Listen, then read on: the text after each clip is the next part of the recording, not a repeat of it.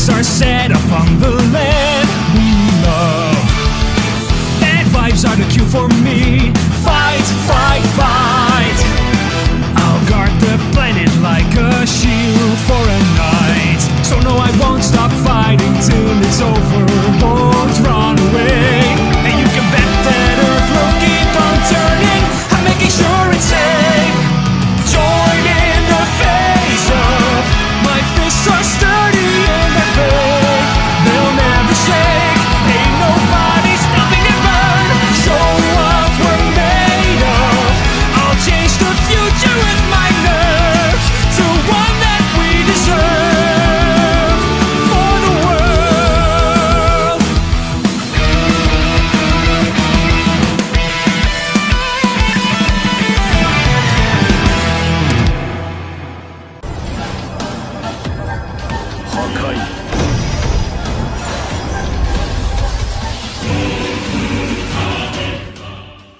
In the vast vacuum of space in Universe 7, hundreds of impact explosions and vibrational waves can be seen simultaneously as various celestial bodies are destroyed. Amidst all these displays of power, two types of energy can be observed, one with a white color and the other with a purple color. As streaks of light, two bodies move at extraordinary speeds, colliding multiple times, and with each collision, a gigantic wave of impact is generated. But at one moment, an even stronger collision occurs, producing an impact wave so powerful that it momentarily alters the perception of reality. After this last clash, the bodies come to a halt, facing each other for a few seconds. And it is in this moment that we can see who these two combatants are, Goku and Vegeta. However, they don't appear as we usually see them.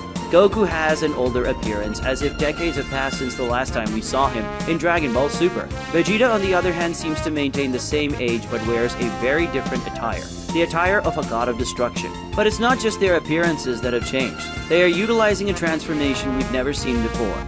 In this transformation, both have longer hair, fur spread across their bodies, and a tail. Goku's hair and fur are white, while Vegeta's hair and fur are purple. After the collision and momentarily stop their movements, they begin to move again, but this time exchanging blows at such an intense speed that only their blurred figures can be seen. Amidst this exchange of blows, they each land a punch to the other's face, causing them to stagger backwards. Despite being heavily wounded and panting, they smile. Vegeta praises his rival, stating that despite his advanced age, Goku still manages to surpass himself more and more. Goku replies saying that he will continue to evolve even further. Vegeta suggests that he and Kakarot settle this with one final blow, and he begins to gather an intense amount of energy in one of his hands. Goku agrees with the proposal and decides to do the same.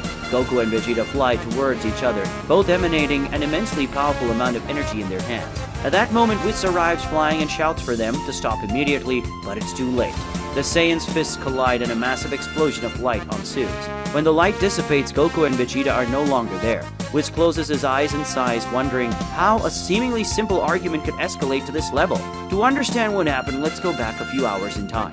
It was another ordinary day on Beerus' planet, except for one thing. Beerus was finally waking up from a long slumber. He woke up thanks to the collision of two alarms scattered in his room, which exploded. As Beerus awakened, Whis, who heard the alarm explosion, enters his room.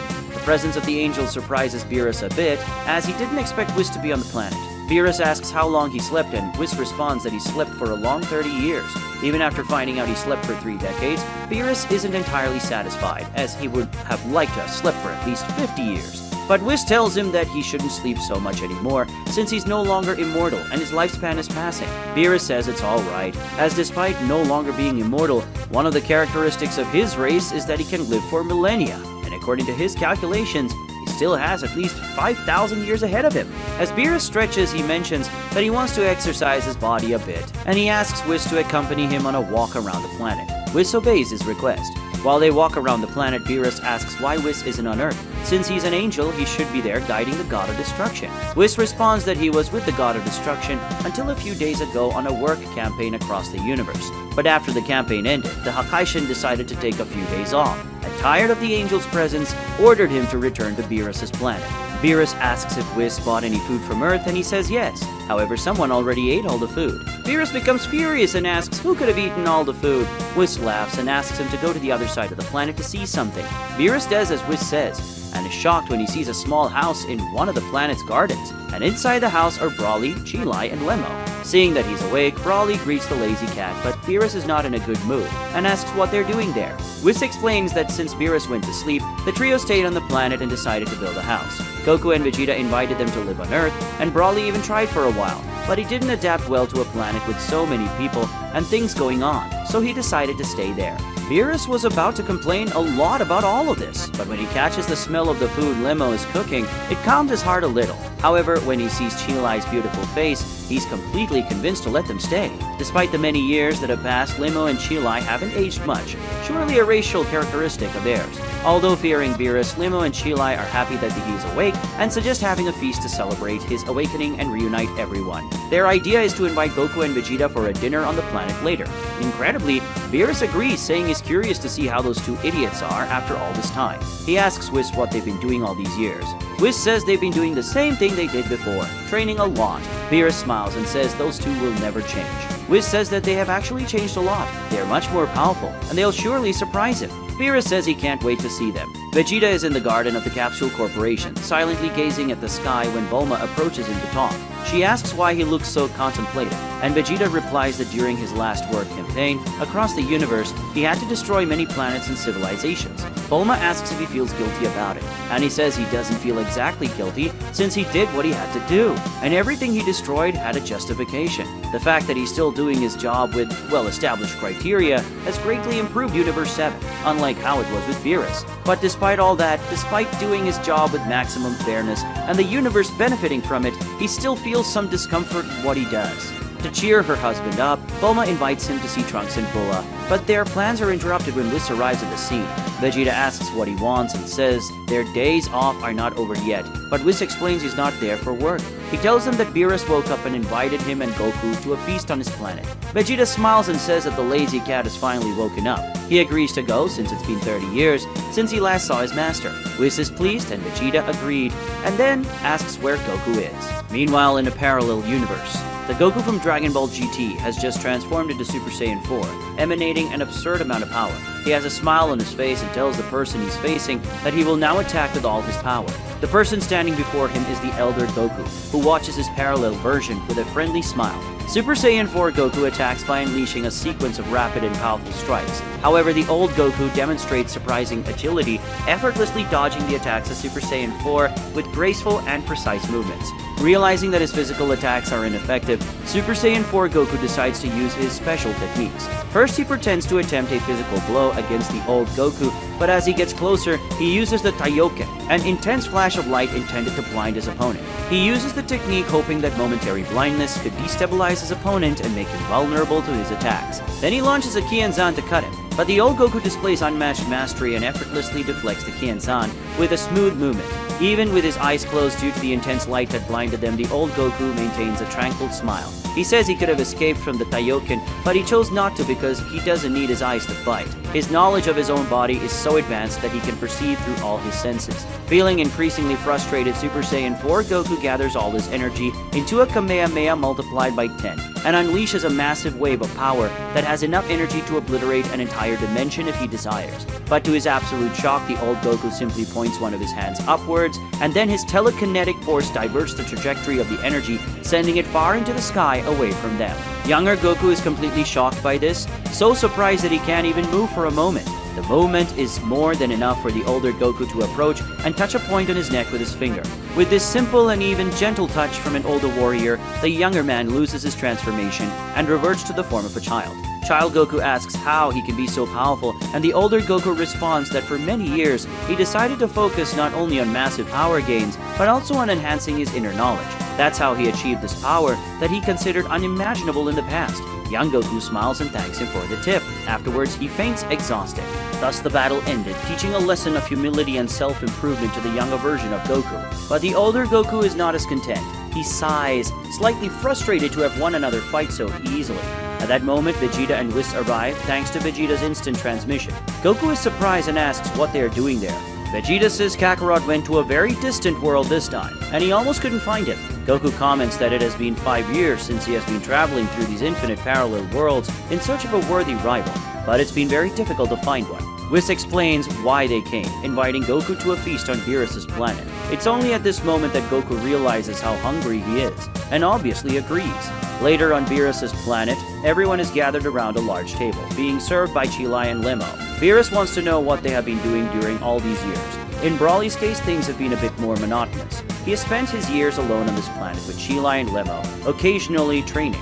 He has also had some training sessions with Goku and Vegeta, but nothing too enduring. Vegeta recalls that after the events involving Granola and the Heaters, he continued his training with Beerus until he and Whis deemed him ready to become the next god of destruction. After his ascension as a Hakaishin, Beerus retired and went to sleep, and during that time, Vegeta has trained extensively and carried out his duties as a god. Goku says that he dedicated all his years exclusively to training, and since he attained the supreme ability, he's been traveling through many worlds in search of a good fight. Beerus becomes curious when Goku mentions attaining the supreme ability, and asks what he means by that. Goku responds that he is referring to the Shinken. Upon hearing this, Beerus is completely shocked, involuntarily spitting out the soda he was drinking. He can't believe that Goku has achieved something like that. But Whis confirms it and says that Vegeta has also achieved it. Beerus can't believe it. But before he can learn more, the conversation is interrupted when Goku and Vegeta reach the last piece of meat. At that moment, the two Saiyans start arguing, both wanting the meat.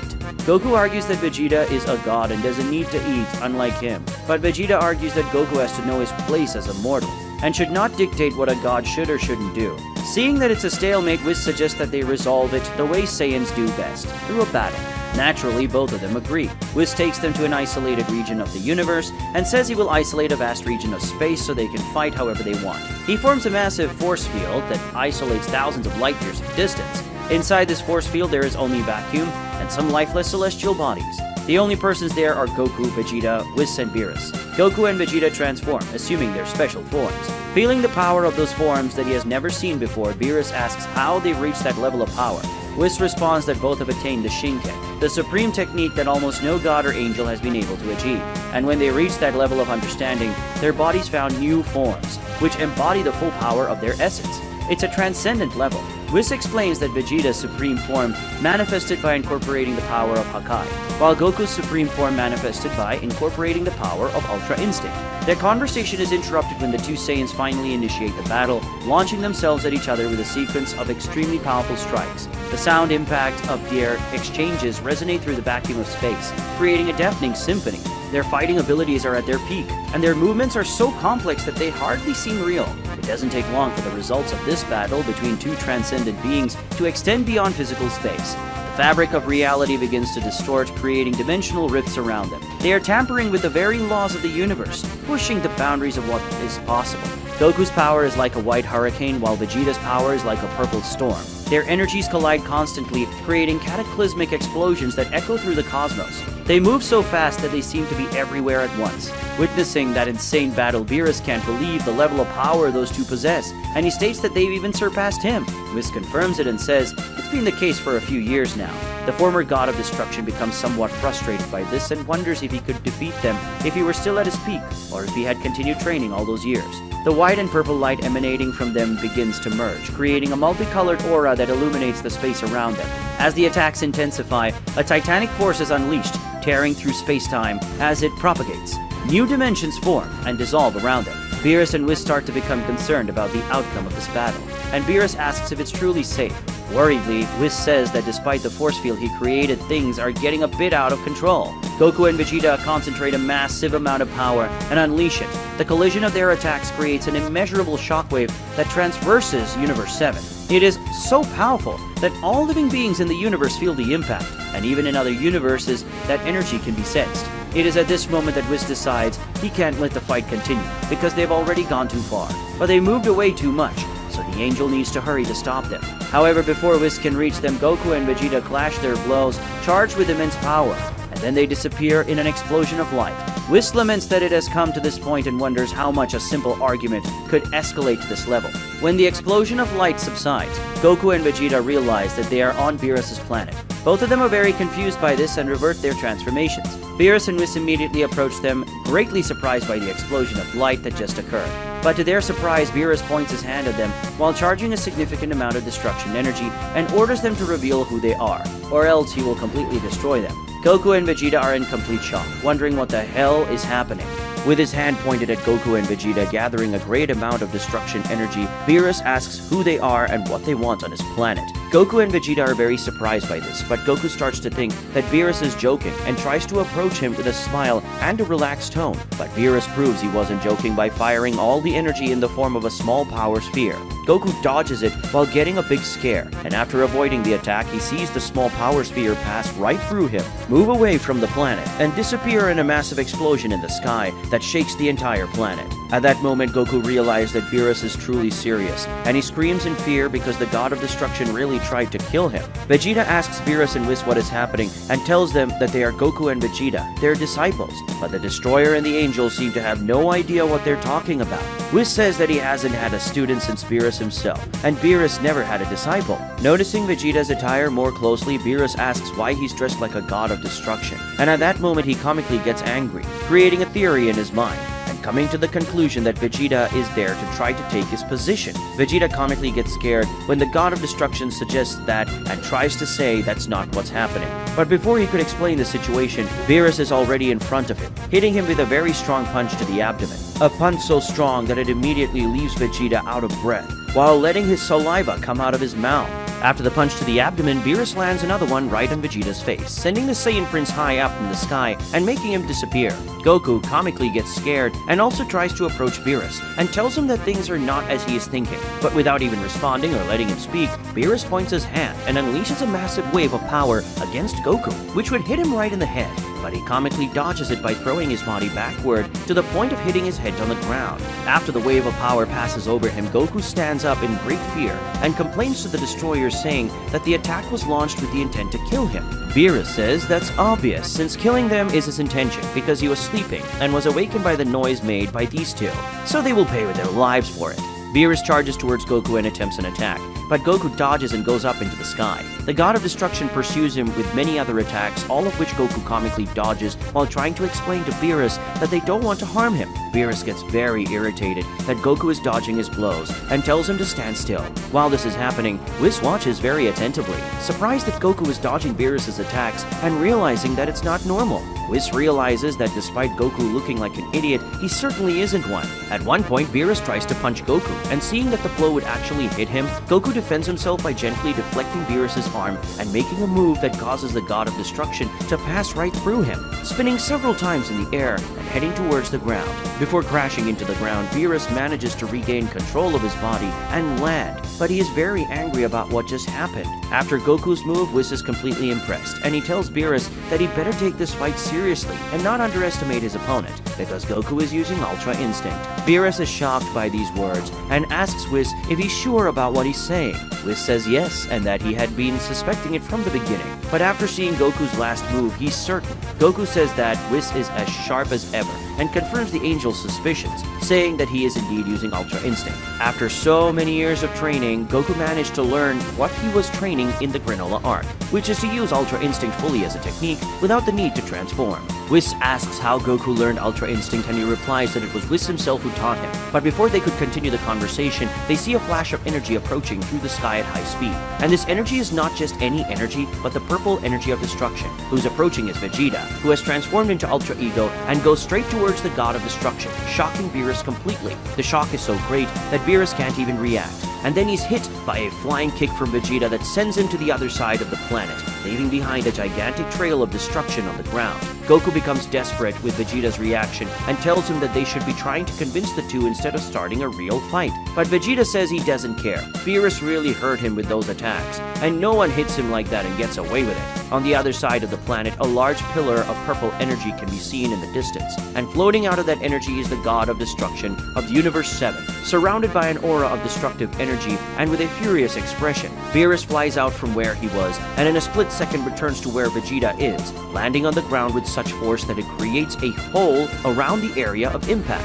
Furious, he asks how Vegeta is able to use that power. At first he thought Vegeta was a fake wearing that god of destruction outfit, but it seems that's not the case. On the other hand, Vegeta can't be the god of another universe since Beerus knows them all. He asks who Vegeta really is. Vegeta responds that it was Beerus himself who taught him the technique and that he is the god of destruction of Universe 7. Beerus laughs and says that Vegeta must be crazy. It's as was said. He never had a disciple, and he has no intention of having one. Beerus also states that he is the god of Universe 7 and doesn't intend to give that position to anyone. Beerus increases the intensity of his power aura, and Vegeta does the same. They stare at each other with determination as their intense auras envelop the entire battlefield. Goku was about to ask Vegeta to not fight again, but he didn't have time to do so because Vegeta lunged forward with a quick push towards the God of Destruction. However, Beerus skillfully dodged, demonstrating his feline agility. He retaliated with a series of swift kicks. Vegeta was hit by the first few kicks, but managed to block the rest and counterattack with a powerful elbow strike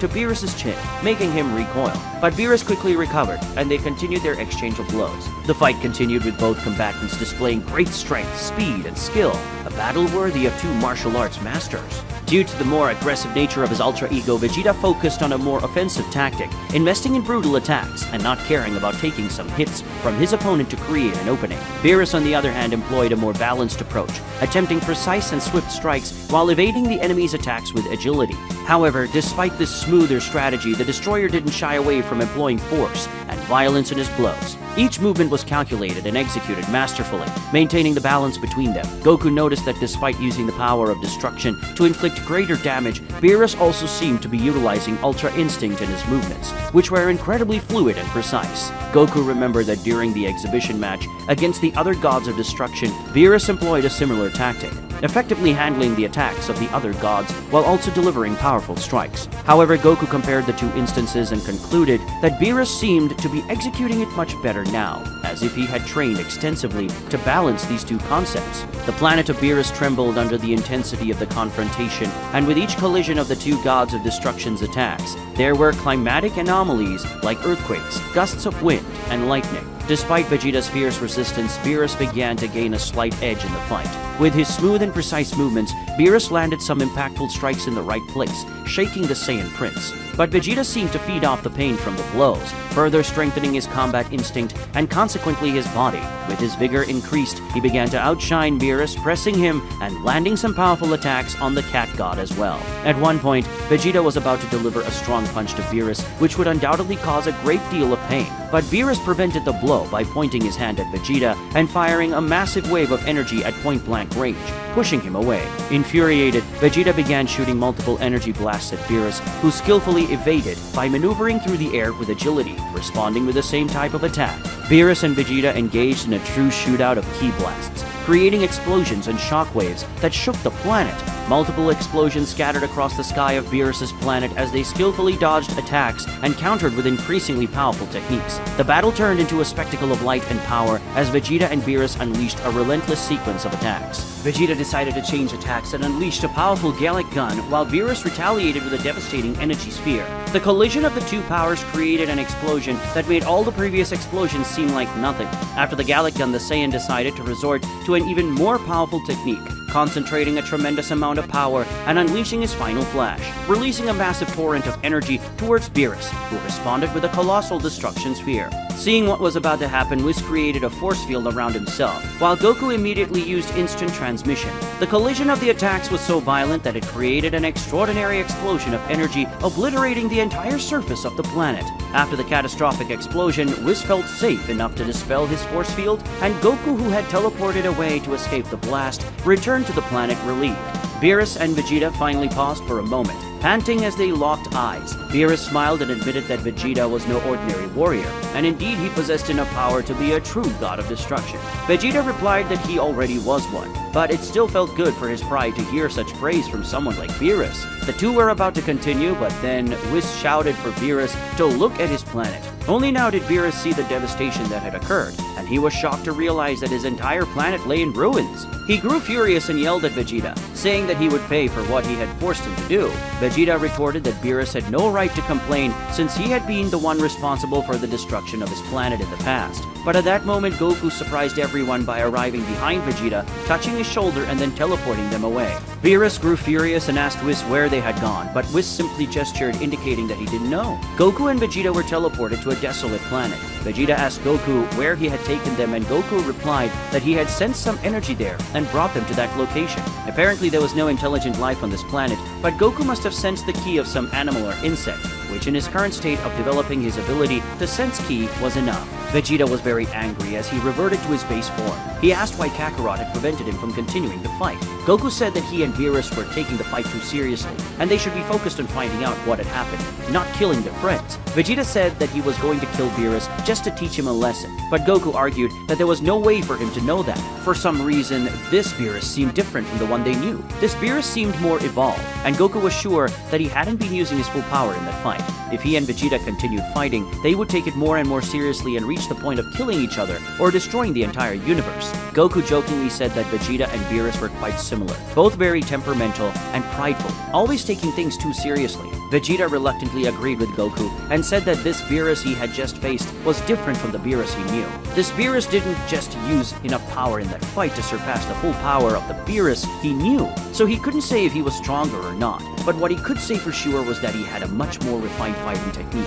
Vegeta remarked that it felt as if Beerus he knew was a rusty version compared to the Beerus he had just faced. Goku suggested that if this Beerus had improved his combat techniques compared to the Beerus they knew, it might be because he had time to do so. This could mean that they had somehow been transported to the future. Vegeta said that couldn't be the case, because if this were a future version of Beerus, he would still know them. But Vegeta agreed with Goku that they might be in some parallel timeline, such as Trunks' timeline. Goku said they could go to Earth, as there they would have a better understanding of things. Vegeta agreed and said it was a good idea. Goku and Vegeta focused for a moment, identifying the location of planet Earth, and then teleported themselves there. Goku and Vegeta arrived on planet Earth, specifically at Capsule Corporation. Looking around, they notice that Capsule Corporation doesn't seem different from what they know, but they see something that leaves them both in extreme shock. Walking through the garden of Capsule Corporation are Yamcha and Bulma, and that's not all. They are embracing each other like a couple. Upon seeing this, Vegeta is completely paralyzed for a moment, appearing not to be alive anymore.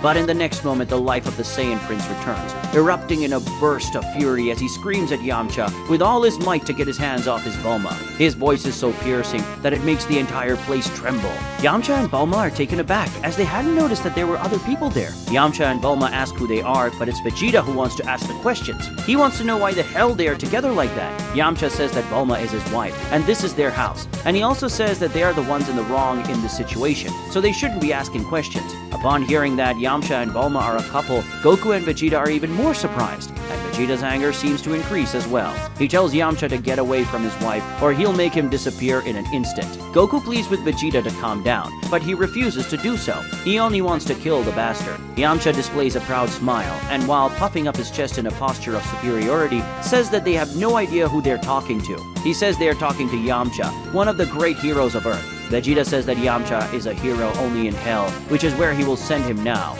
Without hesitation, he fires an energy blast at Yamcha, who is caught off guard by the sudden attack. But before a tragedy occurs, Goku points one hand at the energy spear and then points the other to the sky. As he does this, Vegeta's energy vanishes from there, only to reappear in the sky and finally explode. The power of the explosion shakes the entire place, leaving Yamcha and Bulma completely frightened. Goku scolds Vegeta, saying that he would have destroyed the entire Capsule Corporation with that, and even killed Bulma. Vegeta appears remorseful for what he has done, but justifies it by saying that he simply couldn't hold back his rage. Yamcha says that they will pay for that, and then begins to concentrate his power as he releases an aura of energy. Goku and Vegeta are surprised because they realize that Yamcha's power is truly immense compared to what they know. Goku asks how Yamcha became so powerful, and he responds by saying that he warned them not to provoke him, and then he threatens the two, saying that they will pay for invading his house like that. Yamcha says he will start with Vegeta and charges at him in a low flight, saying that he will claim his life. But Goku quickly resolves the situation by moving behind Yamcha with enough speed that he doesn't even have time to react, and knocks him out with a gentle blow to the neck.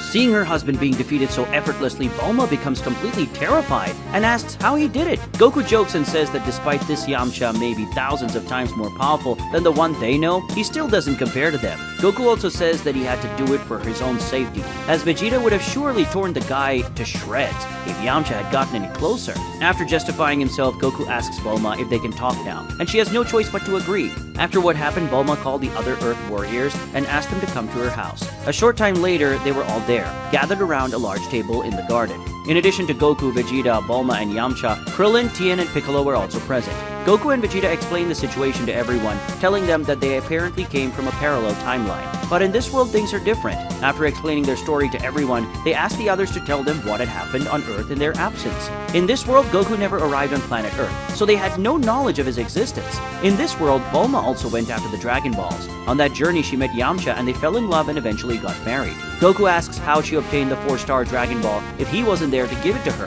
and she explains that Son Gohan was very kind and gave her the Dragon Ball. Goku then remembers that he was the one who killed his grandfather, so if he had never come to Earth, Son Gohan would be alive at the time Bulma went after the Dragon Balls. Bulma says that in this world, Son Gohan died just a few years ago, and his death was natural due to old age. In this world, Krillin also became a disciple of Master Roshi, and they participated in the 21st World Martial Arts Tournament, in which Master Roshi disguised himself as Jackie Chan and became the champion. The Red Ribbon Army also attempted to dominate the world and came very close to succeeding. But Master Roshi, Krillin, and Yamcha joined forces to put an end to the evil organization. Sometime later, the 22nd World Martial Arts Tournament took place, and Tien was the winner, but he was convinced by Master Roshi to become a better person and gave up his plans of becoming an assassin. After the tournament, King Piccolo and his minions initiated their plans, and they even killed Krillin, Chiaotzu, and Master Roshi. But Yamcha and Tien trained hard, and they had the help of Son Gohan, who wanted to fight despite being retired because he wanted to avenge his master's death. While Yamcha and Son Gohan dealt with Piccolo's minions, Tien managed to defeat the Great Demon King with the Mafuba, which he learned from watching Master Roshi. A few years later, King Piccolo's son appeared in the 23rd World Martial Arts Tournament, but Kami-sama, foreseeing this, called Tien, Yamcha, and Krillin to train on the Celestial platform a few years earlier. When Piccolo Jr. arrived to face them, the three joined forces and defeated him. Goku asks how Piccolo survived the fight since, in his world, it was he who spared his life. Piccolo explains that the Earth Warriors didn't want to kill him at that time because they didn't want Kami-sama to die as well. However, after he was defeated in the tournament, Kami-sama used the Mafuba to seal him, and they kept him in prison for many years. Vegeta asks if they encountered any Saiyans in this world, and they responded that they didn't. Vegeta expected the answer, as if Goku never arrived on Earth. It's probably because he wasn't sent there, so Raditz had no reason to come to that planet, and consequently neither did he or Nappa. Knowing that the Saiyans didn't appear in this world, Goku concluded that they probably didn't go to Namek either, since the reason they went there is his world was to resurrect their fallen comrades from the Saiyan invasion. They confirm Goku's suspicions, saying that they never went to a place called Namek. Goku asks if they had any trouble with androids, and they reply that they did. They explain that long after they destroyed the Red Ribbon Army, a remnant of that organization named Dr. Gero created incredibly powerful androids to defeat them. Vegeta asks how they managed to defeat these androids, since in their world, the Saiyans were crucial to that victory. They explain that when the androids attacked and they realized they wouldn't be able to defeat them, Kami-sama told them about the hyperbolic time chamber, and they all trained there for many days, which amounted to many years. Even with all that training, they still wouldn't be able to surpass the androids, but Kami-sama decided to sacrifice his own individuality and merge with Piccolo, and their power increased tremendously. Up until that point, Piccolo was trapped, but he was freed for this purpose. With Kami-sama residing within him, he retained his consciousness, but also inherited some of Kami's calmer personality. Piccolo became powerful enough to face the androids, so the others only supported him in battle. With everyone's combined efforts, they managed to defeat androids 17 and 18.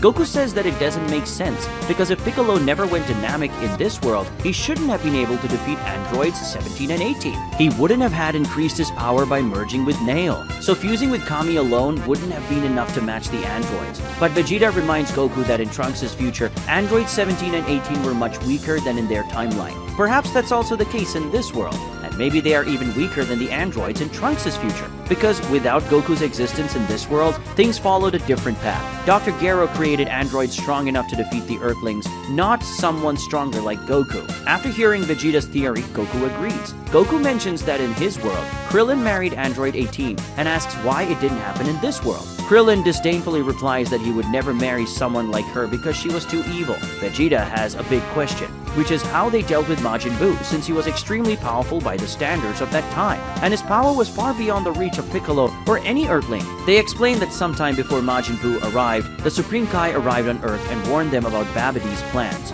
so they were taken to the Supreme Kai's planet to train. There, an ancient Kaioshin was called upon to assist in their training. This elderly deity performed a ritual to unlock their hidden potential, making them incredibly more powerful. Among them, Piccolo became the strongest and even learned how to change his form. Goku says that this old Kaioshin was trapped inside the Z sword and asks if they also broke the sword like Gohan did. But they say that there was no Kaioshin trapped inside any sword. He was just living normally. Goku and Vegeta concluded that in this world, Beerus never sealed the old Kaioshin inside a sword. The others continue telling their story, mentioning that after the events involving Babidi, the Earth has been at peace for all these years.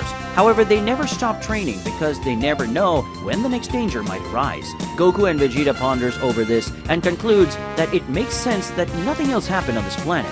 If the Saiyans weren't on Earth, Beerus, Frieza, and Moro wouldn't have gone there. And Universe 7 wouldn't have been erased during the Tournament of Power either, because the tournament only happened because Goku brought the future's Zeno to their timeline, and it was from his conversation with the two Zenos that the idea of the tournament arose.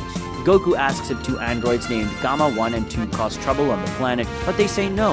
At that moment, Vegeta realizes that these events haven't happened yet in this timeline, and maybe they never will. They were told that an android named Cell Max was created while they were away from Earth, but in this world, Cell never even came into existence. Despite all the explanations they received from the Earth Warriors, Goku and Vegeta are still very curious. They wonder what Frieza is up to and why Goku wasn't sent to that planet. Vegeta says that Goku was sent to Earth during the destruction of planet Vegeta. If he didn't arrive, it means he either died during the planet's destruction or the planet wasn't destroyed.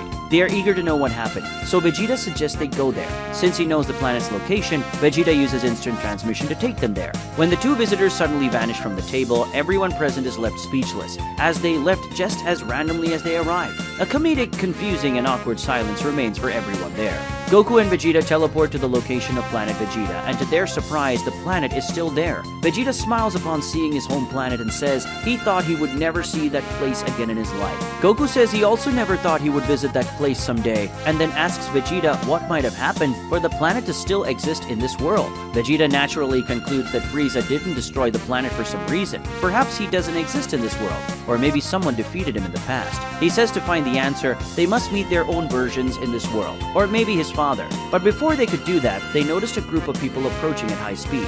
It's a group of Saiyan warriors. The group of soldiers reaches and surrounds them. They say their radars detected two sudden arrivals on the planet, and they came to investigate. Vegeta senses the key of the soldiers and is surprised to find that their power levels are much higher than the average power level of a Saiyan soldier in their world. He says each of these men is more powerful than he was when he attacked Earth, and at that time, he was already stronger than any Saiyan he knew before the destruction of planet Vegeta. He wonders why the Saiyans in this world are so strong. The Saiyan soldiers obviously notice their appearances and are perplexed by the resemblance of the two with King Vegeta and Kakarot. With their words, Goku and Vegeta realize that in this world, Vegeta is the king of the planet and Kakarot is apparently a well-known figure. But despite recognizing their faces, the soldiers are not friendly and say that they cannot be King Vegeta or Kakarot because both of them were in the king's castle. They were the ones who detected the invasion on the radar and ordered the invaders to be captured. In other words, these two standing before them can only be imposters. Vegeta is irritated by being called an imposter, but tries to ignore it and asks to be taken to the king for a conversation. But the soldiers say he is not in a position to give orders and that they will only take them to the king after they have broken a few bones. Vegeta tells these worms to know their place and flicks the air, and with just the pressure from Vegeta's flick, one of the Saiyan soldiers is knocked out, leaving the others extremely impressed. The soldiers become angry, and realizing that these two individuals are strong, they say they will use their full power. After they declare that, much to Goku and Vegeta's complete shock, all the surrounding Saiyan soldiers transform into Super Saiyans. Goku and Vegeta are left completely dumbfounded, wondering how these ordinary soldiers can be Super Saiyans. One of the soldiers, impatient, decides to attack first. He flies towards Vegeta and throws a punch at his face. But to the soldier's dismay, his companion's shock, his hand breaks upon impact with Vegeta's body. Vegeta becomes very angry that this worm dared to touch him like that. As he releases his power, causing everyone around him to be blown away, he yells at them not to think too highly of themselves, just because they can transform into Super Saiyans. After being thrown away by Vegeta's mere energy release, the Saiyan soldiers are lying on the ground, surprised by the power this man is showing. But then they notice the arrival of someone else. Approaching from behind, Goku and Vegeta telling them to leave his men alone. As they turn to see who it is, they are shocked. It's Bardock, referred to by the soldiers simply as General.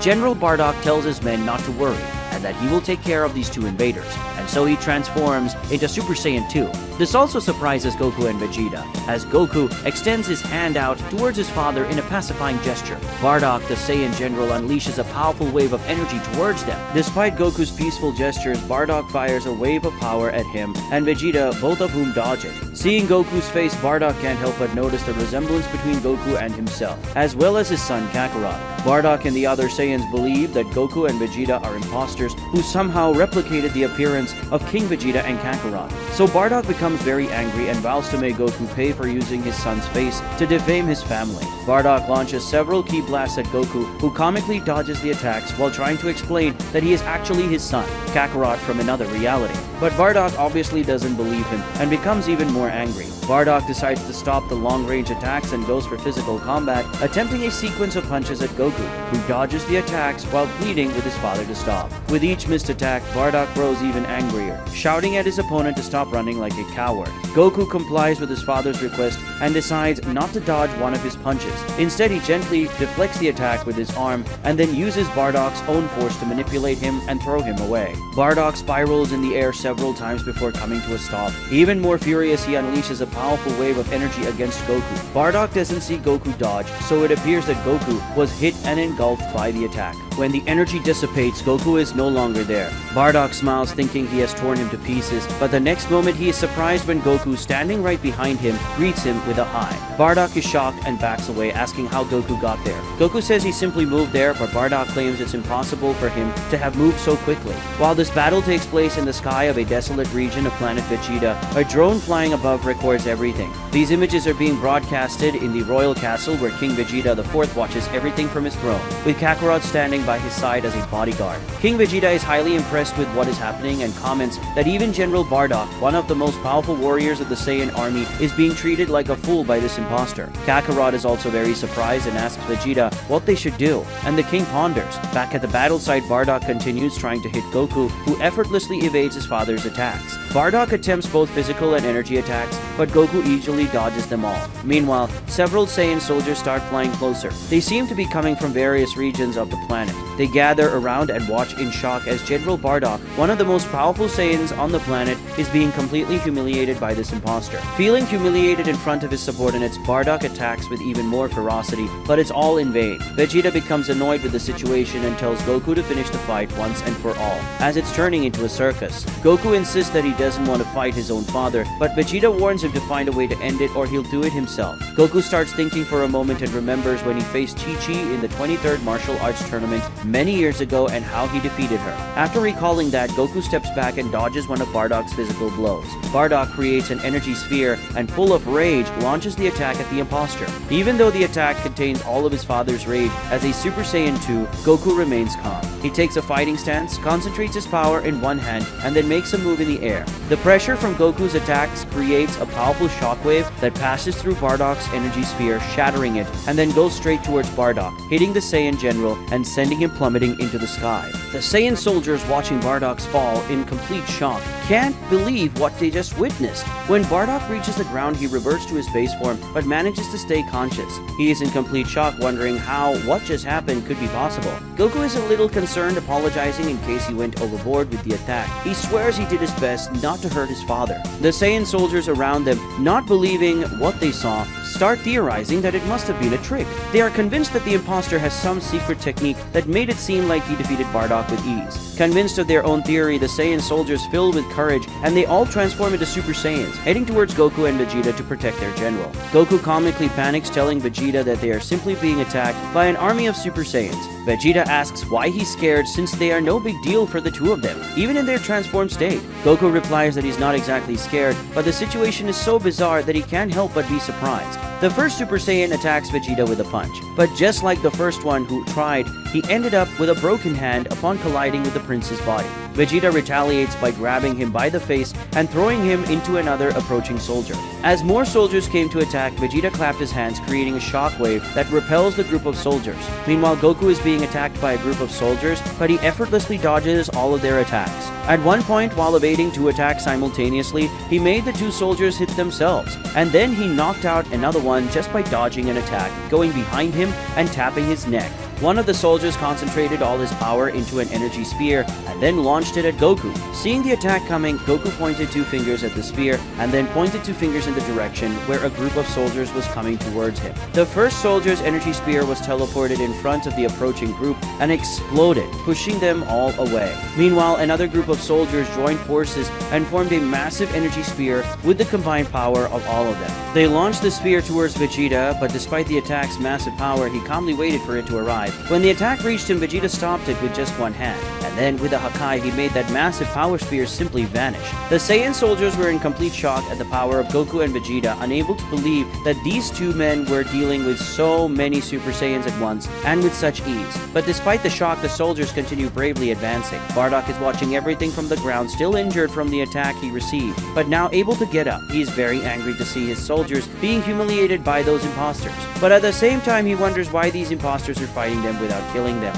as it would apparently be very easy for them to do so. Bardock wants answers, but concludes that his Super Saiyan 2 power is nowhere near enough to deal with these guys. So he wonders if he should use the power he has kept secret for so long. However, at that moment, he sees someone approaching from far on the horizon and gives up the idea. Goku and Vegeta continue to easily deal with the Saiyan soldiers when they sense a stronger ki that catches their attention. At the same time, the soldiers see 2 people approaching at high speed, King Vegeta and Kakarot. As King Vegeta and Kakarot arrive, they stop to face the supposed imposters. Meanwhile, the soldiers enthusiastically greet their king, Vegeta IV, and his bodyguard, Kakarot. Goku and Vegeta are greatly surprised by this. They already knew that in this world, Vegeta was the king of the planet, but they never imagined that Kakarot would be his bodyguard. The Vegeta God of Destruction laughs and provocatively tells Goku that at least in this world he acknowledges his superiority. Goku doesn't like it and asks his counterpart how he can be just a servant to Vegeta. Kakarot gets irritated and tells the supposed imposter to stop talking as if he knows him. King Vegeta, with a more serious and thoughtful demeanor, acknowledges the striking resemblance of these imposters to him and Kakarot, and also recognizes that they are undoubtedly very powerful. He tells Kakarot that they should not lower their guard and should start the fight using their full power. Kakarot likes the idea and shows it with a smile. He says he will enjoy it since he hasn't faced a worthy opponent since Vegeta himself. King Vegeta agrees, saying that it will be good to fight seriously against someone other than themselves. At the same time, they both begin to concentrate a massive amount of power, and at that moment, the entire planet begins to tremble. The soldiers are completely ecstatic when this happens, and among them, it is said that they have been waiting for a long time to see this legendary transformation that has not been used in decades. Among these soldiers is one who looks much older than the others, and next to some younger soldiers, he proudly states that he has had the honor of witnessing this transformation being used years ago against the universal tyrant, and tells the younger one to keep their eyes wide open because they are about to witness something incredible. Goku and Vegeta also recognize this power, and they are very surprised by it. After a great concentration of energy, Kakarot and King Vegeta finally transform, and the transformation they are using is Super Saiyan 3. Goku and Vegeta are left speechless, especially by the fact that this reality's Vegeta can use Super Saiyan 3. Goku teases Vegeta, saying that at least in this world he can use Super Saiyan 3, but Vegeta gets very annoyed and says that he has all the ability to learn Super Saiyan 3 if he wants to. He just doesn't think it's necessary.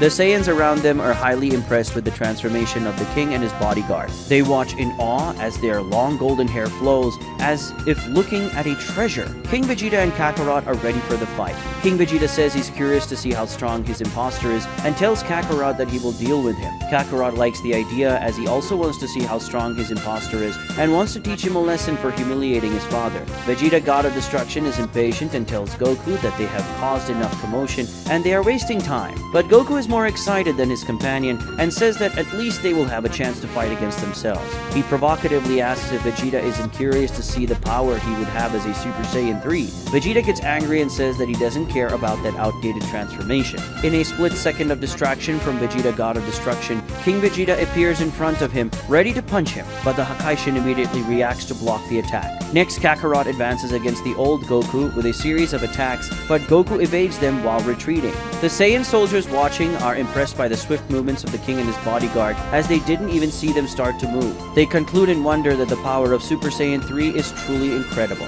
But Bardock is not as happy as the others and watches everything attentively with a concerned expression. After having his attack blocked by the one he thinks is the imposter, King Vegeta raises his reflexes for reacting so quickly and also his strength for effortlessly blocking his blows in Super Saiyan 3. Vegeta, God of Destruction, says he hasn't seen anything yet and suggests that he give up the fight before getting hurt. King Vegeta gets angry and says that the proud king of the Saiyans never gives up a fight. King Vegeta starts unleashing more attacks, trying to land dozens of punches and kicks on the Hakaishin, but the God of Destruction easily dodges or blocks all the attacks. As he does this, he compliments his opponent, saying he is truly strong, but is light years away from being a threat to him. King Vegeta gives up on physical attacks and resorts to energy attacks, moving away from the God of Destruction and firing dozens of ki blasts at him. The ki blasts explode upon hitting the Hakaishin, filling the sky with bursts of light. A few meters away, Kakarot and the old Goku also engage in their fight, with Kakarot attempting many physical attacks, all of which the older Goku effortlessly dodges. Kakarot is very frustrated and asks how he can do that and what kind of trick he's using. The old Goku responds that all he's doing is letting his body react to the attacks on its own. He explains that at this moment, he's not thinking about anything, and it's only his natural martial arts instincts that are dealing with the attacks. Hearing that, Kakarot finds it ridiculous and thinks that Goku not thinking about anything means he's underestimating him. And then he says that Goku will pay for it. The Saiyan soldier lunges at the old Goku with a flying kick, but in a smooth and skillful move. Goku evades the attacker's leg with his arm, grabs him by his ankle, and then uses his own strength to spin him and throws him against a nearby rock. Kakarot storms out from among the rocks and launches several energy balls at Goku, who easily dodges them while moving with agility and skill through the sky. After literally firing hundreds of ki blasts at the Vegeta God of Destruction, King Vegeta finally stops. He smiles and says that in the end, that guy wasn't all that impressive, despite his air of superiority. But King Vegeta's smile disappears when he sees that even after receiving all those multiple explosions head-on, his opponent is standing in the same place, completely unharmed. King Vegeta is in shock, as are all the soldiers around who are watching. The Vegeta God of Destruction smiles and asks if that's all his Super Saiyan 3 version has gone. The king goes into a fit of rage and starts releasing an immense amount of energy in a giant aura of power. Then he assumes a posture that the Vegeta God of Destruction knows all too well, the final flash stance. Seeing that posture surprises Vegeta God of Destruction, who is astonished that this version of him also knows that technique. After concentrating a massive amount of energy, King Vegeta sees the shock on his imposter's face and smiles, thinking his opponent is impressed and afraid of his power. He says that now his enemy finally knows his true power and is afraid, but there's no chance for remorse now, and he will be completely obliterated by this attack. The Saiyan soldiers around are completely ecstatic, with all the power being concentrated by the king. They are confident, completely convinced that this attack will obliterate their enemy. King Vegeta unleashes his final flash, a powerful energy wave that is at least 10 times the size of the one the real Vegeta launched against Cell. Seeing that massive wave of power coming towards him, Vegeta God of Destruction smiles, then extends one of his hands and says, Hakai. And in the next moment, all that massive power disappears in the form of tiny flakes of energy. King Vegeta is left paralyzed and dumbfounded, not even knowing how to react to the absurdity that just happened. Not only is he in shock, but also all the soldiers around who can't believe that all that massive power of their king vanished like that. After launching hundreds or thousands of ki blasts at Goku, Kakarot finally stops panting. He's very frustrated since not even one of his attacks hit his opponent. The old Goku observes Kakarot and deduces that he must be tired by now, saying that unfortunately, Super Saiyan 3 does that. He explains that while this transformation allows them to concentrate a great amount of power, it also becomes a very tiring form to use. Kakarot asks what he knows about this transformation, and Goku responds by telling him that he has known how to use this transformation for decades. Kakarot doesn't believe what he's saying, but Goku says he can prove it. He starts concentrating his energy and then transforms into Super Saiyan 3. Seeing the supposed imposter transforming, Kakarot is very impressed and surprised, wondering how something like that can be possible. But Kakarot is not the only one shocked by Goku's transformation. King Vegeta and all the other Saiyan soldiers are also stunned. Kakarot asks how this can be possible, stating that the only mortal Saiyans who can transform into Super Saiyan 3 currently are him and King Vegeta, which is why they are considered the strongest men on this planet below God. When Kakarot mentions God, Goku's attention is drawn to it, and he asks if there is also someone on the planet who can transform into Super Saiyan God. Kakarot is surprised that Goku knows the term Super Saiyan God. After seeing Goku transform into Super Saiyan 3, King Vegeta asks Vegeta God of Destruction how that imposter can do such a thing. Vegeta responds by saying that Guy is a version from another reality of the Kakarot that King Vegeta knows. So there's nothing that Kakarot from this reality can do that Kakarot from his reality can. King Vegeta seems to start doubting whether he's telling the truth, and says that if that's the case, he wants to see him transform into Super Saiyan 3 too. That way he can believe what the imposter is saying. But Vegeta, God of Destruction, becomes comically embarrassed and annoyed by this, almost whispering that he doesn't transform into Super Saiyan 3. The king gets angry with that, and says it's shameful that Kakarot's imposter can transform into Super Saiyan 3, while his imposter can't. The God of Destruction gets furious and says there's nothing Kakarot can do that he doesn't have the ability to do, he just doesn't think it's necessary to transform into Super Saiyan 3. That's all. King Vegeta says he almost believed him, but now he sees that the one in front of him must be just an imposter. He starts concentrating more energy, and this time assumes the Gallic Gun stance. Vegeta, God of Destruction, obviously recognizes the stance and sees an opportunity. When the king fires the Gallic Gun, the God of Destruction quickly assumes the same posture and fires the technique as well, surprising the king. When the two Gallic Guns clash, Vegeta, God of Destruction's technique easily surpasses the king's. To the shock of all the Saiyan soldiers present, the king is hit by the energy and falls from the sky. As soon as he reaches the ground, King Vegeta lies there for a while and reverts to his base form. Kakarot flies over to him, and he is also back in his base form. King Vegeta asks why Kakarot is no longer transformed, and he says that maybe they should stop fighting and listen to what these men have to say, since they really don't seem to intend to harm them. Bardock arrives and agrees with this, saying that the guy who looks identical to his son really didn't seem to intend to hurt him. And as humiliating as it was, he fought the whole time, taking every possible care not to injure him. King Vegeta ponders, saying it's really hard to imagine that a mere imposter of his would know his Gallic Gun, or that a mere imposter of Kakarot would know Super Saiyan 3. The old Goku and the Vegeta, God of Destruction, land nearby, and Goku is also no longer transformed into Super Saiyan 3. Goku says that now that they've met each other, they should stop fighting and talk a bit. Reluctantly, King Vegeta agrees. Sometime later, King Vegeta, Kakarot, and Bardock had taken Goku and Vegeta to the planet's royal castle. Observing the castle closely, Vegeta recognized it as almost the same one he lived in during his childhood. With very few changes, it was very nostalgic for him to be back in that place. On the other hand, Goku found that place very strange and gloomy, but obviously he didn't say that to the others. King Vegeta, Kakarot, and Bardock tended to their own wounds and changed their clothes. Then the king arranged a banquet for the visitors to eat while they talked about the situation. Just like they did on planet Earth, Goku and Vegeta explained everything that happened to them, and that they are now in this alternate reality where the destruction of planet Vegeta, which was a key element in their lives, in their timeline, did not happen. So they want to understand why planet Vegeta wasn't destroyed by this reality, and how the Saiyans in this world are so much more powerful than they were in their world. King Vegeta recounted that many years ago there was a war among the Saiyans, just as Vegeta, God of Destruction, had told him happened in their world. But the difference between their reality and the legend in Goku and Vegeta's world is that the Super Saiyan God Yamoshi did not die in that battle. Yamoshi survived the war against the evil Saiyans, and after the victory, he guided the Saiyan people and taught them how to become more powerful. King Vegeta explained that thanks to Yamoshi's training, despite no Saiyan could achieve divine transformations like him, at least they were able to attain the non-divine transformations of the race. Almost all Saiyan soldiers today is capable of transforming to a Super Saiyan, as they have special training since childhood to achieve this form in adulthood. And any soldier who cannot transform into a Super Saiyan is treated as a joke. It is almost an obligation to achieve this form. On the other hand, Super Saiyan 2 is not something so simple. And in fact, only a minority of Saiyan warriors can achieve this form. Any Saiyan who can transform into Super Saiyan 2 is elevated to the highest positions in the army. This is the case for Bardock, who is one of the main generals on the planet.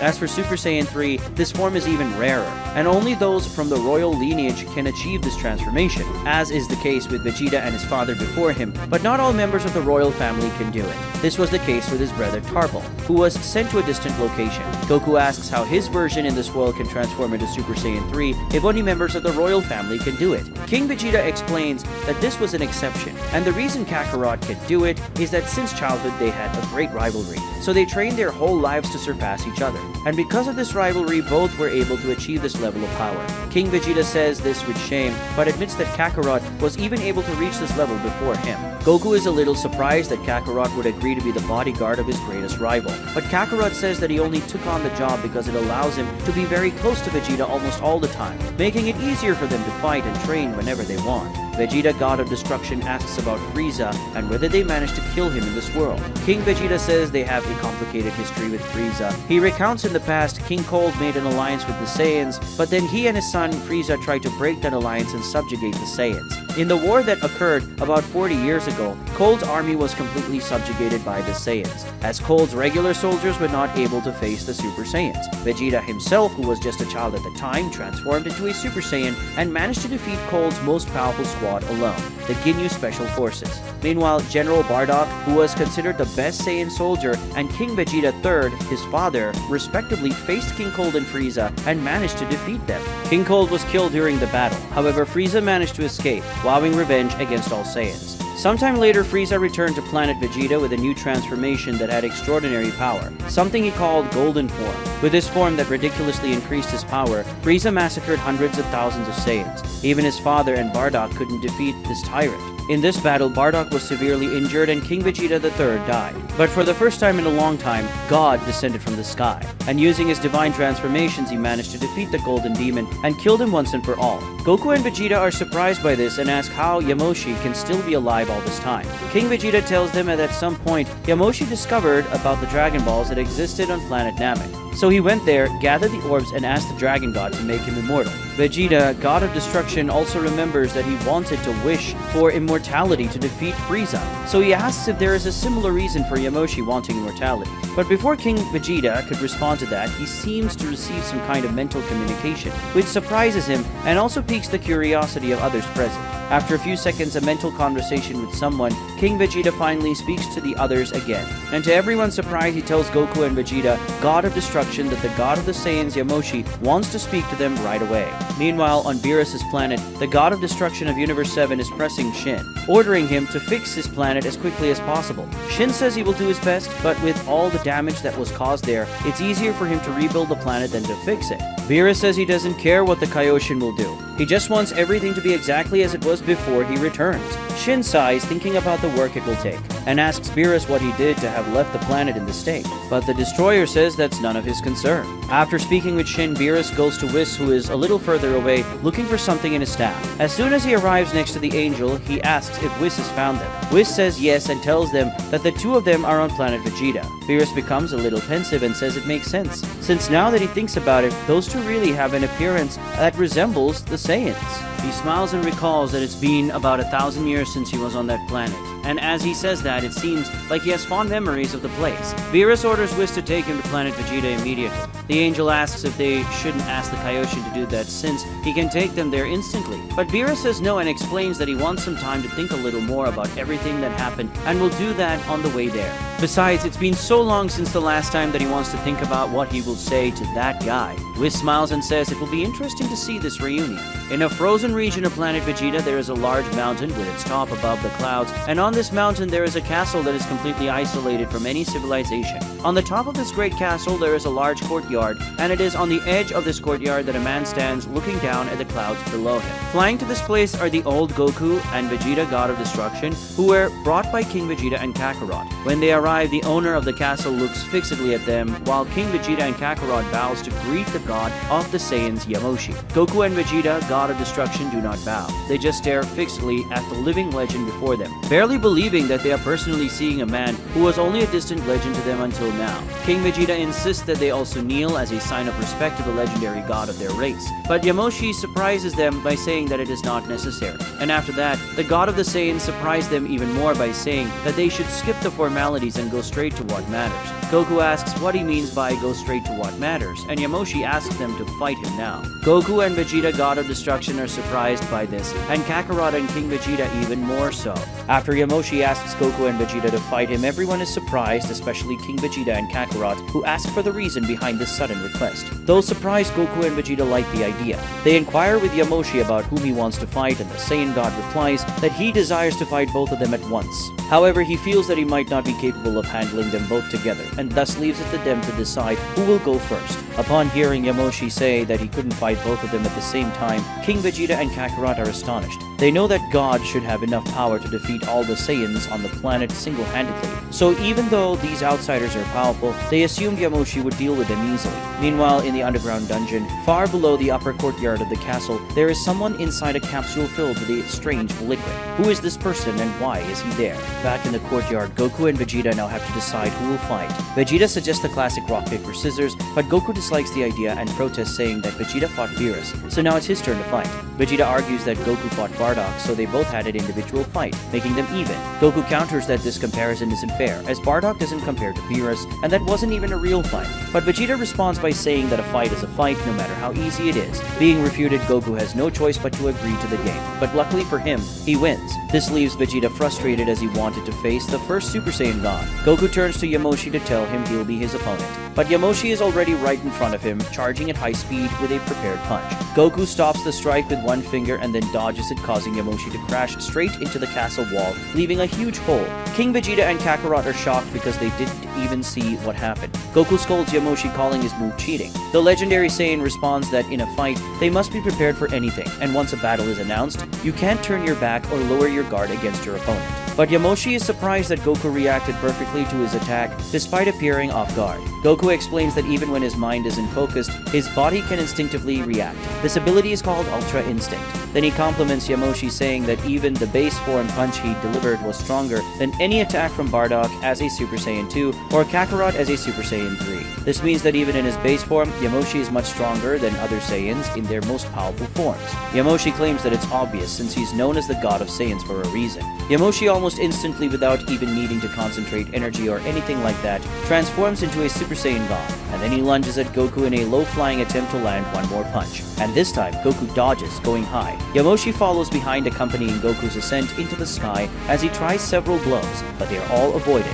While dodging the Super Saiyan God's attacks, Goku notes that Yamoshi in Super Saiyan God is much more powerful than he was when Beerus appeared. Yamoshi is surprised and asks what Goku means by that. Goku explains that in his world, he transformed into a Super Saiyan God to fight Beerus, the god of destruction. He also reveals that as far as he knows, he was the first Saiyan to become a Super Saiyan God after Yamoshi himself. In his world, Yamoshi is a legend and he was the first ever Super Saiyan God, but he is now deceased. Based on this legend, Beerus, the god of destruction, came to his planet and Goku had to transform into a Super Saiyan God to fight him. After sharing this information, Goku grabs one of Yamoshi's punches and uses the Saiyan God's own force to hurl him back towards the courtyard. However, Yamoshi manages to recover before hitting the ground and lands safely. After pushing back his opponent, Goku decides to prove his words and transforms into Super Saiyan God. Seeing this, Yamoshi is very surprised, while King Vegeta and Kakarot are completely shocked. They never imagined that someone other than a god could use this divine transformation. Even surprised, Yamoshi smiles excitedly and asks if that's the only divine transformation Goku knows. Goku replies that it's not the only one and reveals he can also transform into Super Saiyan God Super Saiyan, which he simplifies as Super Saiyan Blue. He adds that Vegeta can do it too. When King Vegeta and Kakarot hear that Vegeta can also transform into Super Saiyan God and Blue, they look at him in awe. Vegeta, with a proud smile, asks his counterpart if he's still bragging just because he can turn into a Super Saiyan 3. After showing Yamoshi his Super Saiyan God form, Goku reverts to his base form, which surprises the Super Saiyan God. Yamoshi asks if he won't keep the transformation. Goku replies no, saying that he has a much more powerful form than this one and he doesn't need to use it anymore. Also, he has reached such a high level of control of his energy that he no longer needs to transform his body to obtain the power of his transformations. There is actually an exception to this, which is his ultimate form, but he only shows his ultimate transformation to really worthy opponents. Yamoshi is a little annoyed by this statement, but then he smiles and says that he will accept the challenge of making Goku show his final form. The Saiyan God decides to go to the next level and transforms into Super Saiyan God Super Saiyan. He tells Goku that he coincidentally also decided to call this form Super Saiyan Blue just to make it easier, and the two laugh at that, realizing they think alike. Seeing their god transform into Super Saiyan God Super Saiyan, Kakarot and King Vegeta are astounded. They comment that it was an honor just to see Yamoshi use Super Saiyan God, so witnessing Super Saiyan God Super Saiyan at that moment was unimaginable to them. They recall that they only saw this blue form once when Golden Frieza attacked. However, at that time, they could only catch a glimpse of the blue glow of that form because the fight was extremely fast and intense, and it ended quickly. They never imagined they would see that transformation again, especially in such clear detail. Yamoshi attacks Goku, this time in Super Saiyan Blue, he reaches the foreign Saiyan in the sky with a series of attacks, whose increase in power and speed is noticeable to Goku, who praises Yamoshi for it. However, Goku continues to dodge the attacks quite easily. Yamoshi recalls what Goku said earlier about Beerus going to his planet because of the Super Saiyan God legend and asks what happened afterwards. Goku explains that at the time, even after transforming into Super Saiyan God and increasing his power significantly, he still couldn't come close to defeating Beerus and was defeated. However, Beerus spared his planet.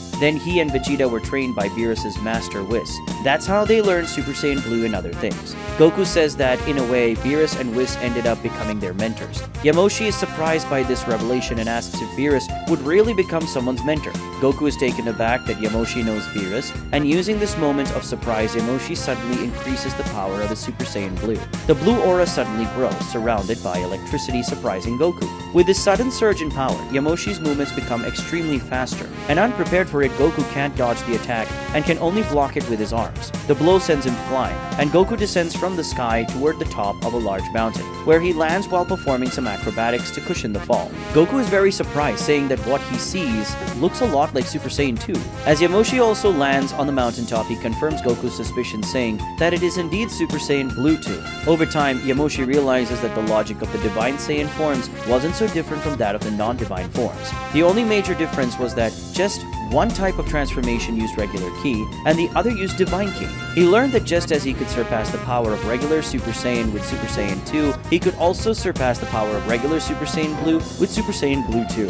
Yamoshi interrupts his explanation to suddenly attack Goku, who blocks the attack head-on. After that, Yamoshi does an acrobatic leap, going above Goku and unleashing a powerful point-blank energy wave that's strong enough to engulf the entire mountain. But Goku manages to dodge the attack and goes behind him. When Yamoshi turns around, he's caught off guard by Goku's first attack in the fight, a direct punch to the abdomen that is strong enough to completely shake the Saiyan God, causing him to step back with his hand over his abdomen while coughing up blood. Despite the pain, Yamoshi smiles and says that he finally feels that Goku is starting to take him seriously. Goku says that he is indeed very strong with Super Saiyan Blue 2, but if Yamoshi wants to make him fight for real, he has to do better than that. Yamoshi says that if that's the case, he will do better. He starts concentrating his power, and he emits an energy so powerful that it makes the entire planet tremble, causing the mountains around them to collapse. In no time, Goku was witnessing something he never imagined he would see, the Super Saiyan Blue 3. At a certain distance, King Vegeta, Kakarot, and Vegeta, God of Destruction, observe they had to leave the castle as well to continue watching the fight. Vegeta, God of Destruction, is surprised to see a Super Saiyan Blue 3, but upon further thought, he concludes that it makes sense. He observes that apparently Yamoshi, unlike him and Goku, who focuses their efforts on other techniques and transformations, decided to enhance the divine forms of the Super Saiyan. While he and Goku stopped at perfected Super Saiyan Blue 1, Yamoshi went far beyond and achieved Phase 2 and even Phase 3 of this form. And that's not all. Vegeta wouldn't doubt if he had even more secrets. Besides this, King Vegeta and Kakarot are completely shocked, not even believing what they're seeing. They already thought it was a miracle to see regular Super Saiyan Blue, so witnessing this form now feels like a lifelong achievement to them. Even Goku is impressed by the form before him, and he says that after seeing Super Saiyan Blue 2, it was to be expected that a Phase 3 would be possible. He admits he never imagined seeing a transformation like this, so he's very curious to see the power of this form. Yamoshi says that if that's the case, he'll satisfy his curiosity. The Saiyan God starts firing various energy attacks at Goku, who agilely dodges the explosive attacks as he launches himself forward with a powerful punch. However, Yamoshi skillfully defends himself, blocking the attack with his forearm, creating a shockwave that pushes both of them backward, launching them from the sky to the ground. But they manage to land safely. Goku is the first to react, heading towards Yamoshi to attack. But Yamoshi tries to stop his advance by launching a ki wave at him. Goku responds by raising his own ki, creating a defensive barrier, and thanks to it, he advances through Yamoshi's energy. Seeing Goku approach ready to land a punch, Yamoshi must act immediately and responds with another punch. Their blows collide with such force that they create an explosion of power, shaking the ground and propelling them into the air. As they float in the air, they continue to exchange blows, each demonstrating great mastery in martial arts. While they fight, Goku asks how Yamoshi knows Beerus, and Yamoshi tells him that 1,000 years ago, the God of Destruction named Beerus came to the Saiyan planet looking for the Super Saiyan God, saying he had a prophetic dream that this warrior would provide him with a good fight. At that time, Yamoshi had not long since transformed into Super Saiyan God and couldn't even transform into Super Saiyan Blue. Thus, he was no match for the God of Destruction. Despite easily winning the fight, Beerus acknowledged Yamoshi's potential and said he could give him a good fight in the future. So Beerus made a deal. He wouldn't kill Yamoshi or destroy the Saiyans, but Yamoshi had to become more powerful, and in a few centuries or millennia, he would return to face him. If Yamoshi couldn't defeat him, Beerus would destroy all the Saiyans. Yamoshi says that to live for so long, he went to Namek and asked the Dragon God for immortality, and during all that time, he has been training, waiting for the God of Destruction's return. However, despite more than 1,000 years passing, Beerus never came back. Now the fight reaches an even more intense level. Goku and Yamoshi exchange blows at an astonishing speed, each move accompanied by bursts of energy that illuminate the scene and cause multiple explosions. The ground trembles under the impact of their attacks, and the mountains around them begin to crumble in the midst of destruction. While they trade intense blows, Yamoshi says that for all these years he has been training to fight the God of Destruction, who promised to come and destroy his people. Despite evolving a lot during this time, he feels he could have evolved much more if he had someone like Goku to train with. Goku responds that if he had a mentor like Yamoshi, he too could have become much stronger, much faster. Goku performs a series of rapid movements, disappearing from Yamoshi's sight for a moment. Then he reappears behind his opponent, delivering a series of powerful punches that hit Yamoshi and stun him. But Yamoshi quickly reacts by generating a force of impact with his power, pushing Goku away. And he is pushed away. Goku says that the fight has been very fun, but it's time to end it. He concentrates his energy in his hands and unleashes a powerful Kamehameha towards Yamoshi. The ancient warrior responds with a Pride Lightning, a beam of yellow energy charged with intense electricity. The attacks collide in mid-air, creating an even larger explosion than before. The shock of the opposing forces pushes them back, and they have to fight against the pressure to maintain control. The shockwaves of that tremendous impact reverberate throughout the environment, and even the powerful Saiyan God's castle begins to tremble. Even the underground area is affected, including the prison capsule that holds the mysterious person. When the impact waves reach the capsule, the glass cracks, and the liquid inside starts to leak slowly. In a matter of seconds, the eyes of the mysterious person begin to move discreetly. As he measures his power against Goku's, Yamoshi drastically increases the level of his ki, emanating a huge aura full of lightning around his Super Saiyan Blue 3 form. But when Goku elevates his power further, there's no chance for the legendary warrior, and his power is completely overwhelmed. Goku's blue energy completely engulfs Yamoshi's yellow energy, and it reaches the Saiyan God, who after receiving that massive amount of power, falls from the sky to the ground. Now in his base form, extremely wounded but still conscious. Goku lands near him asking if he's okay. Yamoshi says yes and then transforms into Super Saiyan God and begins to heal his wounds, which surprises Goku a bit, as he seems to have nearly perfect control over this ability. It only takes a minute for Yamoshi to be completely healed and stand back up in his base form. Goku is surprised by the effectiveness of this ability and asks if he can heal himself whenever he wants. Yamoshi says yes, but it's not unlimited, as it requires energy, though not too much. Yamoshi accepts his defeat with resignation, saying it's a bit embarrassing to be defeated in front of those who consider him to be an unbeatable god, but at least he was defeated by a worthy opponent. It doesn't take long for Kakarot and Vegeta to approach. Kakarot and King Vegeta can hardly believe that their god was defeated in this manner, but the God of Destruction Vegeta is not as surprised by Goku's victory, although he is impressed by Yamoshi's remarkable abilities. Yamoshi says that after talking to Goku, he started to understand the situation better. He explains that when he felt the power of Goku and Vegeta, he became very curious about them. When he saw Vegeta wearing the same outfit as Beerus, his curiosity grew even more. He wanted to fight them to see if they were bad people, and also wanted to witness their full power.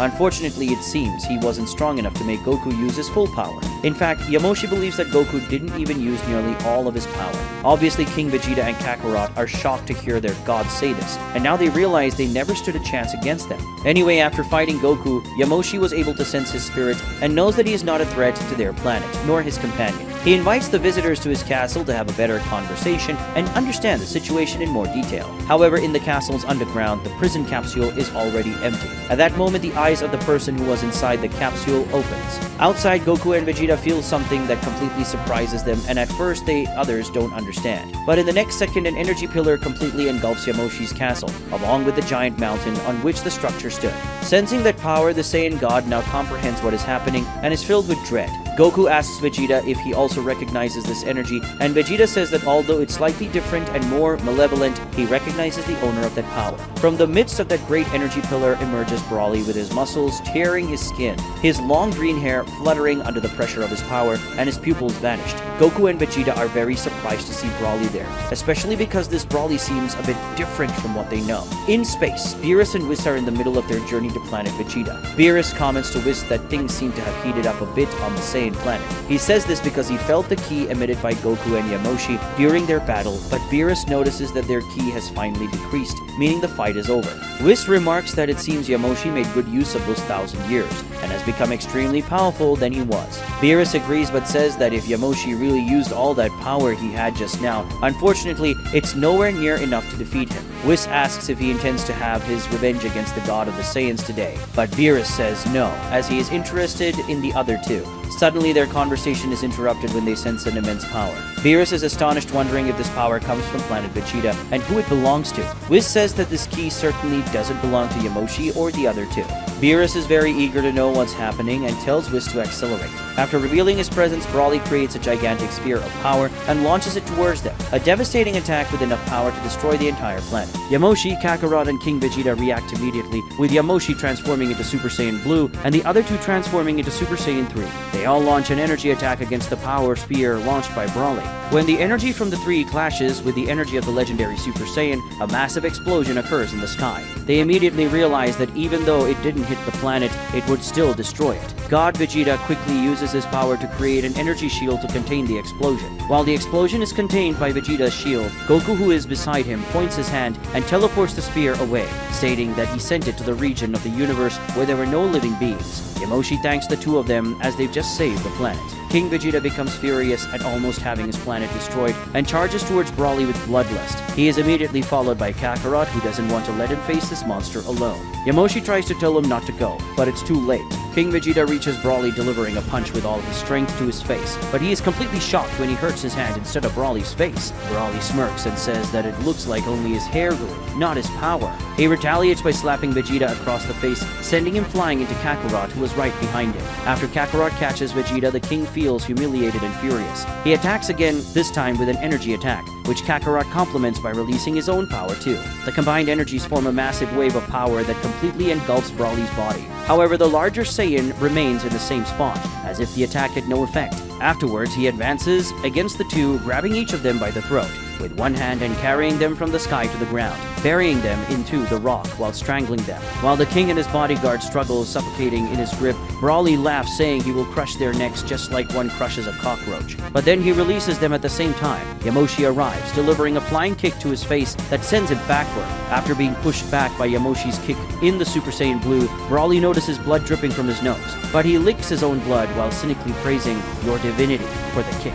Yamoshi says there's much more where that came from and suggests that Broly stops and accepts being imprisoned again. Broly says that will never happen, and he lunges as fast as a bullet in a low flight towards the Saiyan God in attempt to strike, just as Yamoshi evades from below and counters by landing an upward strike that sends Broly soaring into the air. After launching Broly into the air, Yamoshi points his hands towards him and unleashes a powerful wave of power, which generates a mighty explosion upon hitting Broly. After enduring this attack, the legendary Super Saiyan displays some wounds, but far fewer than Yamoshi expected. With a sadistic grin, Broly seems to relish the pain and the challenge. He wipes the blood that dripped from his mouth with the back of his hand, locking eyes with Yamoshi intensely. His eyes glow in fierce green as he unleashes his power even more intensely, causing the green Super Saiyan aura to envelop him like a turbulent storm. Yamoshi readies himself for the next assault, fully aware that his adversary is not to be underestimated. Kakarot and King Vegeta are still recovering from the brief yet powerful strangulation they suffered from Broly. They have reverted to their base forms since they realize that not even as Super Saiyan 3s could they pose any challenge to the enemy. Goku and Vegeta approach their defeated counterparts, extremely curious about the story behind this Broly, who is clearly very different from their reality's version. King Vegeta explains that decades ago, a Saiyan baby was born with an extremely high latent power. The latent power of the child was so high that it surpassed even King Vegeta III's base power, his father's. Naturally, the birth of a Saiyan with such power greatly concerned the king, as it was something completely abnormal. King Vegeta wanted to send this baby to an unknown planet to die there, but a god came to his castle and said he wanted to take the child. While this conversation unfolds, the battle between Yamoshi and Broly continues, leaving evidence in the form of multiple impact waves spreading across the sky and tremors reverberating throughout the planet due to the intense exchange of extremely fast and powerful blows. At one moment, they are exchanging blows close to the ground when suddenly Broly disappears from Yamoshi's sight in the blink of an eye,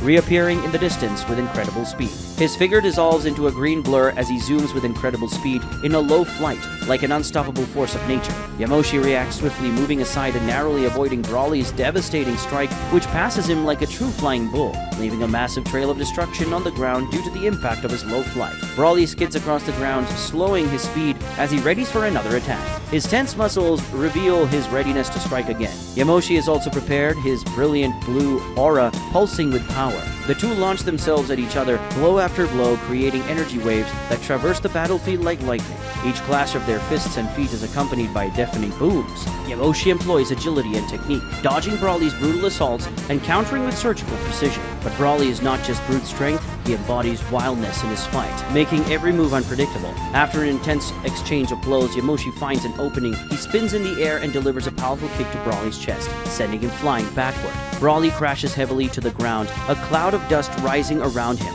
Yet he quickly recovers, rising with an almost maniacal laugh. Watching this battle, Goku and Vegeta realize that Brawly's power is rapidly escalating, and if this continues, Yamoshi will be defeated. Kakarot and King Vegeta are greatly surprised by this. They say they knew of Brawly's existence, as Bardock and King Vegeta III told them the story of the baby with extraordinary power, but they never imagined the child's power was this high. Yamoshi maintains his posture, vigilant and focused, while Brawly gazes at him with his green aura intensifying even further, enveloping him like a voracious flame. Emitting a powerful roar, Brawly charges once again, his speed and power pushed to new heights. Instead of moving, Yamoshi waits for the approaching adversary with a calm demeanor. Then when Brawly is close enough, he joins his hands and then separates them, releasing a layer of power that simply paralyzes the legendary Saiyan. Witnessing this, Goku is greatly surprised, as coincidentally he used a very similar ability against Brawly in their fight on Earth. With Brawly immobilized by his technique, Yamoshi states that it's better to end this before things become too problematic. He moves to the back of Brawly, preparing an attack that would hit the legendary Saiyan's neck. An attack that, according to Yamoshi, would calm his ki and put him to sleep. But then his hand is grabbed. To the shock of the Saiyan god, Brawly moved and caught his hand. Yamoshi asks how he did that, and with a sneering smile, Brawly informs the Elder Saiyan that all he needed to do was to increase his power. Just that. With a grip, Brawly crushes Yamoshi's hand and then pierces through his abdomen and back with his arm. As Brawly withdraws his arm from his body, Yamoshi falls to his knees, reverting from his transformation. Raising his arm for a final blow on the kneeling Saiyan, Brawly comments that it's simply ridiculous to see the one who proclaims himself a god like this. But before the deadly strike reaches Yamoshi, a flying kick hits Brawly's face, sending him flying far away until he collides with a boulder. The author of this attack is God Vegeta, who informs Yamoshi that from now on he'll take over this fight. Old Goku tries to object, but Vegeta argues that he faced Yamoshi, so obviously it's his turn now. Faced with this argument, Goku has no response. Vegeta steps forward a bit, getting closer to Brawly and distancing himself from the others. Meanwhile, Goku, Kakarot, and King Vegeta go to check on Yamoshi, but he's already transformed into Super Saiyan God and healing his wound. He reassures the others, saying that he'll be fine shortly, though there's no cure for his pride. It's indeed pathetic for the one who proclaims himself a god of the Saiyans to suffer two humiliating defeats in the same day. But Goku comforts Yamoshi, saying that Brawly is a complicated case, and he and Vegeta also suffered a lot because of him in their reality. Although this Brawly seems to be much worse than the one they know. After recovering from Vegeta's attack, Brawly rubs his own face, sore where the kick landed. He comments that this attack was truly strong, much stronger than the attacks Yamoshi and those two weaklings were unleashing. Vegeta smiles proudly and tells him that he's on a whole different level, so Brawly better give up, or else he won't have any mercy and will destroy him utterly. Brawly laughs and says it will be very interesting to see him try. Brawly charges with a powerful strike. With his fist covered in a destructive green aura, Vegeta skillfully dodges and responds with a quick and precise punch to Brawly's stomach, making him recoil. Before Brawly can react, Vegeta fires an energy beam in his direction, hitting him squarely and creating a burst of light. The dust clears, revealing Brawly emerging from the attack with a determined look. He charges again, launching a sequence of furious punches and kicks, but Vegeta evades each blow with supernatural agility and nearly imperceptible movements. He quickly counterattacks, delivering a spinning kick that hits Brawly's chest, causing him to stagger backwards. Now that Yamoshi is healed, Goku asks him why he brought Brawly to his castle and how he became the psychopath. Yamoshi finishes telling the story that King Vegeta had started before, explaining that when Brawly was born, his power was so impressive that he could sense it even from his castle, so he began to keep an eye on him. Yamoshi confirms King Vegeta's story, saying that the predecessor king wanted to get rid of this child by sending him to a distant planet, but he intervened and requested to bring the boy to his castle and train him, as a Saiyan with such potential, if properly trained,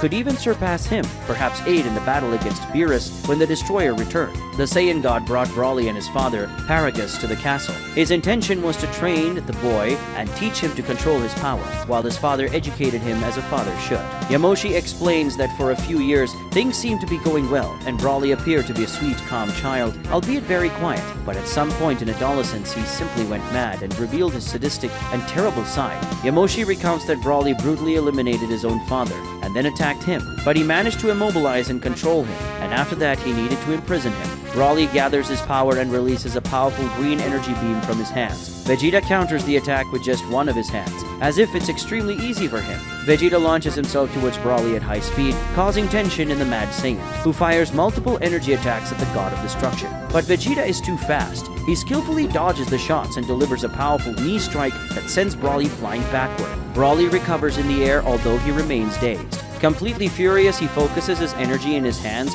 creating a massive green energy spear. He hurls it towards Vegeta, who simply raises his hand and catches the energy. Then Vegeta hurls that energy back at Brawly. The attack hits Brawly head-on, causing an explosion that illuminates the entire battlefield. Brawly emerges from the smoke with difficulty, his green aura gradually weakening as he breathes heavily. Landing near Brawly, Vegeta remarks that it seems like all his bravado and ferocity are fading, so it's time to finish this fight. Vegeta advances against Brawly, prepared for the final attack, but with an extreme mixture of fear and rage. Brawly releases a massive amount of power. This power radiates in the form of a colossal energy pillar, its height even surpassing the planet's sky and visible from space. Brawly's energy is so intense that it pushes Vegeta away while obliterating the entire surrounding environment. Kakarot and King Vegeta are utterly shocked by the immense amount of power Brawly just unleashed, especially considering that mere seconds ago he appeared exhausted and almost defeated. But Yamoshi isn't as surprised and explains that as far as he knows, Brawly's power potential is infinite. In other words, Brawly won't stop evolving as long as there's something for him to kill or destroy. The legendary Super Saiyan now emits an even more intense aura of energy as he stares at Vegeta with a sarcastic smile and asks if he looks fierce again. Despite the incredible power emanating from his opponent, Vegeta smiles and says it would be disappointing if Brawly were defeated so quickly. Brawly says he'll make Vegeta regret thinking that way, and charges at him with astonishing speed. As Brawly charges with impressive speed and his power in a frenzied state, Vegeta remains calm and focused. He sidesteps Brawly's initial attack, which whizzes through the air, creating a gust that extends far beyond Vegeta. The God of Destruction seizes the opportunity and spins in the air, striking Brawly with a powerful sideways kick that pushes him aside. But he quickly recovers by launching a punch toward Vegeta, who narrowly avoids it and counters with an upward kick to Brawly's chin. Despite being dazed, the legendary Saiyan retaliates with a series of furious strikes. But despite the tremendous power behind the blows, Vegeta handles them like a master, dealing with an amateur's punches. After numerous dodges, Vegeta counterattacks with a sequence of rapid and precise punches that strike Brawly's body by forcing him to stagger back dazed. Brawly reacts in a furious motion, clapping his hands together forcefully, unleashing a shockwave that sends Vegeta flying backward. Seizing the split second in which the enemy recoils, Brawly lunges with a powerful punch, but Vegeta blocks it with his palm, absorbing the impact's force. After halting Brawly's punch, Vegeta grabs his hand and, taking advantage of the proximity, extends his other hand towards the larger man and fires a point-blank energy wave that sears Brawly, leaving him even more dazed. But Brawly still doesn't yield and tries to counterattack Vegeta with a strike, yet the God of Destruction from another reality sidesteps, and while hovering and pointing his hands towards the grounded adversary, unleashes a barrage of energy attacks that surround Brawly from all sides, triggering a series of explosions. The impact and sounds of the seemingly endless explosions drive Brawly mad, causing him to release his power in a way that generates a massive impact explosion, dispersing Vegeta's attacks in a whirlwind of force. Goku, Yamoshi, Kakarot, and King Vegeta watch the battle intently, noticing that the more the fight progresses, the more powerful Brawly is becoming. Yamoshi criticizes Vegeta's decision in this fight and tells Goku that if Vegeta can end the battle, he should do so now while his power is still superior to Brawly's. He also criticizes Goku, saying that he should go help Vegeta to finish this quickly. But Goku reassures him, saying that even though Brawly is evolving rapidly, he is still far behind Vegeta. This is because Vegeta, like him, is at a level that goes beyond Brawly's or anyone else's comprehension. Goku says that Vegeta's level goes far beyond mere brute power. Vegeta has attained a higher understanding of himself and the meaning of power. He has achieved the Shinken. The three Saiyans are curious about this word and ask what this thing is called, the Shinken. But before Goku could explain, he senses a power attack coming toward them and instantly teleports himself and the others away, allowing the attack to hit only the ground and destroy the surroundings. Shortly afterward, they reappear in another nearby location, and Goku comments that Broly seems to be resorting to increasingly desperate attacks. Broly extends his hands towards Vegeta, intending to unleash a powerful energy attack, but Vegeta prevents it by moving toward him at a speed he didn't expect, and then grabs his fist, swiftly twirls and slams Broly onto the ground with astonishing force. Before Broly can recover, Vegeta appears above him and descends with a devastating kick, burying him even deeper into the ground. For a moment, the two disappear from everyone's view within the planet's surface, and all that can be seen or felt of their battle are the intense tremors generated with each impact, tremors which are accompanied by Broly's loud groans, indicating he's the one receiving those blows. A few seconds later, they reappear with Broly forcefully pulled from beneath the surface and propelled towards the sky, undoubtedly due to a powerful attack from Vegeta. After ascending for many meters due to the force of the impact, Broly finally halts, vomiting a significant amount of blood and displaying great pain and fatigue. Soon after, Vegeta emerges from the ground as well, floating calmly and then landing. Broly is utterly frustrated and asks how the hell he can be so strong. Vegeta merely replies that no matter how much Broly evolves, he won't defeat him because for Broly, it all comes down to raw power, and that alone isn't enough to overcome someone who has attained mastery and superior knowledge of power. For Broly, none of those words make sense, and in fact only serve to enrage him further. The legendary Super Saiyan becomes consumed with fury and creates a massive energy sphere, hurling it towards Vegeta, intending to destroy both him and the entire universe in a suicidal attack. Despite seeing the universe-destroying attack hurling towards him, Vegeta remains calm, very calm. Vegeta waits for the attack's arrival, and then when Broly's power is close enough, he extends just one hand and grabs it, and shouts, Hakai. And in the next moment, the massive destructive energy mass simply vanishes. This shocks everyone, especially Broly, who never imagined that attack could be repelled. Yamoshi, King Vegeta, and Kakarot are in complete shock, while the old Goku beside them is not surprised in the least. Curiously, Goku asks Yamoshi why he kept Broly imprisoned all this time instead of simply killing him. After all, living in prison must have been as good as death,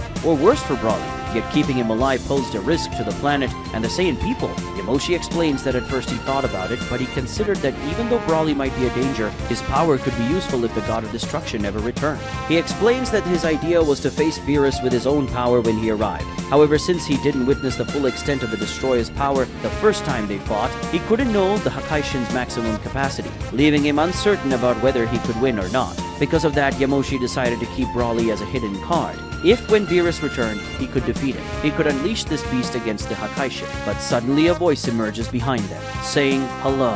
A voice that when Yamoshi hears it, makes his bones vibrate and his heart stop for a moment. It's Beerus the Destroyer, who is accompanied by the angel Whis. Once his presence is noticed, Beerus greets the god of the Saiyans, whose face hasn't changed much after 1,000 years according to him. Yamoshi is utterly shocked to see that being before him again. Understanding who that person is, King Vegeta and Kakarot become terrified. Goku isn't as surprised since, according to him, he has already sensed Beerus' presence some time ago, even before he arrived at the planet. Someone else who noticed Beerus' presence before was Vegeta, who ignores Broly while looking at the Hakaishin, who has just arrived and says he was waiting for him. Only now does Broly notice those who have just arrived and asks who they are. After revealing his presence, Beerus, who overheard Yamoshi's conversation with Goku, King Vegeta, and Kakarot, says he didn't expect the proud god of the Saiyans to resort to such a low tactic as imprisoning a madman to fight in his place. But he says it was at least a good plan since the Saiyan's potential is truly incredible and could become a danger to him if he learned to control his powers. However, Beerus asserts that in his current state,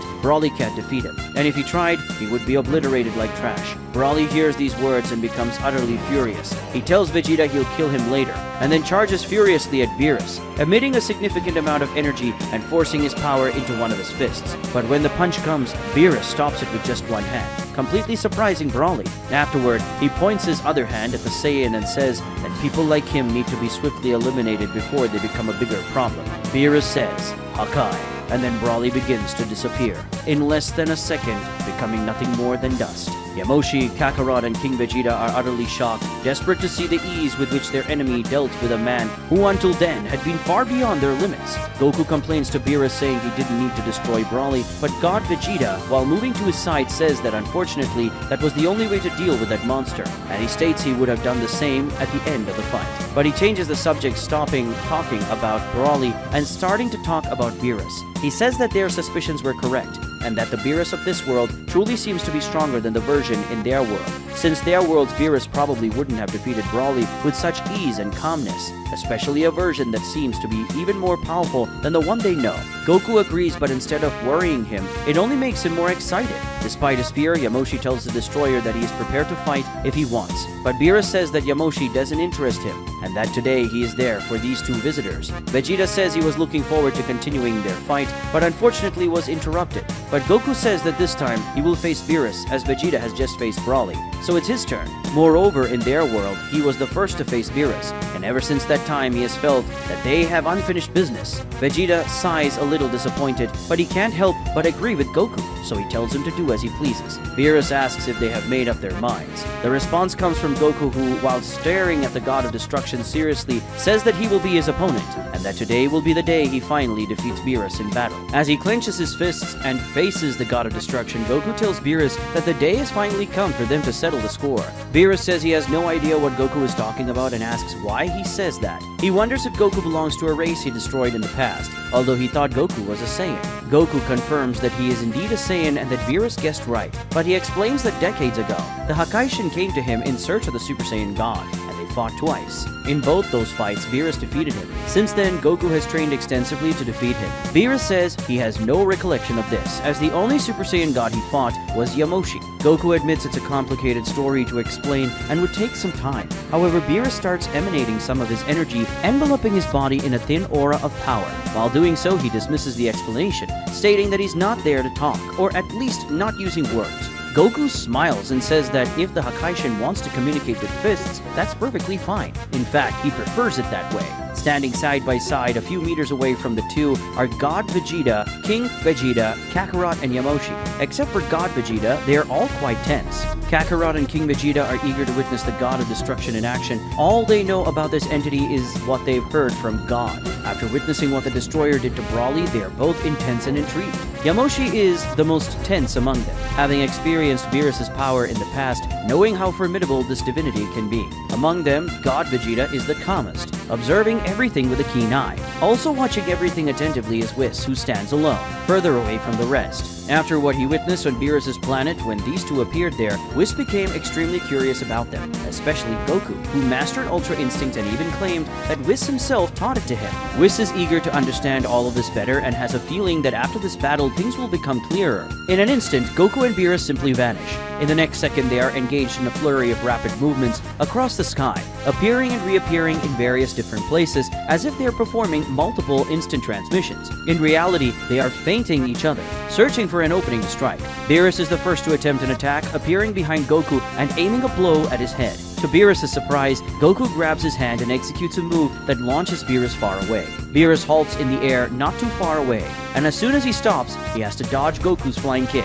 which he does with a masterful evasive maneuver. Next, they engage in a more direct exchange of blows, each displaying both strength and technique. At one point, they move apart while simultaneously launching energy attacks. Goku fires a Kamehameha, and Beerus unleashes a concentrated energy beam. The two powers collide in the air, creating a shockwave that shakes the ground. For a few seconds, Goku and Beerus maintain their positions, channeling more energy into their attacks. But then Goku opts for a swift instant transmission to appear behind Beerus, catching him off guard with an energy charge punch to the back. However, Beerus swiftly turns, blocking the strike with one arm and countering with a punch from the other, which Goku also defends against. The two resume their physical confrontation, exchanging blows at an astonishing speed.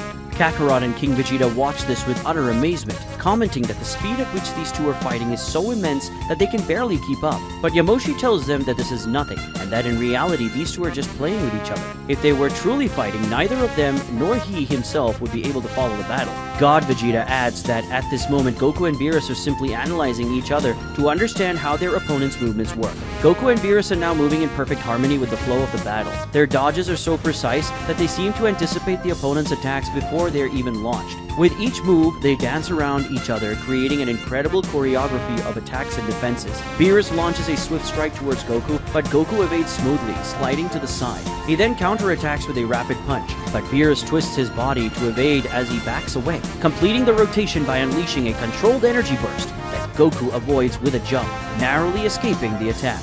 But Beerus doesn't stop there. He forms dozens of energy spheres to launch at Goku, yet Goku uses his heightened Ultra Instinct intuition to detect the path of the spears and evade them at the last second.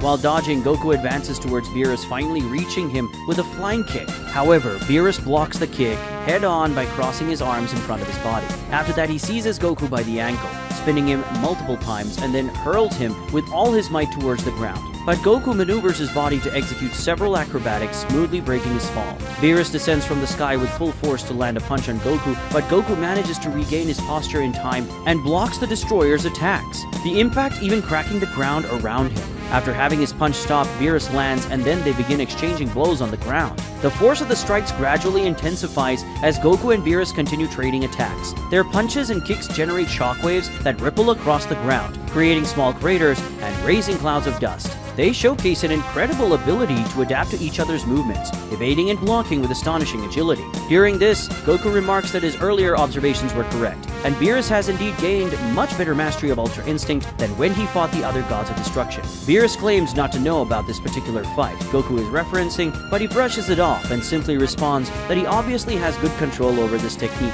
having trained it for many years. There's a moment when both Beerus and Goku decide to attack with a point-blank energy wave. As they launch their attacks simultaneously, the energies collide between them, creating an explosion that sends both of them flying. Afterward, they stare at each other for a moment, each with a smile indicating their enjoyment of the battle. Beerus remarks that Goku is indeed good, but it's time to set aside the warm-up and start raising the stakes a bit. Goku agrees and encourages Beerus to go all out. Beerus begins to raise his ki, letting the purple aura of power emanate from his body, triggering weather changes like a strong gust of wind and a local earthquake.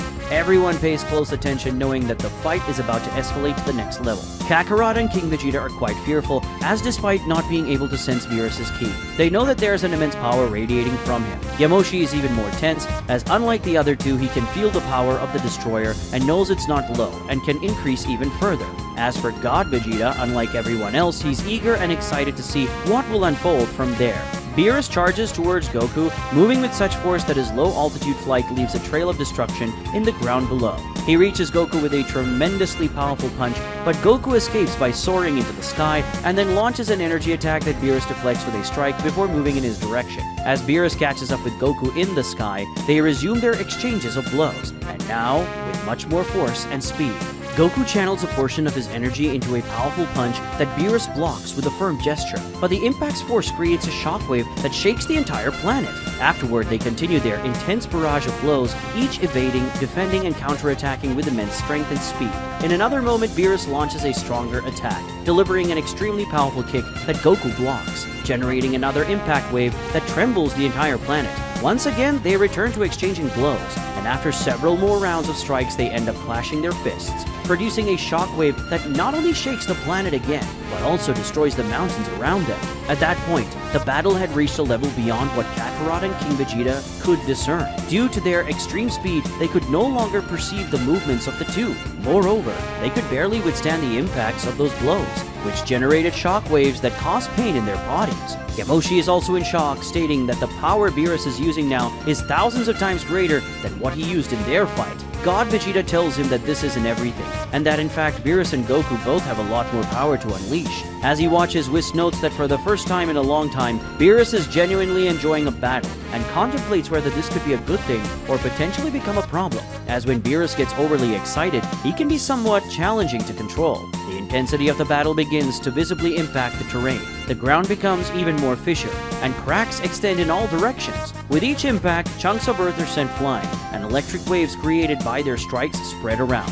The sky becomes filled with lightning and thunder, while intense tornadoes and whirlwinds begin forming in the area. Amidst their numerous exchanges of blows, Goku manages to land a punch on Beerus' stomach, which he retaliates with by striking Goku's stomach, and Goku responds with a kick that Beerus defends against. However, as Beerus defends against Goku's kick, Goku releases a wave of power from his foot that hits Beerus point blank and sends him flying. After driving the destroyer away, Goku launches a series of Kienzans at him. Not only does Goku launch the attacks, but he also manipulates them to return to Beerus every time he evades. Beerus skillfully dodges all of them, using the resources of Ultra Instinct. But even he has a limit and allows one of the discs to likely cut his arm. Just receiving that cut is enough to enrage the Hakaishin, who releases a massive amount of power from his body, obliterating all the discs around him. However, unleashing this power temporarily limits Beerus's field of vision, providing Goku with an opportunity to land a flying kick directly to his chest. Beerus becomes extremely angry and attempts a sequence of attacks on Goku, but Goku evades all of them. Finding an opening in Beerus's guard, Goku delivers a blow that stuns Beerus, that seizes this brief moment of vulnerability to initiate a series of strikes that hit the Hakaishin all over his body. Seeing this, the Saiyan can hardly believe it, especially Yamoshi, who's shocked that Beerus is truly at a disadvantage. Vegeta, on the other hand, isn't surprised in the least. Whis observes that Beerus's Ultra Instinct is beginning to falter, as after receiving those attacks, he grew angry and started deviating from the state of neutrality that this ability requires. In the end, despite training for so many years and mastering this ability to a great extent, Beerus's personality still remains an issue when it comes to Ultra Instinct. After enduring numerous strikes from Goku, Beerus finally attempts to retaliate with a punch filled with anger. Yet Goku also evades this blow and counters with a stronger one that sends the destroyer hurling from the sky to the ground, creating a crater in the terrain. Beerus gets up in a fit of rage, cursing Goku. Observing him from the sky, Goku remarks that indeed Beerus has advanced significantly in mastering Ultra Instinct,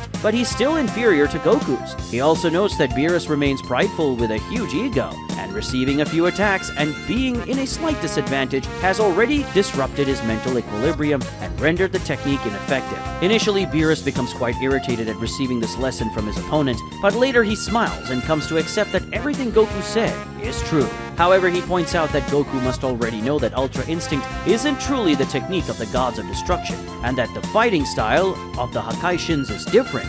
As he speaks, Beerus begins to emit more energy, and this time his aura is even more intense, turning the stones around him into dust. Goku smiles contentedly, realizing that once again Beerus is about to raise the stakes. Beerus congratulates him for how he has fought up to this point, and admits that this battle has been very enjoyable. However, he announces that from now on, he will fight with the intention of destroying Goku. Observing all this, Vegeta warns Yamoshi and the others that from now on the fight will finally begin to get serious, and tells them to get ready. Naturally, the three become very tense, as in their opinion, this battle was already intense enough before. The first to make a move is Beerus, who shoots from the ground to the sky with such power that just the initial force of his flight causes the crater where he was standing to widen even further. Goku doesn't back down and goes to meet him. The Hakaishin descends at full speed, while the Saiyan descends at top speed, meeting at the center and colliding with so much force that the shockwave causes the entire planet's surface to split. Feeling this, Yamoshi, Kakarot, and King Vegeta enter a state of despair, fearing that the planet might be destroyed in an instant due to the combat between these two. When their exchange of blows begins, all the climatic anomalies worsen. Violent earthquakes break the earth and spread across the entire planet. Incredibly intense lightning bolts strike from the sky, annihilating mountains, and tornadoes so fierce that they sweep away stones. Yamoshi declares that the planet is on the verge of collapse, and that if their battle continues for a few more seconds, everything will be over. Realizing this, Goku decides to pull back for a moment, leaving the planet and heading straight into space. Beerus follows him, launching several destruction energy spheres, which Goku needs to evade as he moves away from the planet. When Beerus catches up with Goku, they continue their exchange of blows, but this time they fight while still moving through space, becoming two beams of light colliding amid the vast blackness. On the planet, Yamoshi, Kakarot, and King Vegeta are surprised by Goku's action. They ask if he possesses some special ability to breathe in space. God Vegeta says no, but Goku simply decides to leave the planet to spare it. The three think he's crazy since he can't breathe. He won't be able to fight and will die quickly. However, Vegeta asserts that Goku is not just anyone and that this is a challenge he can certainly handle. Vegeta notices that Whis is already flying away to follow the other two, and he decides to joining the Angel in flight, and they both leave planet Vegeta. In space, Vegeta asks if it's okay with Whis if he accompanies him, and Whis is very receptive, saying there's no problem at all. Back on the planet, Yamoshi, Kakarot, and King Vegeta are completely astonished by all of this. Despite being shocked and frightened by what they witnessed, they express some sadness at not being able to accompany them and watch the battle. The battle now unfolds in the vast expanse of space, where stars shine like diamonds and planets pass by like flashes. Goku and Beerus are merely streaks of light as they move at speeds beyond comprehension, their illuminated forms leaving trails of energy in the vacuum of space. They exchange punches and kicks at a dizzying pace. Each impact sends shockwaves rippling through space, creating distortions in the surrounding vacuum. As they fight, they traverse the entirety of Universe 7, visiting a variety of planets, star systems, and galaxies. Their luminous form crosses cosmic landscapes, and the energy released by their attacks creates dazzling displays of light. They pass by bright nebulas, frozen moons, and starry deserts, leaving a controlled trail of destruction in their wake.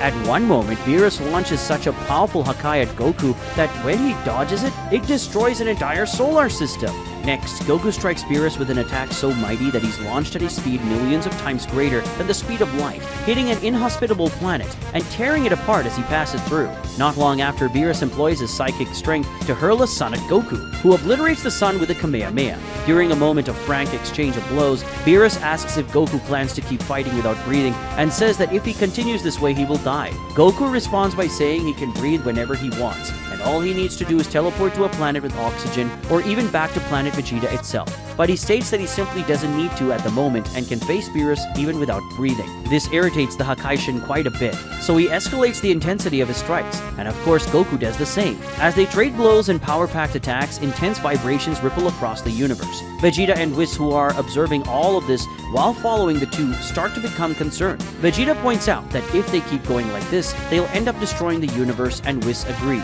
Vegeta suggests that Whis would teleport the two to another dimension so they can fight without causing risk or damage to the universe. Whis looks at him curiously for a moment, intrigued that Vegeta knows he can do that, but then he agrees, saying he'll send the two to a dimension within his staff. But even before Whis can do that, Goku and Beerus, as their blows collide, simply vanish, and then to Beerus' surprise they reappear in an empty dimension. As they continue to exchange intense blows in this dimension, Beerus asks what happened, and Goku explains that he teleported them both to this dimension to prevent them from destroying Universe 7.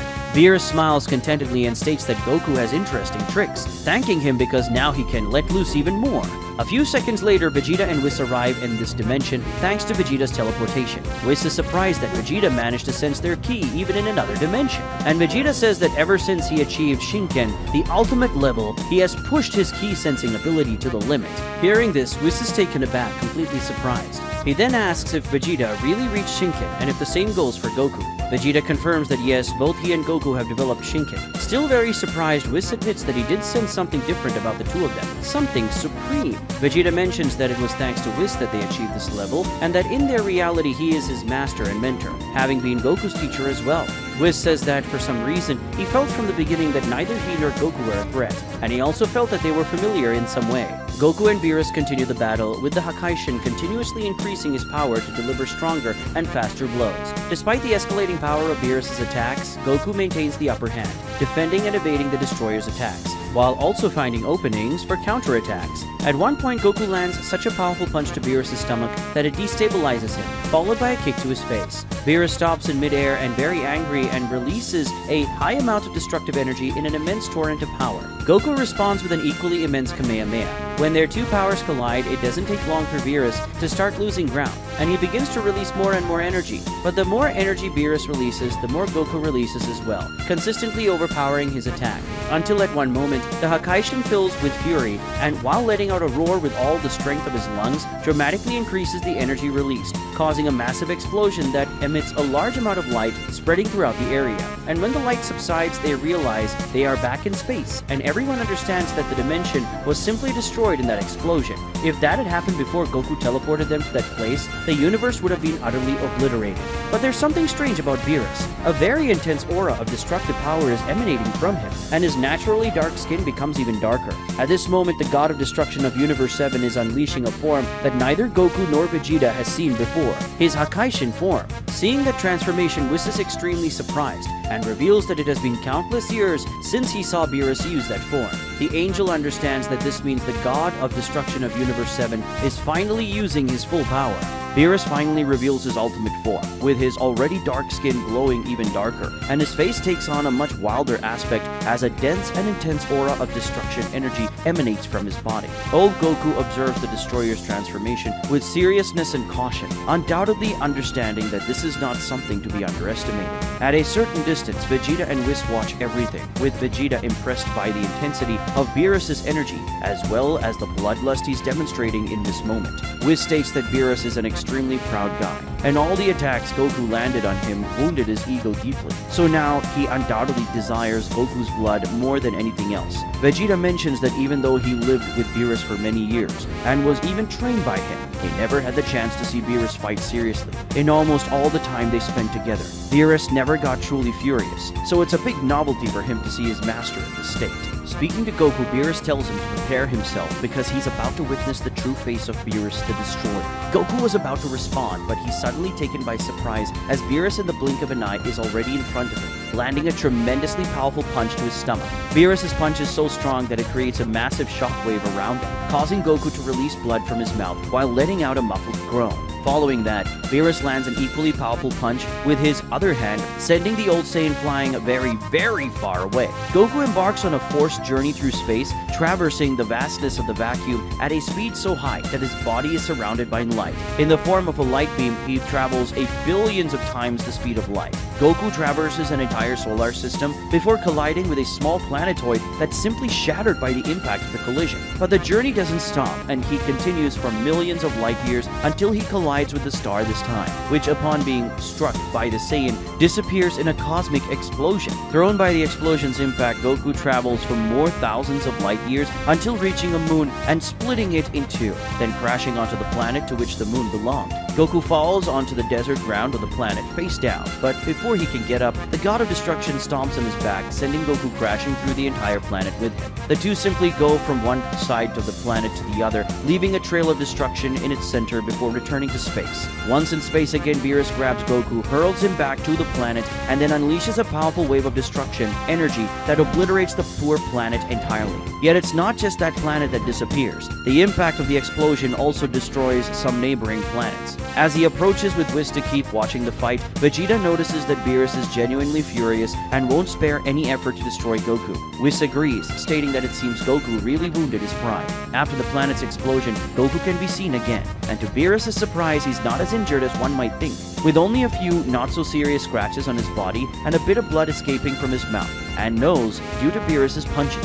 Goku smiles and compliments Beerus, saying that his strength and speed have increased in an impressive way. Beerus tells Goku to stop acting calm and says that he must be very concerned after seeing his power. Goku responds that in truth, he's not so surprised, since he always expected Beerus to be extremely powerful, and he knew that Beerus would never disappoint him in a fight. Beerus complains about Goku continuing to talk as if he knows him, but changes the subject and asks if Goku isn't going to transform. He says that if Goku is truly a Saiyan, given his power level, he should have power transformations, as one of the main advantages of Saiyans in their transformations. Goku tells Beerus that he's a bit different from other Saiyans, and that he has actually reached a level of understanding of his own power where he no longer needs to transform his body to access all of his power. Goku explains that he can unleash the power of all his transformations without changing his appearance. In fact, there's only one exception to this, which is his final form. Beerus says that in that case, he wants to see this so-called final form of Goku, but Goku says that he doesn't need to use his full power against Beerus yet. And if Beerus wants to see his final form, he'll have to prove himself worthy. Beerus becomes very angry and asks who Goku thinks he is to say that the God of Destruction has to prove himself worthy of anything. He lunges forward with all his fury to land an attack on Goku, but to his surprise, Goku defends against the attack. Afterward, Beerus tries again, but Goku dodges the second strike and counters, pushing Beerus away. This leaves the Destroyer extremely surprised, and he asks how Goku did that, since not long ago, he wasn't even able to react to his attacks. Goku says it's quite simple, he just increased his power to match Beerus. Beerus becomes furious with this revelation and asks if that means Goku was holding back in the fight all this time. Goku confirms, saying that he was, and he adds that he's still holding back since he hasn't used his final form yet. Beerus becomes crazed with anger, and while emanating his energy uncontrollably, charges at Goku, who charges back at him. The collision between the two is so intense that it creates a shockwave that spreads through space, disrupting distant planets and even affecting the gravity of nearby stars. Each punch, each blow they exchange, releases a torrent of energy that tears through the fabric of the universe around them. The battlefield becomes a scene of cosmic destruction, with energy bursts unleashed with every moment. The vacuum of space is charged with the electricity of the battle, and each of their movements caused cosmic earthquakes that rippled through entire galaxies. All the planets in the universe tremble in response, while stars briefly flicker due to the released energy. Goku and Beerus are now beyond the realm of conventional understanding, fighting on a level that defies the laws of physics. Vegeta realizes that once again Universe 7 is in danger because of this fight, and asks Whis if Beerus doesn't care about destroying the entire universe with this battle. Whis explains that when Beerus reaches this stage, it's because he's completely consumed by the desire for destruction, and at this point, he can't think of anything else but destroying his opponent. Whis says that now he cares for nothing but destruction. Vegeta recalls that Beerus told him many years ago while teaching him Hakai. At that time, Beerus said that the power of destruction precisely consists of not thinking about or caring about anything other than destruction. That's exactly what he's doing now. Realizing the risks the universe is facing, Goku decides to take control of the situation by blocking one of Beerus's punches, and taking advantage of this moment of contact, teleports them away from there. They reappear in a strange dimension where all that seems to exist are basic geometric shapes, like cubes, polygons, and others. But not bothered by the strangeness of the place, they continue their exchange of blows. Goku, who has been holding his breath all this time, starts to feel uncomfortable. Beerus notices this and comments that finally Goku's mortal physiology is taking its toll, but he has no intention of letting Goku go somewhere to breathe, since leaving planet Vegeta was Goku's choice. But Goku smiles and says he doesn't need permission, and then he delivers a kick to Beerus and sends him flying away, causing the Hakaishin to collide with the strange objects in that dimension and destroy hundreds of them. After that, Goku performs the teleportation. On planet Vegeta, Yamoshi, Kakarot, and King Vegeta are still in the same spot they were when the others left. At that moment, they can only feel the impacts of the ongoing battle through the cosmic tremors that have also affected planet Vegeta. All three of them are completely shocked by everything that happened, and they fear for the destruction of the entire universe. Suddenly, they're startled when Goku appears there through a teleportation. Goku starts breathing deeply while showing a relieved expression. They ask him what the hell is going on, but Goku responds that there's no time to explain yet, and then simply teleports away again. When he reappears in that dimension, at first he doesn't see Beerus, but shortly afterward, he notices a gigantic spear of energy approaching from behind him, destroying many of the geometric objects in that dimension. Goku dodges the energy spear and then has to defend against a strike from Beerus that follows right after. As they resume exchanging blows, it's evident that Beerus is extremely furious, and he demands to know how Goku dares to keep him waiting for those seconds. Beerus throws a punch filled with rage at Goku, and both the power and speed of this attack catches Goku off guard. Goku counters the punch with one of his own, and when their fists collide, that dimension shatters. They find themselves in an extremely chaotic world full of demons. Ignoring the change of scenery, Beerus charges at Goku with an endless sequence of strikes, forcing Goku to retreat while trying to defend and counter. Goku notices that Beerus's power is still increasing, and he's impressed by this. Beerus finds an opening and lands a kick on Goku, sending him flying. But before Goku gets too far, Beerus extends his hand and stops him using telekinetic force. When Goku stops, the Hakaishin pulls him back while winding up a forceful punch. At the same time, various demons in that world approach them, craving their blood and flesh. However, when Goku reaches Beerus, the god of destruction hit him with a powerful punch to the chest, and the impact of that punch obliterates all those demons around him, causing their bodies to disintegrate in the air. After taking that blow, Goku is momentarily paralyzed due to the pain, and shortly afterward, he coughs up his own blood. Taking advantage of this moment, Beerus capitalizes on their proximity and contact, opens the hand that already on Goku's chest, releasing an aura of destruction energy that envelopes Goku's body and immobilizes him. After doing this, the Hakaishin steps back and tells Goku that the fight was very interesting, and that he hadn't had that much fun in countless years, but unfortunately it's time to end it. Beerus shouts, "Hakai," and a massive explosion occurs. Beerus smiles, already considering himself victorious. However, in the next second, he's completely shocked to see that Goku is still alive and intact, despite some injuries. Goku breathes a sigh of relief and tells Beerus that if he hadn't increased his power in the last instant, he would have been torn apart. Beerus asks how the hell that could be possible. He insists that attack had enough power to eliminate any god of destruction without a shadow of a doubt. Goku responds that unfortunately for Beerus, he'll have to try a bit harder than that. Goku points his hand at Beerus, and to Beerus' complete shock, the Hakaishin is completely paralyzed by the psychic strength of the Saiyan. After doing this, Goku says it's time to return the favor with that punch.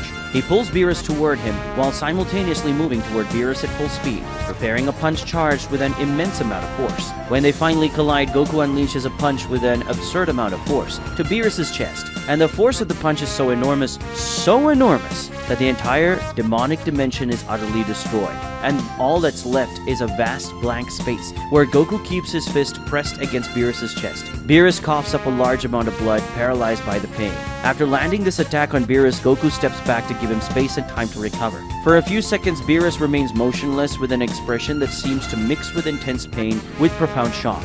But after these seconds, he had to assimilate the situation. The God of Destruction snapped back into consciousness with tremendous fury, beginning to unleash an even more intense and sinister energy. Now the energy radiating from the God of Destruction is even more oppressive, and his presence is overwhelming. Vegeta and Whis finally arrive in that dimension again thanks to Vegeta's teleportation, who complains that Goku and Beerus are shifting from one place to another so rapidly that it's hard to keep up. When they arrive and realize the stage Beerus is at now, the two are greatly surprised. Vegeta notices that the bloodlust Beerus is displaying is even greater, and he feels that he's facing a primitive beast of pure energy. Whis comments that he's never seen Beerus reach such a level of fury, and it seems like now he's truly going all out. Goku also seems to understand that things are more serious than ever now, and he looks at Beerus with a serious expression. Goku suggests to Beerus that they should go to the world of Void, where they can fight without any concerns. Beerus responds by saying that at that moment he doesn't care about anything at all, but says that if that will make Goku fight more seriously, then they can do it. Goku takes them there in an instant using teleportation,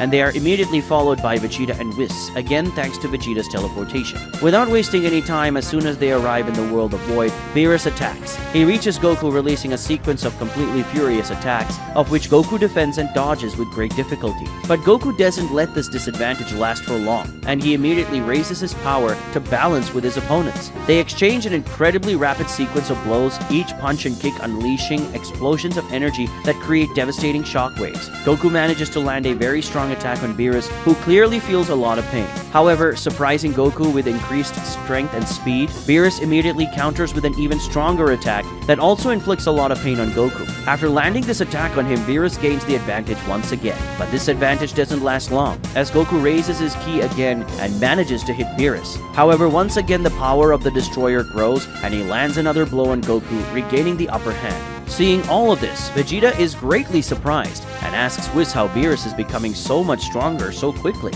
Whis says that Beerus' fighting spirit has been elevated to the maximum, and the more Goku pushes him, the more he succumbs to the chaos of battle and destruction, and the stronger he becomes. This is even more extreme when Beerus takes an attack from Goku, as the excruciating pain from the Saiyan's attacks drives him further into a frenzy of battle. Vegeta compares this to what happens when he's using Ultra Ego, though it seems that Beerus uses this concept much more effectively, which is to be expected, since, unlike him, Beerus has no moral barriers when it comes to destruction. Whis explains that since becoming a Hakaishin, Beerus has been training to evolve these concepts, and over time he shed more and more of the moral restraints he had when he was just a mortal. The result is that he's reached a state of great moral neutrality, and this has helped him with both Ultra Instinct and his power of destruction. In the case of Ultra Instinct, Beerus was unable to fully master the technique due to his difficult personality. For him, completely letting go of any emotion and maintaining a constant state of neutrality is simply impossible. However, in the case of the power of destruction, Beerus excelled much more, as it's inherent to his nature to surrender to fury when necessary, especially when his immense pride is wounded. Whis concludes his explanation by saying that among all the gods of destruction, Beerus is undoubtedly the most powerful. After hearing everything Whis has just explained, Vegeta understands why this reality's Beerus is stronger than the Beerus in his own reality. The reason is that this version of Beerus never stopped training. In other words, this Beerus is at the peak that the Beerus he knows should be at. Goku and Beerus clash once again, their auras of power colliding in a spectacular manner. They separate for a brief moment, both gasping for breath, but the determination in their eyes is unwavering. The battle so far has only fueled the thirst for victory in both of them. Beerus smiles widely, baring his teeth as his aura expands even further. He advances once again, launching a series of brutal attacks towards Goku, who struggles to dodge and block. Each of Beerus' blows is an explosion of pure energy capable of shattering entire planets. However, Goku is no longer just defending, he's raising his power once again and manages to respond to the Destroyer's attacks. Goku's strikes are now more precise, faster, and loaded with unmatched power. He's not only reacting, but also counter-reacting with determination. A powerful blow from Goku manages to hit Beerus, causing the destroyer to slightly recoil and grunt in pain. But before Goku can capitalize on this advantage, Beerus retaliates with even greater force, hitting Goku with a devastating blow that makes him scream in pain and be thrown through the air. Goku regains balance in the air and unleashes a majestic wave of power toward Beerus. The destroyer manages to defend himself, but the impact of the explosion forces him to retreat. Goku seizes the opportunity to approach again, exchanging a series of rapid and powerful blows with Beerus. The energy released by these strikes creates a whirlwind of power around them. While watching, Vegeta can't help but be impressed by Beerus' performance and says that he has truly reached the pinnacle of the power of destruction. However, this is still insufficient before the Shinken.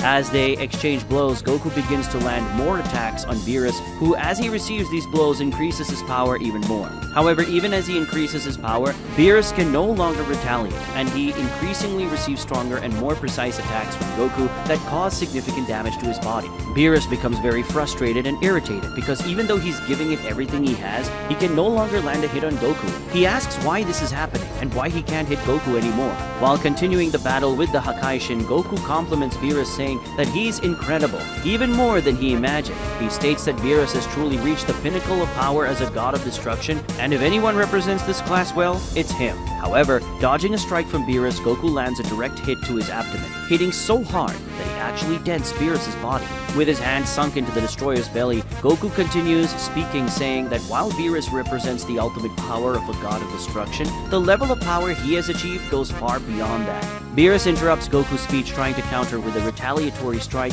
but Goku once again dodges and responds with a punch to the face that also dents the cat god's face. While Beerus is stunned by his attack, Goku continues speaking, explaining that since he attained the Shinken, he is far beyond those traditional scales of power, and simple concepts like surrendering to fury and destruction are insufficient to reach his level of power. Beerus becomes completely furious upon hearing this, and recovering from the stun of the punch he just took, he backs away from Goku and begins concentrating all his power into an attack. He shouts at Goku to never underestimate the power of a god of destruction. Beerus yells, "Hakai!" and then an incredibly powerful beam of purple energy cuts through the empty space towards Goku, who, as he watches the attack approaching, sighs as he realizes that Beerus still hasn't understood what he means, and he decides that he will show him. In the next moment, a massive explosion occurs in the void of the world of emptiness, an explosion containing such a ridiculously high amount of power that even that world's reality barriers are shaken, with countless dimensional rifts emerging from the shockwave that reverberates throughout that dimension. And when the explosion subsides, Beerus realizes that Goku is simply unscathed. But something is different about it. A new form has just been revealed, his supreme form. Beerus is shocked to understand that the simple release of Goku's power in that transformation was enough to overpower that attack containing the rest of his power. Whis, seeing that form, comprehends what is happening. Goku has indeed achieved the Shinken, the supreme understanding of power, and in his case, his form using the Shinken is represented by his greatest ability, Ultra Instinct. In other words, that is Goku's supreme form of Ultra Instinct, something not even he, Whis, has achieved yet. Vegeta confirms everything the angel says and states that for many decades, Goku trained diligently to reach that stage, and thanks to the help of their own Whis from their reality, he succeeded. Seeing that form before him, Beerus immediately understands that this is a completely superior and supreme level, something that no matter how hard he tries, he won't be able to defeat. Finally realizing that this was a lost battle, the Universe 7's God of Destruction gives up, returning to his base form. Goku also regresses to his base form and then mentions that at least Beerus achieved what he wanted, which was to make him reveal his final form. But Beerus retorts that Goku only showed his transformation to make him realize everything and stop the fight. He wasn't actually forced to use that power. Seeing that it's all over, Whis and Vegeta approach the two.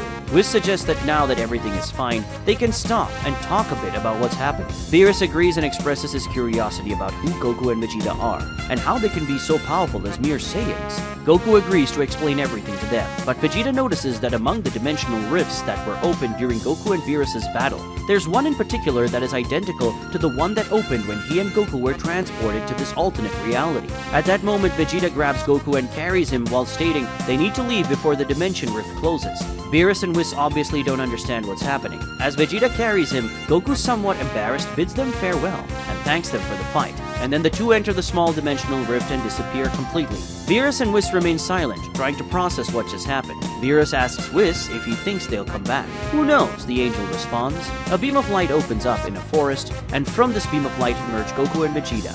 When they look around, they immediately realize they are on Earth and become very happy, believing that it worked and they finally return. But suddenly their attention is drawn as they sense a very powerful key approaching, and the owner of that powerful key leaps from one of the trees and lands near them. The one who just landed wielding a magical staff points the staff at Goku and Vegeta, ordering them to identify themselves immediately. For a moment, Goku and Vegeta are so shocked that they don't say anything, and they simply observe the strange being that just appeared. However, upon noticing the curious being holding the magical staff, Goku's childhood image comes to mind, and at that moment he freaks out, exclaiming that he turned into a monkey. A few hours ago, in the place of the Supreme Almighty God, the Zenos are bored and complaining to Daishinkan that there's nothing to entertain them, and life is so dull. But Daishinkan says it's quite a coincidence that the Zenos are saying this right now because at this very moment, there is a visitor wanting to speak to them. Obviously, the Zenos become curious and ask who this visitor is, and then the little monkey enters their hall. When they see the monkey, the Zenos become very happy and start playing with him as if they were old friends. After they greet each other, the little monkey says that the Zenos must already know why he's here. The Zenos say yes, and deduce that if he's there, it's time for a new tournament of power. The monkey agrees with an excited smile on his face in the current moment. As soon as they arrive on Earth, Goku and Vegeta are very relieved, thinking they have finally returned home. But they are startled when they sense a powerful key. The owner of that powerful key jumps out from among the trees and lands near them. This person is a very peculiar being, a humanoid monkey, and to Goku's surprise, this monkey is carrying the power pole and has a combat posture absolutely identical to the one Goku had when he was a child. The little monkey who just arrived points the stick at Goku and Vegeta, ordering them to identify themselves immediately. For a moment, Goku and Vegeta are so shocked that they don't say anything and just observe this strange being that has appeared. But as Goku looks at the curious being holding the power pole, memories of his childhood come to mind. Then looking around, Goku realizes that they are on Mount Paozu. Connecting the dots, Goku simply freaks out, screaming in terror that he has turned into a monkey. The monkey hears what Goku just shouted and responds by saying he doesn't know what Goku is talking about. Goku asks for the name of this little monkey and he says his name is Sun Wukong. Goku and Vegeta immediately associate the name Sun Wukong with Son Goku, noting the irony of their similarity. Son Wukong tells Goku and Vegeta that they are invading his kingdom and orders them to introduce themselves immediately. Vegeta asks what kingdom this is and if he is the king of Earth. Son Wukong says no, he's not the king of Earth, but he is the king of Mount Paozu. Goku laughs at this and says that wanting to be the king of the mountain is kind of ridiculous. At this point, Son Wukong becomes very irritated by what Goku just said, and without any warning he extends the power pole while launching an attack at Goku. But thanks to the keen reflexes of Ultra Instinct, Goku reacts by ducking, causing the stick, which was meant to hit him, to hit Vegeta instead. The force of the attack is so great that Vegeta is simply sent hundreds of kilometers away, destroying countless trees in the forest. Goku is very scared by this and says it was a close call, and then he asks why Son Wukong did that. But the Monkey King doesn't want to talk, and right after hitting Vegeta, he charges at Goku with Bloodlust. Goku was completely surprised by Son Wukong's explosive reaction. He quickly jumped back, avoiding a strike that when it hit the ground simply pulverized the ground with such force, creating an impact explosion that left a gigantic crater in the terrain.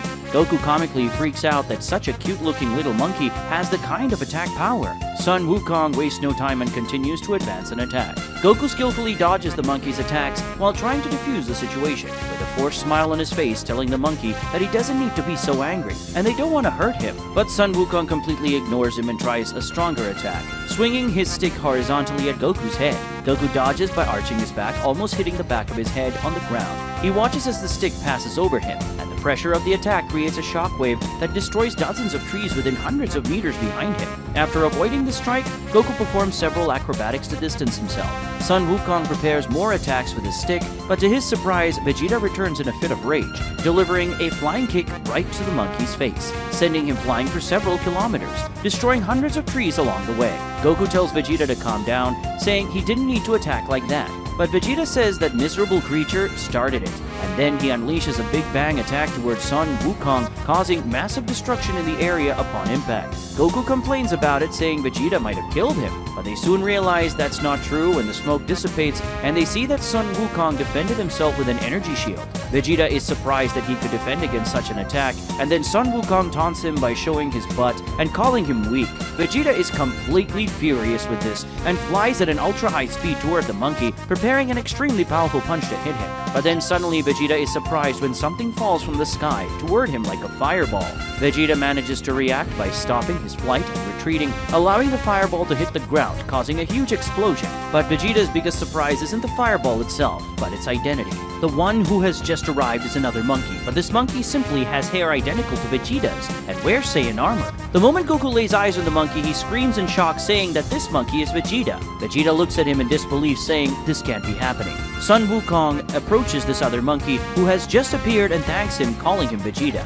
Monkey Vegeta says he felt the energy and tremors of this fight from West City and leaped over here. After saying that, he asks what's going on. Sun Wukong says he doesn't know either, only mentions that these guys appeared out of nowhere and insulted him for being a monkey. Monkey Vegeta is outraged by this and angrily asks what's wrong with being a monkey. Goku tries to explain that there's nothing wrong with it and that it was all a misunderstanding, but God Vegeta, not having the same patience, yells that this is absolutely ridiculous. But Monkey Vegeta says ridiculous is him, who copied his hairstyle. Vegeta says he didn't copy any hairstyle and that the ridiculous one is the monkey. Monkey Vegeta says he's the Saiyan Prince and won't tolerate hearing these insults. Vegeta is caught off guard by this statement, and his moment of surprise is enough for Monkey Vegeta to leap at lightning speed and deliver a powerful punch right in the middle of God Vegeta's face, sending him flying again. After doing that, Monkey Vegeta tells Sun Wukong that he's going after the short guy, and that the other one with the idiotic face is all his. After saying that, Monkey Vegeta leaps away with an unbelievably powerful jump, covering an incredible distance at an extremely high speed. His leap ends when he lands with a stomp on God Vegeta, who had just gotten up from the ground after his last attack, but is sent back down, this time creating a hole in the terrain. After stepping on God Vegeta, Monkey Vegeta takes a leap backward to distance himself, and with great anger he says that he will make God Vegeta regret offending his pride and copying his look. The God of Destruction gets up very irritated, telling him to stop saying ridiculous things. Meanwhile, Goku watches everything from a distance, completely surprised by everything that's happening, and also by the incredible strength of this Monkey Vegeta. But he doesn't have much time to marvel, as the power pole extends in his direction for a thrust at his head, which Goku needs to dodge. Sun Wukong says it's better for him not to get distracted, or else he will regret it. Goku smiles and says that if he doesn't want to listen peacefully, he'll be happy to make him listen forcefully. Sun Wukong attacks Goku again, who skillfully dodges all the attacks like a true master of martial arts, letting his body movement flow naturally thanks to Ultra Instinct. Wukong tries to attack from the sides, below, above, behind, vertically, diagonally, horizontally, but simply nothing the monkey does manages to hit old Goku. Sun Wukong gets irritated with this and asks how long he plans to just keep dodging attacks. Goku says that if Wukong insists, he can react as well. And at that moment, Goku reacts by dodging one of Wukong's attacks, grabbing the power pole, and in an extremely technical and skillful move, he disarms Sun Wukong while tossing him away and keeping the power pole in his hands. While Sun Wukong gets very angry without his stick,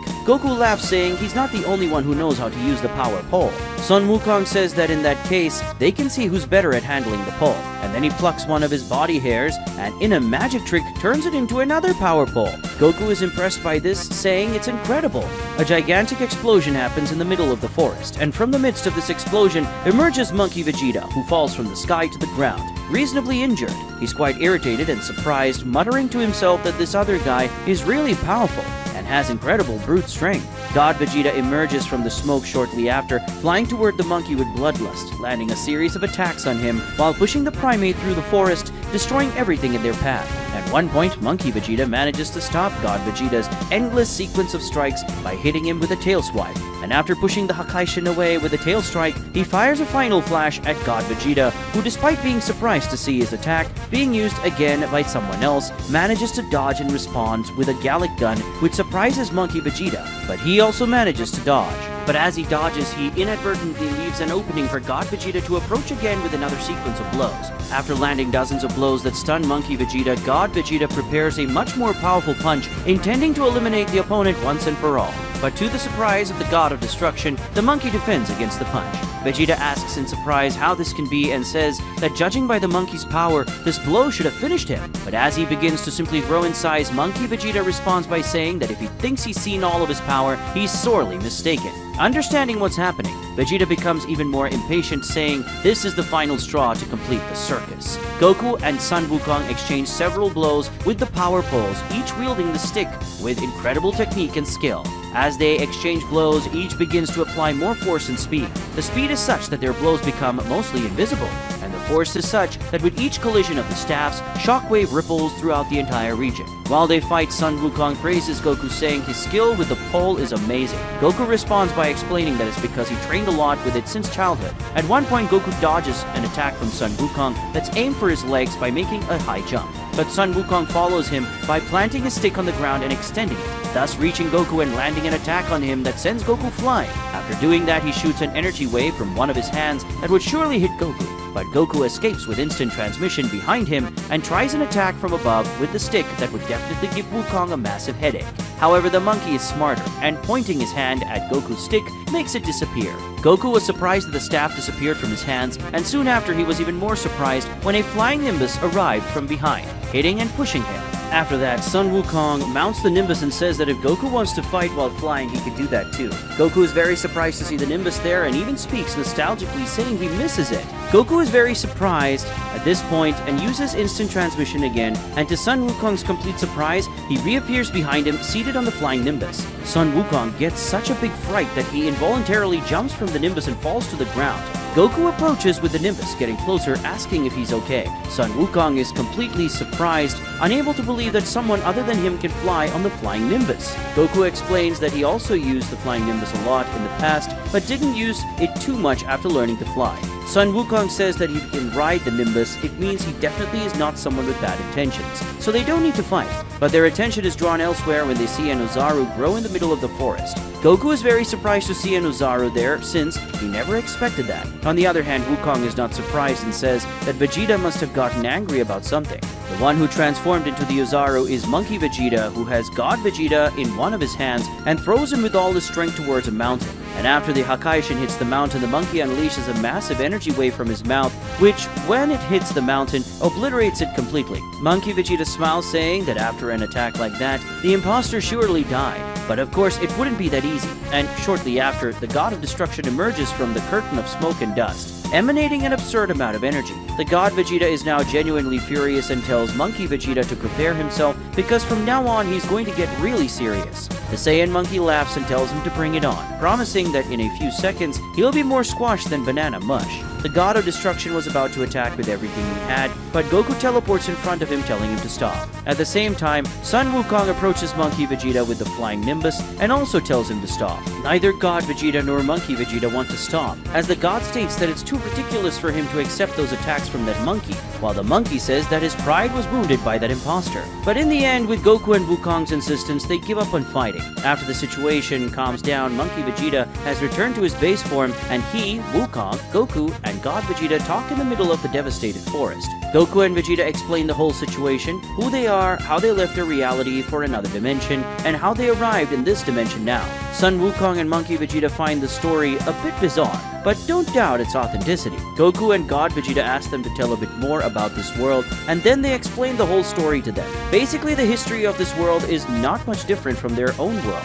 In this world, Frieza also destroyed planet Vegeta, and Goku was sent to Earth by his parents before the planet's destruction. So all the events happen basically the same way as in Goku and Vegeta's reality. The difference is that at this moment, it's been just over a year since the Cell Max attack, while in Goku and Vegeta's reality, this happened decades ago. Another major difference between these realities seem to be the appearance of Saiyans, who in this reality are humanoid monkeys. God Vegeta asks where Broly, Beerus, and Whis are, and they say they are all on Beerus' planet. In fact, they were there just a short while ago, but they had been away for a long time, so they decided to return to spend some time with their wives, and also Sun Wukong wanted to do something that Beerus would definitely not allow, so he also wanted to get away from there because of that.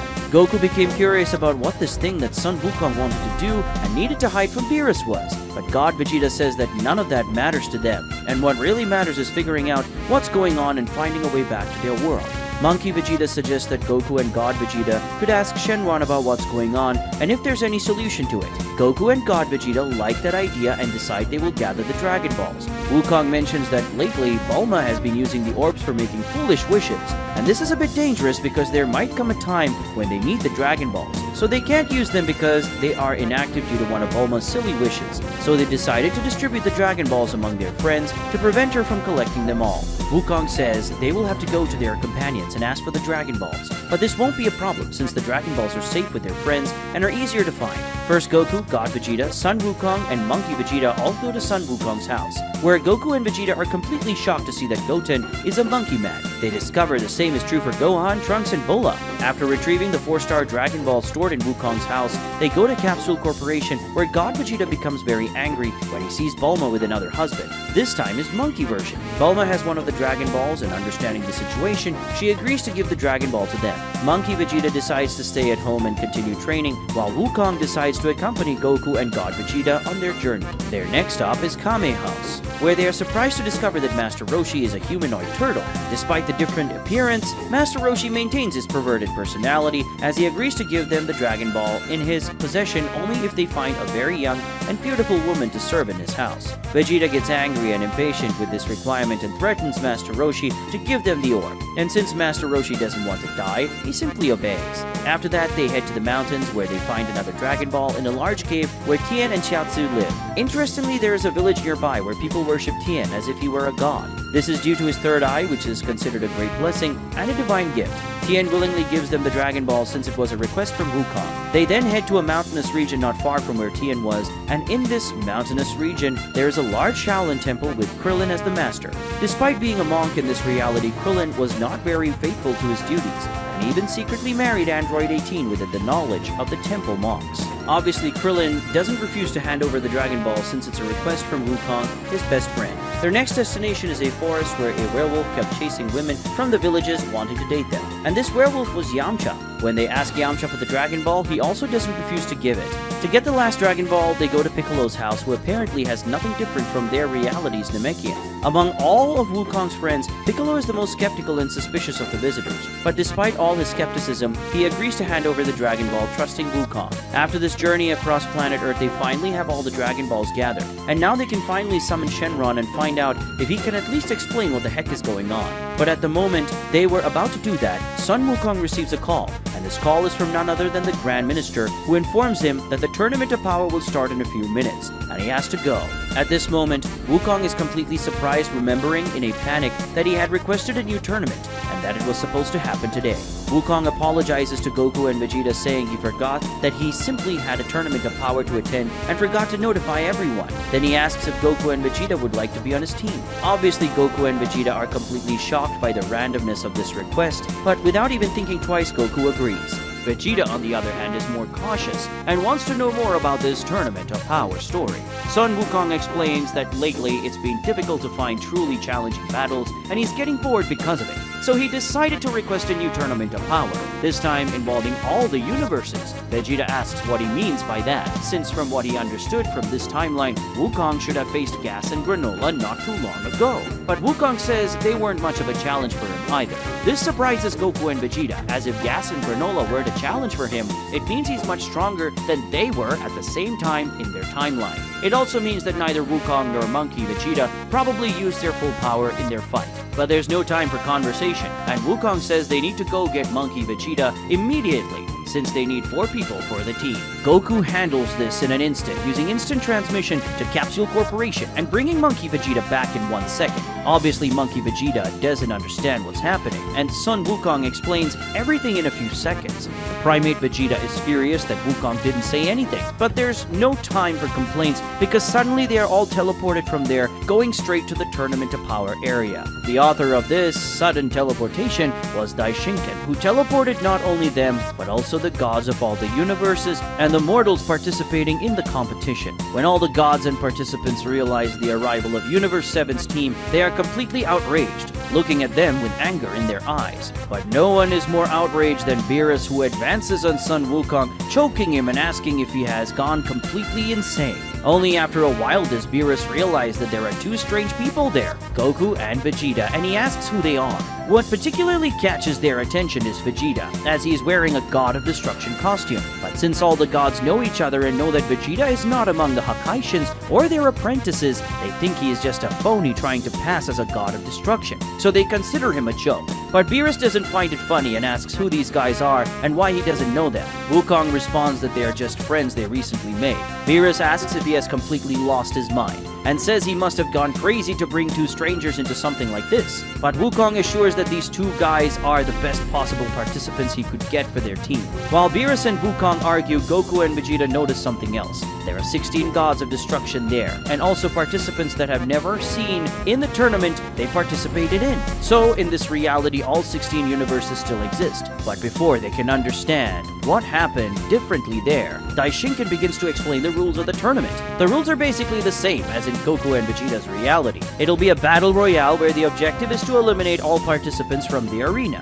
Defeated universes will be erased, and the winner will have the right to make a wish to Super Shenron. It's only at this moment that Goku and Vegeta seem to pay attention to what Sun Wukong did, and they ask if he really requested it on a tournament and put all the universes at risk just for a fun fight. Sun Wukong confirms, but he says it's no problem because he's sure to win and bring all the universes back. But even Monkey Vegeta can't support his friend's decision, saying he's irresponsible. Looking around, Goku and God Vegeta see many familiar faces from the tournament they participated in, such as Jiren, Hit, the Saiyan trio from Universe 6 and others. Goku comments to Vegeta that it's kind of nostalgic to see all those people there, and it's been decades since they saw them. Goku also says that probably all these guys have the same level they would have had if a second tournament of power had happened in their timeline. So he's curious to see everyone's power. But Vegeta is not as interested in that and tells Goku they should be concerned about getting back to their own reality instead of getting involved in other people's problems. But Goku responds by saying that Vegeta is just being grumpy, as in the end he's there, which means he wants to participate too. Vegeta has no response to that. He just stays silent with a grumpy face. After explaining the rules, Daishinkan teleports all the gods and angels to the stands, leaving only the participants in the arena, which means it's time for the tournament to begin. When the start is announced, unlike what happened in the Tournament of Power in Goku and God Vegeta's reality, the participants don't move. Unlike the tournament Goku and God Vegeta participated in, they don't engage in multiple frantic battles among themselves. Instead, they stand still, facing Universe 7's team. Of course, the participants from Universe 7 understand that this is not good. The participants look at them with angry eyes and blame them for what's happening. They say that since Sun Wukong wanted to put all the universes at risk, they will eliminate his universe first. This reaction is a bit unexpected, but Sun Wukong says that if that's the case, everyone can come at him. And they do! All the participants from all universes come at them all at once! Sun Wukong tells his friends to duck, and then he starts spinning the power pole wildly above his head while extending it. The stick, like a helicopter propeller, hits the advancing participants and pushes them away. But his consecutive spins have to be stopped when an energy sphere is launched and Sun Wukong needs to dodge. The one who launches this powerful sphere was Jiren, who after getting the opponent's attention, says that finally he and Sun Wukong can have their rematch. At the same time, Toppo advances against Monkey Vegeta and they begin exchanging blows, while Universe 11's apprentice Hakaishin says that this time it won't be like the last, and the monkey responds by saying that's what they'll see. Goku and God Vegeta feel a bit uncomfortable with this because it seems that nobody cares about them. But finally someone comes in their direction, and it's Ribrianne, Sankaku, and Su Rose, the love trio. God Vegeta is very angry that these annoying women want to fight them, so he just points his hand at them and releases an energy sphere that when it hits them creates a powerful explosion that throws the three out of the arena. After that, Jimizu, the yard rat from Universe 2, starts making several teleports around Goku, feinting attacks. But Goku simply points his finger at him and then points another one out of the arena. And at that moment, Jimizu teleports simply changes course, teleporting him out of the arena. Goku laughs while telling him that his teleport level is a bit better. With Jimizu eliminated, Universe 2 loses the competition in less than 1 minute. And then, the Universe of Love is erased. The next second, Goku is already being attacked by the beastly trio from Universe 9, Bergamo, Basil, and Lavender. But despite the well-coordinated attacks of the trio, Goku easily dodges using his Ultra Instinct. At one point, Goku holds a powerful kick from Basil with one hand, and a poison claw from Lavender with the other. And When Bergamo attacks with all his might thinking he got an opening, Goku simply throws both companions of his with such force that the three cross the entire arena and fall. Hop, the feline woman from the team, tries to attack Goku from behind, thinking she found an opening, but he easily dodges thanks to the instinctive movement of Ultra Instinct and counterattacks with a kick that he puts minimal force into. But it's still enough to launch Hop out of the arena. With that, Universe 9 is also eliminated. Vegeta is attacked by the three Saiyans from Universe 6, Kaba, Kale, and Caulifla. Although in Universe 7, Saiyans have the appearance of monkeys, apparently in Universe 6 they have a normal appearance. Therefore, Kaba, Kale, and Caulifla have the same appearance as they do in Goku and God Vegeta's reality. The older Saiyan easily evades and defends himself against the three, even though Kaba and Caulifla are already in Super Saiyan 2, and Kale is using her special transformation. Vegeta praises them, saying they've improved their skills, but also mentions that he expected a bit more. In a fraction of a second, he strikes each of them with an attack to the abdominal region, leaving them in considerable pain, despite not using much force. While the three are on the ground, Vegeta tells them that if this is all their power, they'd better give up on this fight and jump out of the arena. But when the three get up, they smile and say that this definitely isn't all their power. And at the moment, to Vegeta's surprise, Kale, Caulifla, and Kaba transform into Super Saiyan 3. Vegeta is very surprised by this, especially by Kale, as her Super Saiyan 3 is not the typical kind, but rather a special one with green hair. After transforming, they attack Vegeta, who is now being pressured by their much stronger and faster blows. In one of their attacks, Kale delivers a powerful punch that, although Vegeta defends against it, ends up leaving him vulnerable. And it's at this moment that Kaba and Caulifla advance simultaneously with a double flying kick to his chest, sending Vegeta flying. And after Kaba and Caulifla launch Vegeta away, Kale jumps in the air. She creates a huge green energy sphere and hurls it at Vegeta, creating a massive explosion in the arena. This greatly impresses Goku, who had just eliminated Universe 3's Maji Kaio with an energy blast that sent him out of the arena. Despite the massive power of the attack Kale just launched at him, Vegeta emerges almost unscathed, displaying only a few scratches on his body, much to the surprise of Universe 6's Saiyan trio.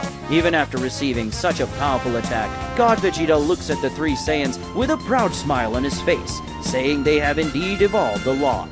Monkey Vegeta, who was fighting Topo, also feels proud to see that Kaba has also managed to transform into Super Saiyan 3. Apparently in this reality, they also have the same relationship that Kaba and God Vegeta had. Sun Wukong exchanged intense blows with Jiren, now fighting with his fists instead of the power pole. He is also proud of the Saiyan trio, but this pride distracts him for a moment, and he ends up taking a punch from Jiren right in the face, being launched far away by the bald warrior. On the other side, Monkey Vegeta also takes an attack from Topo, who also sends him flying. Sun Wukong and Monkey Vegeta collide back to back in the air. After colliding, they stand up, and shortly afterward, Jiren and Topo approach each from one side. Jiren tells Sun Wukong to stop playing around and start fighting seriously, and Topo says something similar to Monkey Vegeta. The Saiyan duo agrees, and then much to the shock of Goku and God Vegeta, the two monkeys transform into Super Saiyans, and now they face Jiren and Topo with their golden fur surrounded by flames. Both Goku and God Vegeta are in shock when they see those monkeys transform into Super Saiyans. They're surprised both because it's an unexpected transformation, and because if they can transform into Super Saiyans, it means they were holding back a lot of power in their fight.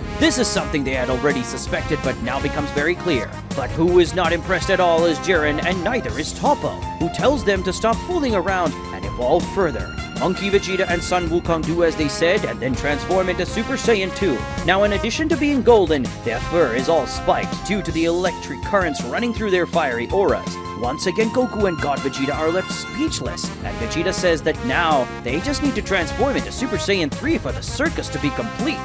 But Sun Wukong then says that it's easy. He starts to concentrate more power, and suddenly the once short and spiked fur simply grows exponentially, turning him into a golden fur ball surrounded by an intense aura of flames and electricity. This is Super Saiyan 3. Goku and Vegeta are simply at a loss for words. Monkey Vegeta doesn't transform, so Goku asks if in this reality, Vegeta also doesn't know how to transform into Super Saiyan 3. Monkey Vegeta says no, and he never wanted to learn that transformation because it's not good for fighting, since the fur obstructs his vision. At this point, Sun Wukong reverts to his previous form, returning to Super Saiyan 2. He says that what Vegeta said is true. The fur is very inconvenient, so he doesn't use the transformation. Monkey Vegeta adds that besides Super Saiyan 3 being cumbersome in battle, it's also useless in terms of power because they have more useful forms. Monkey Vegeta indeed shows a more useful form by transforming into Super Saiyan Blue. Sun Wukong tells him not to show off, then transforms into Super Saiyan Blue as well.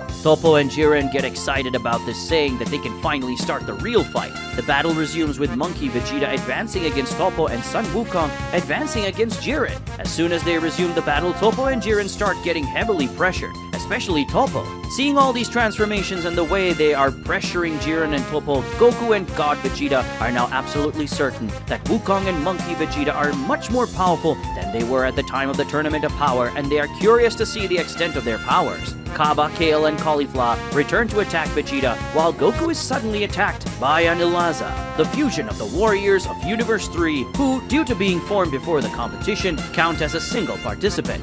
While dealing with the attacks of the three younger Saiyans, Vegeta says he would like to play a little more to see the extent of their powers, but he wants to finish this quickly. Caulifla gets very angry, telling him to stop boasting, as if he could defeat them at any moment. But Vegeta proves he can when, with one blow, he knocks out Kaba, sending him out of the arena. Then he hits each of the girls with an attack, leaving them lying down. Both are very frustrated that not even the three of them could defeat that guy. But Caulifla says they still have an ace up their sleeve, and then both her and Kale put the Potara earrings on their ears, instantly generating the Super Saiyan 3 fusion, Kefla. Analyses tries to land multiple attacks on Goku, who easily dodges all of his attacks, while playfully saying he's too slow. When he gets tired of playing with the giant, Goku charges at him, delivering a sequence of punches that simply carries the giant across the arena. And when Analyses reaches the edge, Goku knocks him out with a punch. However, when Goku is on the edge of the arena, Daemon from Universe 4 takes advantage of his tiny size to attempt a surprise attack on Goku from behind. But Goku had already sensed the insect warrior approaching from behind and traps him in a small energy globe, similar to what Android 17 did in the past.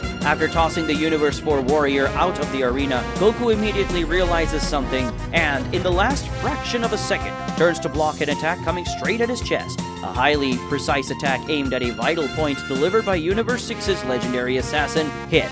After having his attack defended, Hit retreats. Goku praises Hit, saying he's as precise and clever as ever. Hit doesn't understand what he means and asks if they know each other from somewhere. Goku says he knows Hit, but Hit doesn't know him. It's a somewhat long story, but unfortunately he doesn't have time to explain. Hit agrees about not having time and then advances to attack again, this time using his time skip in a successive move, feinting several times before finally launching an attack from behind Goku. But to the assassin's surprise, it's dodged. Hit backs off again, astonished by Goku's evasion, and then he asks how he managed to predict his attacks twice, even while using time skip. Goku says he doesn't need to predict Hit's attack, he just let his body react to them. Hit mentions that he knows a similar concept, which piques Goku's curiosity a bit, but the Universe 6 warrior doesn't satisfy his curiosity, merely continuing the fight, launching several attacks against Goku using his time skip. But Goku dodges them all. Vegeta is engaged in an intense battle against Kefla, Super Saiyan 3,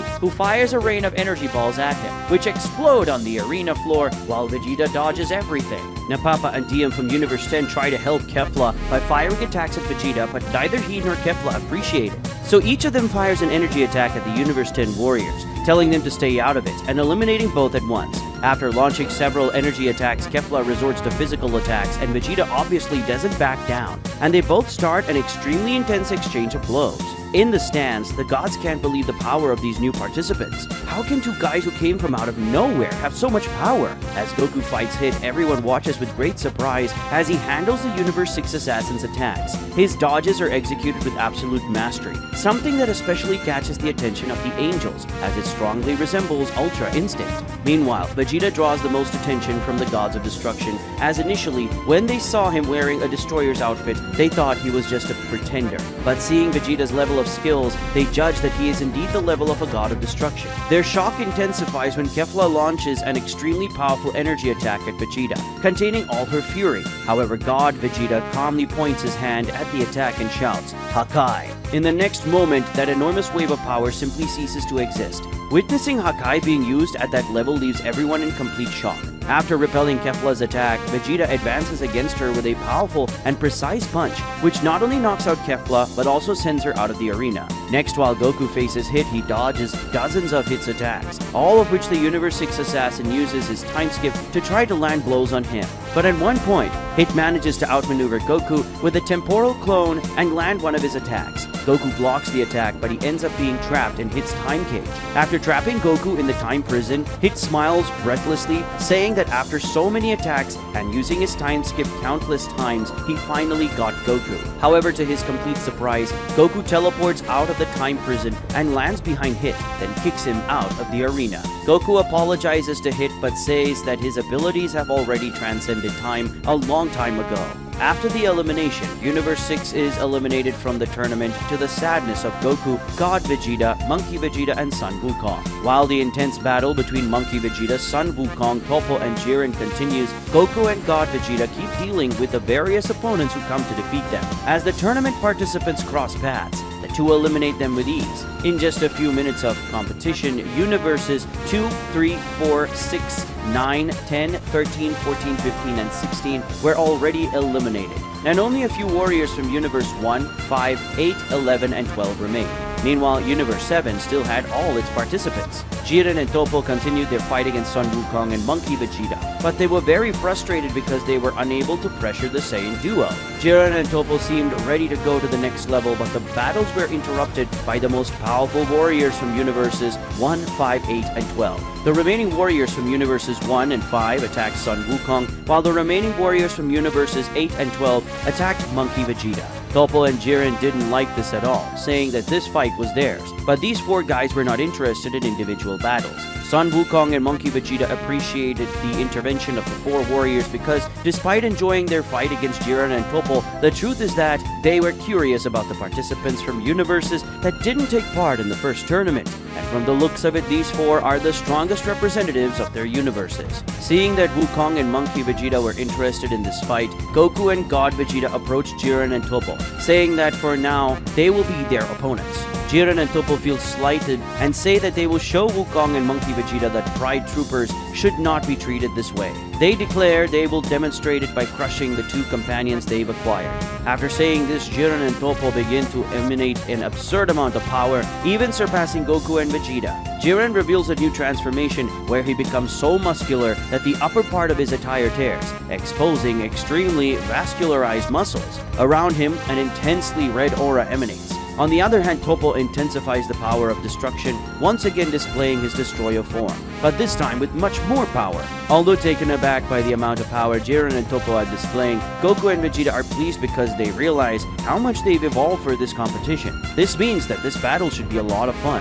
After having their fights against Jiren and Toppo interrupted, Son Wukong and Monkey Vegeta face the remaining participants from Universes 1, 5, 8, and 12. The representatives of Universes 1 and 5 are facing Wukong, while the representatives of Universes 8 and 12 are facing Monkey Vegeta. Both Wukong and Monkey Vegeta are transformed into Super Saiyan Blue, while their opponents have no apparent transformations, but it's evident that they are very powerful. Son Wukong remembers that in the first tournament of power, these four universes did not participate because they were above the mortal average and they were exempted from participating. But ever since then, he has been curious to know the power level of the warriors from these universes. Monkey Vegeta agrees, saying that he has always wanted to face the most powerful universes as well. Old Goku and God Vegeta also had this curiosity as they never had the opportunity to participate in a new tournament of power, despite many years passing since the first one. They expressed their desire to find out how strong the warriors from the universes with the highest averages are. However, Jiren and Toppo are not happy with all this interest in the other warriors. They feel diminished and ignored in this situation. The first to take action is Jiren, who without any warning moves toward Goku with incredible speed and attempts a powerful punch. Thanks to the keen reflexes of Ultra Instinct, Goku dodges the attack but sees the entire ground behind him being destroyed by the impact of Jiren's punch in the air, and he finds it incredible. After dodging, Goku moves away from Jiren and mentions that Jiren was already very powerful in the first tournament of power, but it seems he has surpassed himself now. As he shows off his bulging muscles that have grown so much that they tore his uniform, Jiren promises that they will all regret ignoring him. Goku smiles and comments that despite being a fair warrior, Jiren lets his pride get the better of him at times, as it's not cool to attack a distracted opponent like he just did. But Jiren responds by saying that there is no room for distractions in a battle, so he did nothing wrong. He once again advances against Goku with an even more powerful punch, but to everyone's surprise, Goku doesn't dodge it. Instead, he receives it head-on, countering with a punch. When their fists collide, a huge shockwave is created in the arena, demonstrating the equality of their powers. Jiren is surprised by this, as until recently, Goku didn't seem to have this much power. Goku explains that he has been holding back his true power all along, and is still doing so. He says he will release more power as his opponents force him to, or else the fight wouldn't be fun. Jiren is infuriated by this and prepares another punch, even stronger than the last one, but this time Goku dodges it. God Vegeta takes a good look at the beginning of Goku and Jiren's battle, observing just how incredible Jiren has become only a few years after the first tournament, and wonders if in their reality he would be that strong. However, his thoughts are interrupted when a sphere of destruction energy comes his way. Vegeta easily dodges it, causing a rock on the arena to be completely destroyed behind him, leaving no traces whatsoever. Toppo, the one who launched this attack, reprimands Vegeta for being distracted by something other than him, and warns that if Vegeta gets distracted like that, he'll be defeated. Vegeta laughs at this and calls Toppo nothing but trash, an amateur. Toppo becomes absolutely furious upon hearing this and charges forward to land a punch on Vegeta. Vegeta defends with just one hand, surprising Toppo greatly. Right after having his attack defended, Toppo receives a direct counterattack to the stomach that makes him kneel in pain. After bringing his enemy to his knees, Vegeta punches him in the face, sending him flying low across the ground, destroying it as he passes. Then, while Toppo is still lying on his back, Vegeta jumps on him with a knee to the stomach, pressing so hard that he forces saliva to escape from Toppo's mouth. Following this attack, Vegeta leaps into the air and, targeting Toppo with one hand, launches a big bang attack at him. But at that moment, Toppo fills with rage and unleashes a powerful wave of destruction energy with one of his hands. This attack is so powerful that it disintegrates Vegeta's energy and heads in his direction. Vegeta dodges it, impressed. And right after he dodges it, he's surprised when Toppo comes right behind the attack with an ultra-powerful leap, delivering a very strong punch to Vegeta's abdomen. He then follows it up with a punch to Vegeta's face with his other hand, sending the Saiyan God back to the ground.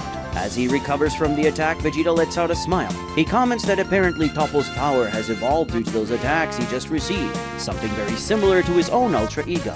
This was to be expected, as Toppo also harnesses the power of a god of destruction. Toppo doesn't want to talk and immediately advances with another attack against Vegeta, but this one he blocks, surprising Toppo, who thought he had just surpassed Vegeta a moment ago. But Vegeta says he will have to take a lot more beating to surpass him. Vegeta delivers a powerful punch, sending Toppo flying once again. Meanwhile, Sun Wukong watches with great admiration as Goku and God Vegeta battle Jiren and Toppo. He is especially impressed by Jiren and Toppo, who clearly put in a lot of effort to surpass him and Monkey Vegeta. However, Sun Wukong is immediately attacked by an energy spear from the Warrior of Universe 1, which he defends against by deflecting it upwards. This energy spear then explodes above the arena with a deafening blast, indicating its immense power. Without even giving Sun Wukong time to catch his breath, the Warrior from Universe 5 is already right in front of him with a prepared punch. The guy's speed was so great that Sun Wukong didn't have time to dodge, he only managed to defend. When he blocks this attack, he is sent flying far across the arena, colliding with a rock and shattering it. Even after receiving these attacks and witnessing the power of these enemies, Sun Wukong remains very excited,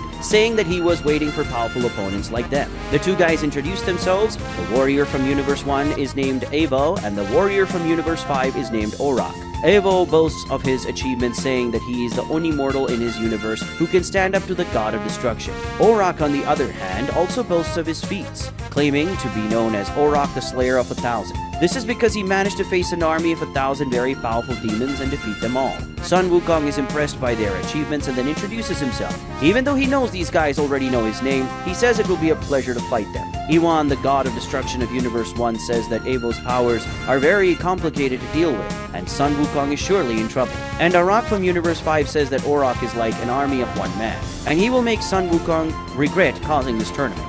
Meanwhile, Monkey Vegeta has already started his fight against the Warriors from Universe 8 and 12. The Warrior from Universe 8 is named Pinpo, and the Warrior from Universe 12 is named Oran. While watching the fight, Lakir, the god of Universe 8, speaks very confidently about his fighter, stating that Pinpo has special abilities that could cause problems even for the gods of destruction. In his universe, he is known as the Supreme Assassin, but Jin from Universe 12 tells Lakir to stop boasting, as his participant Oran is one of the few warriors who managed to hold his own in a fight against him, even rendering his Hakai useless. This of course impresses Lakir.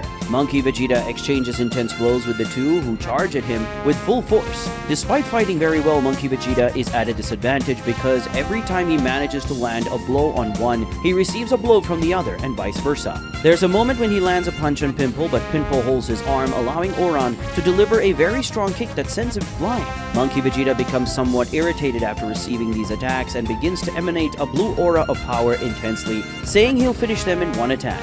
Monkey Vegeta releases an immense amount of power against the two, but to his surprise, Oran from Universe 12 simply steps in front of his attack, and by touching his energy makes it disappear. This obviously leaves the Saiyan quite surprised. After that, Pimple from Universe 8 launches an energy spear at him, which Monkey Vegeta dodges. However, when he dodges and the energy collides with the ground, it doesn't create an energy explosion, but rather a poisonous smoke explosion. This puts Monkey Vegeta on high alert. Pimple smiles while boasting that his poison is extremely deadly, and it can spread through the air in a radius of several meters. The good thing is that he has so much control over his power that he can choose who his poison should not affect. In other words, he can choose not to affect his allies. Monkey Vegeta says that these guys have very complicated abilities, and it's annoying. Sun Wukong is exchanging blows with Avo from Universe 1 and Orak from Universe 5. Despite using a considerable amount of his Super Saiyan Blue power, Wukong is at a disadvantage. Wukong receives an attack from Avo that sends him flying. To avoid receiving more attacks while in the air, Wukong launches an energy beam at Avo, but to his surprise, Orak steps in front of the attack with his chest open, receiving his energy attack and simply absorbing his energy. Right after that, Avo opens a portal behind Wukong and appears behind him, landing a knee to the Monkey Saiyan's back, causing him considerable pain. After falling to the ground, Wukong rubs his sore back and says that these two have very interesting abilities. The battle between Goku and Jiren reaches a new level of intensity. Thanks to his Ultra Instinct, Goku is handling the Grey Warrior's powerful attacks very well, and his ability to predict the opponent's movements is impressive. Jiren, now with even more bulging muscles due to his growing power aura, is not willing to let Goku escape his grasp so easily. Jiren advances with an extremely powerful punch, but Goku uses his extreme skill and technique mastery to dodge Jiren's blow while letting him pass by like a bull. Jiren runs past Goku and runs into a nearby rock. This generates a huge revolt in the warrior from Universe 11, which raises his ki even further. His aura expands dramatically, causing the spectators and other fighters present in the arena to gasp at the overwhelming power he is displaying. With a thunderous roar, Jiren advances towards Goku with gigantic speed. His blows are fast and devastating as he tries to hit Goku at any cost. However, Goku is up to the challenge, or rather, he is above it. His reflexes, honed by Ultra Instinct, allow him to avoid Jiren's blows with grace and precision, leaving the bald man very frustrated and increasingly furious. Jiren says he never thought there would be another mortal besides Sun Wukong who could fight against him with such ease. Goku tells Jiren not to feel bad and comforts the Grey Warrior by saying he's a few decades ahead. A statement that Jiren obviously doesn't understand, of course. Goku finally counterattacks, finding an opening in Jiren's defense and landing a direct punch to his stomach, making him bleed from the mouth. But to Goku's surprise, Jiren doesn't let it faze him and counterattacks with an even greater hunger to win. The two warriors engage in a frenzied sequence of punches and blocks, creating shockwaves that shake the arena. Every move they make is executed with incredible mastery, demonstrating the skill and dexterity they have acquired over their lives of training and battles. However, Jiren is not satisfied.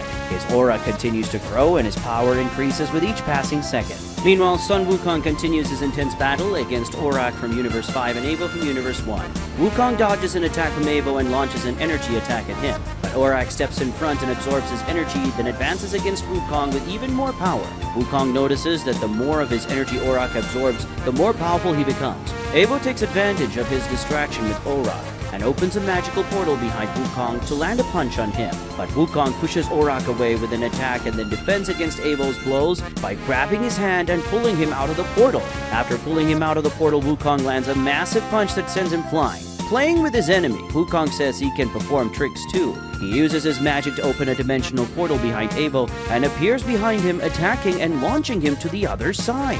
Wukong repeats this several times, opening multiple dimensional portals in the air and attacking Avo, sending him back and forth. After doing this, he delivers his final attack, delivering a powerful kick that sends the Universe 1 warrior out of the arena, eliminating him and his universe.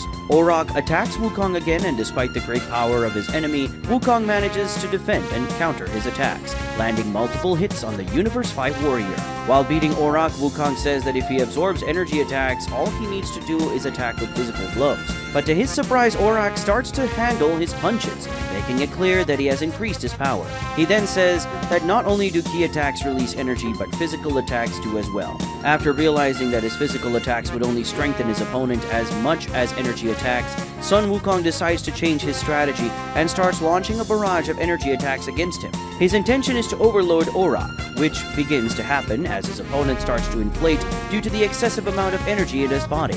But to Wukong's misfortune, this also doesn't work because Orak simply creates a clone of himself. Orak explains that it's obvious he would prepare for an overload, so he simply took the excess accumulated energy in his body and created a clone of himself with equal power. Now Sun Wukong has to deal with two Oraks, both very powerful. The battle between God Vegeta and Toppo continues at full throttle, with both warriors constantly increasing their powers. Toppo, whenever he receives blows from God Vegeta, fills himself with more and more rage and a desire for destruction, and this is his fuel to grow stronger. Vegeta, on the other hand, simply adjusts his power according to Toppo's strength, showing superiority over the Universe 11 warrior whenever he raises his power. Toppo, fueled by anger and determination to prove his worth, continues to evolve his power.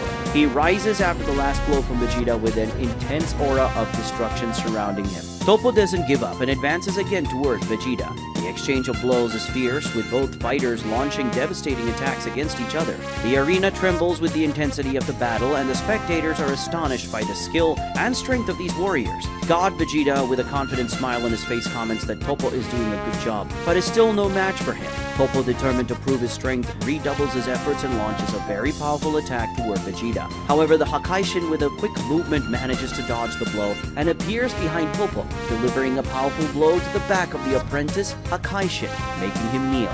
While his opponent is on his knees, Vegeta says that he's very good for an apprentice Hakaishin, but he's still not a real Hakaishin. Toppo doesn't accept these words and releases his ki in a monstrous way, causing the power of destruction to spread in a radius of several meters, forcing Vegeta to move away. Once again, Toppo has elevated his power, and Vegeta realizes that he has now truly reached his peak and will give him all from here. God Vegeta smiles, excited about this. Monkey Vegeta continues the battle against Oran and Pinpo, which is becoming very complicated due to both the overall power of these fighters, which is very high, and their special abilities, which are very tricky to deal with. They exchange extremely fast and intense blows, with the Saiyan having to deal with both opponents at the same time, managing to land blows on both adversaries but receiving an attack in return whenever he manages to hit. Cornered by the two opponents, Vegeta advances to Super Saiyan Blue evolution, now greatly increasing his strength, speed, and resistance. However, he still finds himself at a disadvantage, as both opponents also increase their powers. Oran tries to hit the Saiyan with an energy blast, which Monkey Vegeta dodges and responds with an energy attack. Oran would have faced this attack head-on to nullify it, but this time, Vegeta was smarter and redirected the attack towards Pimple, while simultaneously lunging at Oran with a flying kick, elevating the power of his Super Saiyan Blue to an extremely strong and fast attack. While his energy attack heads towards Pimple, who has to dodge, Monkey Vegeta reaches Oran with a powerful flying kick to the stomach, stunning the Universe 12 warrior. Vegeta's blow is so powerful that Oran crosses the entire arena and then falls outside of it, being eliminated along with his universe. Afterward, the Monkey Warrior advances against Pinpo, explosively attacking the Universe 8 fighter with very fast and powerful blows. Pinpo, not expecting this sudden power increase, asks how Vegeta managed to raise his power level so quickly. The Saiyan replies saying he hasn't seen anything yet. Pinpo blows a large amount of poison point blank at Monkey Vegeta, but he is not affected since he covered his body with a layer of energy. After that, he delivers an extremely powerful punch to the face of the Universe 8 fighter, who is launched out of the arena and eliminated along with his universe. Sun Wukong continues his battle against Oark, or rather against the Oarks. Many Oarks. The Universe 5 warrior has created a small army of himself, simply taking advantage of the energy from Wukong's attacks to multiply. Seeing this, Sun Wukong says he now understands how Oark was able to fight 1,000 enemies and why the god of the universe called him a one-man army. The battle has reached a point where Wukong is very tired and annoyed at having to face so many opponents, surrounded by multiple enemy clones. He complains that this fight has lost its appeal. Oark says that if he thinks that, he should just give up now to avoid the beating he's about to receive. But Wukong says he doesn't need to give up, just finish him off. Oark laughs, asking how he intends to deal with dozens of clones he created. But Sun Wukong smiles and says it's easy. All he needs to do is multiply himself as well. Of course, Oark doesn't understand what he's saying until he sees Sun Wukong simply pluck some hairs from his own body and throw them on the ground. Then those hairs transform into clones of him. Oark is left speechless, not believing what he's seeing. Now that he has multiplied himself, Sun Wukong and his clones draw their power pole and say it's time for a beat. The screams of Oark and his clones echo throughout the arena. After a few seconds, all the clones have been defeated, and Wukong expels the original from the arena with a smack on the butt. When Oark is eliminated, Universe 5 loses and disappears. Throughout the arena, explosions occur at the same time as large rocks disappear due to the power of Hakai. The authors of this destruction are Toppo and God Vegeta, who traverse the entire arena at high speed while exchanging extremely intense and destructive blows. Now the course of the battle has changed, and it appears that Toppo has the advantage, having elevated his destructive power to the maximum. Although he is not in the lead now, God Vegeta smiles and compliments Toppo, saying he never imagined he could reach this level. Toppo responds that he didn't even think he would reach this level, but now that he has achieved this power, he won't be defeated by anyone. Toppo lands an incredibly strong blow on Vegeta, sending him flying. After that, he begins to concentrate an extremely massive amount of destruction power in his hands. Toppo tells Vegeta that if he truly considers himself superior to him when it comes to destruction power, he should not dodge this power but deal with it. God Vegeta smiles and accepts his challenge. The warrior from Universe 11 unleashes all this power in the form of a massive energy sphere, which God Vegeta anticipates and faces head-on. When he's struck by the sphere of destruction power, God Vegeta is absorbed by it. But then, by concentrating his power within the sphere, Vegeta manages, with minimal effort, to destroy Toppo's destruction energy sphere, making that massive amount of destruction power simply disappear. Toppo, as well as everyone else except Goku, who's present, is completely impressed by what they have just witnessed. After dealing with his opponent's most powerful attack, Vegeta tells him, with a proud smile, that this is the difference between a true god of destruction and a mere apprentice. The Saiyan Hakaishin advances against his opponent, and with a single blow sends Toppo out of the area. Belmont is very shocked by what he just saw, and comments that Toppo was an apprentice in a very advanced stage of training. And Universe 11's Hakaishin even says that given the amount of power Toppo used in the attack, not even he would be able to escape that attack easily. After that, he closes his eyes and sighs, and looking at Toppo sitting with his head down next to him, Belmont confronts his apprentice, saying that he did very well, but unfortunately he had the bad luck of fighting that enemy. And now, looking back at the arena, Belmont says that all they can do is just trust Jiren. However, expectations are not very hopeful for him either. Throughout the arena, it can be seen the shadows and shockwaves of the last battle taking place. Goku and Jiren traverse the entire arena while exchanging tens of thousands of extremely fast attacks. Jiren is at the peak of his power, with each of his gigantic muscles working at maximum potency, attempting a decisive blow against his opponent. But despite his opponent's increasing power, Goku always seems to be one step ahead, subduing Jiren's absolute strength with great finesse. After a series of dodges and defenses, Goku counterattacks with multiple strikes on Jiren, who receives all the blows with a lot of pain, but continues to try to counterattack, fighting like a fierce beast. The Universe 11's most powerful warrior's thirst for victory is so great that he doesn't mind sacrificing his body for it. He continues to drastically increase his power in a completely uncontrolled manner. Goku becomes concerned about Jiren, telling him to stop raising his ki like that, or he will waste all his energy and collapse his body. But Jiren doesn't care. He just wants to win. Finally, he manages to surprise Goku, hitting the Saiyan right in the chest. Next, he manages to breach Goku's defense with another attack, this time on his face. And before Goku could react, he was receiving a series of multiple furious attacks from Jiren, who punishes him with all the force of his fists. The Grey Warrior finishes the sequence with an attack that buries Goku in the ground. After that, he jumps very high with a leap, raises both hands, concentrating an immense amount of power in his hands, and finally launches his most powerful attack against Goku, an attack powerful enough to penetrate that extremely resistant arena. Belmont shouts from the stands, reprimanding Jiren, saying that this attack surely killed Goku, and that goes against the rules. Only now does Jiren realize what he did, and he regrets it, saying that unfortunately, he got carried away by his desire to win. But to everyone's surprise except for God Vegeta, Goku is perfectly fine. He's standing next to the large crater, and all he shows after the extremely powerful attacks are a few scratches. Jiren is very surprised by this, asking how Goku dodged it, and he was sure the attack hit, but Goku says he's right, the attack hit. This leaves Jiren and everyone else in shock. He asks how Goku, after receiving his most powerful attack, and is acting so indifferently and can be perfectly fine. Goku says that Jiren misunderstood things. His power isn't just based on evasion and defense. In fact, his overall power is much greater than Jiren's. When Jiren hears that, at first he's very shocked and even angry, but after that he simply closes his eyes in a deep sign of sadness and then returns to his base form, saying that he gives up. This surprises everyone, even Goku, but Jiren says that after receiving his most powerful attack and reacting with such indifference, Goku has proven that no matter how hard he tries, he cannot defeat him now. Jiren concludes by saying that he is a proud warrior and therefore hates to admit defeat, but it is also wise to acknowledge one's limits, and that's what Sun Wukong taught him after their first battle. Jiren looks at Sun Wukong and asks if he will request that all the universes be restored just like he did the first time. Sun Wukong promises that yes, he will do it. Jiren then says if it's a promise from Wukong, then he can rest assured. At that moment, the unbelievable happens and Jiren of his own free will withdraws from the arena.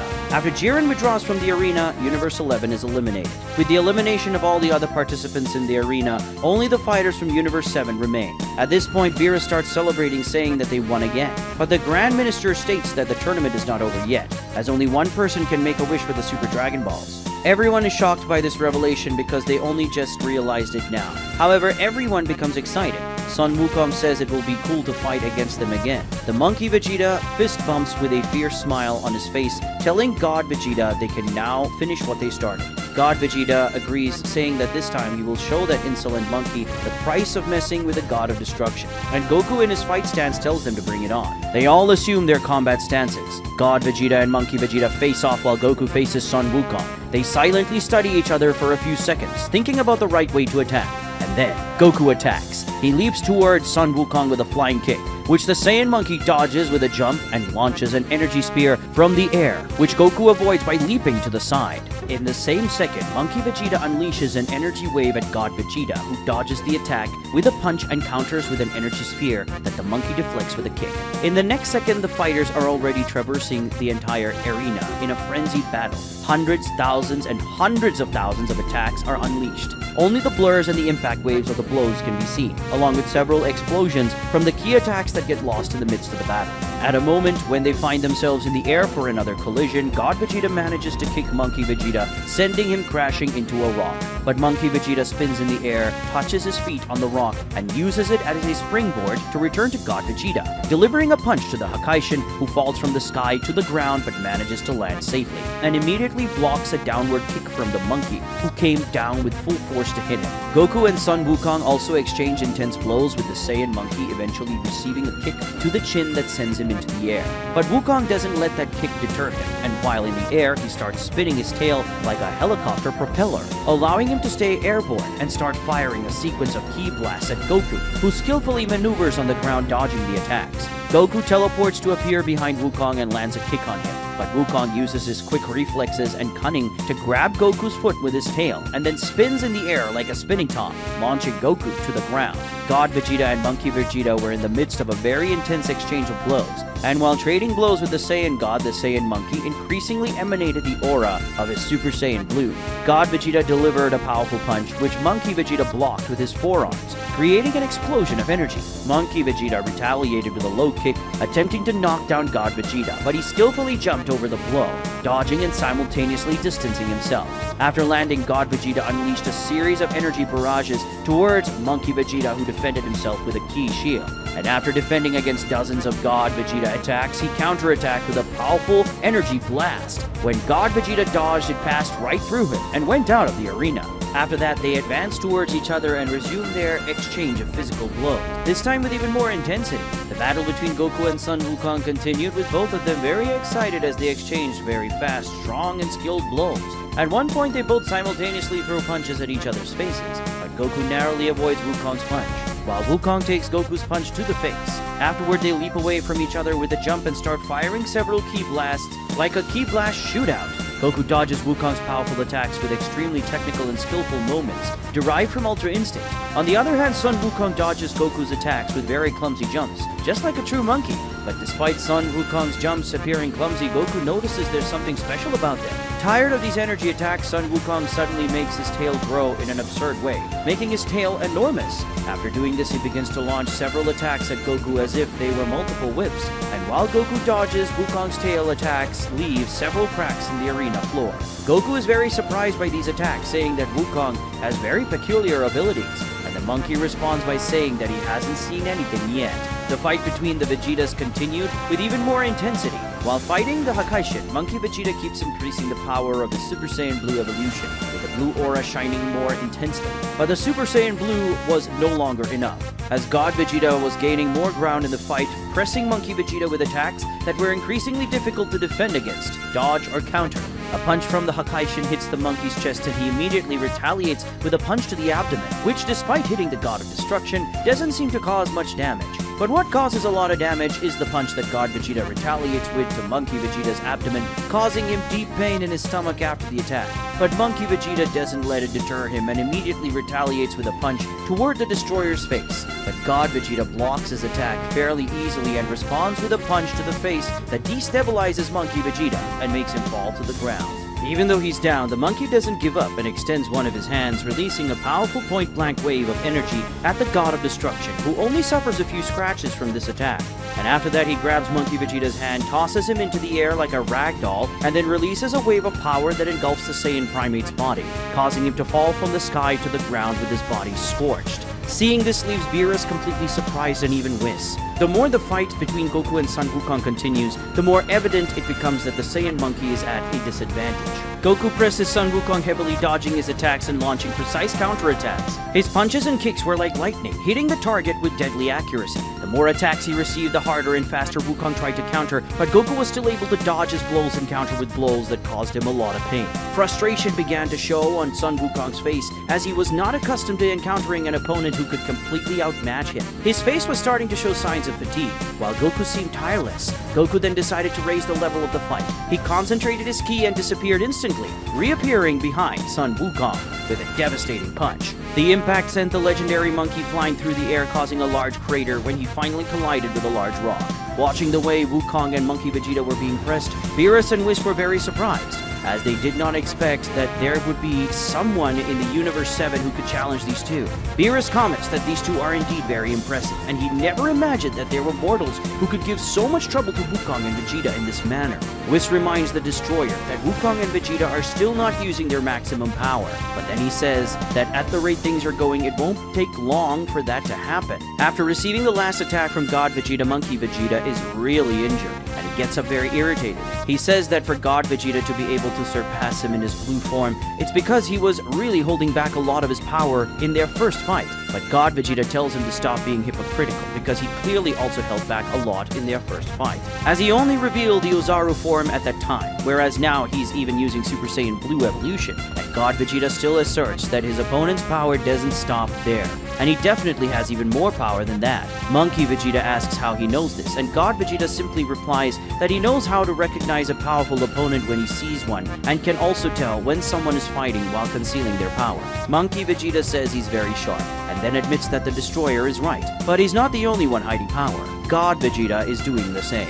The God of Destruction Vegeta admits this and reveals that he's actually still holding back a lot of his power. He also reveals that he has an ultimate form, and when he uses that form, it means he's using his maximum power. Monkey Vegeta proposes a deal with God Vegeta. He suggests that they both show their most powerful forms so that they can fight on equal terms and fairly. But God Vegeta declines and says that his ultimate form is not something to be shown to just anyone. Of course, this greatly annoys Monkey Vegeta, who asks if after all this, God Vegeta still thinks he's just anyone. God Vegeta tells him not to take it personally and that the intention is not to belittle him. He justifies it by saying that his ultimate form is something that, if revealed carelessly, could make him be seen as a great threat, especially there in front of the Supreme Gods and the Grand Priest. Monkey Vegeta says he doesn't quite understand, but anyway he agrees to increase his power because it's already clear that at his current level, he won't be able to continue this fight. Monkey Vegeta begins to emit the blue aura of his Super Saiyan Blue with great intensity, and then as he concentrates his energy, the blue aura of his current blue fur begins to darken.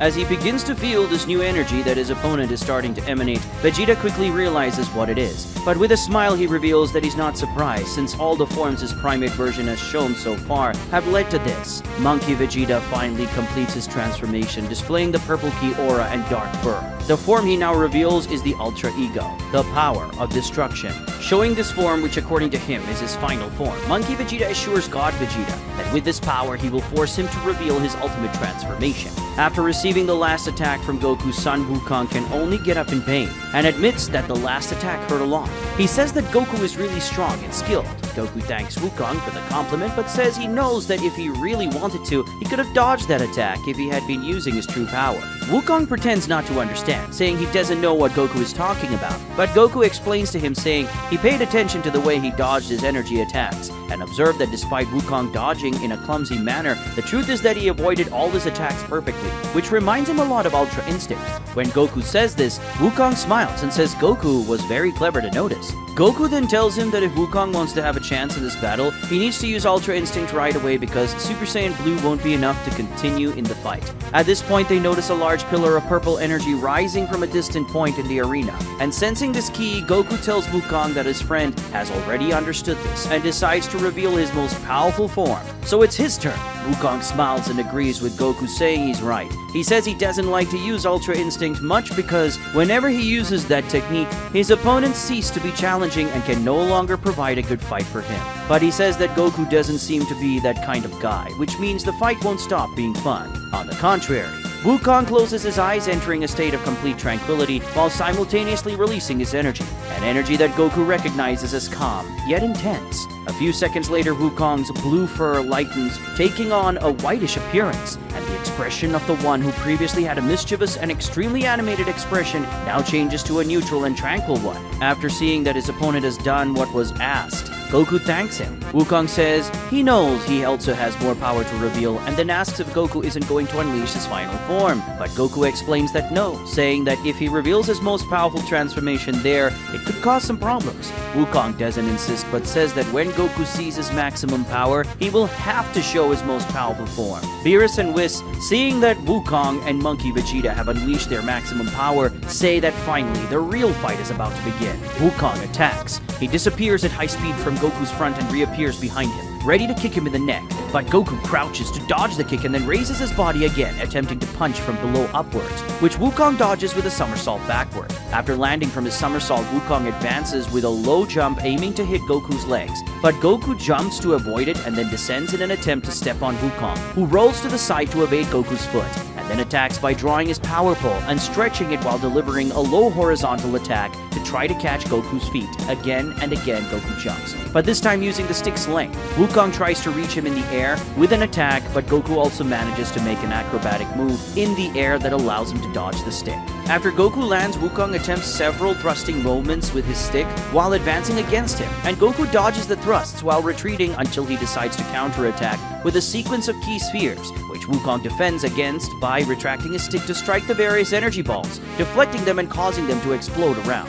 Goku launches a Kienzan at Wukong, but the monkey showed incredible dexterity with his power pole, placing the stick between the Kienzan, balancing the deadly key disc as if it were a plate. And after that, guiding the disc with his stick, he throws it back at Goku, who dodges by crouching almost to the ground. And then he runs very quickly towards Wukong, preparing the punch. But when Goku reaches Wukong, it is revealed to be a mirage, which disappears from in front of Wukong at the same time that the real Goku appears behind him, ready to attack. But Wukong is sharp and realizes this. Even without turning his body, he simply extends the stick behind him, hitting Goku right in the stomach while taking him toward the nearest rock and burying him in it. After burying Goku in the rocks, Wukong turns to him, firing a wave of power from one of his hands. A wave of power that at first didn't seem very offensive, but when it explodes, it devastates a considerable part of the arena. But Goku was not hit by the attack. He escaped with instant transmission and reappears behind Wukong, ready to attack, while Wukong prepares to defend. While on one side of the arena, a battle of technique and skill was taking place, on the other side there was a battle where sheer brute force and pure violence prevailed. God Vegeta and Monkey Vegeta exchanged very serious blows, full of fury and violence. Both the Saiyan God and the Saiyan Monkey intensely emanated the purple aura of the power of destruction, even though God Vegeta was not transformed. The blow of these two showed incredible destructive power, releasing the energy of destruction as they destroyed their surroundings. God Vegeta praised Monkey Vegeta, saying that he has very good mastery of the energy of destruction, perhaps almost as much as a true destroyer. However, God Vegeta manages to find an opening in the monkey's guard and buries his hand in the opponent's abdomen with a very strong punch. And after landing that punch, he releases an up-close energy attack from the same hand, launching the monkey far away with a very serious wound in his abdomen. But for Monkey Vegeta, damage is fueled, so he retaliates against the destroyer with a punch so incredibly powerful that it makes God Vegeta traverse almost the entire arena, and not just fall by a few inches. God Vegeta doesn't let himself be shaken by this attack and goes to meet Monkey Vegeta, who was already coming toward him thirsting for blood. The two meet halfway, colliding their forearms with an abyssal force, creating a crater in that part of the ground due to the impact. God Vegeta lands a punch on Monkey Vegeta's chest, who holds his arm and retaliates with a punch to God Vegeta's stomach, who also holds his arm. With their arms compromised, they resort to headbutts, crashing their foreheads in extremely aggressive encounters. At one point, Monkey Vegeta surprises by releasing a wave of power from his mouth that completely engulfs God Vegeta's head. But even after that extremely powerful point-blank attack, God Vegeta stands firm despite the wounds on his face and responds to the attack by delivering a very strong knee to Monkey Vegeta's abdomen. After that, he releases his arms, touches his hands to the monkey, and also engulfs him with a wave of power released from his hands. Seeing those extremely intense battles, the Zenos are completely astounded. They simply can't believe what they're seeing. The Daishinkan, on the other hand, maintains a much more serious expression, looking very closely especially at these new participants. Goku and Wukong continue with an intense and strong fight, but show an incredibly amazing technical mastery, worthy of two users of Ultra Instinct. Wukong attacks with endless strikes with his power pole, while dodging the various punches and kicks that Goku launches in counterattacks, while Goku blocks the stick attacks with his arms and counterattacks as best he can. Wukong jumps, and while extending the power pole, delivers a very strong attack against Goku, who dodges. The stick attacks simply split the arena in half, cutting it like a sword. After dodging the stick, Goku jumps at Son Wukong and lands a super punch from below to his abdomen. A punch so strong that it creates a shockwave that spreads throughout the arena. After receiving this blow, Son Wukong is so perplexed that he even drops the power pole from his hands. And when he and Goku return to the ground, Goku stands up while he remains fallen. Even bleeding from his mouth, Wukong smiles, and while he gets up with difficulty with his hand on his painful belly, he praises Goku, saying that even with him trying so hard, Goku is still managing to be superior. But Goku also praises Wukong, saying that his mastery of Ultra Instinct is very good, much greater than he had when he faced Granola and Gas. After recovering from the attack, Wukong tells Goku that he has already realized that it's useless to keep trying to surpass Goku in a direct combat, as his technical ability is much greater. So there's only one thing left for him to try. Wukong flexes his knees, pulls back his hands, and placing them in a position resembling a shell, begins to concentrate energy. Goku knows this posture very well, and smiling, he accepts Wukong's challenge, assuming the next same posture and also concentrating his energy. Seeing what the two of them are doing, Beerus becomes very apprehensive, saying that it seems like this battle is very close to the end. Meanwhile, Whis looks to the other side of the arena and says that this is not the only one that is about to end. The battle between God Vegeta and Monkey Vegeta is reaching its climax. Energized by the fury of battle and thirst for destruction, Monkey Vegeta has evolved tremendously during the fight, managing to surpass the limits of his strength, speed, endurance, and massive power. However, even so, he retreats from the attacks of the God of Destruction. Monkey Vegeta can no longer handle the attacks of the Destroyer and is hit by a barrage of punches and kicks from God Vegeta, ultimately being sent far away with a spinning kick from God Vegeta. The Saiyan Monkey punches the ground, very angry, asking why he can't surpass God Vegeta, even though he has surpassed his limit. With a proud smile and an air of superiority, God Vegeta tells him not to feel bad, as he is what you might call a superior being. Monkey Vegeta doesn't accept this, and then he stands up while emanating an extremely powerful aura, assuming a posture that Vegeta immediately recognizes, opening his arms and then closing them together, accumulating a large amount of energy on the hands. But it's not ordinary energy, it's energy of destruction. God Vegeta understands what he is going to do and decides to respond in the same way, also assuming this posture and accumulating a very large amount of power of destruction. Monkey Vegeta says that before they finish this, he would like to ask God Vegeta a question. Go ahead, says the God of Destruction. The Saiyan Monkey asks what he will ask Super Shenron if he wins this tournament. He asks if God Vegeta will ask to return to his reality. God Vegeta says that the Dragon Balls of Earth are still gathered waiting for him, and with them, they should be able to figure out how to return, making it unnecessary to ask Super Shenron for that. So his wish will be to restore the universes eliminated in the tournament, just like Android 17 did in his reality, and Son Wukong did in the first tournament of this reality. After hearing this, Monkey Vegeta smiles and says that in that case, he can rest easy if he is defeated. On the other side, Son Wukong and Goku have already gathered a tremendous amount of energy in their hands, and are about to release it. But before that, Wukong asks Goku the same question that Monkey Vegeta asked God Vegeta, asking what he will wish for if he wins the tournament. To no surprise to Wukong, Goku says that, of course, he will wish for the universes to be restored, since it would be very sad if all those people died. Wukong smiles and says he expected nothing less from his counterpart, and then says they can finally finish this. Prepared for the final showdown, Goku and Son Wukong simultaneously unleash a powerful Kamehameha. The blue waves of energy collide with all their might, immediately creating a strong gust of wind that spreads throughout the arena. God Vegeta and Monkey Vegeta are also ready and then unleash a final Hakai against each other.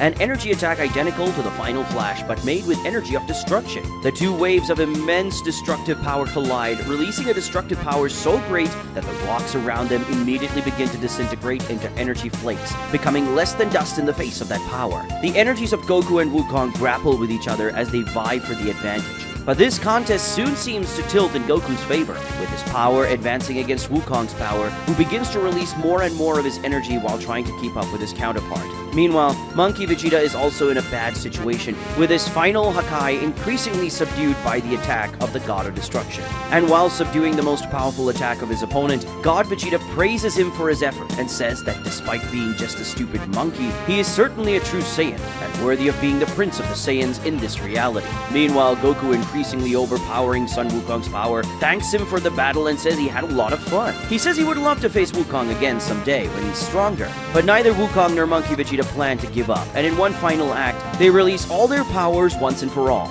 An extremely powerful explosion occurs, an explosion that engulfs the entire tournament of Power Arena and shakes the entire reality of the world of Void. Faced with that explosion containing a magnificent amount of power, Beerus and Whis protect themselves with a shield created by the Angel of Universe 7, while Daishinkan protects himself, the Zenos, and bodyguards with an energy shield. When the explosion ends and all the light generated by it fades, everyone can finally see what really happened. To their surprise, the Tournament of Power Arena simply isn't there anymore. Looking to the side, Beerus sees that Monkey Vegeta has fallen beside him, and Whis indicating that he fell from the arena, which is obvious since it no longer exists. But what about the others? Looking closer to the center, they see a small dimensional rift, and next to it, Son Wukong hovers using his tail as a propeller. Facing this portal, he bids farewell, telling them to come back someday. Beerus is shocked by this, asking what the hell happened. Monkey Vegeta explains to him that at the moment of the explosion, while the arena was being destroyed, the fissure opened in space-time, and those two guys were simply sucked into it. Meanwhile, he was pushed out of the combat zone because of the explosion, but Wukong managed to escape at the last moment thanks to Ultra Instinct and stayed where the arena was hovering thanks to his tail. With that, Daishinkan announces the final result of the Tournament of Power cannot be otherwise. Son Wukong is the winner. Although his victory is announced, Son Wukong doesn't care much, and he's actually a bit pensive about what may have happened to Goku and Vegeta. Also, he finds it a shame since they left the Dragon Balls gathered on Earth for them to summon Shenron when they return. Meanwhile, in an alternate reality, an extremely intense battle rages across Universe 7, with two beams of light colliding through the vacuum of space as they traverse the universe at a speed that excels the speed of light by millions of times. One of these beams of light ends up falling onto a large planet, causing immense destruction on its surface. It was Beerus who fell in his most powerful form, but he regressed, returning to his base form with an expression of great exhaustion and pain due to severe injuries all over his body. Damn it! The God of Destruction of Universe 7 exclaims, showing clear frustration. Above him, hovering over the sky of the strange planet, is the figure of a man completely shrouded in a malevolent aura. This person points his hand at Beerus, accumulating power in it and saying, "Goodbye." Beerus yells at the man, cursing him, "Curse you, Saiyans!" The attack is unleashed and then the great planet is destroyed. Whis, who watched from space, closes his eyes, realizing that at that moment, Beerus the Destroyer has just been killed. On some unknown planet, the portal opens in the middle of a city, startling all the citizens. From the midst of this portal emerge old Goku and God Vegeta, landing in the place looking very confused and irritated. "Darn it, I can't believe this is happening again," Vegeta complains. "Oh man, I really wanted to win the tournament," Goku says, sounding a bit sad. A fruit is thrown in their direction, and it would have hit Vegeta in the head if he hadn't caught it. After grabbing the fruit, he crushes it with his hand while asking who threw it. The one who threw the fruit was a boy of that race, who is in tears as he looks at them. This boy curses them, recognizing them as Saiyans and calling them monsters. The other people around are also very frightened because of them, and they start running, shouting that the Saiyans are back. Goku asks what's going on. Vegeta understands the situation immediately and explains they have been probably transported to a reality where Saiyans were still alive, and it seems that they are carrying out their normal practices of planet invasion. This planet must be one of the ones that they invaded. But the curious thing is that this race is still alive. Vegeta says that whatever is happening in this planet is not their concern. He suggests that they go and find a way to understand what's happening to them, and they didn't have a chance to do so in the reality of their monkey versions. But suddenly they are attacked by an energy blast aimed at Goku, but he instinctively dodges it. The one who fires it was someone from a group of soldiers that has just arrived. This surprises Goku and Vegeta as these soldiers came very quickly. One of the soldiers, who appears to be the leader of the group, says they were already expecting the Saiyans to return, but after what happened last time, they didn't expect only 2 to come. Goku tries to talk to them and explain that things are not as they are thinking, but the group leader doesn't want to hear anything and orders the soldiers to fire. The men obey and start firing various energy lasers at Goku, who comically dodges the attacks while still trying to say he is not an enemy. But Vegeta doesn't have that much patience, and he counters the soldiers' attacks by firing a key sphere to hit the ground near them. And the explosion of the ground, while not killing the soldiers, sends everyone flying. After that, Vegeta approaches the leader of the soldiers, who is lying down, and points his hand at him while threatening the guy not to try anything funny, or he'll send him flying. But despite the defeat, the soldier laughs and tells Vegeta that his goal was not to win but to distract them so the leader could arrive. Goku asks who this leader is, and the soldier replies that he's the same one who eliminated the Saiyans last time, and is going to do the same with them now. Goku senses a very high power level approaching and alerts Vegeta. In the sky, a beam of energy tears through the air at incredibly high speed, and then descends towards them, making a landing that, despite being strong, does not damage the village's ground, indicating great care. But when Goku and Vegeta look at who this mysterious person is, they are absolutely shocked. Staring directly at the 2 Saiyans with his 3 eyes, Tien commands them to leave his planet immediately. It's only now that Goku and Vegeta notice that this alien race has 3 eyes, just like Tien, but they never imagined they would see him there. When Tien arrives, the people around cheer with excitement, applauding him greatly, and he tells the people to immediately move away from there so they don't get hurt. Goku greets Tien and says he didn't expect to see him in a place like this. "Don't you dare treat me with such familiarity, Saiyan." Tien responds to Goku with an expression of pure disgust. Goku asks what's wrong with him and why he's there instead of on Earth. Tien becomes even more irritated and angrily shouts at the Saiyan to stop talking, as if he knows him. Tien extends one of his hands and releases a surprisingly powerful wave of energy that impresses Goku and Vegeta greatly. Goku dodges the power wave and sees a huge part of the city behind him being destroyed. At first, Goku worries if someone died from that, but he realizes that the area was already empty, something Tien must have also noticed. Taking advantage of Goku's surprise and distraction from the energy attack, Tien advances towards him at an incredibly impressive speed and kicks Goku in the face. Surprised by his speed, Goku can only block it and is then sent flying by the attack. After pushing Goku away, Tien goes for Vegeta with a punch, but the Saiyan God catches it and also grabs Tien's other hand as he attempts to punch him. Vegeta starts squeezing Tien's hands very tightly, and the 3-eyed warrior begins to feel his hands being crushed and falls to his knees. Vegeta says that he is not as forgiving as Kakarot, and anyone who dares to attack him will suffer the consequences. Tien recognizes that he is strong, much stronger than the others who came before, but he says that this alone won't be enough. Tien suddenly makes 2 extra arms appear from his back, surprising Vegeta, who didn't know he had that ability. Then, using the 2 extra arms, he fires a point-blank range energy wave that sends Vegeta flying far away. Vegeta is carried by Tien's power wave out of the city, where he collides with a mountain, and the entire mountain is shattered by the powerful explosion of the attack. Tien pursues Vegeta in a high-speed flight to attempt another attack, but Goku intervenes by appearing in front of him with instant transmission, and the 3-eyed warrior wastes no time, starting a flurry of blows with Goku, who, despite having to deal with 2 extra limbs of his opponent, manages to defend and dodge the attacks well. While fighting against Tien, trying more to defend than to attack, Goku tries to talk to him, saying that they are not enemies. To surprise Goku, he suddenly stops delivering physical blows and uses the solar flare. But Goku anticipates the attack when he sees the solar flare's position and protects his eyes, which surprises Tien, who wonders how he anticipated the attack since he had never used this technique against him or any other Saiyan before. But another surprise Tien has is when Vegeta shoots up like a rocket from the debris of the destroyed mountain, delivering a powerful punch to his abdomen. After this punch that destabilizes Tien, Vegeta gives another punch to his face, sending the protector of this planet crashing to the ground. Goku is very concerned and complains to Vegeta, saying that he went too far with that blow. Vegeta is very angry and says he doesn't care about anything other than making this wretch pay for that attack. But to the surprise of both, Tien gets up even after those very powerful blows. He says that if the 2 of them think they have the numerical advantage, they are very mistaken. After saying that, he begins to create clones of himself using the quadruple technique. When he sees this technique, Goku tells Tien that this is not the best strategy to fight against them, as now now that he has multiplied into 4, his power has also been divided by 4. Tien is very surprised when Goku says this and admits that he was very intelligent and perceptive in discovering the secret of his technique so quickly. Then he agrees with Goku and admits that this is a rather annoying weakness, but he has already figured out how to deal with it a long time ago. At that moment, Tien shouts, Kaioken times 4.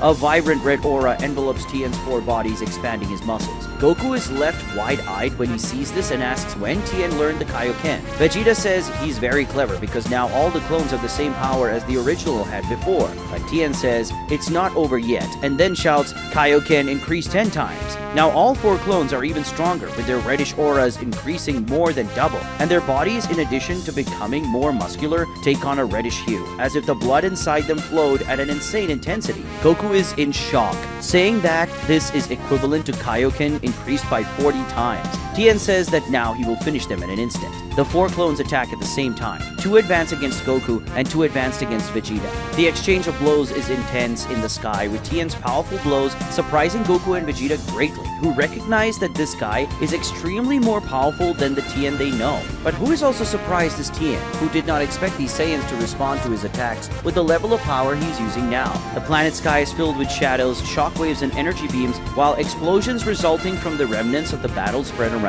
To Tien's shock, it takes less than a minute of battle for him to start realizing his disadvantage. Against Goku, he realizes that even when attacking with full force and maximum speed, his blows simply do not reach him, and are all thwarted by a successful dodge or defense by the Saiyan. And against Vegeta, the disadvantage is more noticeable, as the Saiyan Hakaishin presses his 2 clones with very brutal attacks. In a matter of moments, the 2 clones of Tien who were facing Vegeta fall from the sky, defeated, and then disappear. Meanwhile, Goku faces the remaining 2. Tien is very frustrated, and while exerting himself to the maximum in his attacks, he asks how Goku can predict all his moves. Goku explains that he doesn't need to predict anything, just let his body react to the attacks. But even so, he can indeed roughly guess what Tien is going to do, as he knows his movements very well. Tien says that this is ridiculous and there's no way Goku can know his movements since they don't even know each other. Goku says that if Tien doesn't believe him, he can prove it. At that moment, he uses the solar flare, and the surprise is so great that Tien is caught by the technique and blinded. Goku takes advantage of this moment of blindness and lands a very precise blow on a vital point of his clone, making the clone disappear. After that, he was about to deliver a blow that would defeat Tien as well, but to Goku's surprise, Tien dodges and counters with a very strong blow. Goku instinctively blocks the blow but is thrown towards a rock. Tien takes advantage of this opportunity, and by joining his 4 hands at the same time, while concentrating all his power into a Kaioken increased by 50 times, he launches a powerful Kikoho. Goku is impressed by the power of this attack, but he decides to respond by firing an equally powerful Kamehameha against Tien's attack. The 2 power waves collide, and at first they are evenly matched, but this does not hold, as Goku's Kamehameha immediately gains the advantage as he raises his ki, and in an instant Tien can no longer keep up and dodges. But the problem is that when Tien dodges, the attack goes in the direction of the city, which he sees thanks to his keen vision of his 3rd eye that is not completely evacuated. But Goku, noticing that there were people in the city, teleports in front of the energy attack and then using his psychic power, redirects the attack upward, causing it to exit the planet and get lost in the vacuum of space. After seeing that, Tien is very surprised because he didn't expect a Saiyan to care about saving the people on his planet. As he approaches, Goku praises him for that move and asks curiously how he recovered so quickly from his solar flare. Tien, still keeping his 2 normal eyes closed and only his 3rd eye open, says that this 3rd eye is much more resilient than a regular eye, so he recovered more quickly. Vegeta approaches and asks if at least now Tien believes them. He says yes as he cancels his Kaioken, returning to his normal appearance, and adds that the evil Saiyans he knows would never save people from his planet. Furthermore, it's very strange that Goku knows his abilities so well, and for some reason he felt from the beginning of the fight that there was no bloodlust in them. After the battle ends, Tien takes Goku and Vegeta to a large mountain, which is where he lives, and there they have a more detailed conversation about what's happening. Goku and Vegeta discovered that in this reality, Tien was not born on planet Earth, but rather on this planet where all the inhabitants have 3 eyes just like him. He is the most powerful warrior on this planet, considered a true hero of his people. When Goku and Vegeta ask why Tien and the people of that planet hate Saiyans, he explains that not long ago an army of Saiyans invaded the planet and caused great chaos there, killing many people and destroying entire nations. Fortunately, he was more powerful than the Saiyans and managed to deal with them. But since there were many enemies, they managed to cause too much damage until he could eliminate that threat. Tien explains that Saiyans are very sinister warriors, feared and hated throughout the universe. According to what is said, the Saiyans' plan is simply to eradicate all races in the universe and build a universe where only they exist. Hearing this, Vegeta concludes that apparently the Saiyans in this reality are even worse than the Saiyans in their reality. Tien also mentions that this is not all. According to what they say, in some places, they invade. Saiyans simply corrupt the local people and turn them into beings as savage as themselves. Obviously, Goku and Vegeta find this very strange since they have never heard of such a thing. But suddenly their conversation is interrupted when they see two beams of light falling from the sky, something that the three of them immediately recognize as Saiyan ships. The ships crash in an isolated region of the planet, causing significant damage to the terrain. Emerging from these ships are two Saiyan warriors named Scarface and Shorty, who are immediately greeted by Tien, Goku, and Vegeta. Tien is slightly surprised to see only two Saiyans this time, as they were attacked by an army of them last time. But Goku and Vegeta, looking closely at these guys, deduce that they have a much higher power than the ordinary Saiyan. Tien also recognizes this, but still realizes that they are not strong enough to defeat him. He tells these Saiyans to leave his planet immediately, or else they will suffer the same fate as the other Saiyans who attacked before. But Scarface and Shorty assure him that they are not like those idiots. They have a good look at Goku and Vegeta and recognize them as Saiyans. Then they ask what the hell they are doing in this place and on this guy's side. Goku responds that he doesn't have time to explain, but assures them that he and Vegeta are definitely not like them. They get angry with them and consider them as traitors. They say they will eliminate them as well. But Tien doesn't want to talk and charges at Scarface, kneeing him in the face, sending him to the ground. Shorty tries to react and attack, but the three-eyed warrior dodges his blow and counterattacks with a very fast sequence of punches that leave Shorty confused. And he finishes the sequence with a punch that sends him to the ground, dragging him several meters along the ground due to the force. Scarface, already on his feet, extends his hand and fires an energy ball at Tien, but he stands still, makes a hand gesture, and then the Saiyan's attack stops when it reaches him, and then it is launched back. Scarface dodges his own attack, but is hit by Tien's Dodonpa that comes right after, hitting him square in the chest. Shorty approaches again, and he and Tien start exchanging several blows on the ground, and then rise into the skies. It doesn't take long for Scarface to also approach, and then Tien needs to exchange blows with both of them at the same time. He recognizes these guys as much stronger than the other Saiyans who invaded, because those others couldn't even resist one of his blows. Tien increases his power using Kaioken 10 times, and then lands a very strong punch that stuns Shorty, and then proceeds to exchange blows only with Scarface, who is very pressured. Tien manages to stun and push Scarface away with a kick, and then he prepares an energy attack to launch at the Saiyan. But the problem is that Shorty comes from behind him and applies a very strong sleeper hold.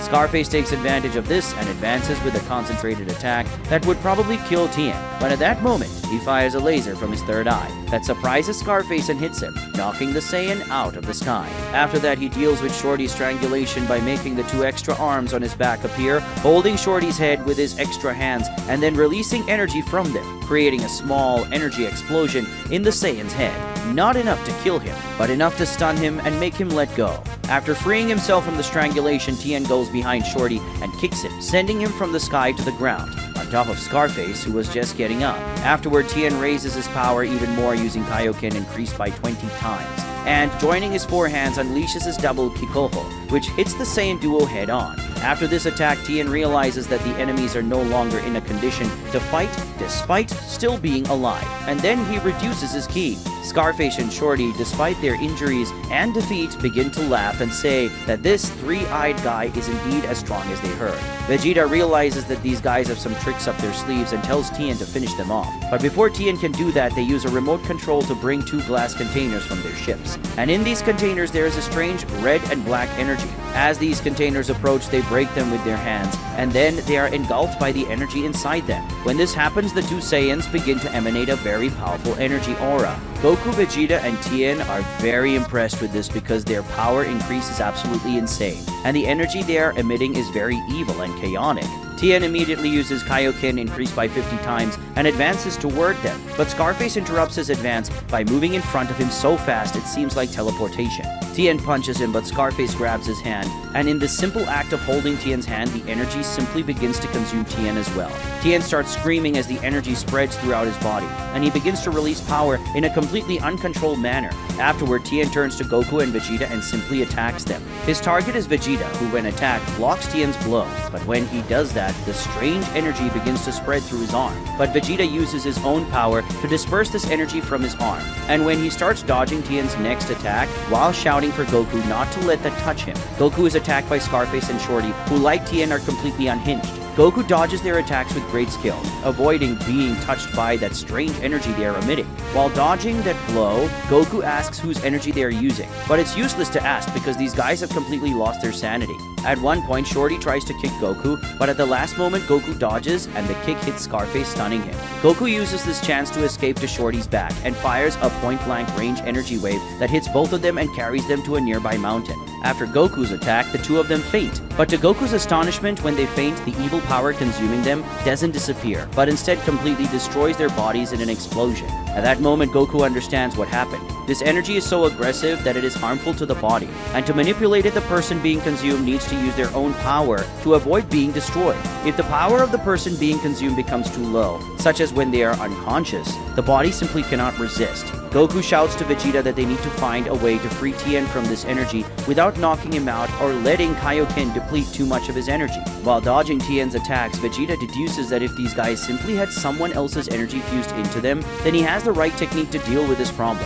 After thinking about it, Vegeta finally comes out of the defensive, dodging a final attack from Tien and then landing a punch squarely in his stomach. And when this punch hits, that evil energy simply detaches from Tien and moves away. This happens because in that blow, Vegeta used his technique called Forced Spirit Fission. After taking Vegeta's punch, Tien returns to normal and kneels, trying to recover from the pain. But despite feeling the punch from Vegeta, he thanks him for freeing him from that, as being possessed by that power is worse than death. Goku approaches and asks Vegeta who could be behind such malevolent energy. Vegeta says he never heard of Saiyans involved in something like this, but he certainly wants to find out and know how to do it. Goku, who's obviously very curious as well, asks how. As they have this conversation, the malevolent energy moves away from the planet. Universe 8. On the Likir's planet, which is completely devastated, the god of destruction of the 8th universe is extremely injured with bruises, burns, and cuts spread all over his body. Likir is lying in the middle of a crater, which is clearly opened by his own body. A mysterious opponent approaches him slowly, and despite all his injuries, the god of destruction of Universe 8 struggles to get up. Weak? You're all so weak, the opponent says to him. What? Likir asks, not believing what he's hearing.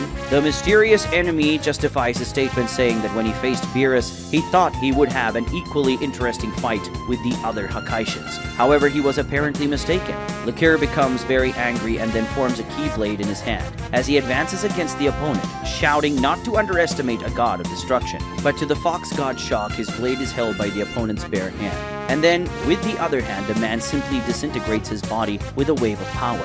After Likir dies, the angel of his universe named Horn, who was watching everything from a high point on the planet, simply closes his eyes. While clapping his hands as if cleaning up dirt, the mysterious man complains about the low quality of his last opponents, and about no one being as challenging as Beerus. But then he tries to be more understanding, saying in their defense that he is getting stronger with each fight. So it's understandable that things are getting easier. However, things getting easier doesn't mean they're getting more fun, and he wonders if somewhere there will be someone who will provide a challenge for him. At that moment, something catches his attention. It's that small portion of energy that was taken from Tien, heading in the direction of this man. Surprised, he takes the energy in his hand, and it is immediately absorbed by him. As soon as he comes into contact with this energy that clearly belongs to him, the man comprehends what happened, as if the energy itself had told him. And at that moment, this mysterious man fills with excitement, unleashing his malevolent power as he says that maybe he, Kanba, the God Slayer, has found some amusement. Goku and Vegeta use instant transmission to a desolate region of space, but they did not expect that place to be empty. In fact, they were hoping that planet Vegeta would be there, as that is where the planet should be located. It was Vegeta who suggested this idea, intending to interrogate the Saiyans about that strange energy they saw the two Saiyans use on Tien's home planet in this reality. Goku tells Vegeta that it's very strange that planet Vegeta isn't there. Vegeta responds by saying that with all the strange things happening, that's the least weird. He deduces that if planet Vegeta isn't there, it's because it was destroyed by Frieza or in some other way in this reality. Or maybe it never existed. Goku says that if they can't talk to the Saiyans, then it's better for them to go to the Earth, where they might be able to gather more information or perhaps collect the Dragon Balls like they did in Wukong's reality. Vegeta agrees and they instantaneously transport to Earth.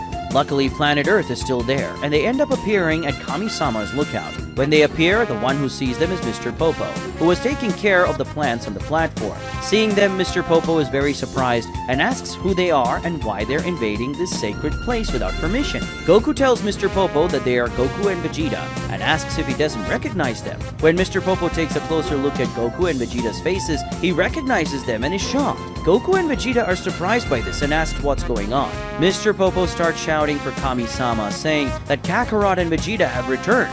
Of course, Goku and Vegeta don't understand what's going on and ask him to calm down and explain what's happening. Mr. Popo says that they should be the ones explaining what's happening, as they should be dead. Dead? Goku and Vegeta ask. Yes, dead. Kami-sama killed you Saiyans many years ago, Mr. Popo replies.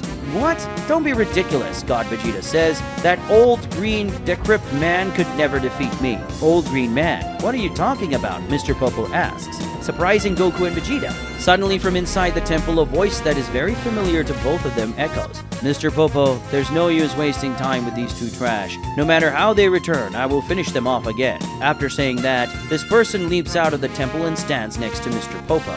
This person is Yamcha, or rather, God Yamcha. Goku and Vegeta are shocked. In this reality, Yamcha is a god. Yamcha tells the two of them that it doesn't matter how they return, as the god of Earth will finish them off again. Before hearing any explanation, Yamcha advances against the two of them at an incredible speed and leaves Goku and Vegeta completely impressed. Impatient, Vegeta complains that people keep attacking them every time, and it's wearing his patience thin. Vegeta attempts to land a punch on Yamcha, but to his complete surprise, Yamcha leaps over Vegeta's punch, grabs the collar of the God of Destruction uniform from behind, and tosses Vegeta into the air. After launching Vegeta into the air, Yamcha creates a Sokidan and hurls it at him. When the Sokidan hits Vegeta, it simply sticks to his body, and then Yamcha manipulates the energy spear along with Vegeta downward toward the planet's surface. Goku asks what he's doing, but to his utter shock, before he can even react, Yamcha's hand is touching his face. While holding Goku by the face, Yamcha starts carrying him, saying that they will fight without damaging the sacred place. Yamcha removes Goku from the platform and then simply tosses him down toward the planet. Both Goku and Vegeta fall toward the planet, with Vegeta carried by the Sokidan, and Goku propelled by Kami-sama's force. Almost simultaneously, they hit the ground with great force, raising a cloud of dust that can be seen from a great distance. When they get up, Vegeta asks what the hell is happening and how Yamcha can be so strong. The god of Earth lands near them and asks who wants to die first. Vegeta becomes furious, telling him to stop acting so superior. The god of Destruction launches a powerful straight punch at the god of Earth. But to Vegeta's absolute surprise, Yamcha, with complete calm and smooth movements, simply dodges his punch, effortlessly dealing with Vegeta's attack as he passes right through and hits the tree behind them in a completely uncoordinated manner. When Goku sees this movement, he seems to understand what's happening, but simply can't believe it. Vegeta goes back at Yamcha even angrier, claiming that what he did was just luck. But Yamcha surprises him by intercepting his attack with a powerful kick right to the middle of Vegeta's stomach, sending him back to where he came from, and even further.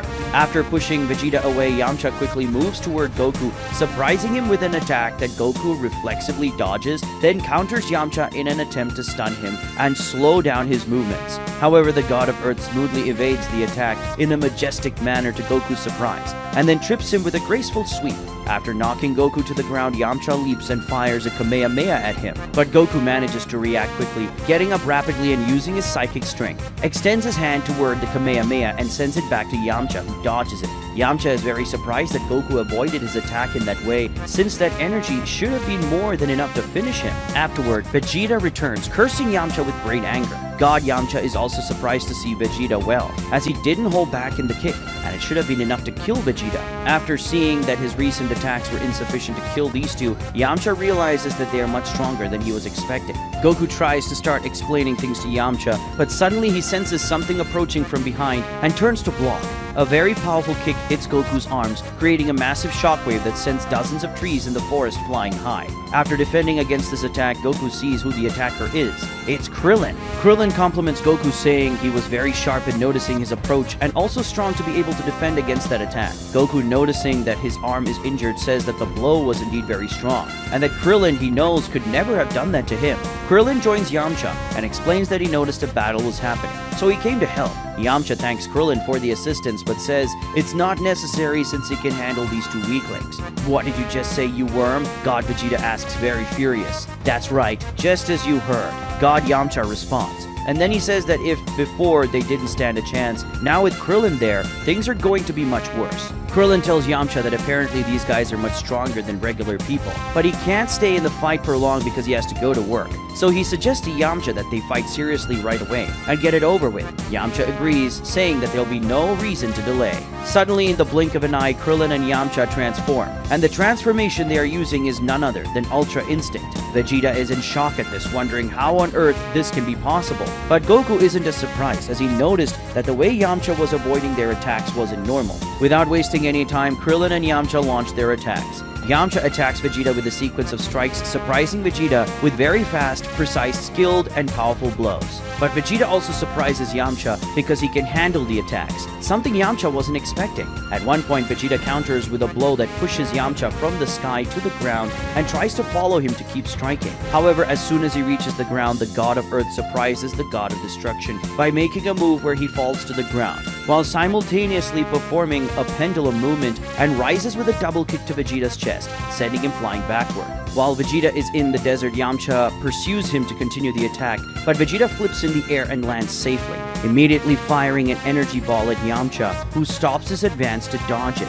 Vegeta seizes the opportunity to advance with more attacks. God Yamcha, using Ultra Instinct, can predict the movements of God Vegeta, dodging dozens of the Saiyan's God's attacks. But after several dodges, Yamcha counters with a quick punch, but Vegeta is agile enough to block it with his arms. After defending, he smiles at Yamcha while saying that from now on, he won't have the element of surprise to give him an advantage. Yamcha doesn't respond, but just stares at him with a serious expression. Meanwhile, Goku and Krillin exchange powerful, fast, and precise attacks in the air. Goku is very impressed with Krillin since he has truly mastered Ultra Instinct. Goku says he never imagined that Krillin could become this powerful. But something that Goku is noticing is that Krillin seems a little sad as they fight. Goku asks what's going on with Krillin, and he says that he seems a bit down. But Krillin gets irritated when he hears this question and tells Goku that he should know why. Krillin backs away from Goku and launches a sequence of Kianzans at him, which Goku dodges with various acrobatics in the air. When Krillin manipulates the discs back toward him, Goku responds by creating several Kianzans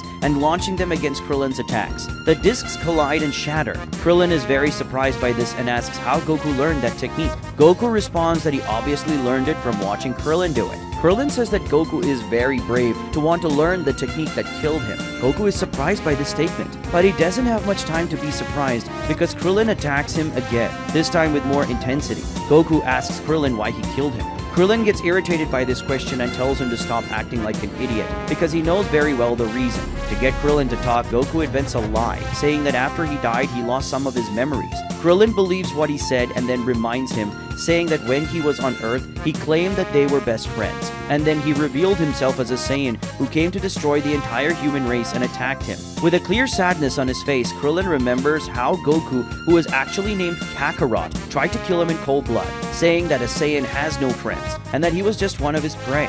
Goku begins to understand what happened. He deduces that in this reality, he was indeed sent to Earth to destroy the planet and must have pretended to befriend the people of the planet to learn more about them and strengthen himself before launching the attack. After understanding the situation, Goku apologizes to Krillin, saying he's very sorry, but Krillin pretends to be detached, saying it's been a long time and he doesn't care, since he's not that sentimental young man anymore. But Goku realizes that things aren't like that and calls Krillin a liar. For a brief moment, Krillin lets his emotions take over, causing his Ultra Instinct to falter.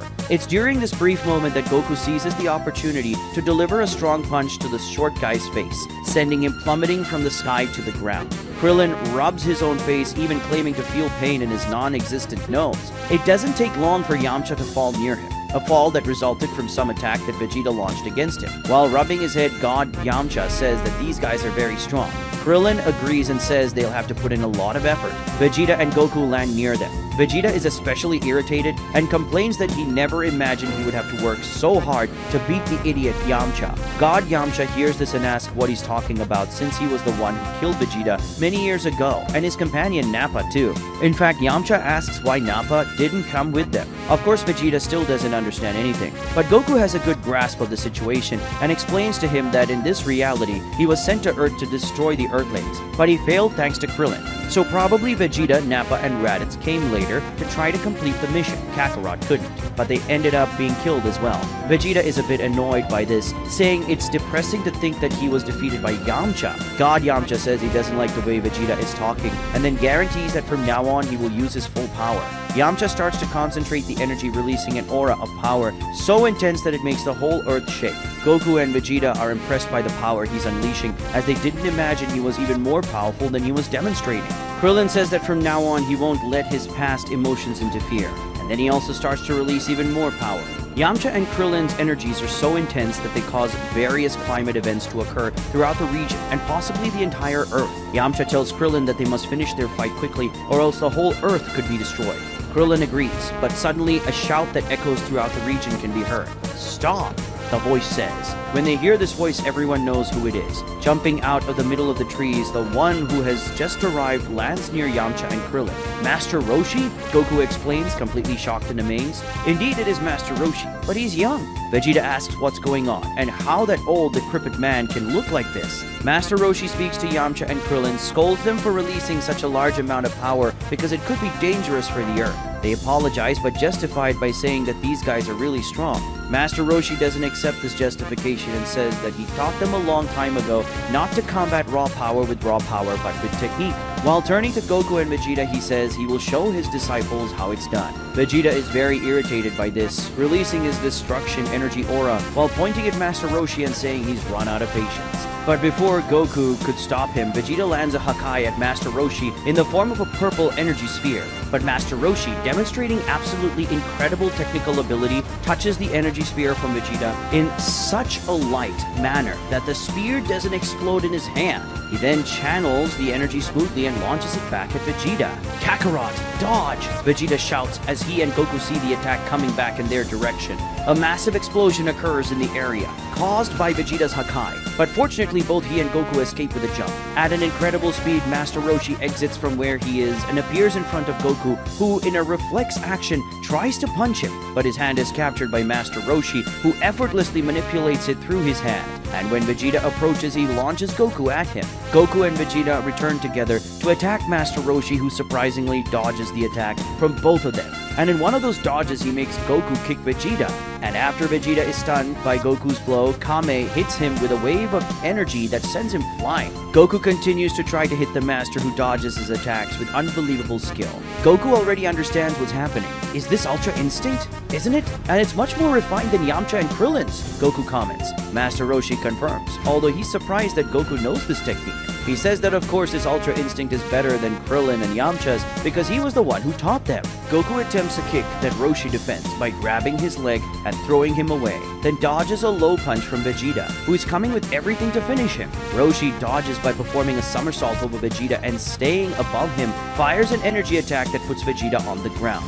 After doing this, he moves away from the two. Goku approaches Vegeta, who is getting increasingly irritated. Vegeta has already figured out what's going on and asks Goku if this guy is using Ultra Instinct. Goku confirms his suspicions by saying yes, but he also mentions that it's not just that. Goku asserts that when it comes to skill and technique level, his Ultra Instinct is almost as precise as an angel's. Goku recalls that in the Tournament of Power, Master Roshi demonstrated an incredible level of technical skill in his movements, something that at the time strongly resembled Ultra Instinct. But it seems that in this reality, he can do it on a much higher level. Goku deduces that in this reality, Master Roshi developed his own Ultra Instinct on his own, without the help of an angel, and he passed this technique on to his students, who in this case are Yamcha and Krillin. After explaining this to Vegeta, Goku asks him to step back because he wants to face his master himself. Vegeta doesn't mind continuing, so he allows Goku to fight alone. After Vegeta steps back, Goku tells Master Roshi that he will be his opponent. With a rather unassuming attitude, Master Roshi says he could easily handle both of them. But if Goku prepares to lose more quickly by fighting alone, he has no problem with that. But Goku replies that things won't be as easy as Master Roshi thinks, because until now he was fighting without knowing his power. But now that he knows this, it won't be so easy. Master Roshi says that's what they'll see, and then he advances against Goku to attack. But his attack is dodged by Goku, who counters with another attack that Roshi also dodges. Now a sequence of attacks and dodges begin, with each of them performing movements so fast and precise and fluid that the fight seems to become a deadly dance. Master Roshi can't help but notice the similarity in the way they're fighting, and asks Goku how he learned those moves. Goku says it's a long story and he probably won't believe it if he told him. Then he asks how Master Roshi can look so young. Master Roshi replies by explaining that his old age was a big problem for developing new abilities, and no matter how much he trained, his body always seemed to limit his development. So he started working on a rejuvenation technique, and after many years of training, he gained such precise control over his ki that he used it to reverse the aging damage to his cells. That way, he managed to make his body return to the peak of his youth. The result is that he is now a master with hundreds of years of experience and wisdom, but with the strength of a young man. Goku praises Master Roshi, saying he's amazing, but to Master Roshi's surprise, a kick hits his abdomen. This surprises the master, who wonders how he was hit like this. And now, attacking in a way that puts pressure on his master, Goku reveals that he also has a very high level of technical mastery of Ultra Instinct, and also he has greater overall power. Master Roshi says that if raw power is what he needs, then so be it. In a split second, Roshi drastically expands his musculature, blocking one of Goku's attacks and throwing a punch with a force that Goku wasn't expecting, hitting him and sending the Saiyan flying far into the sky. The blow was so powerful that Goku could only stop his moment in space, and after doing so, he returns to Master Roshi with instant transmission. Master Roshi is surprised that Goku resisted that punch so well, as it was a very strong attack, and Goku doesn't seem to have any major visible injuries. Goku praises the last attack, saying he didn't expect such a sudden and powerful strike. Master Roshi says he has much more where that came from. Gathering strength in his leg muscles, he launches himself at Goku with a low jump that looks like a swooping flight. It's so powerful. Goku dodges, letting Master Roshi pass right by, but he changes the course of his movement with another leap and returns toward Goku. He attacks with a series of blows, which Goku defends and dodges, then counters. But when Goku counterattacks, Master Roshi switches from his muscular form to his regular form, evading the blow and then returning to the larger form to deliver a powerful uppercut to Goku's chin, sending him into the air. Goku stops in midair and returns to face Master Roshi to continue their exchange of blows. Continuing the fight with frenetic movements, Goku comments that what Master Roshi is doing is incredible, switching so quickly to the smaller form to dodge attacks and then to the larger form to deliver more powerful strikes. He says that surely demands great control over ki, but also a high level of mastery over one's own body.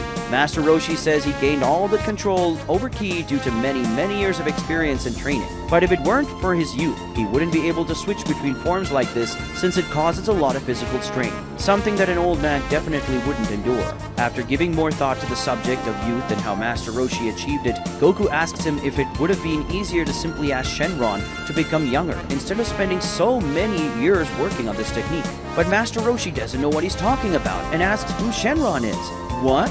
Goku exclaims. Then he asks if Master Roshi doesn't know about the Dragon Balls. Master Roshi says he has no idea what that is.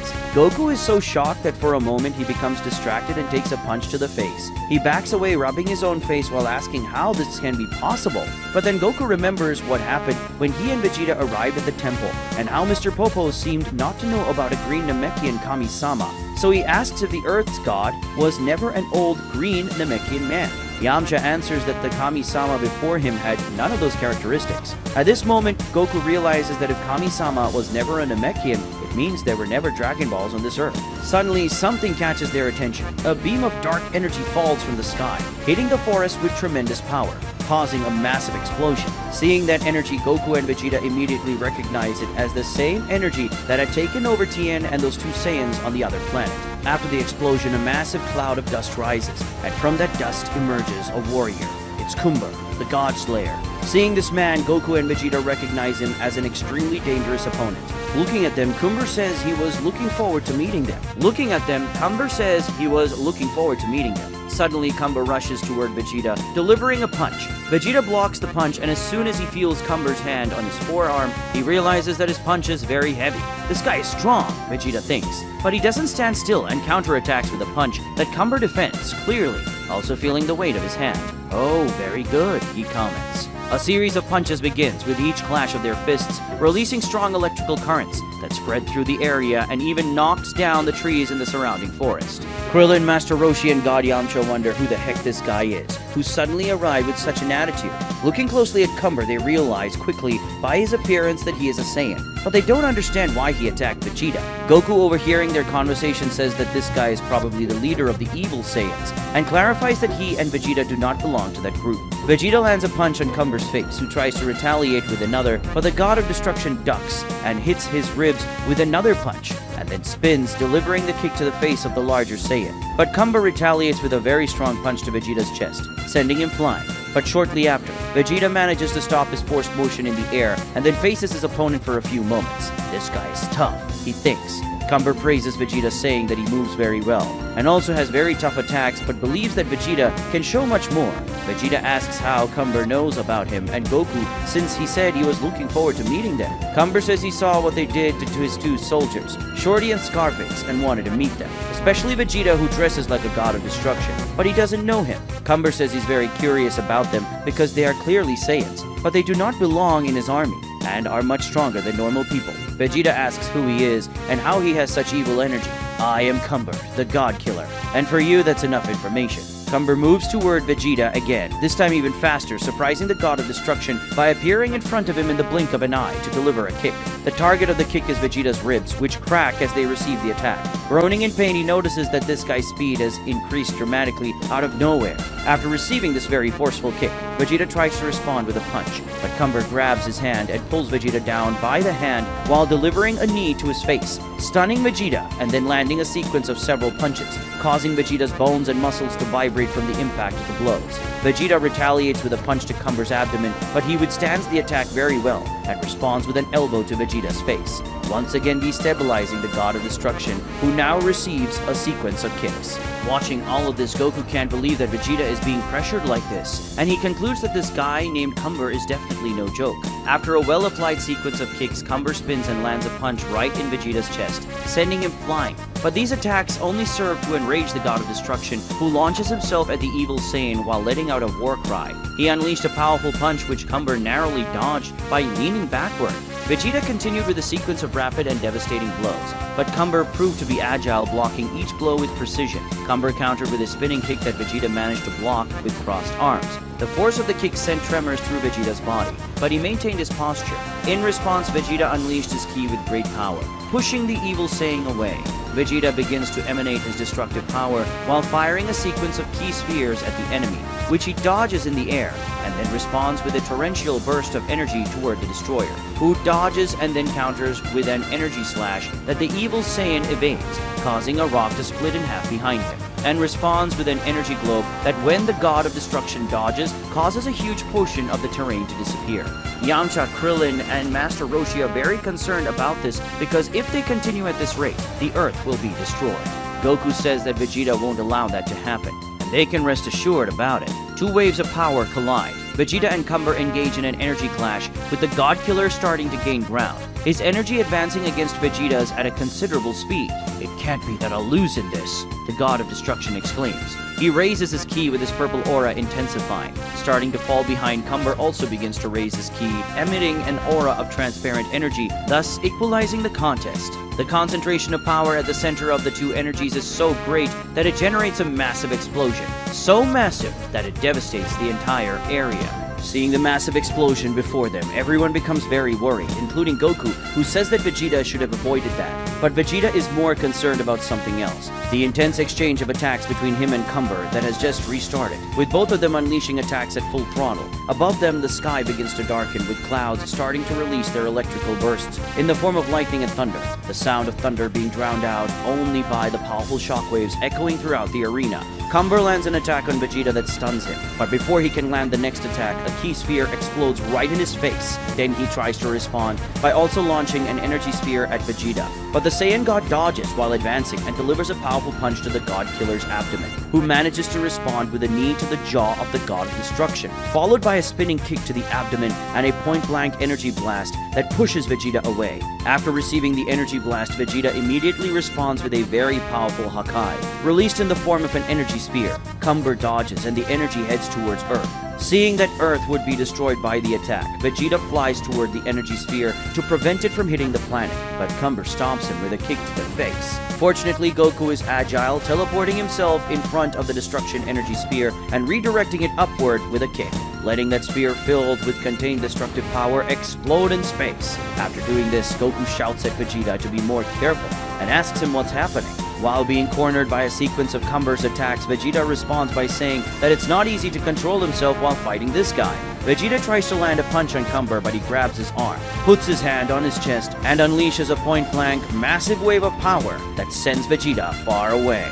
Cumber was about to pursue Vegeta to continue the fight, but he is stopped by 3 energy waves launched at the same time, all of which he needs to dodge. Looking at the direction of where the attack came from, he saw that the culprits were Master Roshi, Krillin, and Yamcha. They say they won't allow these two to destroy the Earth. Cumber says that they, worms, shouldn't interfere, and then in the blink of an eye, he moves as fast as teleportation to the backs of the 3. And before they could react, he points his hand at them and releases an aura of black energy that envelopes their bodies. Once enveloped by this power, the 3 start freaking out. Goku becomes very worried about this and shouts for his friends. Cumber orders them not to let Goku interfere further in the fight, and then the 3 go in Goku's direction to attack him. Goku starts dodging their attacks while futilely asking them to stop. Vegeta returns to Cumber, emanating even more power and fury, landing a very strong knee to his face. But Cumber grabs Vegeta's leg after the knee strike and throws him with force to the ground, shattering the ground as if it were glass. After that, he begins to punish Vegeta with multiple punches on the ground,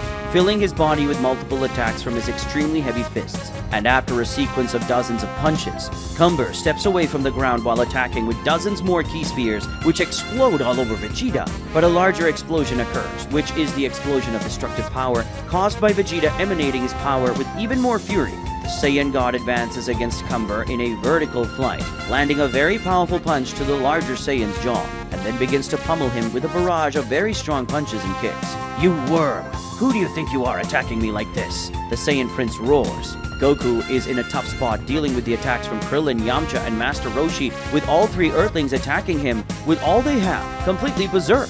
Goku notices that their technical skills have greatly diminished because due to this madness that has taken over them, they are no longer using Ultra Instinct. But on the other hand, the raw power has grown significantly, just like what happened with those 2 Saiyans who attacked Tien's home planet. There's a moment when Master Roshi attacks Goku with a low blow, which he dodges with a jump, and then Yamcha comes to catch him in mid-air with a flying kick.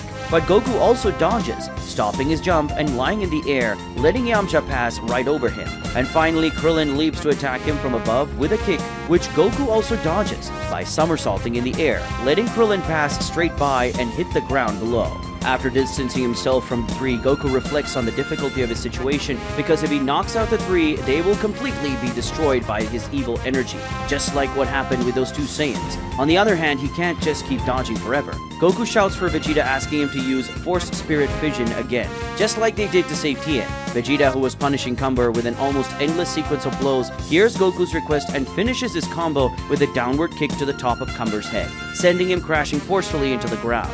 After pushing the enemy away, Vegeta flies toward Goku and the others to help them, but to his surprise, Cumber has already recovered and returned to the sky, stopping in front of him. "You bastard! Get off my back!" Vegeta shouts. "Not yet, God of Destruction. I still have much to show." Cumber begins to unleash his power. This time, instead of the transparent energy aura, he starts to release his original power, the aura of black energy. Feeling the weight of that evil energy, Vegeta understands that this time the enemy will use his true power, and then decides to respond in kind, raising his destructive ki even higher, with both emitting strong electrical currents around their power auras. Vegeta asks Cumber who he is, where he came from, and what is the strange power he possesses. Cumber says he doesn't want to answer questions, he just wants to fight and kill. Cumber advances, but this time Vegeta advances to meet him. Vegeta attacks with a knee and Cumber with an elbow. Knee and elbow collide, generating a huge wave of impact and destruction. Then a flurry of blows comes from both sides, with each trying to overpower the other with extremely strong and violent sequences. The intensity of the battle increases with each passing second. Both Saiyans are determined to prove their superiority. Cumber increases his aggression, taking the lead over Vegeta in terms of the number of blows. His fists flew toward the Prince of Saiyans, who skillfully dodged the attacks and then countered with a barrage of precise strikes, now taking the lead in the number of attacks. But soon the two are in balance again, delivering an equal amount of equally violent blows. The impacts were deafening and created craters in the ground every time their fists met. Vegeta concentrates his power and releases a huge energy sphere towards Cumber. The attack is devastating, creating a shockwave that sweeps the surrounding area as it passes. Cumber reacts quickly, forming a barrier of energy in the shape of a wall to protect himself. Vegeta's energy spear collides with Cumber's barrier, causing an explosion that illuminates the sky and generates more heat than the scorching sun of the afternoon itself. Cumber seizes the opportunity to launch himself at Vegeta again, this time with a series of precise punches and kicks. Vegeta defends himself with a mastery, blocking and dodging Cumber's blows, while launching his own quick and powerful attacks. The battle unfolds at high speed, with both Saiyans moving with impressive agility. They push their abilities to the limit, testing their strength and endurance. The earth trembles under the impact of their attacks, and the battlefield is turning into a zone of destruction. Meanwhile, Goku tries to figure out how to deal with the three Earthlings who attack him with all they have. Goku realizes that Vegeta won't come to help him, so he needs to find a way to restrain the three without knocking them out. Krillin launches a Kienzan at Goku while Yamcha launches a Sokidan, and as Goku dodges, they manipulate the attacks back toward him. Goku manages to dodge the attacks somewhat easily, but he ends up being caught by Master Roshi's Bankoku Bikuri Show technique. The electric wave released by the old master paralyzes Goku, who is electrocuted while watching Yamcha's Ki Sphere and Krillin's destructive disc approaching. Knowing that he couldn't receive those attacks, Goku releases his powers suddenly, dispersing the electric aura that paralyzed him, and then dodges both the Sokidan and Kienzan, which, coming from different directions, end up colliding with each other and self-destructing. After missing these attacks, the three decide to join forces and unleash a powerful Kamehameha trio against Goku, who responds with a Kamehameha of his own. Cumber falls forcefully to the ground after receiving some attack from Vegeta, but the Saiyan God wants more and descends from the sky, landing on the evil Saiyan and pummeling his face with furious punches. While pummeling his enemy, Vegeta says he is going to make him pay for all those blows. But Cumber throws Vegeta into the air, releasing an aura of power, and then launches a series of energy attacks that send Vegeta back into the sky with multiple small explosions. Then Cumber catches the God of Destruction in the air with a very powerful knee to his stomach, followed by an elbow to his back that makes Vegeta spew his divine blood. But the Destroyer doesn't let it go, retaliating also with an elbow, but in Cumber's neck, causing him to recoil without air. But the God Killer becomes even more breathless after receiving a precise punch to his stomach, and then another direct punch that crushes his lungs. With his hands over his extremely painful chest, Cumber retreats in the air, vomiting his own blood. Vegeta advances against him, preparing another punch and saying it's not over yet. But to Vegeta's surprise, the enemy, who was previously cornered in pain, suddenly charges at him, intercepting his punch with a kick to the face. And then he begins to carry Vegeta through the sky with a series of extremely powerful and devastating punches. How can it be? This guy is getting stronger and stronger, Vegeta exclaims in his thoughts. The Kamehameha showdown continues, with Goku maintaining a balance with the three Earthlings. Goku could end this confrontation by raising his power, but instead he decides to keep the contest going, even as Master Roshi,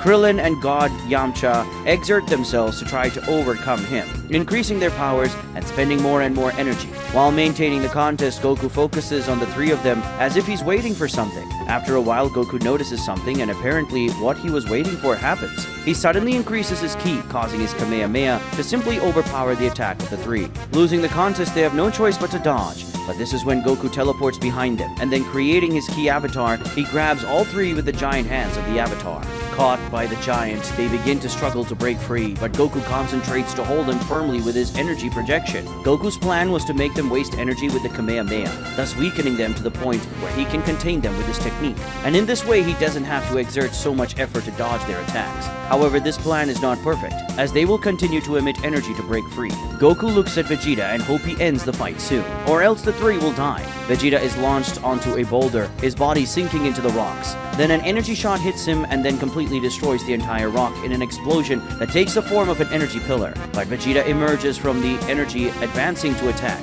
He is not shaken by the attack. On the contrary, he now emits even more power. Vegeta's punch lands forcefully on Cumber's face, unsettling the balance of the evil Saiyan. But Cumber also responds with a punch to Vegeta's face, which he withstands better. And finally, both simultaneously punch each other in the face, but Cumber staggers back while Vegeta stands firm. Even out of breath, Vegeta smiles and taunts Cumber, saying that no matter how hard he tries, his power is greater. Cumber laughs at this and tells Vegeta not to underestimate him, as he has many tricks up his sleeve. Cumber quickly forms an artificial moon in his hand and launches it into the sky. When Vegeta sees the moon, he becomes very irritated, as he had forgotten about this detail. But even though he could destroy the moon before Cumber transforms, Vegeta decides not to do so.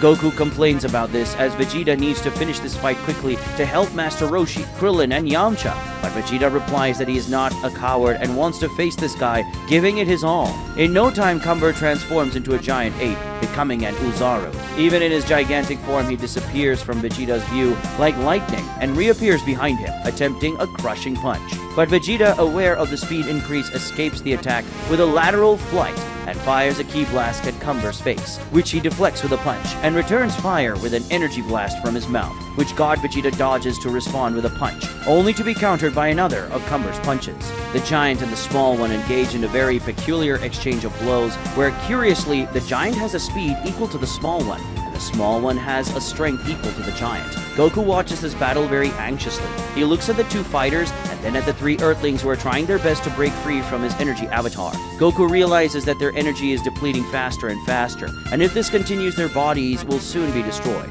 Cumber manages to land a devastating blow on Vegeta, hitting him with both hands as if he were a fly. After that, he delivers a punch from above like hammering a nail, with Vegeta being the nail, and Vegeta is sent crashing into the ground. Finally, the God Killer steps on the God as if this divinity were just an ant. But using his absolutely insane strength, Vegeta lifts the giant's foot, emitting an absurd amount of power. Vegeta manages to escape from under the giant's foot and approaches him with a direct uppercut to the chin, stunning the Titan. After the first punch, Vegeta unleashes a sequence of attacks on Uzaru Cumber, making the gigantic being surprisingly retreat before his blows. How? How does your power keep growing? Cumber asks, impressed. You haven't seen anything yet, Vegeta replies. The Saiyan God stops the sequence of blows and, stepping back from Cumber, begins to concentrate a high amount of power while saying, "It's time to end this." Final Hakai. Vegeta unleashes his attack, charged with the power of destruction. But Cumber doesn't stand still. He responds with a powerful energy torrent launched from his mouth. The powers collide. However, the advantage of the destroyer is clear, and Uzaru's defeat seems certain. However, Cumber shouts, "Kaioken increased 100 times!" to Goku and Vegeta's complete shock. A massive crimson aura envelopes Cumber's titanic body, while his energy wave gains an abyssal volume. Faced with this massive power increase from Cumber, Vegeta begins to lose ground with his attack, retreating more and more as he wonders how this is possible. Goku also can't believe what he's seeing, and he can only deduce that Cumber copied Tien's Kaioken when he was dominated by the evil energy. But because his body is stronger, he can elevate his power even more than Tien. Goku shouts to Vegeta that he has to use Shinken now, or he will die. Vegeta, seeing that he had no option, begins to emanate his power. However, Kanban notices that it is a very different power, an energy that not even among the gods he has felt. At this moment, Vegeta's body transforms, revealing a form that when Cumber sees it, becomes simply mesmerized. And then Vegeta screams, releasing his power and his energy, which had been completely subdued, simply starts to engulf the energy's energy, destroying that wave of power as it advances over it. In a fraction of seconds, all that majestic wave of Cumber's power disappears, and faced with a massive destruction power coming toward him, even this gigantic being shrinks like a child. To his surprise, Vegeta dissipates the energy. However, this is not a sign of mercy, as in the next second, the God of Destruction pierces Cumber's chest with his body. Faced with this mortal wound, he reverts to his base form and falls to the ground defeated. After Cumber falls, Vegeta lands nearby, praising him for making him resort to this form. Cumber asks what kind of power this is and says he's never seen anything like it. Vegeta says this is Shinken, something that, to put it simply, is his ultimate form. Shinken, Cumber repeats. What an interesting power. Extending his hand to Cumber, Vegeta says he didn't let that energy attack destroy him, because the explosion would have destroyed the Earth along with it. But now he won't have an escape. But at this point, Cumber says it would be great to have Vegeta on his side. At this moment, a small cloud of Cumber's evil power that had detached from his body advances towards Vegeta, surrounding his body completely in a millisecond. Goku shouts in concern for Vegeta, who starts screaming as the evil energy around him begins to simply enter his body. While starting to laugh, Cumber says that this pure evil power will take over his body and make him a slave. Vegeta falls to his knees, feeling very unwell as he tries to resist it. Goku is extremely worried and asks if Vegeta is okay, but after a while he stops breathing and screaming, and then he stands up, looking at Goku. His gaze is filled with malice, and a wicked smile escapes the God of Destruction's mouth. "Oh no," Goku exclaims. "Things couldn't be worse." Cumber began laughing as he struggled to get up with his hands over his chest, which had been pierced by Vegeta while he was still in Ozaru form. Cumber told Goku that the more malice a person has in their heart, the harder it is to resist his malevolent power. For gods of destruction, it's nearly irresistible, since these deities harbor a lot of malevolence within them. But then something unexpected happens. Vegeta began emitting his destructive power intensely while straining. In just a few seconds, Cumber's malevolent energy that had entered his body through the skin started to be expelled. As it left Vegeta's skin, the malevolent energy simply vanished, as if being destroyed by Hakai. Cumber was in shock when he saw this and asked how the heck this was happening. Vegeta, after expelling the malevolent energy of the other Saiyan, said that his mastery of Hakai was so high that he simply destroyed Cumber's malevolent energy that had infiltrated his body. And he managed to do it without harming his own body. Impossible. How can someone have such mastery over such a voracious power? Cumber asked in great disbelief. Simple.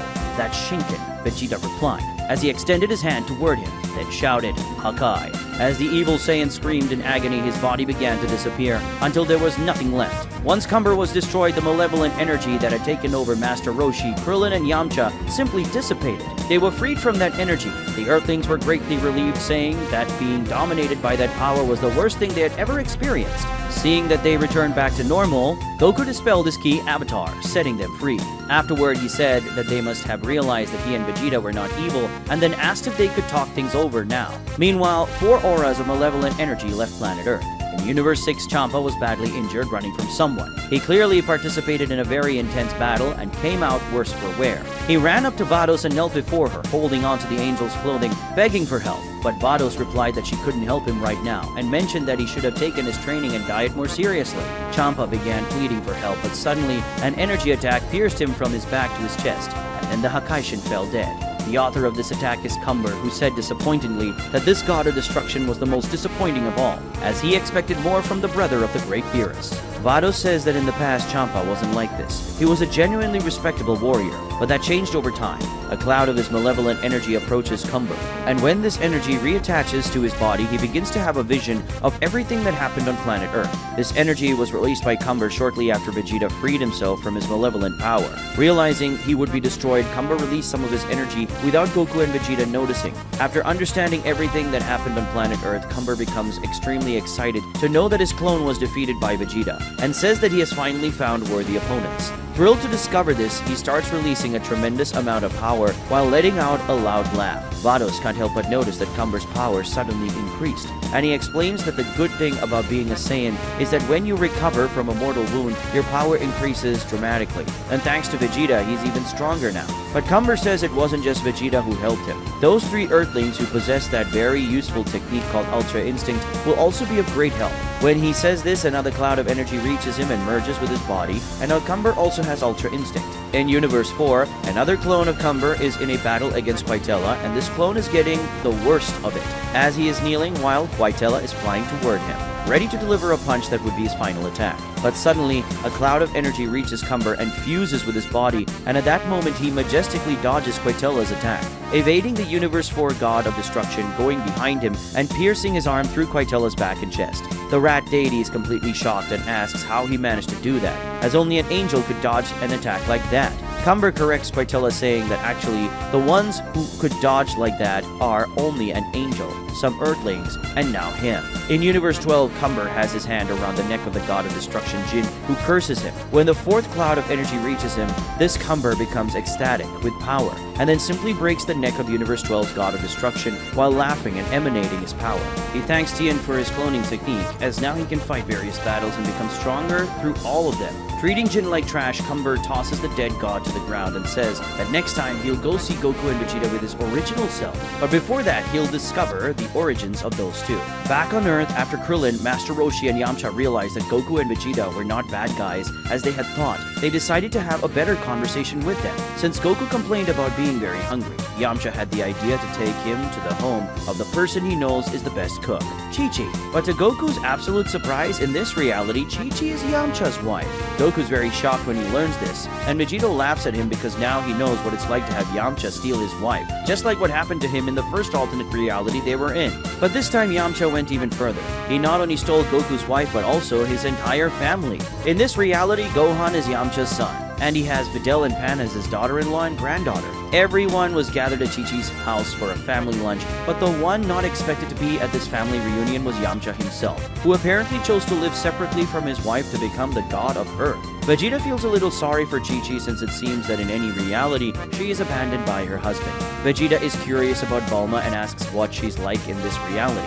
Krillin says she's a great friend to all of them. In this reality, she's the CEO of Capsule Corporation, and despite being a very beautiful and successful woman, she couldn't find a husband. Even though he's a bit selfish, Vegeta is happy about this because at least in this reality, no one has taken his wife. Goku and Vegeta end up being invited to eat, and while they eat, they have a better conversation and learn more about this reality. In this world, Gohan, despite being a warrior with great potential, chose to leave the fate of Earth in his father, Yamcha's hands, and continued his life normally as a researcher. Yamcha ended up marrying Chi-Chi and then had Gohan, but when the god of Earth needed to leave, he took over the role and went to live on the Kami's lookout. But in this world, for some reason, the god of Earth was never a Namekian, and therefore, they never heard of the Dragon Balls. Vegeta suggests that in that case, he and Goku should go to Namek to use the Dragon Balls there. But Goku says they can do that later, and that for now, they can just relax and eat a bit. Vegeta eventually agrees. Unlike Goku, he is no longer a mortal and therefore no longer needs to eat. But as a good Saiyan, he still takes great pleasure in eating. On planet Namek, life among the Namekians seems very peaceful. Then suddenly, the Grand Elder Guru senses a completely horrible sensation and tells his guardian, Nail, that something very bad is about to happen, and a great evil is approaching. This obviously leaves Nail extremely worried.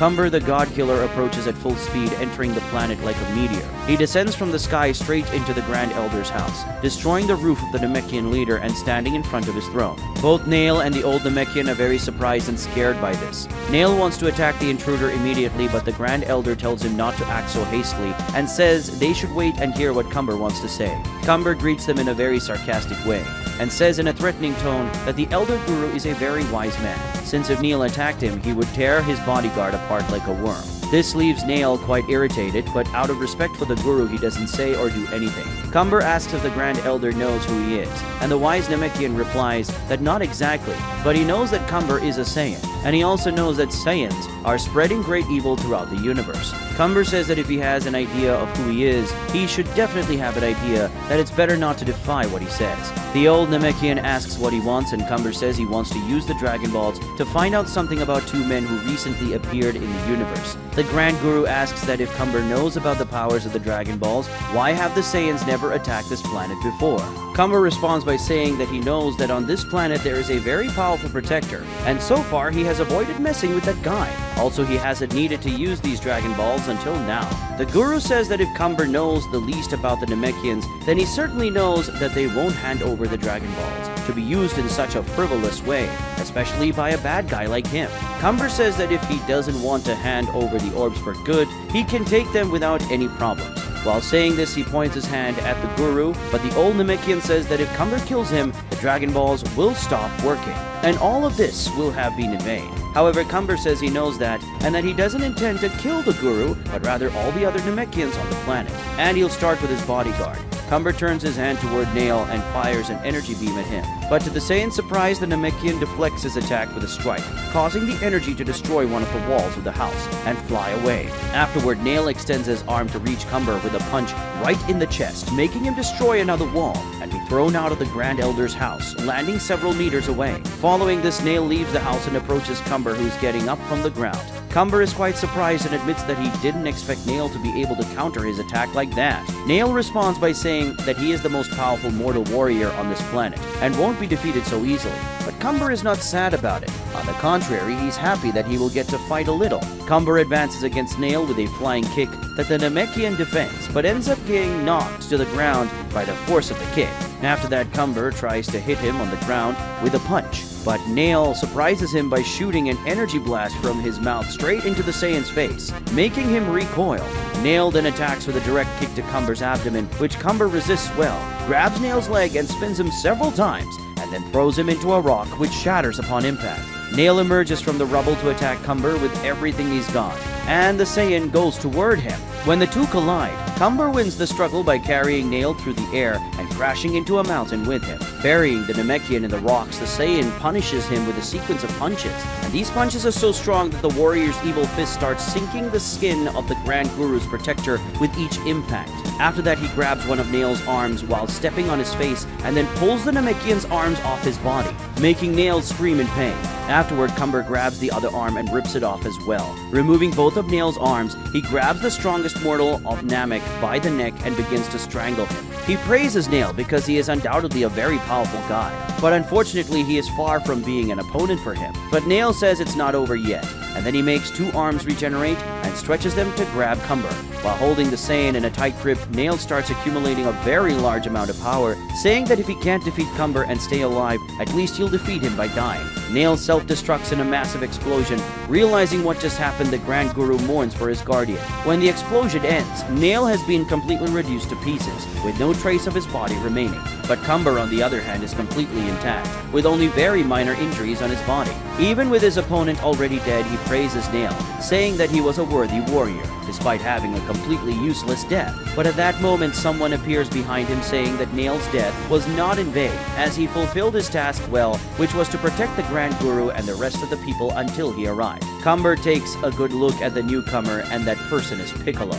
Cumber recognizes him, saying that he must be the supreme protector of this planet, Piccolo the Namekian god. Piccolo confirms what Cumber just said and asks how he knows of his existence. Cumber says that the Namekian god is a legend among the gods, since even the gods of destruction fear him, the one known to be the heir to part of the great Zalama's power. Cumber says that the Namekian god is undoubtedly one of the most feared deities among all the universes, and is known to have completely extraordinary power. Piccolo says that if Cumber knows all this, he should have thought twice before coming to this planet.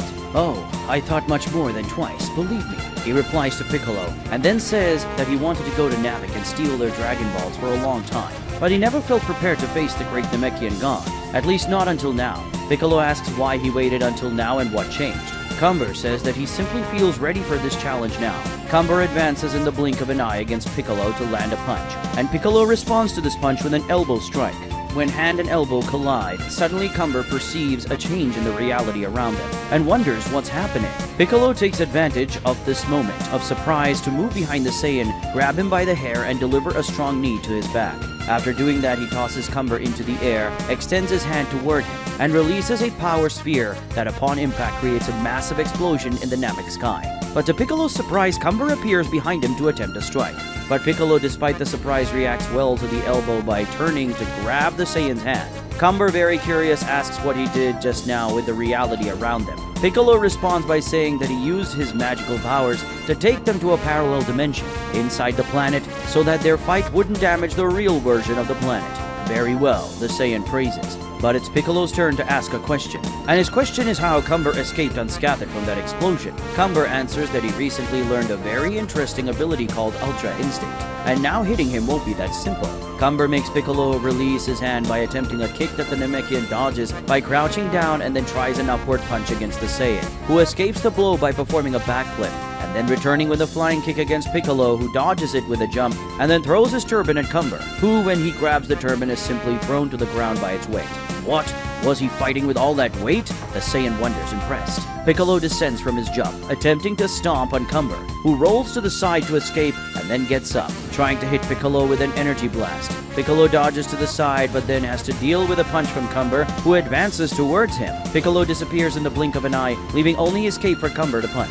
After that, he reappears behind the evil Saiyan attempting a head kick, but Cumber also manages to evade by crouching. Then the two begin an exchange of blows where Piccolo starts to feel at a disadvantage and begins to be cornered by the Saiyan strikes, until he's finally hit by one of his blows and backs away. Piccolo gets a bit irritated, complaining that it's somewhat difficult to hit Cumber because of this so-called Ultra Instinct ability. Cumber asks if that's all Piccolo has got and mentions that he was expecting more from the great Namekian god. But Piccolo smiles and says that this is just the beginning. Piccolo concentrates his power, unlocking his potential, losing the striations on his body at the same time that his musculature becomes slightly denser. After unlocking the potential of his body, he attacks Cumber again. And now the Saiyan realizes that the strength and speed of the Namekian god has improved considerably. Piccolo manages to land a blow that pushes Cumber away, and then he launches several energy balls at him, from which Cumber manages to dodge thanks to Ultra Instinct, performing various acrobatics and moving frantically both in the air and on the ground. But before Cumber could realize it, he was getting surrounded by Piccolo's power shots. Then he joined his arms while causing all those energy spears to hit Cumber in the center, creating a huge explosion.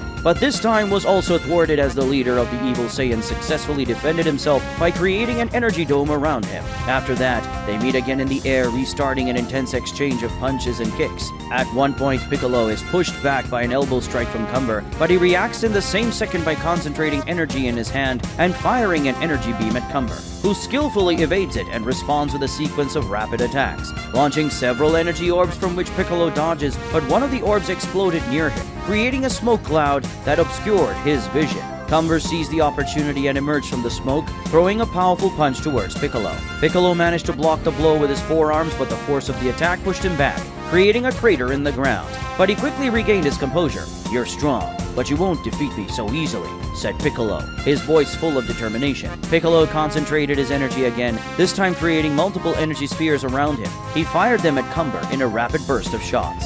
Cumber reacted with quick movements, dodging each shot. Cumber then focused. His eyes glowed with an intense red aura as he fired a wave of energy towards Piccolo. But the Namekian god responded with a powerful Mukan Kasapo that simply pierced through Cumber's attack and went in his direction. Thanks to the agile reflexes of Ultra Instinct, he dodged, but not without receiving a grazing cut on his arm. Cumber praised the great power of the Namekian god, but said that he is also far from using his full power. The evil Saiyan created an artificial moon and launched it into the sky, then transformed into the Great Ape. This surprised Piccolo, who was even more surprised by the great speed of that giant beam, which simply charged towards him at such a high speed that he couldn't react, and grabbed him with one of his hands, starting a very violent crushing. Cumber started to laugh and said that he's going to turn the great Namekian god into mush. But Piccolo said that not even in his wildest dreams that will happen. And then he unleashed his power in a completely surprising way in a massive pillar of massive energy.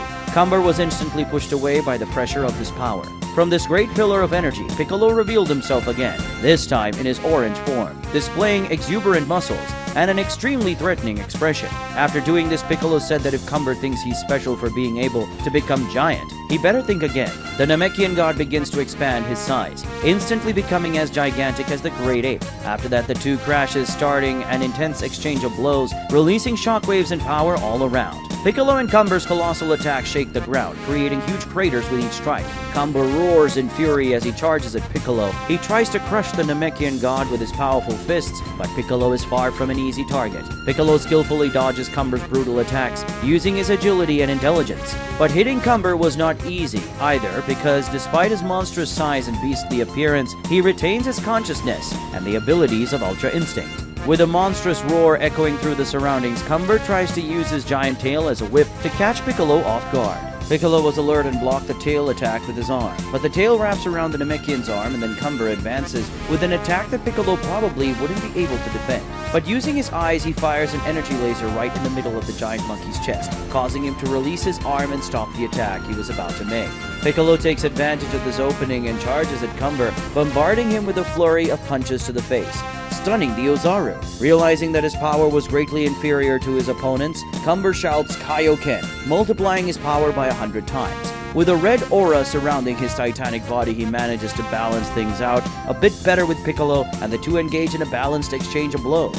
At one point, Piccolo holds back one of Cumber's punches, and Cumber also holds back one of Piccolo's punches. With both of them locked in a hand-to-hand struggle, Cumber decides to resort to a powerful energy blast fired from his mouth. But Piccolo responds in kind, also launching a massive wave of power from his mouth. The attack collides between their faces, and the next moment, a completely gigantic explosion occurs. Back on Earth, Goku and Vegeta have just enjoyed the great meal prepared by Chi-Chi, and after that they decided it was finally time to continue their journey. They bid farewell to their friends from Earth, teleporting to planet Namek with instant transmission. After the explosion, a massive hole is created in that area. Piccolo, who's standing and already back to his normal size, reflects that if he hadn't taken this guy to this dimension, the planet would have been destroyed by that attack. Piccolo approaches Cumber, who's lying in the center of the crater. He has returned to his human form since the artificial moon was destroyed in that explosion. When Piccolo approaches, Cumber gets up. The Namekian tells him that he fought very well, but it's time to give up once and for all. But Cumber laughs at this and says that he's far from giving up. At that moment, he transforms into a Super Saiyan, but it's not just a regular Super Saiyan, it's the Super Saiyan enhanced by Kaioken by 100 times. Piccolo is very surprised by this, saying that this guy's power has increased tremendously. Cumber starts laughing and says that Piccolo hasn't seen anything of his power yet. Feeling the incredible power of this Saiyan, Piccolo says that in his current form, he won't even come close to defeating him. So it's time to go to the next level. What do you mean the next level? Cumber asks. And then the legendary warrior of Namek reveals, everything you've seen so far has been my power as a mortal, but from now on I'm going to show you the true power of the Namekian god. After saying this, Piccolo begins to concentrate a tremendous amount of power in the form of light, and this light spreads throughout the surroundings, even temporarily blinding Cumber. When we can see him again, Cumber beholds a completely magnificent sight, the final form of the legendary warrior who possesses the power of the great dragon god, Zalama. Back on Earth, Goku and Vegeta have just finished enjoying a great meal prepared by Chi-Chi. After bidding farewell to Yamcha, Young Master Roshi, and Krillin, they use instant transmission to travel to planet Namek in order to gather the Dragon Balls and uncover what's happening to them. However, when they arrive at the location where they expect the planet to be, they find nothing but empty space. Goku and Vegeta are left frustrated with Goku speculating that the same thing happened when they tried to find planet Vegeta. Vegeta deduces that Namek in this reality must be in a different location, or might not even exist. They contemplate how to find Namek until Goku has an idea. They can use the Dragon Balls from planet Cereal to uncover the truth. Vegeta likes the idea and they use instant transmission once again. On Namek, Cumber emits a black and red aura, an incredibly intense aura of Super Saiyan power multiplied 100 times by the Kaioken. On the other side, Piccolo emanates the radiant aura of the Namekian god's power, a magically graceful yet extremely menacing force. As Piccolo faces Cumber, he senses an overwhelming ferocity in this warrior, a thirst for blood and violence unlike anything he's ever encountered. In contrast, Cumber notices the Namekian god's profound serenity and an air of overwhelming superiority, as if he were facing a true giant. As the Namekian god gazes at him, Cumber sweats profusely. His breathing becomes heavier, and his muscles tense involuntarily. The Saiyan is in terror. Enough! Cumber roars, releasing an even denser aura of energy. I won't let you oppress me, Namekian. It seems there's no other choice, the Namekian says. Cumber takes the initiative, propelling himself towards Piccolo like a bullet. He throws a punch that Piccolo blocks, who senses his tremendous force and recognizes his power. However, it's Cumber who feels the real impact when Piccolo counters with a punch that shatters Cumber's block and lands in his abdomen. Despite this, the Saiyan resists and counterattacks, initiating an exchange of frenzied blows with Piccolo. The two combatants begin to move at a speed of millions of times greater than the speed of light, going around planet Namek several times in milliseconds and leaving hundreds of gigantic craters all over the planet. But the place they are in is not the real planet Namek. They are in a parallel dimension that Piccolo took them to so they could fight without worry. During the exchange of blows, Cumber finds himself at a disadvantage and decides to shift to an energy-based confrontation. He creates a massive sphere of power and hurls it at Piccolo, who responds with an energy wave that pierces Cumber's power sphere, striking him and exploding in the Saiyan's body. Cumber withstands the attack, but it distracts him enough for Piccolo to break through his guard with a powerful knee strike to the stomach, leaving Cumber in agony. Cumber attempts to counter with an elbow strike, but Piccolo grabs his elbow and retaliates with a rib-crushing punch, causing Cumber to double over in pain before receiving a kick that sends him crashing into the ground. After that, Piccolo concentrates a high amount of power in one of his hands and releases a powerful energy wave at Cumber. This attack would surely have the power to completely destroy Cumber, but to Piccolo's surprise, it is deflected. The reason for this is that Cumber has elevated his power, now using Super Saiyan 2 with a Kaioken. After deflecting Piccolo's attack, Super Saiyan 2 Cumber advances against Piccolo with a series of blows. Now things are not easy for Piccolo, who has more difficulty defending and counterattacking. Even though Cumber has increased his power, the Namekian god still manages to excel, landing a powerful hook to Cumber's abdomen, causing him to double over once more. Piccolo then moves to Cumber's back to unleash an energy sphere that would surely inflict a lot of damage. However, the Saiyan surprises everyone by having 2 extra arms emerge from his back. With one arm, he deflects Piccolo's energy, while with the other, he retaliates with a burst of power that Piccolo has to fend off. Cumber then returns to the attack, this time with 2 extra arms to assist him. They exchange even more frenzied blows until Cumber manages to use his extra arms to hold Piccolo's arms and deliver a series of punches with the other 2 arms. However, this doesn't last long, as the protector of Namek reacts by firing a beam from his antennas that electrocutes Cumber and forces it to let go. Then follows up with a point-blank energy wave that sends Cumber plummeting from the sky, severely scorched. Furious, Cumber retracts his 2 extra arms, returning them to his body, and then uses the Taioken, creating an intense flash of light that disrupts Piccolo's vision. After doing this, Cumber advances to attack, but to his surprise, Piccolo launches a flying kick that not only catches the Saiyan off guard, but also inflicts significant pain. Following this attack, a sequence of several other powerful and rapid strikes, punishing the entire body of the malevolent Saiyan with multiple forceful blows. Cumber asks how Piccolo is fighting so effectively, even without his eyes, and Piccolo responds by saying that his powers go far beyond the 5 senses. Enraged at receiving so many attacks, Cumber unleashes his full power all at once, pushing Piccolo away. He then multiplies into 3 clones. With his vision now restored, Piccolo notes that Cumber has some peculiar abilities, but this one in particular he can replicate. Piccolo also multiplies into 3, and triple battle ensues in the skies and on the ground of Namek. Thanks to instant transmission, Goku and Vegeta arrive on planet Cereal, or at least where the planet should be. Once again, all they find is the empty void of space. Goku and Vegeta become even more frustrated as nothing seems to go their way. Suddenly, Goku comes up with another idea. Vegeta asks what his new idea is, and Goku suggests that they should go talk to King Kai, as he usually knows things. Vegeta likes the idea, and they use instant transmission once again. Fortunately, King Kai's planet is in the right place, but when they arrive, they don't find him there. Goku and Vegeta are surprised by this, as according to Goku, King Kai is always on his planet, along with Gregory and Bubbles. However, there's one person who might know what's happening with King Kai, King Yemma. But when they arrive at King Yemma's palace, they face another surprise. He's not there either. To make matters worse, there's an incredibly long queue of souls, both inside and outside the palace. Goku and Vegeta see some ogres trying to control the unruly crowd of souls, while the ogre guide desperately speaks to the megaphone, attempting to calm everyone down. Goku and Vegeta approach the guide, asking what's happening and where King Kai and King Yemma are. The ogre guide responds saying that all the gods have hidden from the god killer, and he doesn't know where they are. Vegeta becomes very irritated by this and calls the gods a bunch of cowards.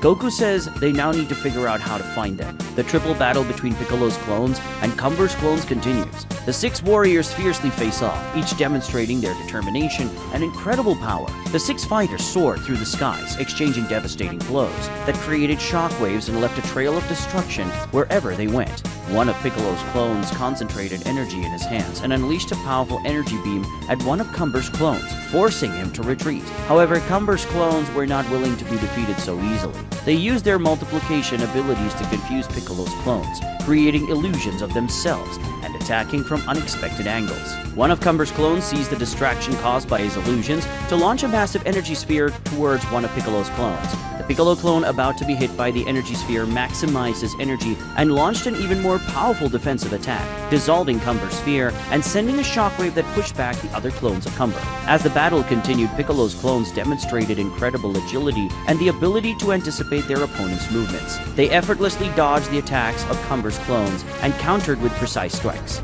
Cumber's clones were starting to get exhausted, while Piccolo's clones maintained their composure. One of Piccolo's clones fired an energy beam that hit one of Cumber's clones directly, considerably weakening him. Another Piccolo clone noticed an opening in the defense of one of Cumber's clones and swiftly advanced. delivering a powerful punch to the evil Saiyan's chest. The impact caused the Cumber clone to stagger and fall to the ground. The third Piccolo and the third Cumber engaged in intense and violent exchanges in the skies until Piccolo prevailed, throwing Cumber to the ground along with the other two clones that had already been knocked down by the other two Piccolos. The last Piccolo, likely the original, concentrated a massive amount of energy in his hands and fired a powerful wave of power at the Cumbers. The resulting explosion was spectacular, enveloping the trio of Saiyans in intense light. When the light dissipated, all the Cumbers were severely injured and weakened, seemingly unable to continue the fight. Seeing that the triple battle was over, Piccolo dispelled his clones and then told Cumber that the fight had ended. But at that moment, Cumber started laughing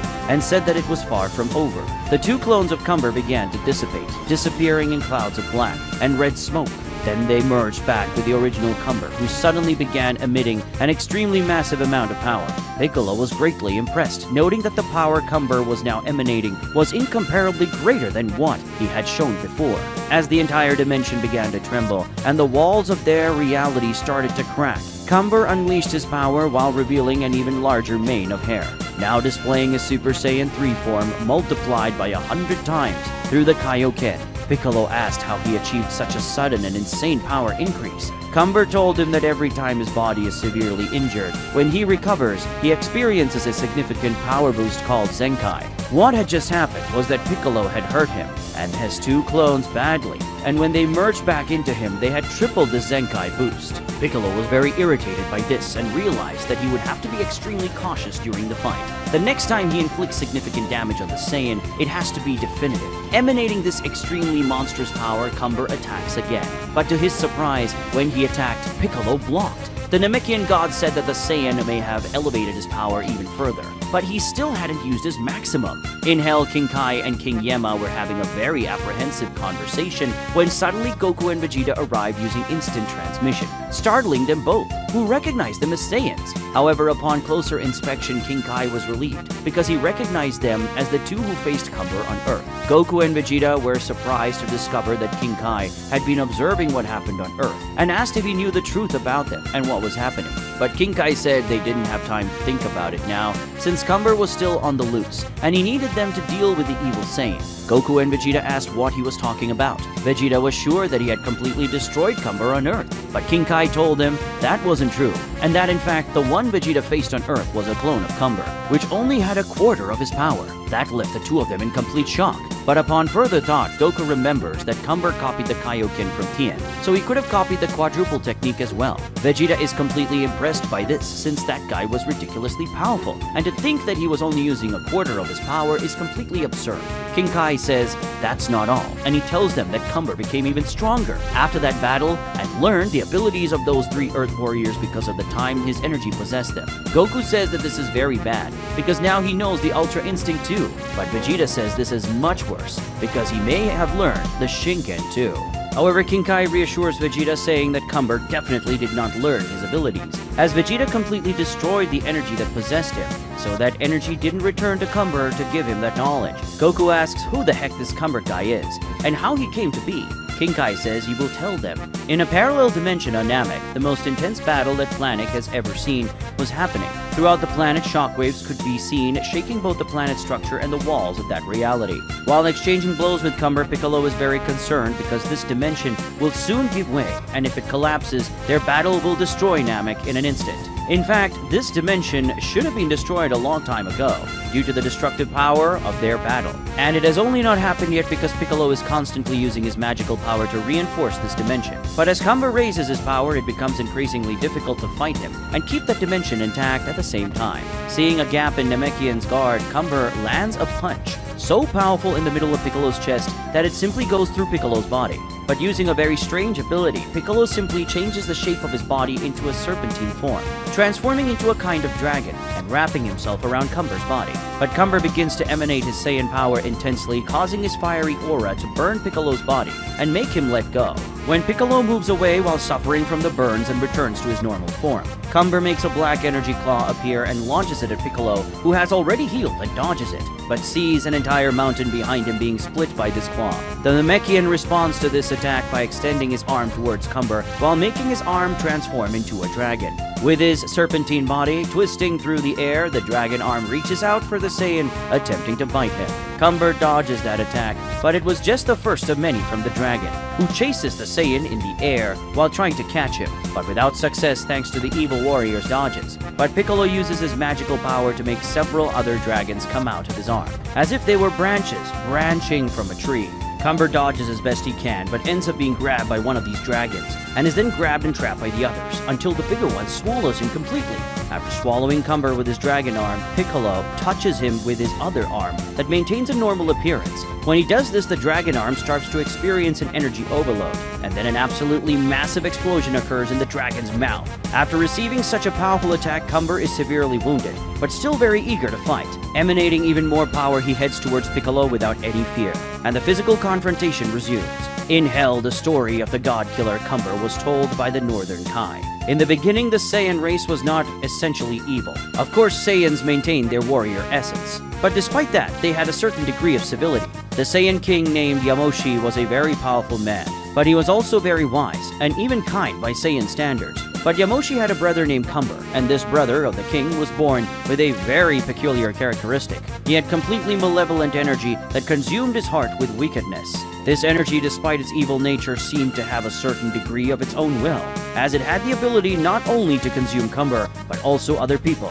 It didn't take long for Cumber to realize that this energy also had a certain learning ability, and when it took hold of a person's body, it could learn their techniques. Yamoshi was alerted to the danger his brother represented, but he was not cold-hearted enough to kill his own brother, so he decided to imprison him for many years.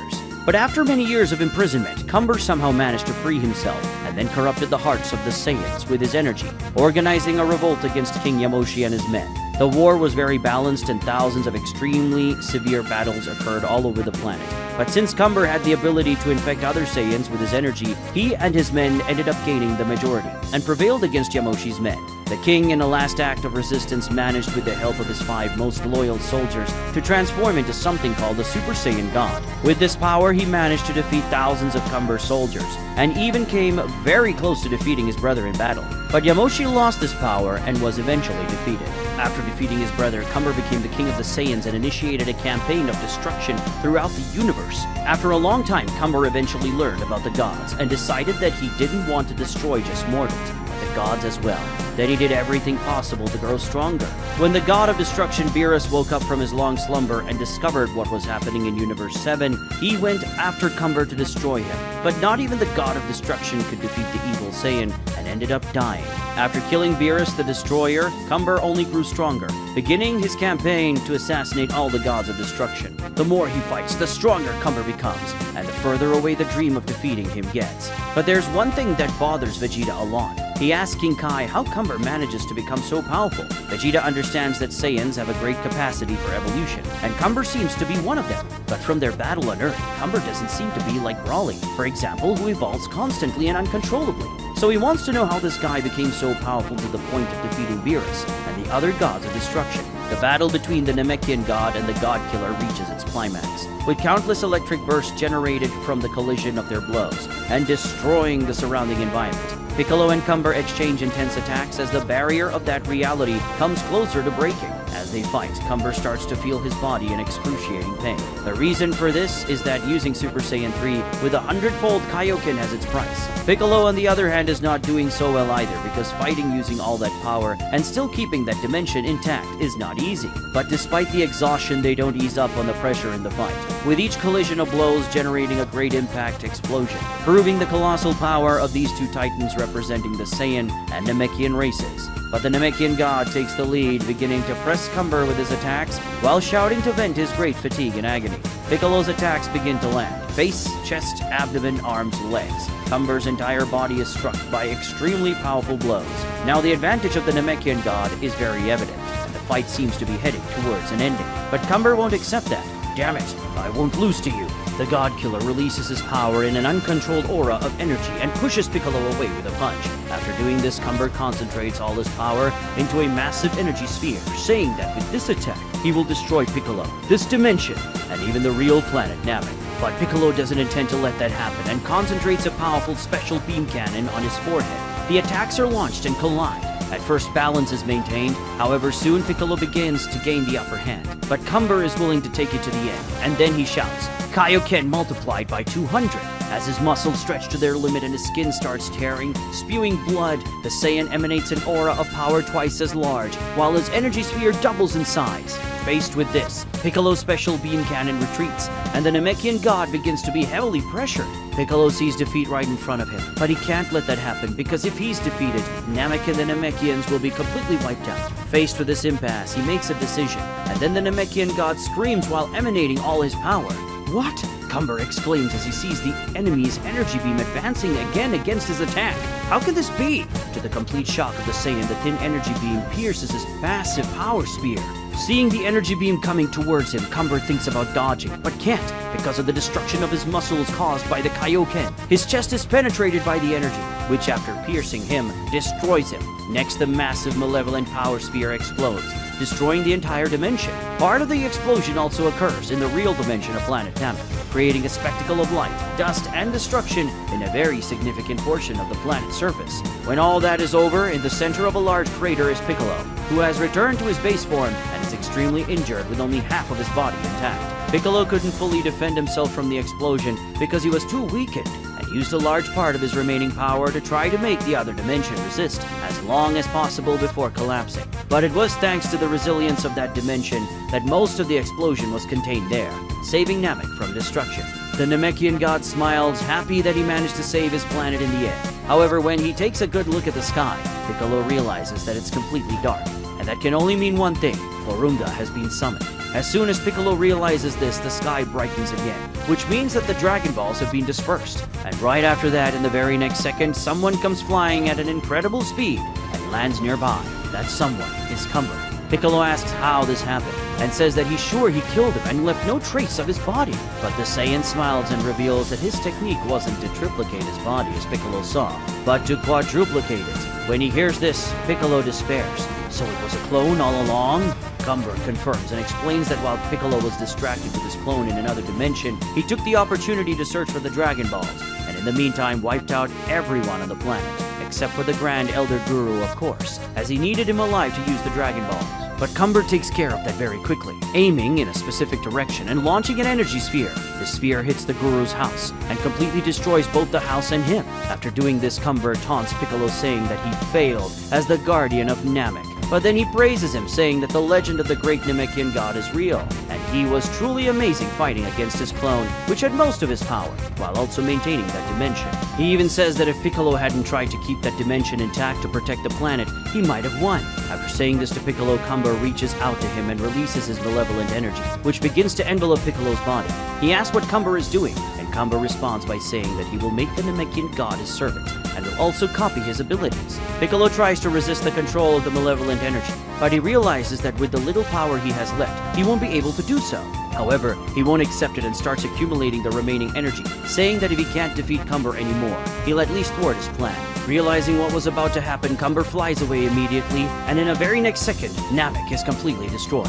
From space, Cumber watches the explosion from which he narrowly escaped. What a pity. It would be great to have the powers of the legendary Namekian god, Cumber says to himself, but it doesn't matter. In the end, I will still be the supreme being of the entire multiverse. Back in Hell, Vegeta questions King Kai about how Cumber managed to gain so much power in such a short time. King Kai explains that Cumber achieved this thanks to a special Saiyan ability called Zenkai, which allows him to evolve whenever he receives a mortal wound. And after so many evolutions, Cumber became extremely powerful. Vegeta argues that even though he evolved so much with Zenkai, he needs to recover somehow to be able to evolve. And he asks how Cumber managed to do that while fighting a god of destruction. King Kai is about to answer his question, but suddenly their conversation is interrupted when a voice calls for them. A voice that Goku and Vegeta know very well. Mr. Goku, Mr. Vegeta, I would like to speak to you. The one making this call is the Grand Minister, who says that he has a very urgent matter to discuss with the two of them, and they must go to the Lord Zeno's palace immediately. Of course, this sudden call leaves Goku and Vegeta very surprised.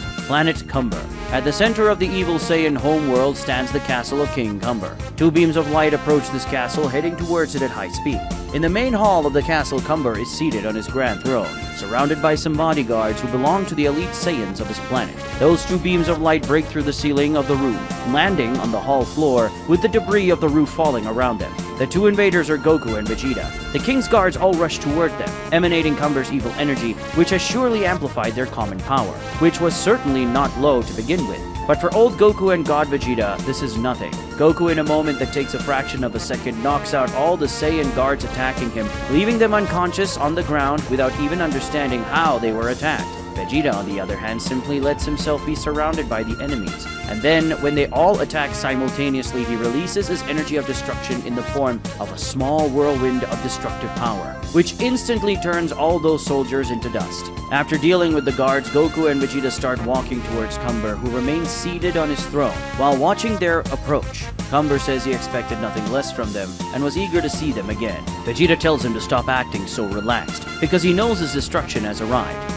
This time, it won't be like the last. On the other side, Goku tells the king of the evil Saiyans that his ambitions end today. Cumber laughs and says that's what they'll see. At that moment, Goku and Vegeta are surprised when several holes start appearing in the ceiling of the wall, and the people who cause these breaches land around them. In total, they are surrounded by 12 creatures, all looking closely at who these 12 beings that just arrived are, Goku and Vegeta. Besides being completely surprised, realize that dealing with this will be a big problem. To understand all of this, let's see what happened about an hour ago. In the Palace of the Almighty, the atmosphere is very tense. Zeno is sitting on his throne, looking a bit worried, while his bodyguards around him are sweating, clearly nervous. In front of them is Daishinkan, who has a very serious expression. Goku and Vegeta arrive at the location using instant transmission, and when they do, Zeno is taken aback, while the guards immediately move in front of him to protect the Supreme God. But Daishinkan calms everyone down, saying that they are the benevolent Saiyans he mentioned. Goku and Vegeta are quite intrigued by this, and they never imagined they would see Zeno so frightened. Daishinkan still maintains his calm and polite demeanor, thanking the two for responding to his call. But they notice that even Daishinkan, the person who always seems so detached from everything due to his superiority, is worried about something. Vegeta gets straight to the point, asking why Daishinkan called him there, and how he knows who they are. Daishinkan says he doesn't know exactly who they are, but he saw what happened on planet Earth and how Vegeta confronted Cumber. Goku asks if the Grand Priest has been keeping an eye on them all this time, and he responds by saying that ever since the events that occurred on Earth, yes. He says he was keeping an eye on Cumber, so as a consequence he ended up seeing the two of them as well. The Supreme Angel also mentions that he was completely impressed when he saw the power of Goku and Vegeta, especially Vegeta's power, who somehow knows how to use Shinken. Daishinkan says that when he saw the two of them fight, he became very curious about them, as aside from being two Saiyans who are not under Cumber's control, they are also extremely powerful and have achieved an ability that almost no one in the multiverse has managed to attain. Impatient, Vegeta gets straight to the point again, asking Daishinkan what he wants and why he called him there. Daishinkan can't help but comment on how impatient Vegeta is, but he doesn't think that's a bad thing, especially because the matter is really urgent. He then decides to give a direct answer, saying that he called him there because of Cumber. Obviously, Daishinkan explains that since they faced Cumber on Earth, he has been keeping an eye on them as well, and has somewhat understood their situation. The Grand Priest says that they can make a deal. If Goku and Vegeta defeat Cumber, he will help them return to the reality they belong to. Of course, this leaves Goku and Vegeta very surprised and excited at the same time. Goku asks if Daishinkan really knows what's happening to them, and requests an explanation. But the angel says that first they must deal with Cumber, and then they can have what they want. Goku and Vegeta agrees, but mentions that they want to know exactly who this Cumber is and how he became so powerful. They learned some things about him while talking to King Kai, but Daishinkan interrupted the conversation, and they didn't fully understand everything. Daishinkan explains to them that everything the North Kai talked about was correct. Cumber is an evil Saiyan who many years ago managed to rule over his race. He was born with a very special condition and mastered a very eccentric energy that can control the hearts of others and learn from those who possess it. Daishinkan tells them that Cumber had the desire to completely dominate the entire universe, and leading the evil Saiyans, he embarked on a universal domination campaign, massacring numerous planets. In his travels, he discovered the existence of various universes and many gods much stronger than himself, which motivated him even further. However, knowing that he was very weak weak compared to the deities he wanted to surpass, Cumber realized that he needed a lot of time to become strong enough to face these gods. From that moment on, he began the search for the secret of immortality. After extensive research, he learned about the Dragon Balls and asked to become immortal, so he would have time to train and gain enough experience to confront the gods. The Dragon Balls that Cumber found belonged to a random part of Universe 7, where a Namekian lived. Through this Namekian, he discovered there were also orbs on Namek, but he never dared to attack Namek because it was home to a being known as the Namekian god, a Namekian warrior who inherited a portion of the power of the great god Zalama, one of the strongest beings in all of existence. Cumber continued his journey until he also learned about the existence of the Grand Zeno, and wanted to somehow become immune to his powers. The evil Saiyan eventually discovered the Super Dragon Balls, found a way to locate these orbs, summoned Super Shenron, and make his wish. Cumber's wish was to become immune to even the most destructive abilities in the multiverse, including Zeno's ability to erase anything from existence. In this way, Cumber became immune to both the power of the God of Destruction and Zeno's abilities. Vegeta asks why Cumber didn't simply wish to become the supreme being of the universe, as that is his goal. Daishinkan says that indeed he could have done that, but it seems he didn't want to become the strongest being so easily. Cumber wants to be the strongest through his own efforts, climbing every step by facing and defeating all his enemies. Vegeta says he understands that mentality and recognizes that Cumber is a true Saiyan after all. Daishinkan explains that since Cumber had no intention of making any more wishes to Super Shenron and didn't want anyone to make a wish that would harm him, he simply destroyed the Super Dragon Balls. Beerus, the god of destruction of Universe 7, had been sleeping for many years. When he woke up, he discovered that a Saiyan was causing massive destruction in his universe, so he decided to destroy the Saiyan. When Beerus faced Cumber, he was superior in overall power. But the fact that he simply couldn't destroy Cumber made his victory almost impossible. To make matters worse, Cumber kept getting stronger throughout the fight, whether from the most severe injuries Beerus inflicted or from his great ability to learn while fighting. In the end, Beerus was defeated, and after that, Cumber felt much more confident in facing the other gods, beginning a campaign to annihilate the gods of destruction. Goku asked how many gods Cumber has already killed so far. Daishinkan responds that recently, all that remained have been killed. Goku asks what Cumber is going to do now that all the gods of destruction are dead. Daishinkan replies by saying that his next target is certainly Zeno, and that's what's got him so worried. Goku asks if Zeno is unable to defend himself. Daishinkan explains that Zeno is not a fighter, and all his power is confined to his sovereign ability to erase all things. But if Cumber is unaffected by that, there's nothing he can do to defend against this Saiyan. Vegeta asks why Daishinkan himself doesn't defend Zeno. Daishinkan says that an angel cannot directly involve in a battle, and that includes him. Goku then asks about Zeno's bodyguards and whether they are not capable of defending him. Daishinkan says that the guards of the Almighty are very strong, but he's not sure if they can defeat Cumber.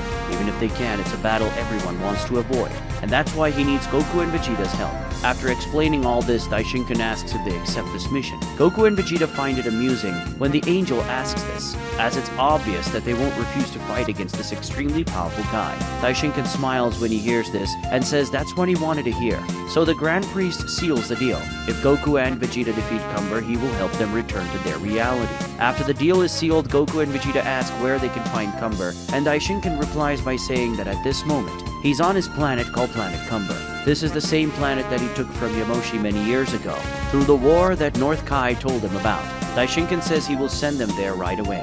Using his magical powers, Daishinkan simply teleports Goku and Vegeta from there.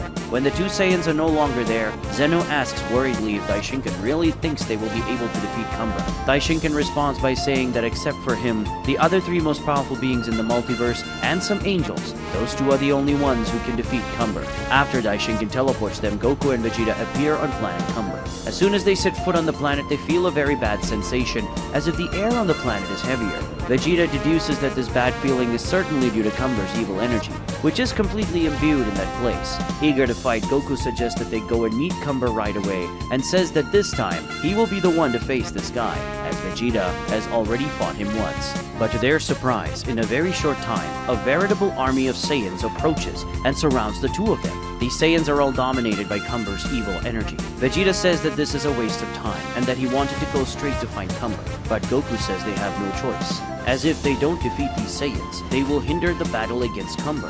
Goku and Vegeta surround themselves with a thin layer of energy, with the goal of not being touched by the evil energy surrounding these Saiyans.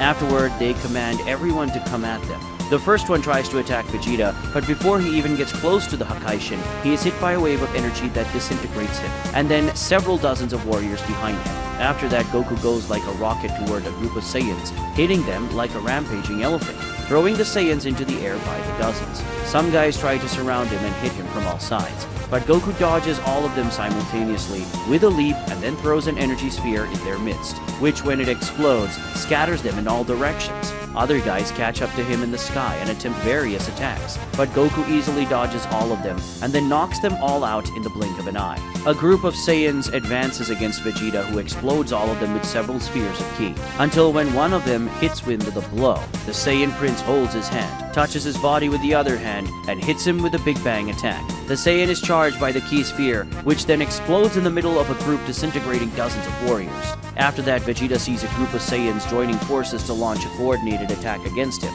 a very powerful energy wave that comes toward the Hakaishin. However, he responds with a small sphere of destructive energy that turns the enemy's energy into nothing as it advances and explodes, making them all disappear from existence. Saiyan soldiers fall from the sky in dozens, knocked out by Goku, who, as he's attacked by the men, dodges and knocks them out with a single blow.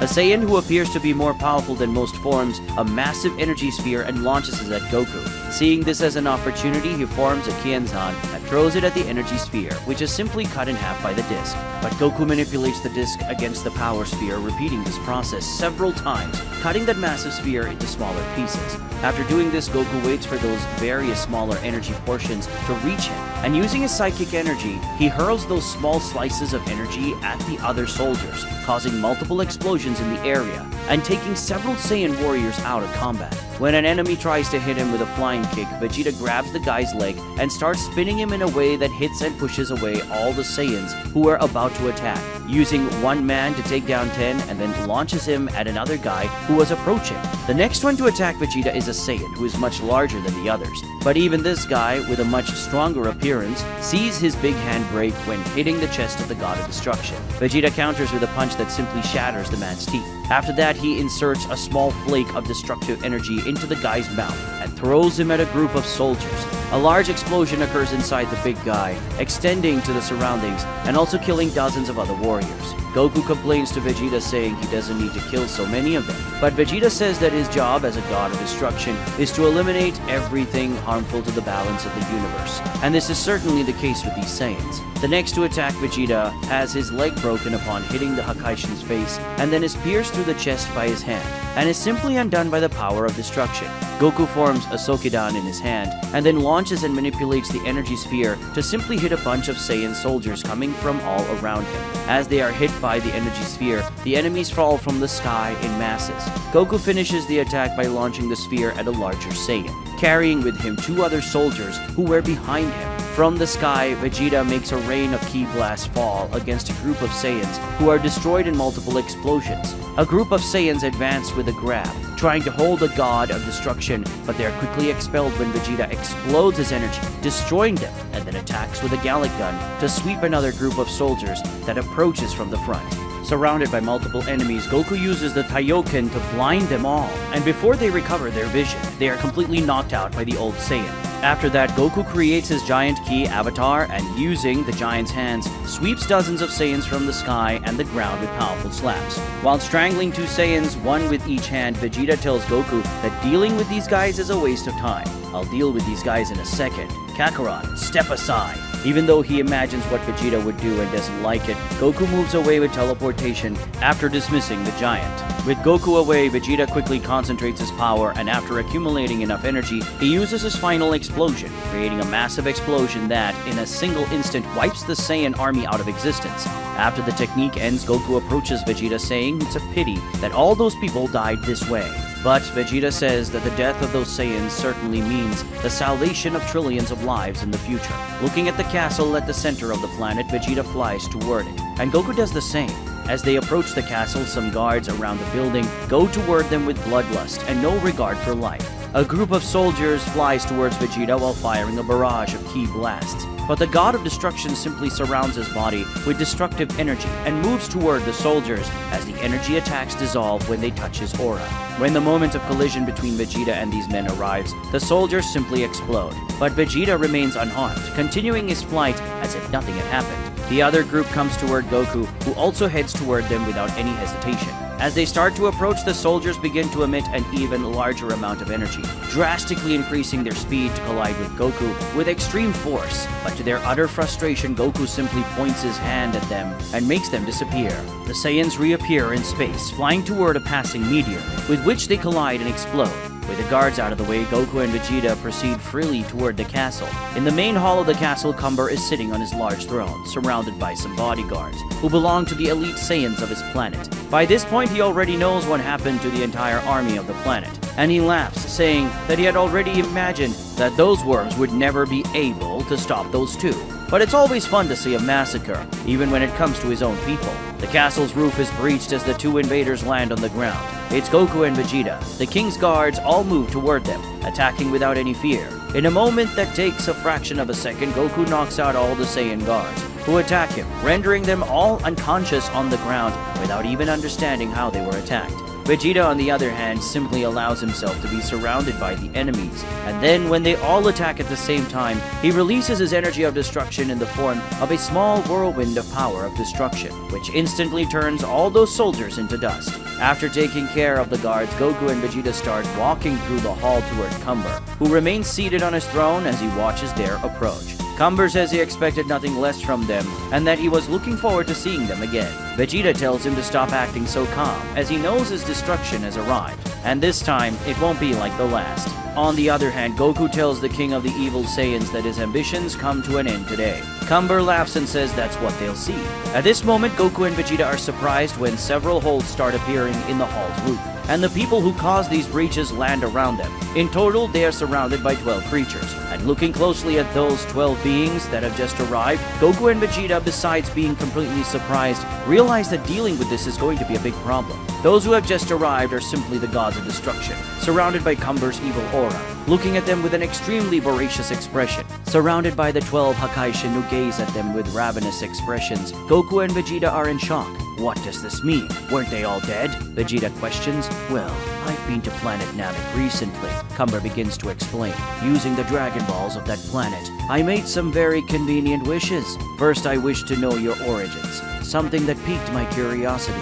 My second wish was for the dragon called Porunga to bring me all the Dragon Balls that exist in all the universes. But he said he couldn't do that because it was beyond his magical abilities, but he could bring me all the orbs present in Universe 7. Lastly, I wished to instantly learn the language of all dragons, so I could make a wish to all of them. After Cumber explained all of this, Goku recalls the Dragon Balls that existed on planet Cereal, realizing that just as there were orbs on that planet, there must be others in different parts of the universe. Vegeta, speaking to Cumber, asks if he needed all the Dragon Balls to bring back the 12 gods of destruction. Cumber says that not all dragons can resurrect more than one person at a time, and in the case of the immensely powerful gods of destruction, it's even more complicated. There were dragons that could grant up to 10 wishes, but they had enough magical energy to resurrect only one Hakaishin. In other cases, he needed to combine the magical powers of 2 or more dragons to resurrect a god, and so on. But did I use all the wishes to bring back the gods, or did I use them for something else? Cumber asks with a sly smile, leaving a mischievous mystery hanging in the air, irritating Goku and Vegeta. The evil Saiyan King continues his explanation. Once the gods were resurrected, it was easy for me to simply dominate them with my energy, since unlike Vegeta, they didn't possess the necessary ability to destroy my energy once it was inside their bodies.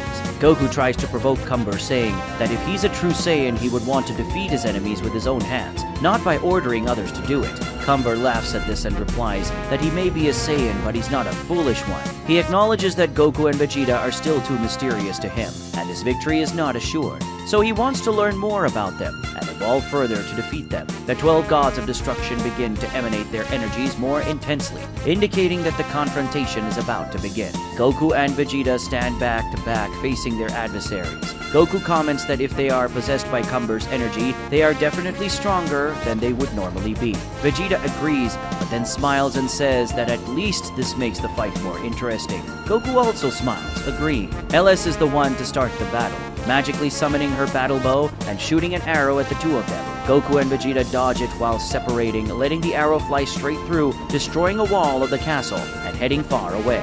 Vegeta counters by charging towards the goddess to land a punch on her, but Hela simply stands still and lets Sidra, who steps in front of her, protect both of them with his shield. Vegeta's punch is blocked by Sidra's shield, and then Jin takes the opportunity to attack Vegeta from behind. But Goku prevents the attack with a flying kick that pushes the God of Destruction from Universe 12 out of the castle. Sidra dispels his shield to counterattack Vegeta, but Vegeta blocks his strike and counterattacks with a move that sends Sidra and Hellas out of the castle.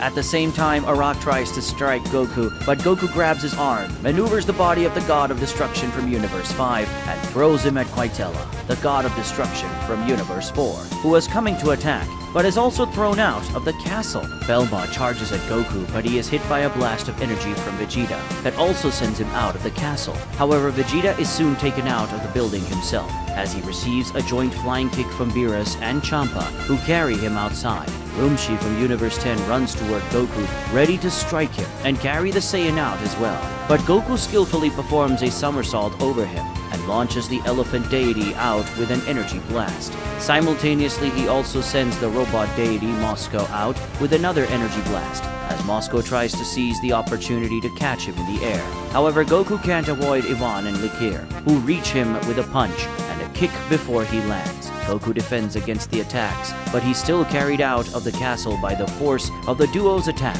When Goku reaches the sky outside the castle, he sees a chaotic battle raging between Vegeta and the other Hakaishans, with explosions filling the sky. Iwan and Likir exit the castle and continue their sequence of attacks against Goku, who struggles to dodge and defend against their blows. But he has to put in even more effort when Moscow and Rumshi join the fray.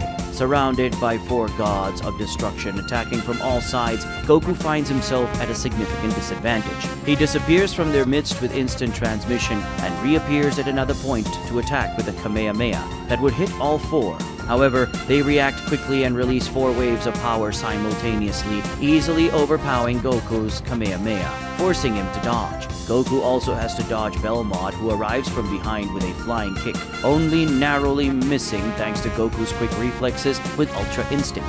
Even after missing the first attack, the Clown God doesn't give up and advances to try other attacks, all of which prove ineffective against Goku's formidable defensive abilities. Vegeta retreats through the sky while exchanging blows with Beerus and Champa, at the same time defending and counterattacking the Twin God strikes. Sidra arrives from behind to attack, unable to defend against attacks from the front and the attack from behind. He escapes from between them, moving a few meters away. However, Hellas takes advantage of this opening, firing an arrow at the Saiyan God. He instinctively turns, putting his arm in front of his body, inadvertently having his forearm pierced by the goddess's arrow. Following this, she extends her hand towards Vegeta, releasing an energy wave that sends him from the sky to the ground. Once Vegeta is on the ground, Hellas fires another arrow in his direction, but suddenly, this single arrow of hers multiplies into dozens of other arrows. When Vegeta realizes it, a rain of arrows is coming in his direction. Seeing that Vegeta was in danger, Goku, who was exchanging blows with Belmont, pushes him back with a punch, and then points his hand at Vegeta to teleport him away, allowing Hellas' arrow rain to only pierce the ground. Taking advantage of Goku's distraction, Moscow approaches from behind and attempts to grab him in his hands, just as he did with Beerus in the Battle of the Gods. However, Goku is cleverer, simply escaping Moscow's grip by jumping over his hands and delivering a spinning kick. Belmont comes from behind to strike Goku, but Vegeta flies in from the side, rushing at the Clown God and carrying him away. Vegeta takes Belmont to a mountain, where they collide with the God of Destruction of Universe 11, getting stuck among the rocks. But as Vegeta was about to deliver a punishing series of punches to Belmont, his ki noose wraps around his forearm. This ki noose was thrown by Liquor, who pulls Vegeta toward him with force and lands a knee to the Saiyan's face. Afterward, Likir starts spinning Vegeta with his key noose and then hurls him in the direction of Rumshi. Rumshi grabs Vegeta in midair and descends with him headfirst toward the ground, making Vegeta hit the ground headfirst and dangle like a nail. Next, Arak attacks, unleashing a rain of key spheres toward him, hitting Vegeta and creating numerous explosions, turning the terrain into a battlefield. While Goku was exchanging blows with Champa and Iwan, he saw what happened to Vegeta and shouted in concern for him. This distraction was enough for Iwan's punch to land, followed by Champa's kick and then Jin's flying kick, who arrived to attack vigorously. After being knocked back by Jin's flying kick, Goku started launching several ki blasts at the three gods, but the three Hakaishans evaded them well. Quitella approached from behind Goku to attempt a sneak attack, but he managed to notice and dodge, starting a quick exchange of blows with Quitella, who soon received support from Hellas. Exchanging blows from the Universe 2 goddess and the Universe 4 god, Goku is forced to retreat. Arak takes advantage of this to attack Goku from behind. But then Vegeta appears in front of Goku, blocking the attack from the God of Destruction from Universe 5. He angrily says that he will pay for that barrage of attacks just a while ago. Vegeta lands a super strong punch on Arak and then unleashes a series of key spheres against him. Unfortunately, Sidra intervenes, protecting his comrade with a shield. "Damn it!" Vegeta exclaims. At one point, Goku catches Quitella's kick and hurls him toward Vegeta while shouting a warning. Vegeta receives the rat god thrown at him with a kick, sending Quitella flying and returning in Goku's direction. Goku avoids Quitella, letting him pass by and hit Hellas, who was coming to continue the attack. Goku and Vegeta stand back to back, assuming their combat stances, both heavily panting. Vegeta tells Goku that he attempted to use forced spirit fission to rid the gods of Cumber's energy, but he couldn't. That damn guy may have used the Dragon Balls in some way that made them immune to my ability, he supposes, annoyed. It looks like there's no way around it. Vegeta, we'll have to defeat them the old-fashioned way, Goku says. Vegeta remarks that facing all 12 of them at once is very complicated, since as they are under Cumber's energy control, their movements are much more coordinated than they would normally be. Meanwhile, Goku and Vegeta don't have a good synergy.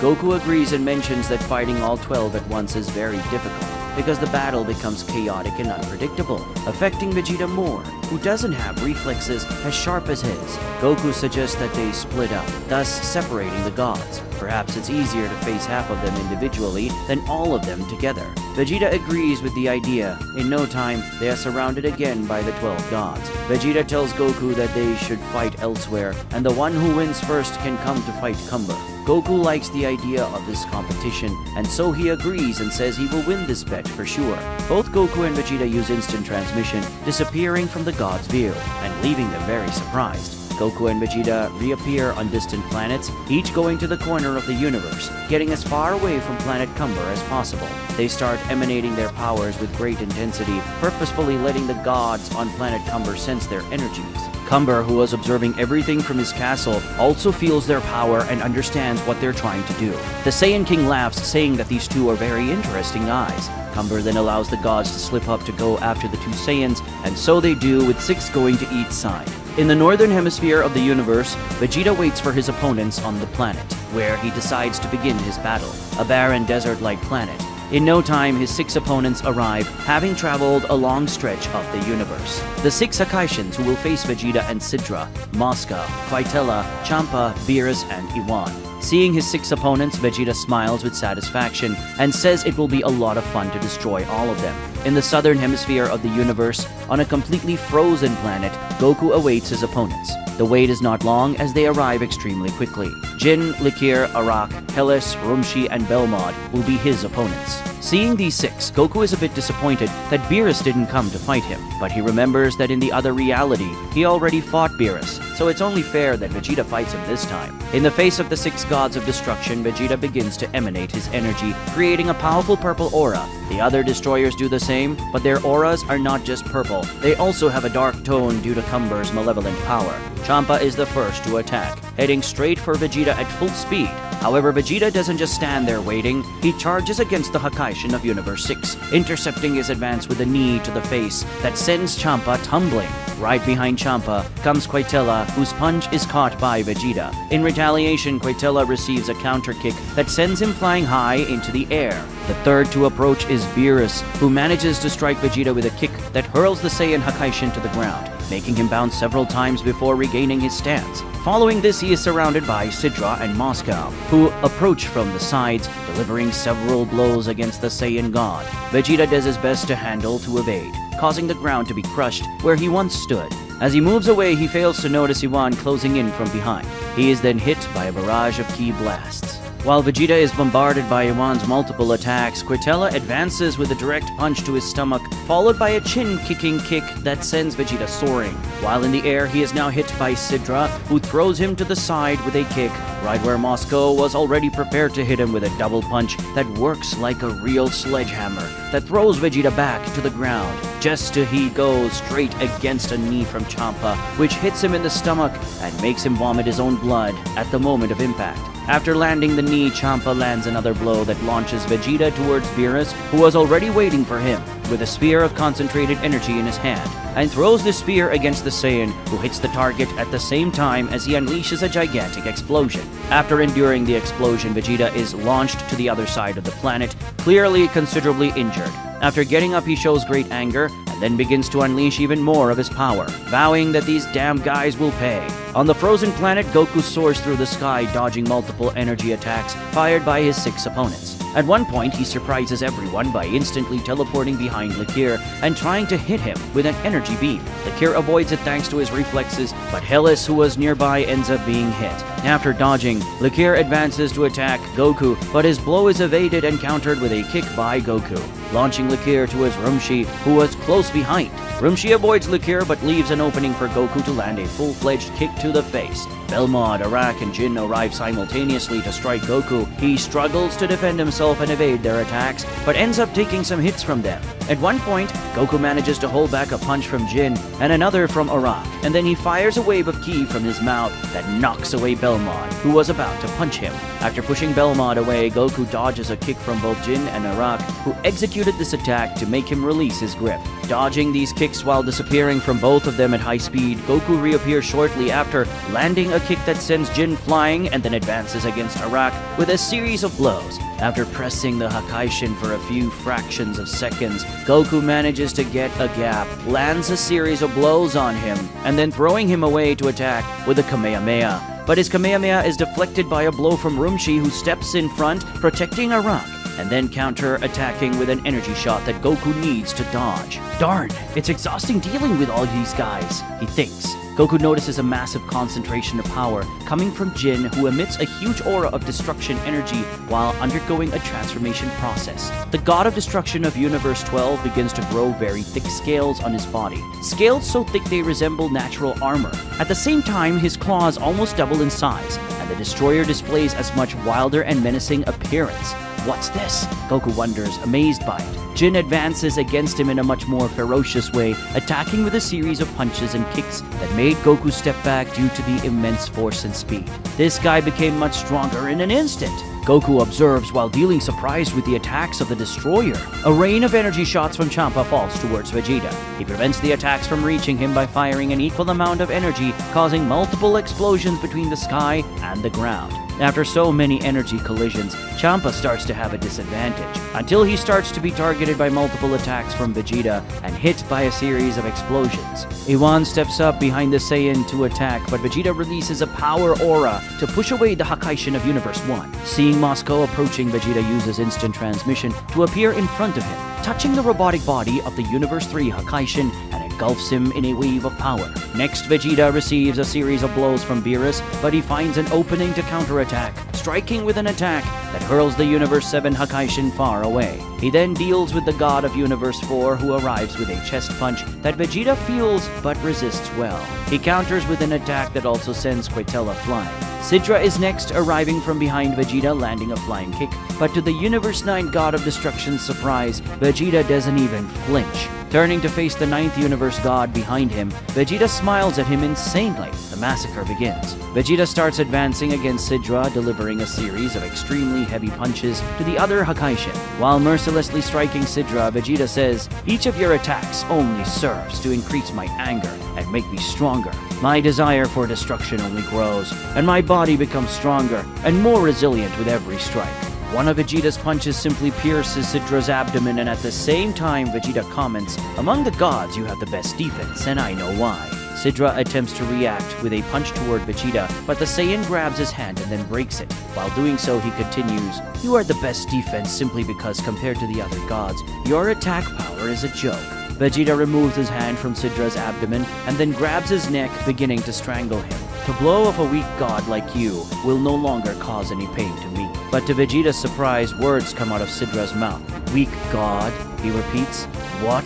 Can you understand me?" Vegeta asks. Sidra begins to emanate even more power, pushing Vegeta away abruptly. "What's going on now?" Vegeta questions, annoyed. Sidra screams as his aura of power starts to boil in an intensely different way. His muscles gloriously grow in an instant, revealing a muscular mass that would make any bodybuilder envious. His hair also grows, significantly increasing in length and taking on a spiker appearance. The God of Destruction of Universe 9 has just revealed his final form, containing all of his power.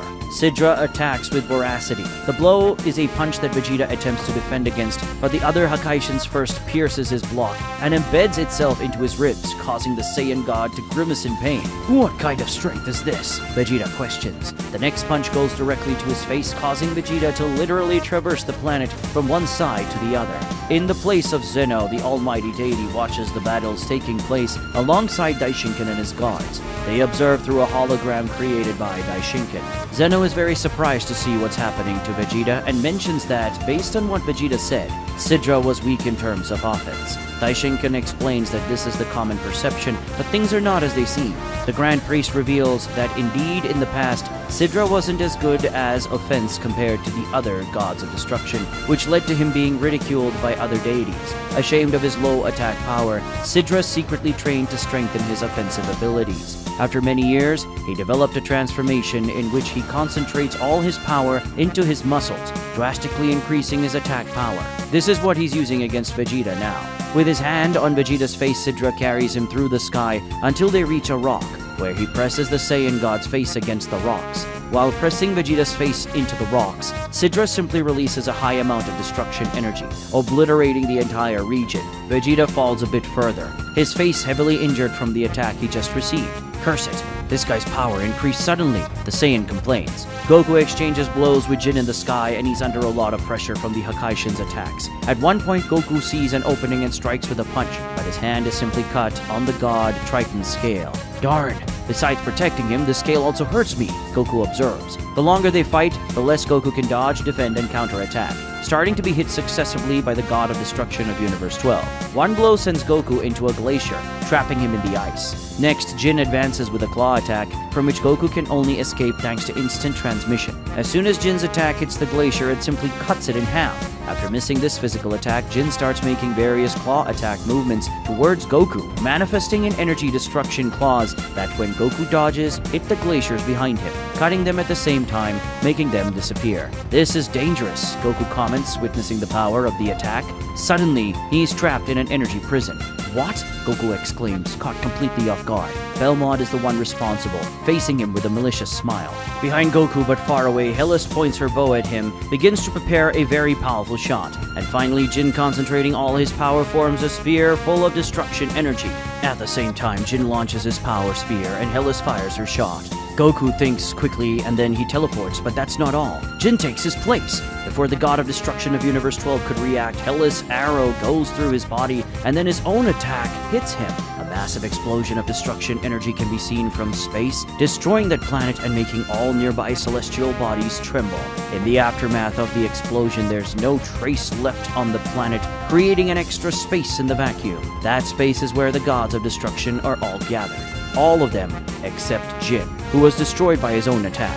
Goku reappears with instant transmission, sighing in relief and grateful that he had the idea to teleport Jin to his place to receive those deadly attacks at the last moment. From the sky to the ground, Vegeta falls, his body being dragged across the ground due to the force of the attack he just received. With pain, Vegeta gets up, recognizing that Sidra's raw power is much greater than he could have imagined. Looking up, he sees Sidra staring at him, breathless with rage. "Darn, you want a contest of attack power? Then let's do it." Impatiently, Vegeta concentrates his power, while creating several electric bursts around him with the color of destructive energy. He's preparing a Gallic gun. Sidra accepts the challenge and extends both hands, concentrating a high amount of power. The two attack. When the two powers collide, a shockwave spreads across the entire planet, cracking its surface. Competing to see who has more power, Vegeta occasionally gains the advantage, while at other times Sidra does. The other gods watch from a distance as they didn't want to interfere in this battle.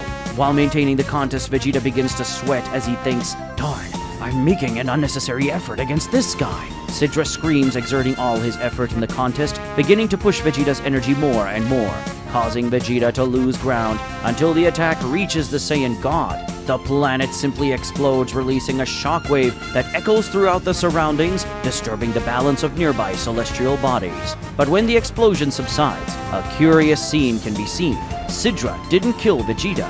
On the contrary, he has his chest pierced by the Saiyan's arm, who made an attack from behind. Smiling, Vegeta says, "I let you win that contest on purpose so that you would lower your guard, and I could attack in a deadly way. In the end, you, known for having the best defense of all gods, lost because you forgot to maintain a good defense. How pathetic." Vegeta removes his hand from Sidra's body, then extends the other hand and says, "Hakai," making the god of destruction of the Ninth Universe's body disappear. But that was just the beginning. Looking around, Vegeta sees the other 5 enemies surrounding him again.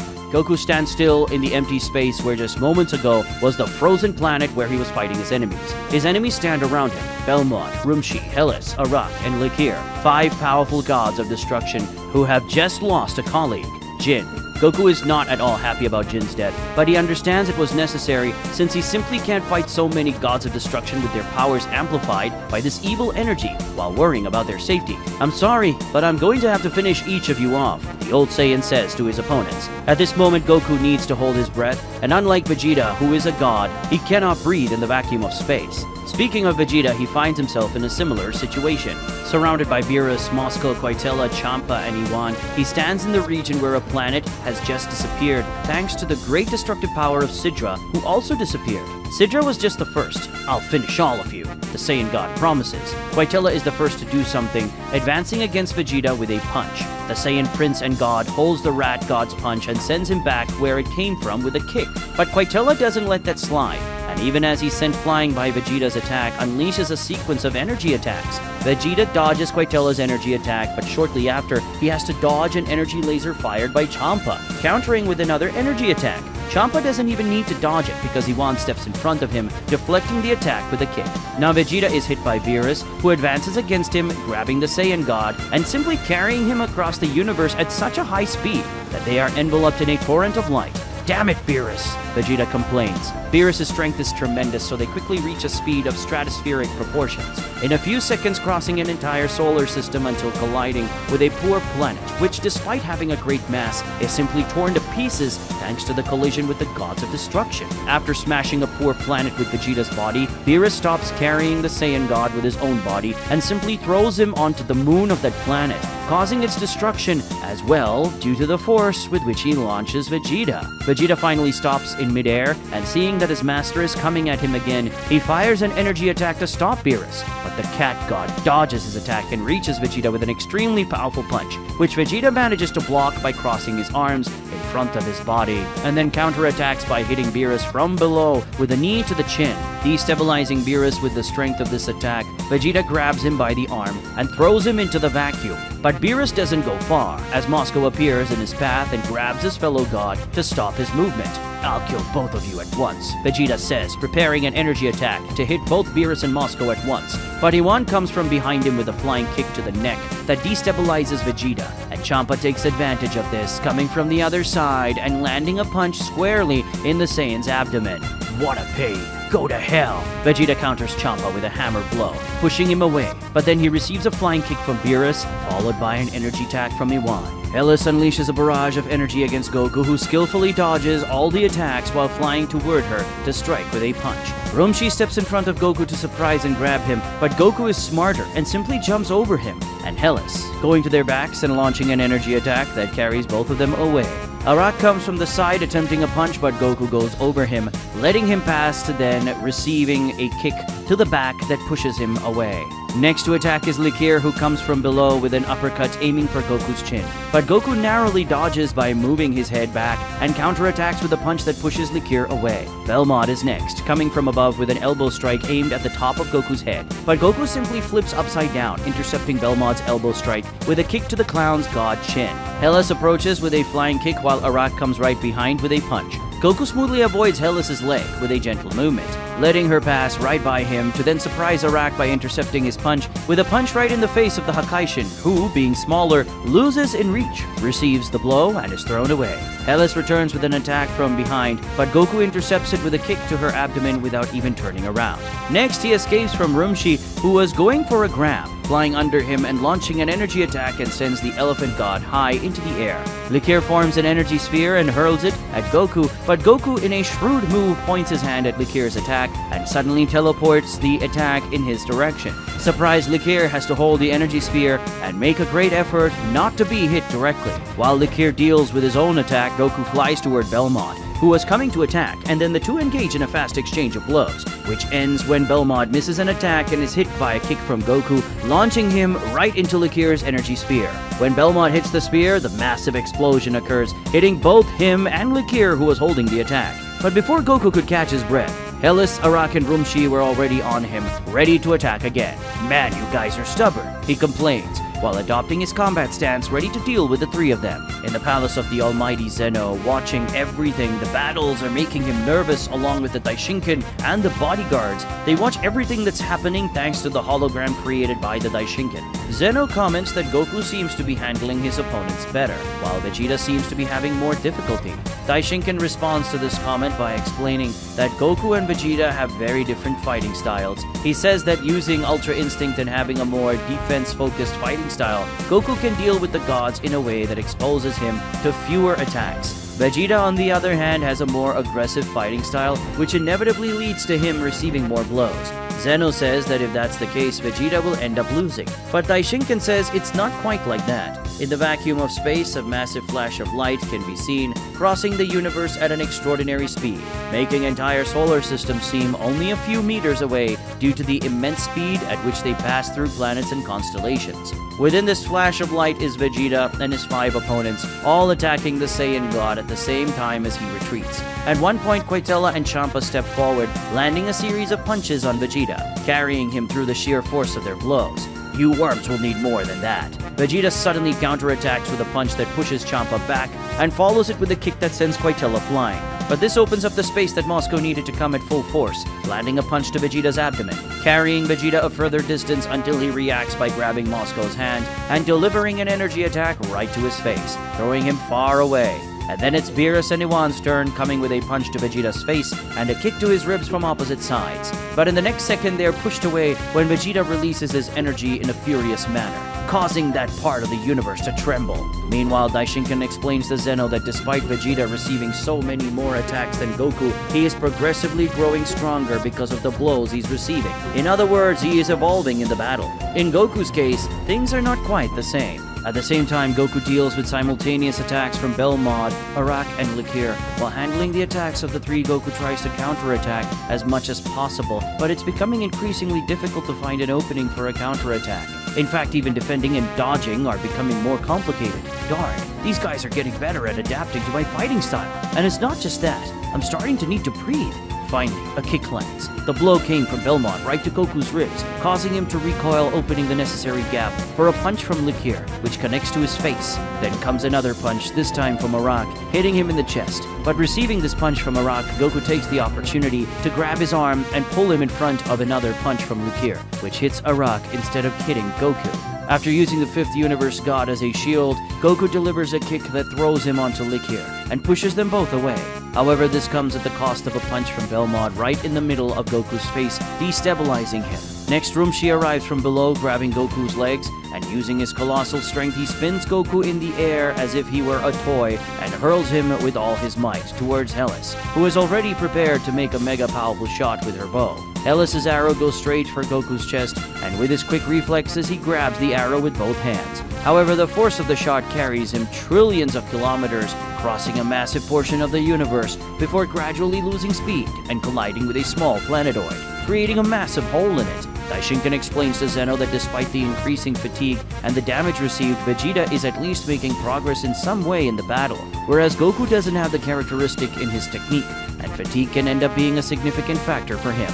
Zeno then asks how Goku and Vegeta can win this battle against the gods. The angel explains that the longer it takes, the more tired and injured they will become, and the more advantages the gods of destruction will have. So what they need to do is create strategies to increase their durability in the fight and also end this battle as quickly as possible. However, Daishinkan reminds that their opponents are the gods of destruction, who are extremely powerful deities, and not only that, all the gods have their powers amplified by Cumber's evil energy, so defeating them quickly may be far from possible. Buried in a crater, Goku holds Hellas's arrow a few inches from his chest. Man, that was close, he thinks in relief and then reflects. The potency and sharpness of these arrows are surreal. Among all the attacks of all the gods, it must be the one with the most piercing power, and to make it worse, they are incredibly fast. I have to be careful with this woman. At least one thing served that attack. The planetoid to which Goku was thrown to had an atmosphere so he could breathe. Suddenly another arrow comes, cutting through space at an astonishing speed. Goku dodges to the side, and then he sees the entire planetoid behind him, splitting in half. Looking back at space, he sees Hellas standing still, staring at him. But there's something strange about her. Hellas has an expression of great suffering, as if she feels intense anger, and at the same time great pain. She emits an abnormal amount of destruction energy. Her skin is changing color, and her hair, which is usually neatly braided, becomes loose and floats due to her energy, while her hat simply disintegrates, destroyed by her own destructive power. Meanwhile, her eyeball becomes empty, just a blank space, losing its beautiful green hue. The goddess who usually boasts of her great beauty now becomes a horrifying and terrifying figure. In a completely deranged manner, Hellas starts firing dozens of arrows at Goku, who begins to dodge them while flying through space, escaping the woman who pursues him like a true maniac.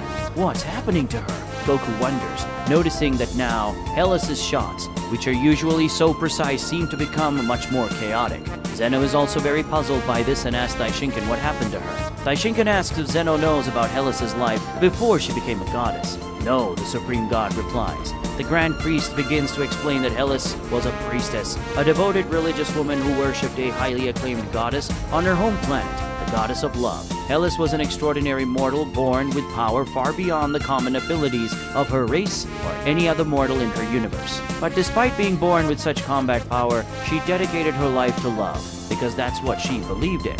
However, on a fateful day, a space pirate army invaded her planet and massacred her people. The planet's goddess attempted to confront these criminals, but she didn't come close to winning, as she was a pacifist and had low combat power. Seeing her beloved people and the goddess she adored being slaughtered by those hateful criminals, Hellas fell into deep disbelief because she realized that pacifism was not enough to protect love. She decided that to protect love, destruction was necessary. Using her dormant colossal power, Hellas effortlessly eliminated all the enemies, destroying them without mercy. After this feat, she gained the attention of the gods and eventually became the goddess of destruction of Universe 2. Hellas despises hatred above all else because she understands that hatred is love's main enemy, and she is willing to do anything to destroy hatred. Zeno asks Daishinkan if, in that case, Hellas shouldn't be using all her power against Goku since he is fighting against evil. But the angel explains that what is causing this desire for destruction in Hellas is not Goku but Cumber's energy, which is pure hatred and evil. The problem is that since she is overwhelmed by this energy, she simply cannot discern things properly and believes that Goku is the enemy of love, not herself. Daishinkan further states that at this moment Hellas must be going through indescribable suffering as she feels these conflicting emotions in her heart and is extremely confused and unsure of what to do. This is why she went berserk. Understanding the situation, even Zeno expresses sympathy for the goddess of Universe 2, saying that the situation is quite sad. Goku flies towards Hellas while dodging her arrows until he reaches the goddess with a punch. She defends herself with her arms after making her bow magically disappear. They exchange very intense blows, with Goku noticing that Hellas's raw power has increased significantly, especially her strength and speed. However, he also observes that her attacks are much less precise and far more predictable, which makes it easier for him. Goku dodges a punch and counterattacks with another to her ribs, causing her to hesitate due to the pain. He then takes advantage of the split-second hesitation teleportation to use a precision energy technique, causing Hellas to be trapped in his energy. While the goddess of destruction is paralyzed, Goku touches her forehead, gaining access to Hellas' memories and thoughts. "Now I understand," he says. "This situation must be really hard for you, right? Cumber is a truly bastard." Suppressing the energy precision with her power, Hellas finally regains her mobility. At the same time she attempts an attack, Goku dodges. He notices that the other gods are also approaching, coming at them at an extraordinary speed. Hellas comes at him delivering a punch that Goku holds while touching his fingers to his forehead and says, "First, I'll help you." Goku uses instant transmission, carrying Hellas away and leaving the other gods with nothing to find. When Goku disappears with Hellas, Zeno is very surprised and eagerly asks Daishinkan what happened. But Daishinkan has already understood what happened and explains that Goku took her to another dimension to deal with her first. He tells Zeno not to worry because he already knows where they are. Saying this, Daishinkan changes the image on his hologram to show what is happening to these two. Goku and Hellas arrive in a completely empty dimension, where all that exists is a blank space. As soon as they arrive, Goku distances himself from the deranged goddess and assumes his combat stance. He assures Hellas that her suffering will soon come to an end. Vegeta, full of power and rage, cuts through space at extremely high speed while gripping Quitella and Iwan by their heads. After covering the long distance and gaining extraordinary momentum, Vegeta strikes a large planet while squeezing both of their heads against the ground. After doing so, he leaves them on the ground and flies away to launch a Big Bang attack, so powerful that it completely shatters the massive planet. Beerus and Moscow and Champa approach, and simultaneously they begin to exchange blows with Vegeta. Now with his power amplified by his ever-growing fighting spirit, Vegeta counters the three gods with strikes that contain sublime power, resonating throughout the universe. Vegeta pushes each of the three away with a blow, and then launches an energy attack at each of them, creating three enormous explosions, the impact of which reverberates throughout the vast universe. Vegeta noticed that Goku's energy had disappeared from the universe. It looks like Kakarot teleported to another dimension, taking that woman with him. He thinks understanding what happened. Facing them one at a time might be a good strategy, come to think of it. Completely furious after the last attack he received, Quitella emanated a tremendous amount of destruction energy, flies towards Vegeta ready to attack. Vegeta waits for the attack, receiving a powerful blow from the god of destruction of Universe 4 right in the middle of his chest. But then Vegeta smiles and says, "I'll start with you rat." The teleportation is executed, but what Vegeta did was different. He didn't take Quitella to another dimension, but rather to Universe 4. Finding himself in his own universe, Quitella is surprised, and this costs him a well-placed punch in the face, which pushes him away from Vegeta. "What do you think?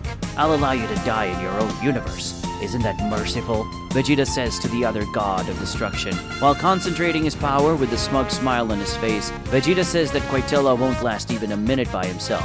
In the parallel dimension, Goku and Hellas exchange incredibly powerful blows. Hellas keeps increasing her speed and strength, but her attacks are also increasingly filled with rage. Goku takes advantage of this to deliver more and more powerful counterattacks to the goddess. Despite receiving these extremely powerful blows that damage her body, Hellas doesn't let this shake herself. Her fighting spirit is so great that Goku's technique begins to be overwhelmed. "This woman is incredible," Goku comments, astonished that his perfect technique is being pushed to the limit by the goddess. A punch lands in Goku's abdomen, and despite the pain, he quickly recovers to keep fighting. But then he receives a punch to the face, followed by another punch to the face, then another punch to the abdomen, and finally a kick to the face that pushes him away. Hellas unleashes a powerful wave of destruction energy, met by Goku's Kamehameha. Initially, they remain in balance, but Goku's energy begins to disintegrate, turning it to dust. "Darn!" he exclaims. Suddenly, Hellas stops her attack and surprises Goku by appearing behind him, with her bow in hand, preparing to shoot an arrow straight into his heart. "Oh no!" Goku shouts. An arrow comes, piercing his chest. But now Hellas is the one who is surprised, when she sees that it was just a mirage. The real Goku appears behind her, with his hand pointed, and shouts, "Hakai!" Completely shocked, Hellas screams as her body begins to disappear. Initially, Hellas screams, indicating great suffering or fear as she is destroyed, but in the end she smiles, appearing to regain some of her sanity. Shortly before disappearing completely, she thanks Goku.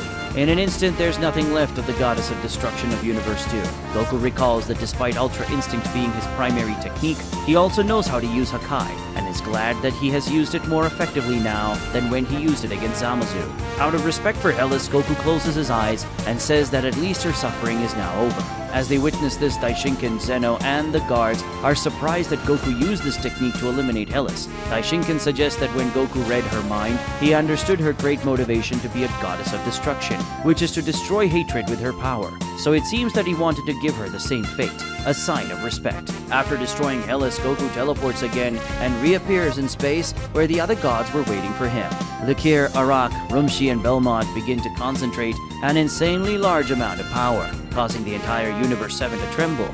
Realizing what was happening, Goku becomes very tense and then assumes his fighting stance. Looking at his opponents with great concern and attention, Zeno asks Daishinken what is happening. He explains that after Hellas' death, the other gods became more concerned about Goku, and now they all intend to fight with their full power at the same time. Daishinken mentions that Goku had a considerably hard time facing Jin and Hellas at their full power, so he wonders what will happen now that all the other gods will attack him with everything they have. He also mentions that Goku is not the only one having this kind of difficulty. In Universe 4, Vegeta crosses space until he reaches a floating rocky block.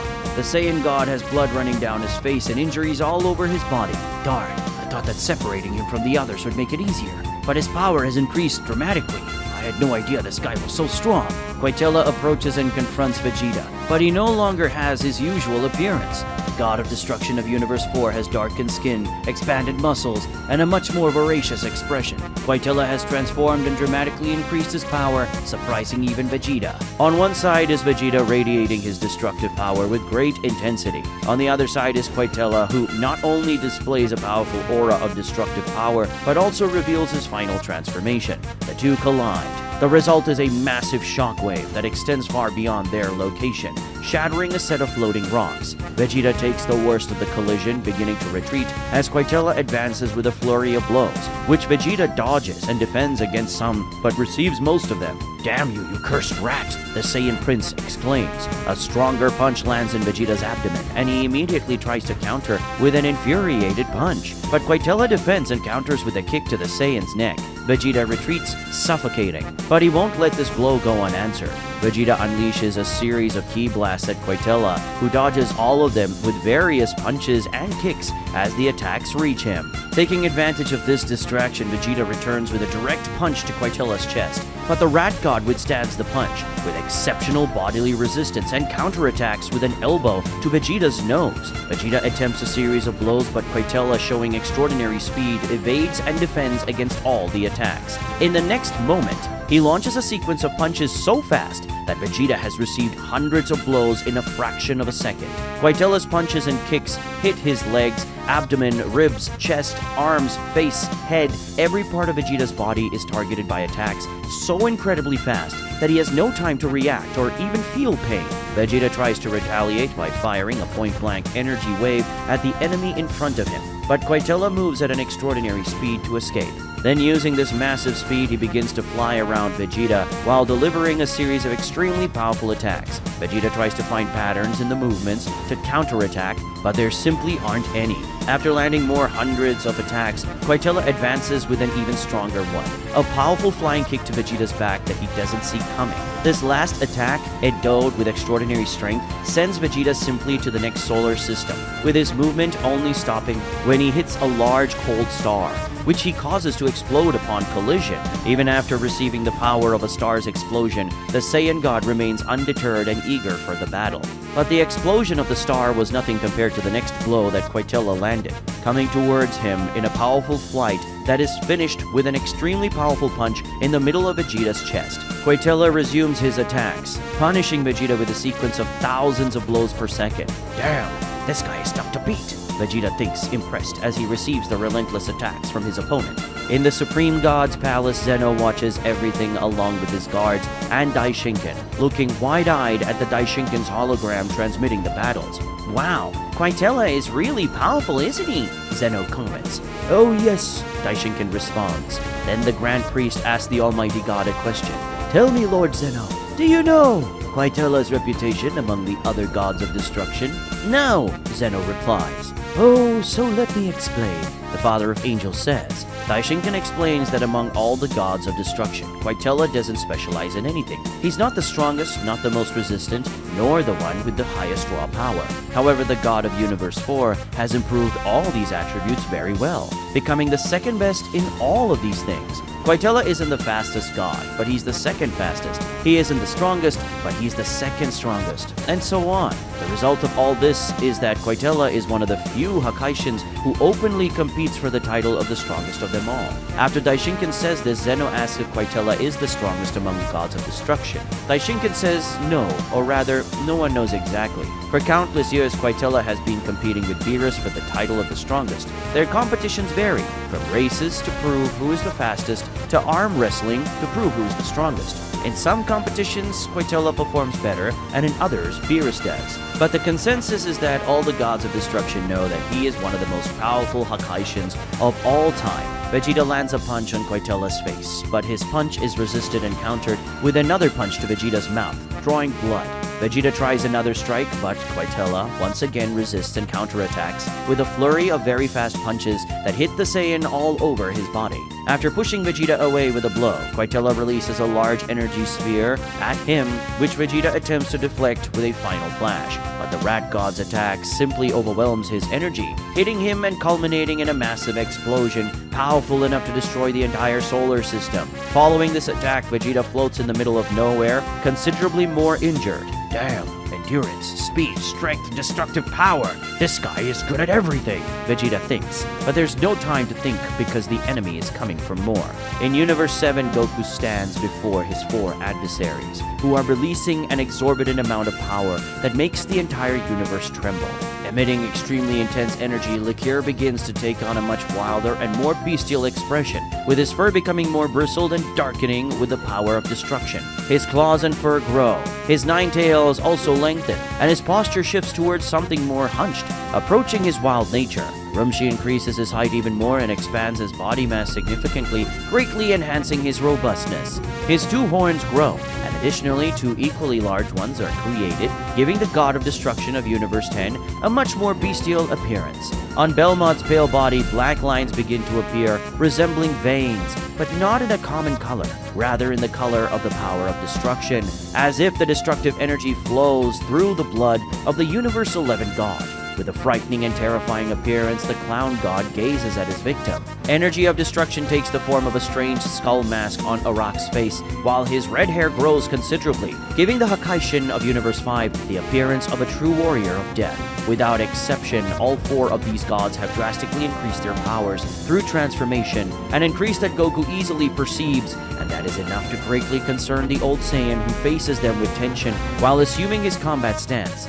I'll need to be much more careful with these guys now, or I'll be completely destroyed in an instant, he thinks. Besides the growing power of his opponents, another factor complicating Goku's life is the fact that he is not breathing. After many years of training, Goku has achieved the ability to go for a reasonably long time without breathing. If he's not exerting intense activity, he can hold his breath for up to an hour. He develops this conditioning to be able to face opponents in the vacuum of space or any other place with oxygen. However, the more physical activity he engages in, the less time he can hold his breath. In this battle, his breath-holding time is reduced to just a few minutes, as the pressure his opponents exert forces him to demand more from his body. But he can't fight them in places with oxygen, as those locations will eventually be destroyed, leaving him with no options afterwards. I need to think very carefully about what I'm going to do from now on, Goku thinks apprehensive. The attack begins. Arak fires an energy beam that Goku easily dodges, but it was just to create an opening for Belmod to approach with a flying kick.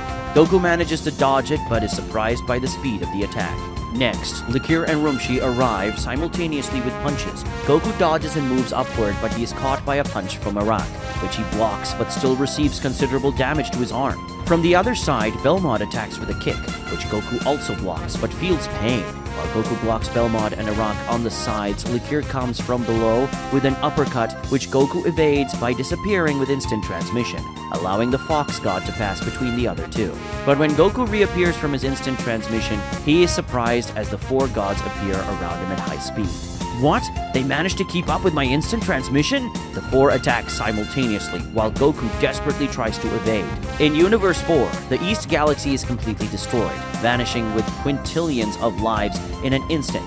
The reason? Quintilla and Vegeta, who have just clashed with two powerful energy attacks, a contest that Vegeta lost. He is thrown into the neighboring galaxy, destroying a moon and a planet on the way, finally coming to a stop in space. But as soon as Vegeta stops, he starts moving again, when Quintilla catches him with a flying kick to the chest and carrying the Saiyan for hundreds of millions of kilometers until they finally stop at a planet. Vegeta's body pierces the planet and stops only in its core, forcibly immersed in a sea of lava. After launching Vegeta into the core of that planet, Quintilla, flying over the planet, unleashes a supernova formed by the energy of destruction. Upon impact with the planet, it instantly destroys it without leaving any traces. Even after receiving those extremely powerful attacks, Vegeta remains fit for battle, despite being increasingly injured.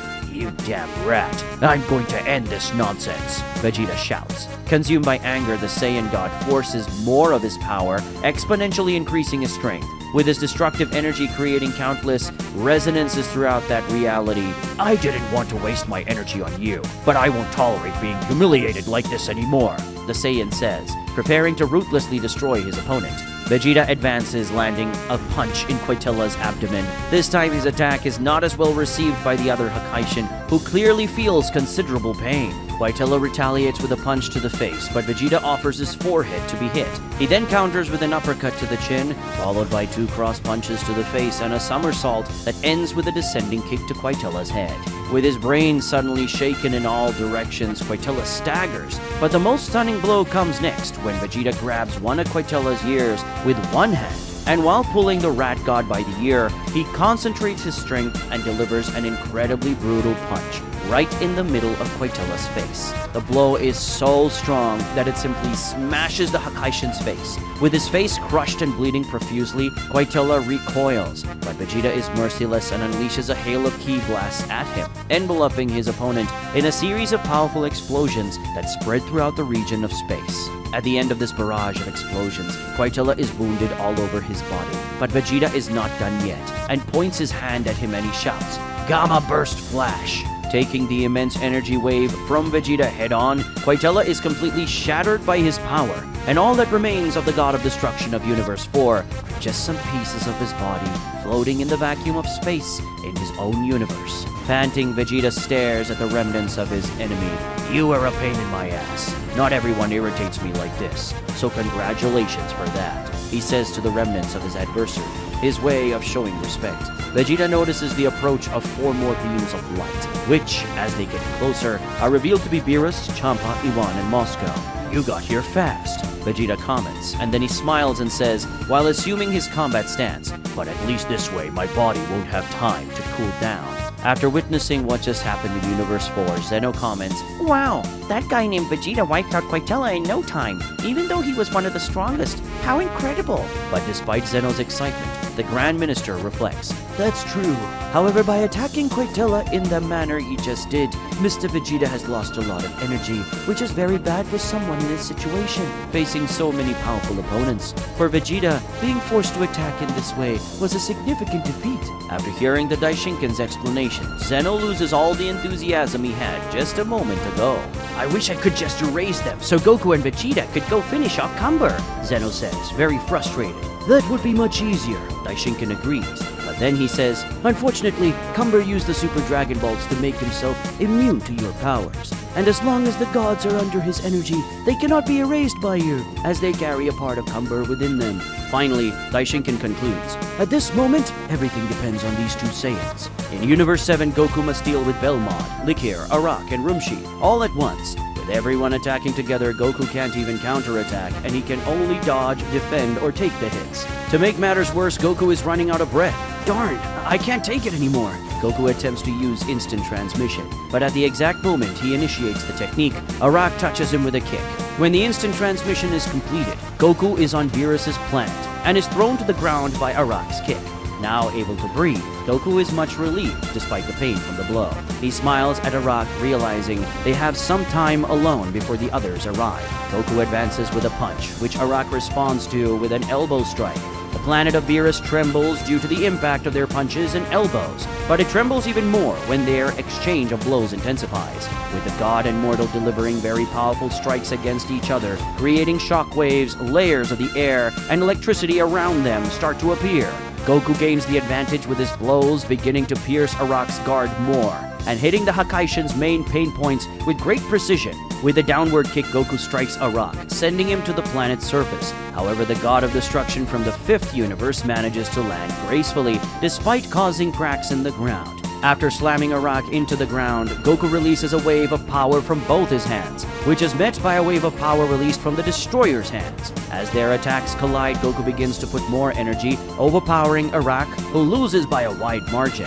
"Sorry, but I'll have to destroy you before the others get here," Goku says as he puts more and more pressure on his opponent. But suddenly, Arak starts to elevate his power in a completely impressive way, causing the size of his power wave to multiply and overpower Goku's attack. "What?" Goku yells just before being hit, and engulfed by his opponent's power. After taking that attack head-on, Goku displays several wounds, which hurt less than the blow that follows, with Arak kneeing him powerfully in the chest. Watching this turnaround in the battle happening on the God of Destruction's planet in Universe 7, Zeno is surprised. He asked Daishinkan what happened, as Goku had a significant advantage, and Arak suddenly turned everything around. Daishinkan explains that defeating the God of Destruction of the 5th universe will not be so simple, especially while his thirst for death continues to grow. Daishinkan says that Zeno probably doesn't remember, but among all the gods of destruction, Arak was the only one who was already a god before becoming a Hakaishin. In general, gods of destruction were very powerful mortals who were chosen for their divine positions. But someone was an exception to this rule, and that someone is Arak. Zeno says he doesn't remember any of this, as Arak has been a god of destruction for millions of years. Daishinkan then refreshes his memory, mentioning that in the 5th universe there was a deity known as the God of Death. This god was like an entity that roamed throughout the universe, reaping lives for King Yema of the 5th universe. Arak, the god of death, fed on a part of the lives he reaped. And after performing this macabre function for thousands of years, he became extremely powerful, much more so than any other god of mortal of the universe. His power was so great that he simply challenged the god of destruction to a battle and killed him, becoming the next Hakaishin of the 5th universe. But Arak did not stop feeding on a portion of the life energy of the souls of the deceased, and over all these years, he continued to grow stronger while destroying numerous planets. The result of all this is that this god of destruction accumulated an entirely colossal power. Thrown into the vastness of space, Goku crashed onto a planet, hitting a city and creating a crater. This planet is very large and has a very numerous population. The inhabitants of the planet, curious and frightened by what just happened, gather around the crater. "No, don't do this! Get out of here!" he shouts to them. Hovering in the sky is Arak, who points his hand downward and releases a tremendous torrent of power. Unable to dodge, Goku charges forward to try to stop the attack, and succeeds. However, with his other hand, Arak fires a second energy wave aimed at the planet's surface, which is instantly destroyed. Seeing the entire planet vanish below him in a spectacle of light, while still holding back Arak's energy attack, Goku despairs. "You damn!" he shouts. But there's something else that catches his attention. The spirit of the dead simply heading towards Arak and being absorbed by him. What is this? Goku wonders.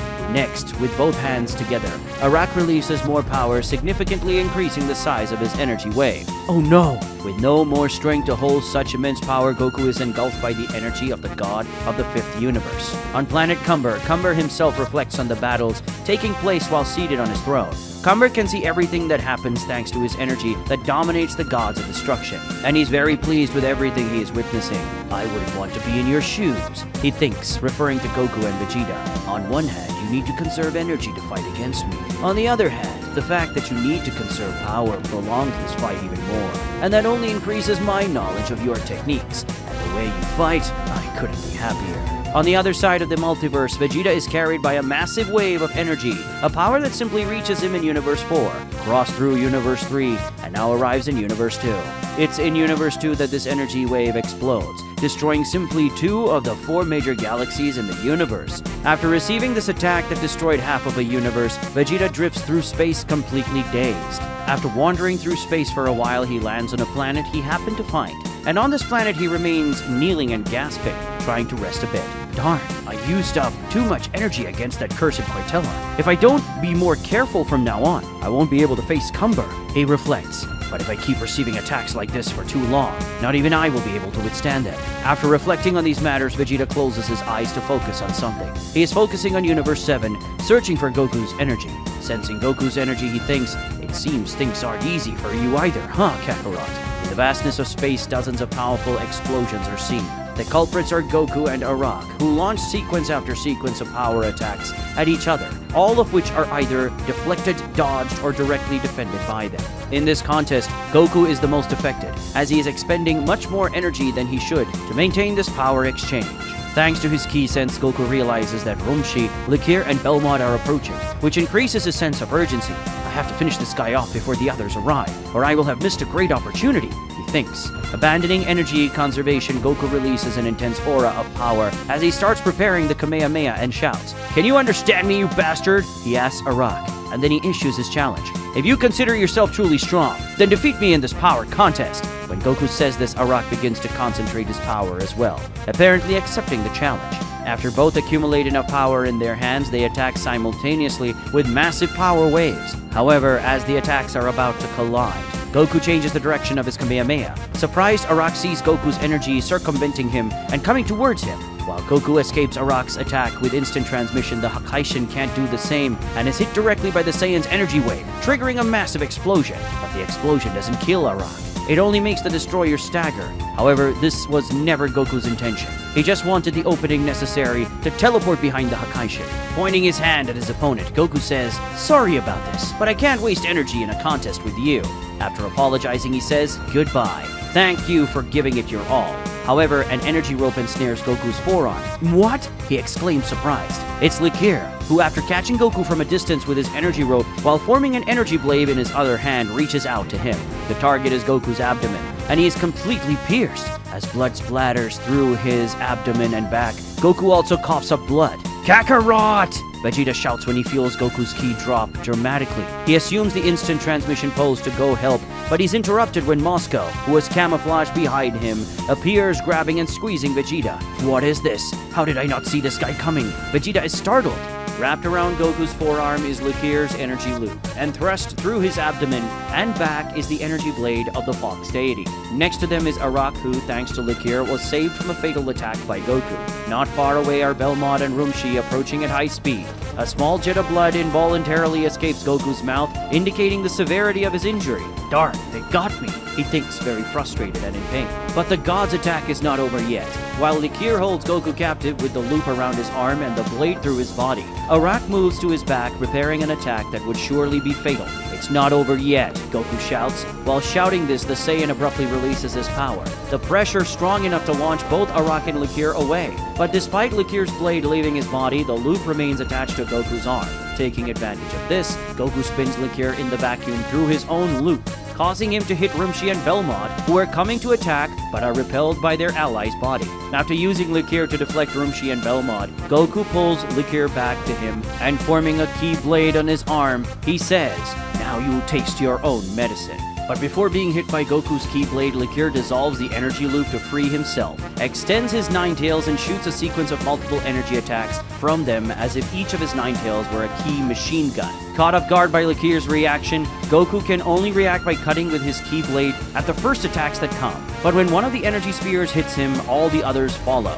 creating a chain of explosions that extend throughout the region of the vacuum of space. The key explosions resulting from Likir shots are so powerful that the entire universe trembles with those attacks. Watching all this from his palace, Zeno is very impressed with the god of destruction of Universe 8 and comments to Daishinkan that he didn't know Likir had so much raw power and such a wild fighting style. Daishinkan says that the reason Zeno finds Likir's behavior strange is that he always seemed to be a very clever and polite god, also doing a good job of keeping his universe in balance, making it seem like he is a very balanced person. But the truth is that in essence, Likir is what they can literally call a monster. Zeno doesn't understand what the Grand Priest means, and then Daishinkan tells that initially Likir wasn't this person they know. He tells that Likir was born as a true demonic beast, an uncontrollable monster that roamed throughout Universe 8, destroying everything in its path. Likir had a special characteristic. The longer he lived, the more tails appeared on his body, and with each tail that appeared, his power increased. but his intelligence also grew. Over the centuries, he ceased to be that uncontrollable and irrational beast to become an extremely powerful being, also endowed with great intelligence. After 900 years, he finally achieved the perfection of his power and intellect when he developed his ninth tail. And after that, due to his great power and intelligence, Likir became the god of destruction of Universe 8. Daishinkin completes his explanation by saying that Likir is one of the most intelligent among the gods of destruction, but at the same time, he's also one of the wildest and most brutal. After facing all those explosions head-on, Goku is left with multiple injuries all over his body. But the attacks don't stop there, as Likir advances with a punch. Goku counters Likir's punch with another punch, but when their hands collide, the impact causes a large amount of blood to splash from Goku's wound, which hurts a lot. This pain is enough to create an opening for a sequence of very fierce attacks from Likir, severely bruising Goku's body. Likir carries Goku through the vacuum of space while hitting him with thousands of attacks per second, punishing the Saiyan's entire body. With a punch, he throws Goku towards a floating rock in space, and after that he makes a claw attack in the air. His claws materialize in the form of a cutting energy, which Goku narrowly dodges but has his ribs partially torn by the energy. He then sees the floating rock behind him completely shattered. Next, Likir approaches from the front, while Rumshi, Belmod, and Arak approach from other directions, surrounding him. Goku's expression is not good, denoting pain and concern. He thinks, "Darn, what do I do? With these injuries, I won't be able to continue fighting these guys." And suddenly the image of Yamoshi, whom he met in the first alternate reality, comes to his mind. After remembering Yamoshi, Goku smiles. In Universe 2, Vegeta is crushed by Moscow's hands. After being caught off guard by him, Vegeta begins to release his power intensely, but Moscow is putting a lot of strength into the grip, preventing Vegeta from breaking free. "You old tin can, let go of me!" the Saiyan Prince shouts, extending his feet towards the robotic god. Vegeta releases a wave of energy right into his face, sending Moscow in one direction while he goes in the other. After doing this, he points his hand at Moscow, planning to attack with a Big Bang attack, but his attack is stopped when Beerus arrives with a kick to the face, sending Vegeta straight to the ground. Next, he finds himself surrounded by Beerus, Moscow, Champa, and Iwan, who have just arrived. "Darn, these guys are a pain," the Saiyan god complains. Closing his eyes to focus on Goku's energy, Vegeta realizes that he is in combat, and then concludes that somehow Goku managed to escape death and no longer needs his help.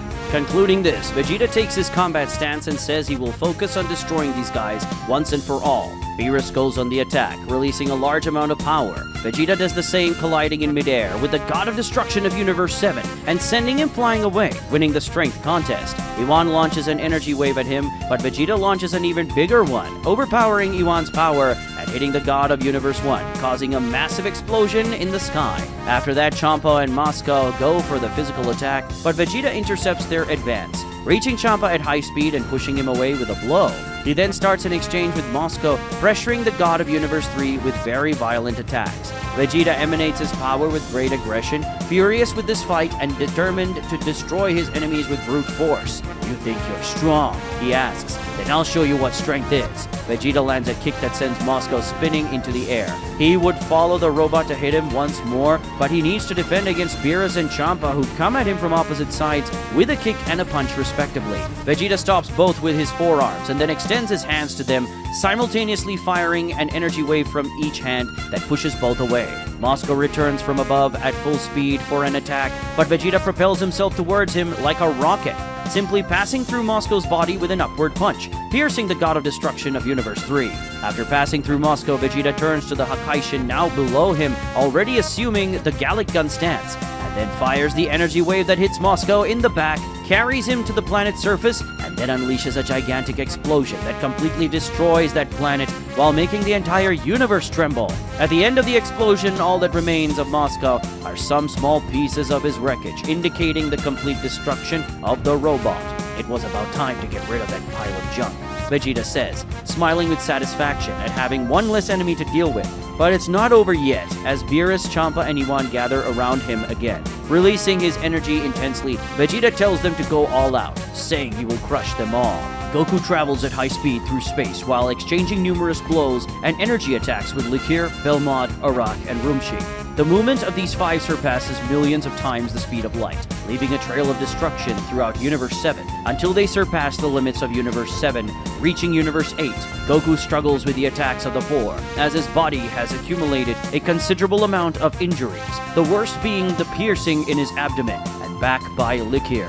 With sweat pouring abundantly from his body, Goku exchanges direct blows with Belmod. The exchange of blows was balanced until Belmod cheats, hitting Goku's abdominal wound, causing pain and making Goku hesitate, leading to him being hit by a series of attacks afterward. Zeno complains to Daishinkan about Belmod's cheating by hitting Goku's wound, but Daishinkan says that in a fight it's perfectly common to exploit the enemy's injuries to gain an advantage, especially when it comes to Belmod, known to be the most deceitful among all gods of destruction. Daishinkan reminds Zeno that before becoming a god of destruction, Belmod was known as the greatest cheater in the entire Universe 11. He gained the position of Hakaishin precisely because of this, as he was a warrior of total trust of the former god of Universe 11, while still a member of the Pride Troopers. However, desiring power, Belmod played a trick on the old god of destruction, which ultimately caused his death. That's how he became a Hakaishin. Daishinkan says that despite his high power, what makes Belmod one of the most dangerous among the gods is not his power, but his dangerous personality. After receiving a sequence of physical attacks from Belmod, Goku manages to react and pushes him away with a blow, then launches a Kienzan at him. But Belmod creates sharp energy cards in his hands and throws them at the key disc, simply cutting the disc into several pieces as they head towards Goku, who is surprised by the cutting power of those energy cards. Goku skillfully dodges the cards, but due to his injuries, his movements lose precision, and he ends up receiving more cuts on his body. Next, Rumshi attacks, reaching Goku with a shower of very strong punches, which Goku barely dodges until one of the attacks hits him. Even though Goku blocks the blow with his two arms, the sheer force of Rumshi's punch makes blood spray from all his wounds.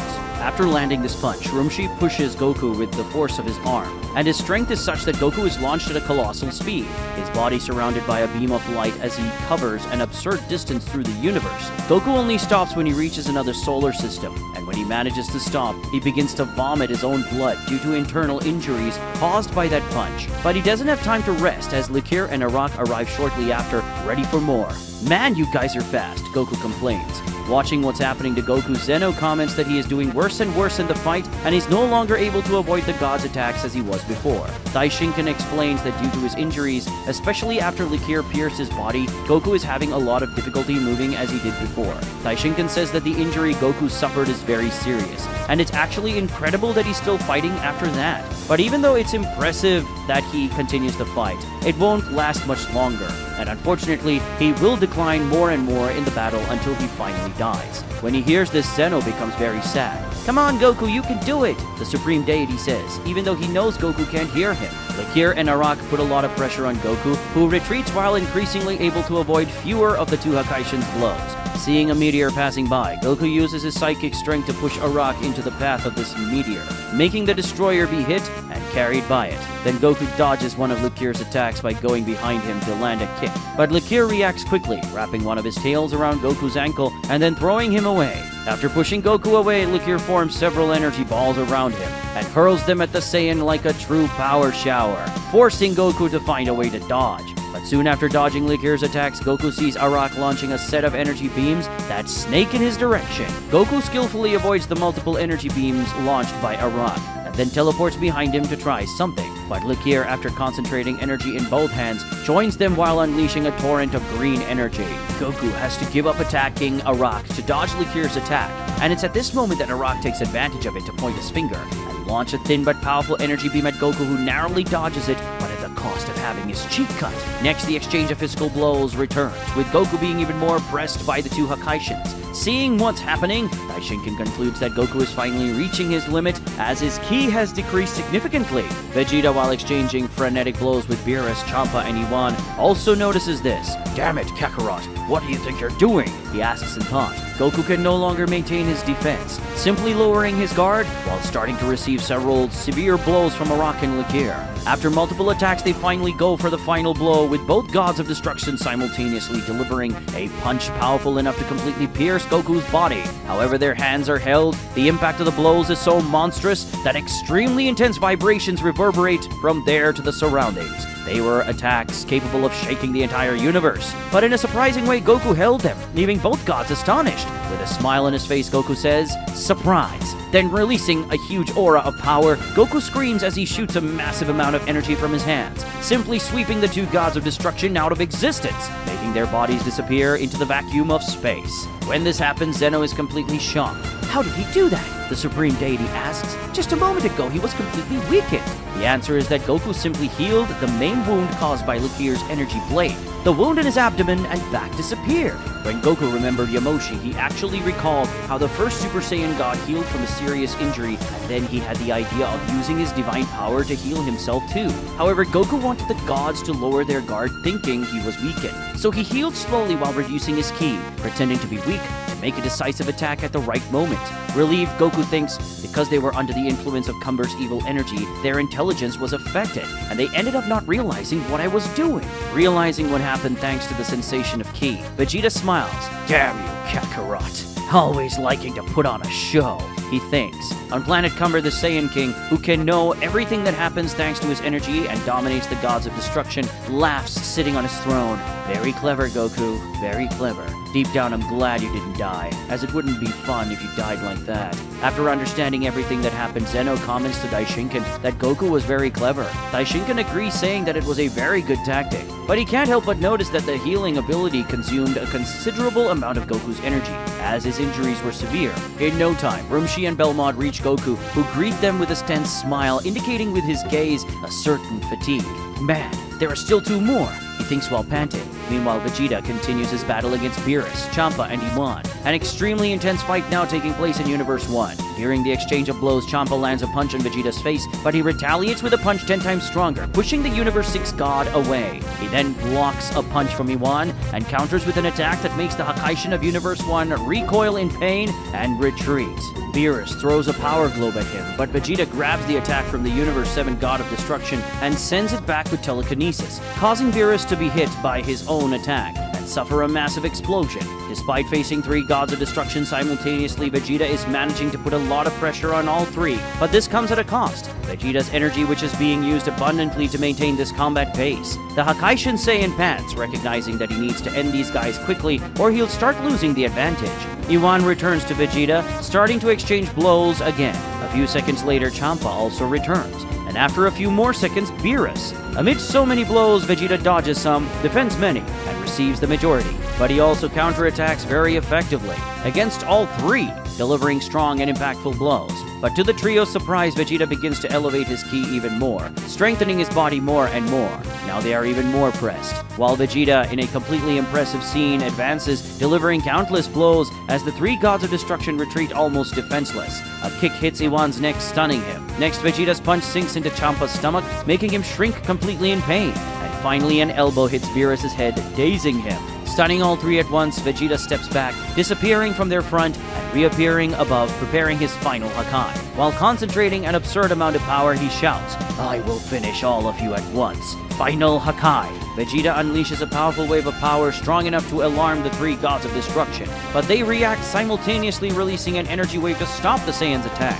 But even the combined attack of the three is not able to face Vegeta's surreal destructive power, who raises his ki even further in an aura of power that surpasses his size tenfold. Shouts, "You're all going straight to hell." When the Saiyan Prince makes his war cry echoing through the vastness of space, his purple energy torrent multiplies in size by more than 10 times, completely subduing the joint energy of the three gods of destruction. Beerus, Champa, and Iwan see Vegeta's power approaching, which for them is the absolute omen of death. However, a missile of energy comes their way, hitting the back of the Saiyan warrior, and then engulfing him in a massive explosion. At that moment, Vegeta's attack is halted, saving the other gods from death. When Vegeta looks back to see who fired that shot, he's left wide-mouthed.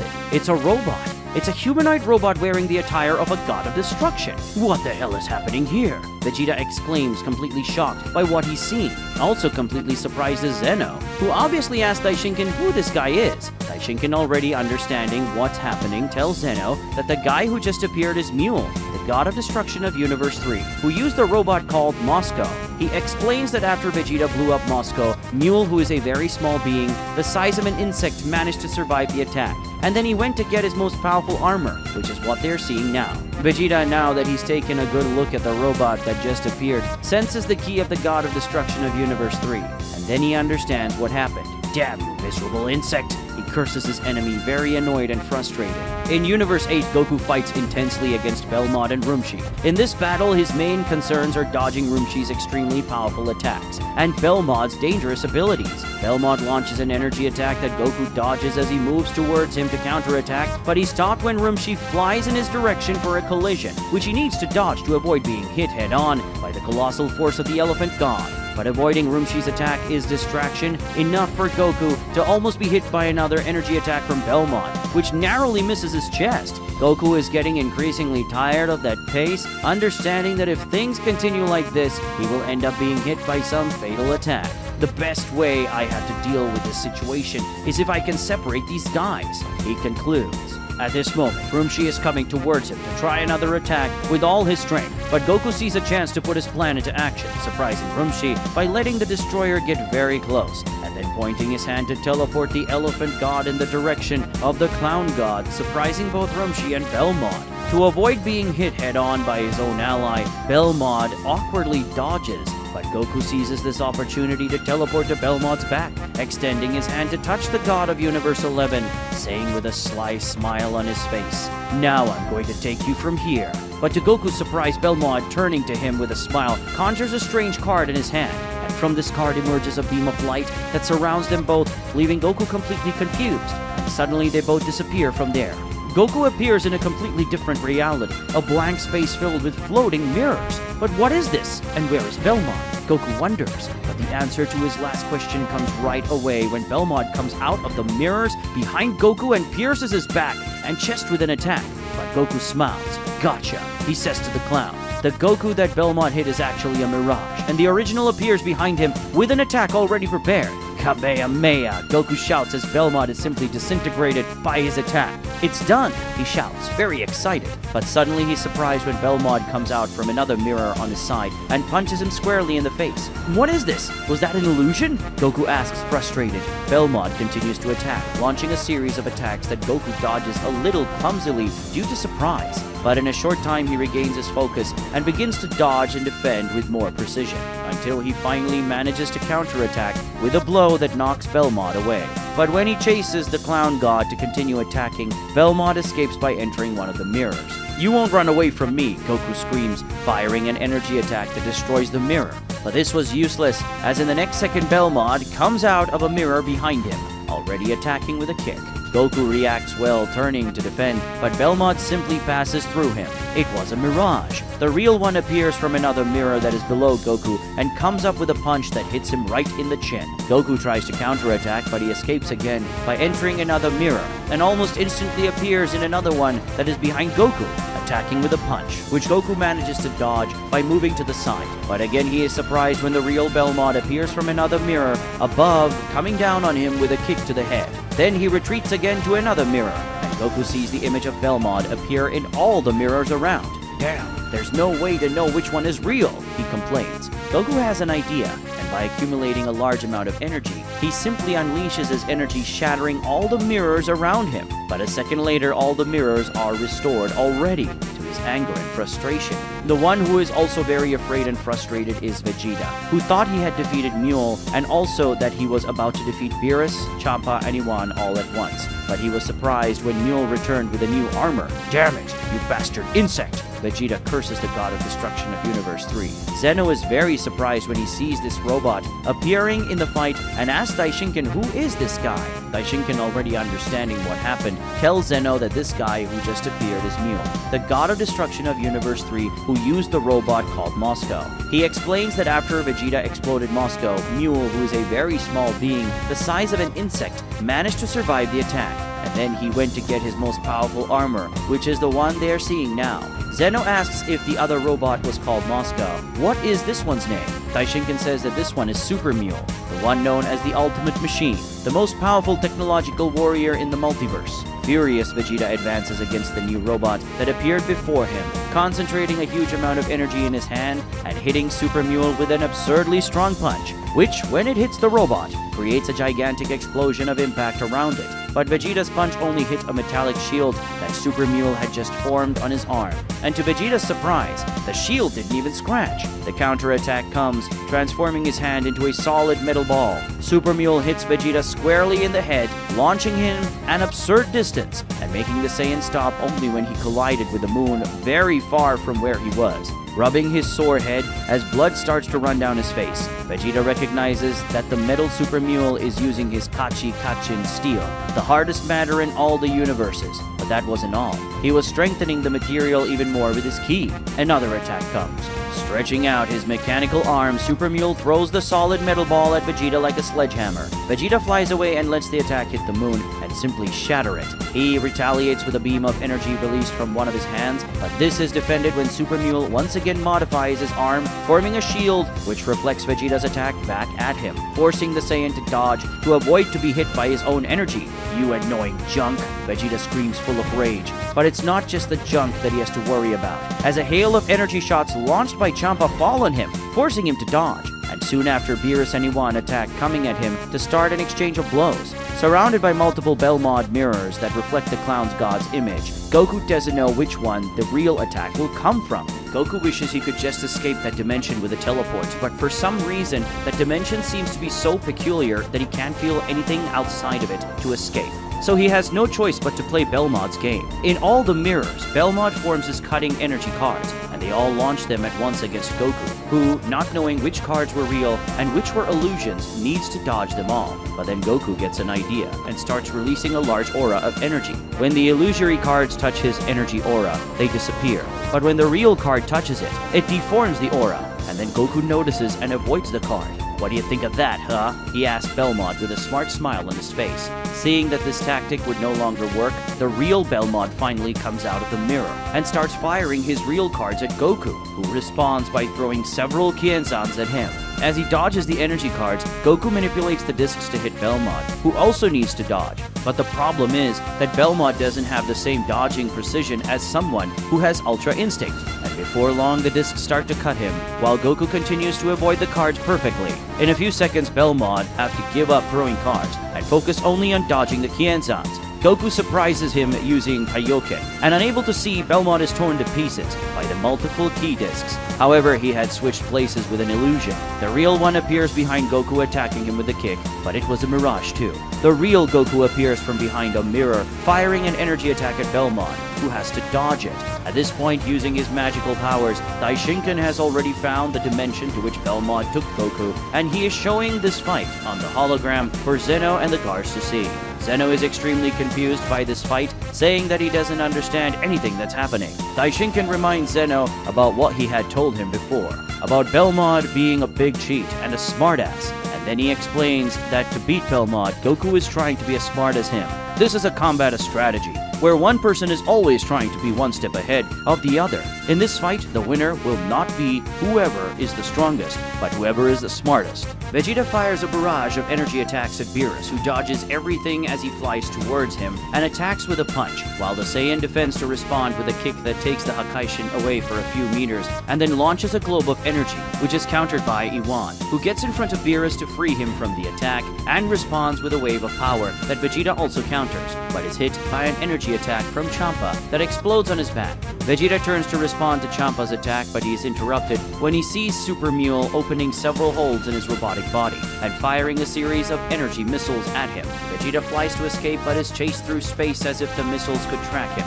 The speed of the projectiles is impressive, and not even flying at ultra-fast speed can Vegeta manage to distance himself from the attacks, which come at him trying to hit, but the Saiyan dodges by maneuvering in the vacuum while continuing to flee. Vegeta moves away with a teleport, thinking he has gotten rid of the missiles, but a few seconds later, he was found again. Damn, how did these things chase me this far? He questions himself, impressed and irritated. Vegeta has no other option than to keep running. An entire constellation is covered by the Saiyan. Then a solar system, a galaxy, and finally he's in another universe. It is only in the neighboring universe that Vegeta finally gets tired of running and fires an energy attack against one of the missiles. However, the destruction of one of the projectiles spreads and hits the others, and at that moment a chain effect begins, with explosions at cosmic levels, spreading throughout the universe, destroying planets, asteroids, stars, solar systems, and even galaxies. In the end, the chain effect is so astronomically absurd that the entire universe is destroyed. At this moment, Universe 12 has just disappeared.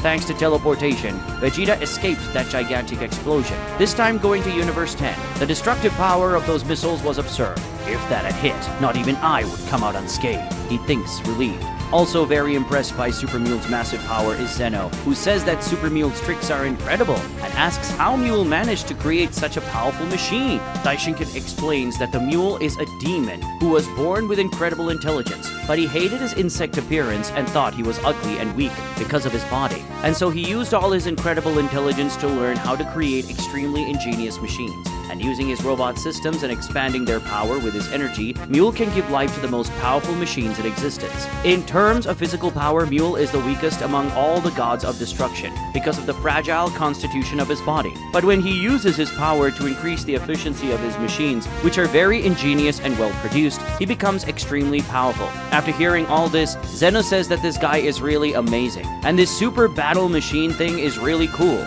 It's a shame he's being controlled by the villain. Even after having escaped to Universe 10 to avoid being hit by the explosion, Vegeta doesn't have much time to rest, as the Super Mule is coming towards him at an extremely incredible speed, to the point of almost distorting space-time as he flies. The reason for all this speed are the propellant jets he has on his armor fleet, which are powered by his monstrous ki. Because of the incredible speed of the enemy's approach, Vegeta realizes that the impact force of a collision would be extremely high, even for him, and so he avoids the collision by dodging to the side and letting Super Mule pass straight through.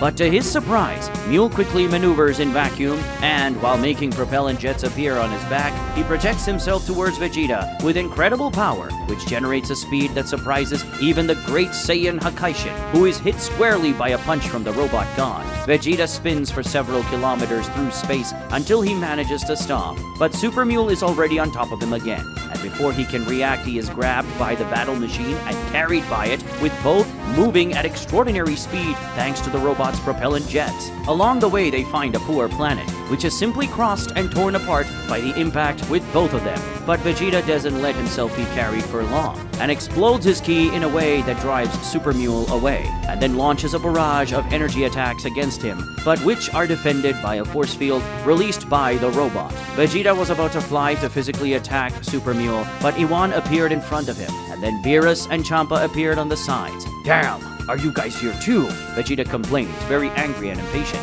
In the parallel dimension of mirrors, waves of vibrations shatter the many mirrors spread across the dimension. The generators of these vibrations are the collisions of Goku and Belmod's attacks, which launch very strong blows against each other, loaded with massive force. The Saiyan and the Hakaishin fight at full speed and power in an exchange of attacks endowed with great physical power, but also with a lot of care and strategy. At one point, Belmod lands a punch on Goku's face that has enough force to throw him away.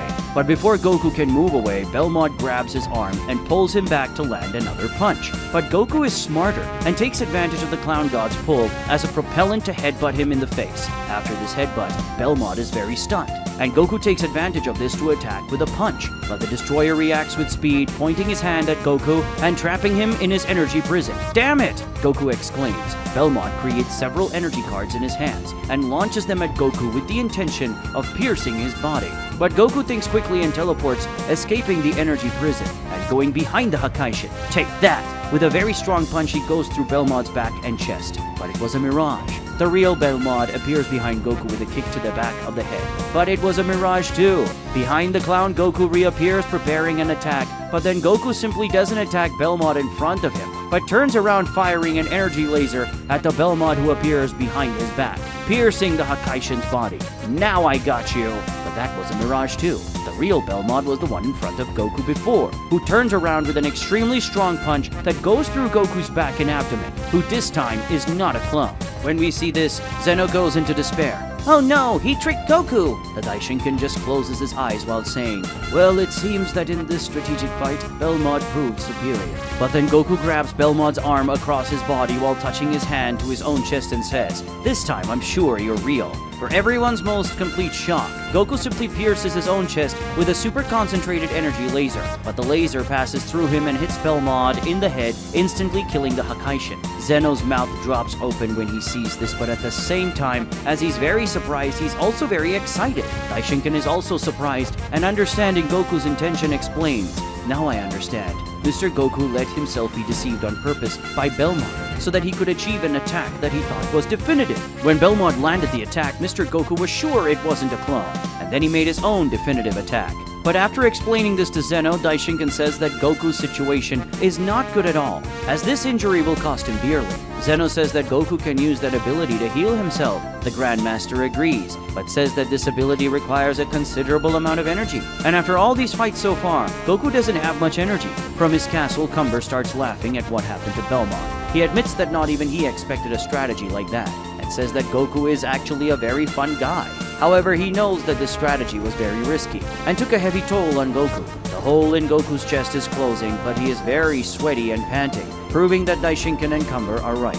After Belmod's death, the mirrors of the strange dimension begin to break, and the walls of the dimension themselves also break. Goku reappears in the vacuum of space where Rumshi is waiting for him. He stares at the elephant god with a very tense expression, while panting and sweat runs all over his face. Goku is very relieved that he only has one more opponent left, but at the same time, he's very tense because he knows that he is more limited than ever now. In space, Vegeta exchanges several blows against Super Mule, Iwan, Beerus, and Champa at the same time. At a complete disadvantage in this exchange against the four Hakaishins, Vegeta retreats, but Super Mule, transforming his two forearms into a kind of electric saw, stretches his arms towards Vegeta, attacking him with attacks that appear to be that of a cutting whip. Realizing that those saws had enough power to break his body, Vegeta was forced to dodge, making skillful maneuvers through space while barely avoiding Super Mule's attacks. But Vegeta's life becomes even more complicated when the other gods also begin to attack, firing energy attacks at him.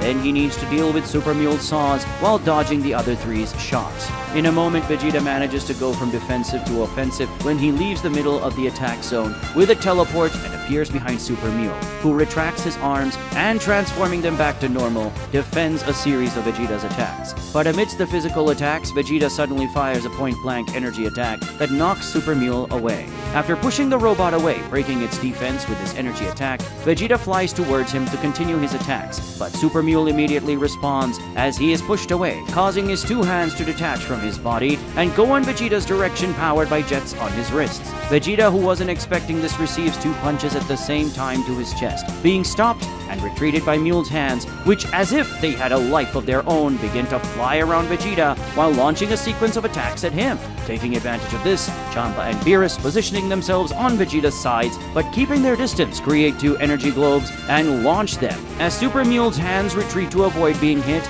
the two power attacks meet as they collide with Vegeta, creating a gigantic explosion in that region of space. At that moment, Vegeta managed to defend himself from the explosion by creating an energy shield around him at the moment when Super Mule's hands moved away. But the power of Beerus and Champa's combined attack was so high that Vegeta's shield was completely cracked, and taking advantage of the fragility of the shield, Iwan approached with a flying attack that broke the shield and hit the Saiyan in the middle of the chest. Very angry, Vegeta was about to retaliate against this attack, but Super Mule approached him from behind and hit Vegeta with a paralyzing ray. "Damn it!" he screams. Taking advantage of Vegeta's paralysis, Iwan prepares a super powerful energy attack and launches it at him. But at the last moment, Vegeta manages to disperse Super Mule's energy with his power and dodges it. Super Mule, who was behind Vegeta, ends up being hit by Iwan's attack, which explodes right into his body. Taking advantage of this gap, Vegeta advances against Super Mule with a sequence of punches full of power and fury, making the machine's metallic armor resonate with the monstrous impacts of the blows. Holding Super Mule by the arm, Vegeta accumulates a massive amount of strength in one of his hands and hits the robot's chest, crushing it. After that, with the same hand that punched and still touches Super Mule's chest, Vegeta fires an energy laser that finishes piercing the machine and passes through his body. Iwan comes behind Vegeta's back ready to attack, but he launches Super Mule against the god of Universe 1, stopping his advance. Beerus and Champa move forward to try to stop Vegeta's sequence of attacks, but before they can do so, the Saiyan fires a Big Bang attack, loaded with extraordinary power that hits Super Mule right in the hole in his chest and explodes inside him, completely destroying Super Mule from the inside out, while also hitting Iwan with an explosion of astronomical levels that simply explodes that entire galaxy. At the end of that cataclysmic event of astronomical proportions, all that remains of what once was the northern galaxy of Universe 10 is just a blank space. In this space are Vegeta, Beerus, and Champa. Super Mule was completely destroyed, and this time Vegeta is sure about Mule's death, unlike Moscow's explosion. But the one who also disappeared was Iwan, which makes Vegeta deduce that he also died, which was expected after receiving such a powerful attack at such close range. Beerus and Champa look at Vegeta very seriously. The Saiyan, despite being breathless from having released so much power in that last attack, smiles and says, "Looks like there's only the two of you left, right? I think it's normal for you to be more tense. Come on, release all the power you have. At this moment, there's no point in you saving power anymore." As if they understood him, Beerus and Champa do as he says, starting to release a huge amount of energy, achieving a new transformation that just by looking at Vegeta, recognizes as being extremely powerful. Vegeta closes his eyes to focus on where Goku is, and through the sensation of ki, he analyzes his situation. Now Kakarot only has one opponent left, which means he has an advantage over me in numbers. But Kakarot's ki is much lower than normal, which means this fight won't be as quick. If I deal with Beerus and Champa quickly, I have a chance to win this contest. Even seeing the most powerful forms of the two gods of destruction in front of him, Vegeta smiles as he takes his combat stance and says, "Let's get this over with. Bring it on." In Universe 8, Goku faces Rumshi. He is now completely healed from the injury caused by the Belmont. However, he's very exhausted. Sensing what is happening to Vegeta, Goku realizes that Iwan and Mule's energy has just disappeared. So he mentally comments on the situation. It looks like Vegeta managed to make a very good turn in the fight and finished off two of them at once. He still has two opponents to face, and one of them is Lord Beerus. But he's still in a better situation than me, since I'm much more tired. Man, I think that until recently I had a huge advantage in the dispute. This way I'll lose, and I won't be able to fight Cumber. But despite the difficult situation, even though he's very tired, Goku forces a smile while saying to his opponent the following, "Look, I have to admit, I didn't expect that she would be my final opponent in this fight." Rumshi doesn't respond at all, just stares at him with an angry look. But the Elephant God's anger isn't necessarily directed at Goku, but rather because of the evil energy that consumes him. The owner of the evil energy that possesses Rumshi observes the entire fight through his own energy. He watches everything from Universe 7 in his castle, located on planet Cumber, sitting on his throne. Cumber gives his own analysis of the fight. Son Goku has fought very well so far. However, he's clearly already very tired. His movements will no longer be as precise, nor will his blows be as strong. Will he be able to win? Well, this will be fun to watch. Then Cumber directs his attention to what happens elsewhere in the multiverse in Universe 10. In the vacuum of Universe 10 space, Vegeta faces Beerus and Champa, who have just transformed, greatly increasing their powers compared to before. Vegeta looks at them with a tense and focused look while thinking the following. So far, I've received many attacks, and used very powerful attacks. My energy is far from what it is at maximum. On the other hand, one of my opponents is Beerus, so I can't afford to spare power. It's bad enough that I can't use my Shinken transformation. Saving more power than that could be the death of me. Cumber also analyzes Vegeta's situation. For some reason, until now, Vegeta has refused to use that power that he used against my clone. He's probably very afraid of spending too much power, or that I will be able to learn that skill somehow. The result of this was that he had much more trouble than he could have had, and now his body is very worn out. To make matters worse, one of his opponents is Beerus. How's he going to deal with this? In the palace of the Supreme God, Zeno watches with great tension alongside Daishinkan and his guards. The Grand Minister warns, "Great Zeno, pay close attention from now on. I think that it's not long. We're going to see the outcome of this great battle." Despite the difficult situation, Goku smiles at his opponent and says while taking his combat stance, "Let's go. Let's get this over with, because I have a bet to win." Rumshi goes on the attack. The God of Universe 10 advances against Goku with a punch full of power, but Goku dodges it to the side while landing a kick to the Hakaishin's back of the head. However, his head barely moves. Rumshi soon counterattacks with another punch, which Goku also dodges, this time from below, while landing a punch straight into the opponent's abdomen, who again barely moves. Rumshi's next attack is a kick which Goku dodges by going above and retaliates with a top-down kick right at the top of the Hakaishin's head, but also without effect. effect. Rumshi retaliates with a kick from below, but Goku disappears at high speed and reappears behind with a kick to the back, which also has no effect. The Elephant God turns around with an armful, which Goku dodges by retreating, while he responds with a wave of energy that hits Rumshi squarely in the torso. This time he's moved a little away, but a few meters later, he manages to stop, resisting incredibly well. Damn, this guy is tough, Goku thinks while grinding his teeth. After resisting the last attack, Rumshi charges forward again. Even in the face of the most powerful forms of his two opponents, Vegeta smiles as he takes up his combat stance and says, "Let's get this over with. Bring it on." But even though he calls his opponents to fight, he is the one who makes the first move. Vegeta disappears and reappears at high speed right in front of Champa, preparing a powerful punch. "I'll start with the weakest," he screams, but his punch is simply held, leaving Vegeta completely surprised. After holding back the punch, Champa retaliates with a hook with his other hand right in Vegeta's stomach, causing the Saiyan God a lot of pain, and then throws him into the air with a kick to the chin to fire a barrage of energy balls that hit Vegeta and cause multiple explosions in the vacuum. Beerus then attacks, firing a beam of energy that hits Vegeta in the middle of the smoke and carries him out, launching the Hakaishin Saiyan away. Rumshi chases Goku through space, throwing a series of punches at him. Goku retreats while dodging and looking for an opening. Finally seeing a chance, he counterattacks with an upward kick to Rumshi's chin, who has his head thrown back, giving the impression that he was stunned. Goku takes the opportunity to attack with a punch, but he has to stop and dodge when the Elephant God simply spits a wave of power from his mouth, which Goku avoids narrowly. Man, that was dangerous, he thinks as he walks away.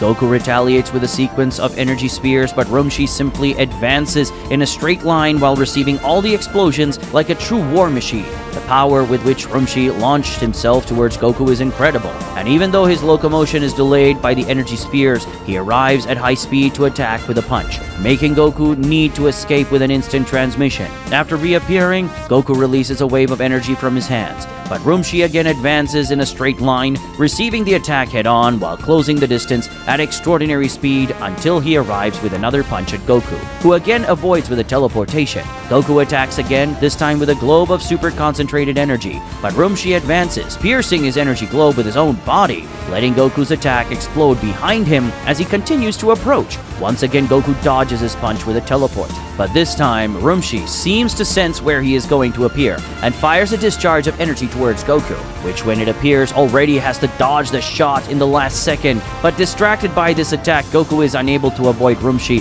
who advances towards him with incredible power and arrives, grabbing and carrying him through space at incredible speed.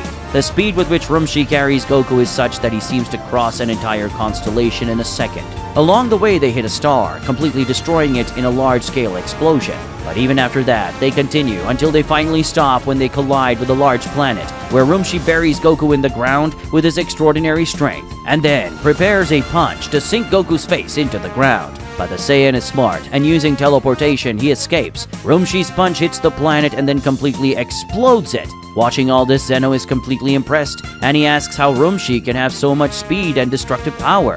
Daishinkan says that the basis of Rumshi's power is in one thing, his strength. He explains that the speed with which Rumshi is projecting his body towards Goku is thanks to the power generated by his monstrous strength. And this strength can of course also be seen in his extremely strong punches. The Grand Master says that in terms of physical strength, Rumshi has always been the reference among the gods of destruction, and he was even capable of carrying an entire solar system with just the strength of his body. Of course, Zeno is impressed by this and concludes that Goku is in trouble facing this guy. Daishinkan agrees and says that in the current state of his body, Goku would not be able to resist many of Rumshi's attacks, so he only has a chance in this fight by managing to avoid his attacks and making good attacks capable of hurting Rumshi. But the problem is that Goku is very tired and his attack power is also decreased, while Rumshi, in addition to being very strong, is also very resistant. In other words, Goku will have a lot of problems winning this fight. Vegeta is in an exchange of attacks with Beerus and Champa. He is being put under a lot of pressure by both of them,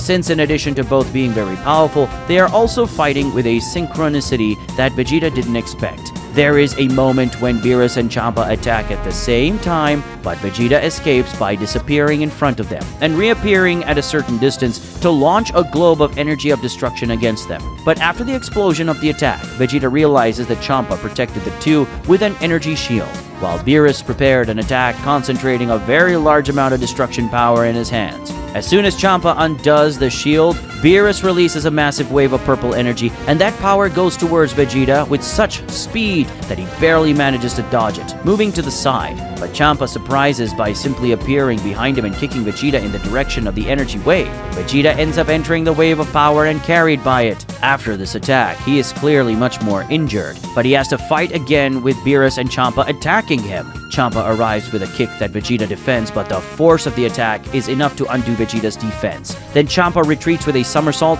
while Beerus comes with a well-aimed punch in the middle of Vegeta's chest. And after Beerus hits Vegeta, Champa finishes his somersault by launching a sphere of power at the Saiyan, while Beerus moves out of the way to let him receive the attack. Vegeta, despite being in pain from Beerus' punch, holds back Champa's energy attack and tries hard not to be carried by him. But Beerus then comes from behind and launches a similar attack, which hits Vegeta's back and explodes at the same time as Champa's attack, generating a gigantic explosion. Zeno comments to Daishinkan that he didn't expect to see Beerus and Champa acting as a team like that, since the two are always arguing all the time. Daishinkan says that it is partly happening because the two are being dominated by Cumber's energy, but also says that in the past these two were not as disunited as they are today. In fact, they formed an incredible duo and were the most powerful warriors in Universe 7. He says that Beerus and Champa were such incredible warriors that they were both tipped to become gods of destruction, but the problem was that only one of them could be the god of Universe 7, and this caused a conflict between them.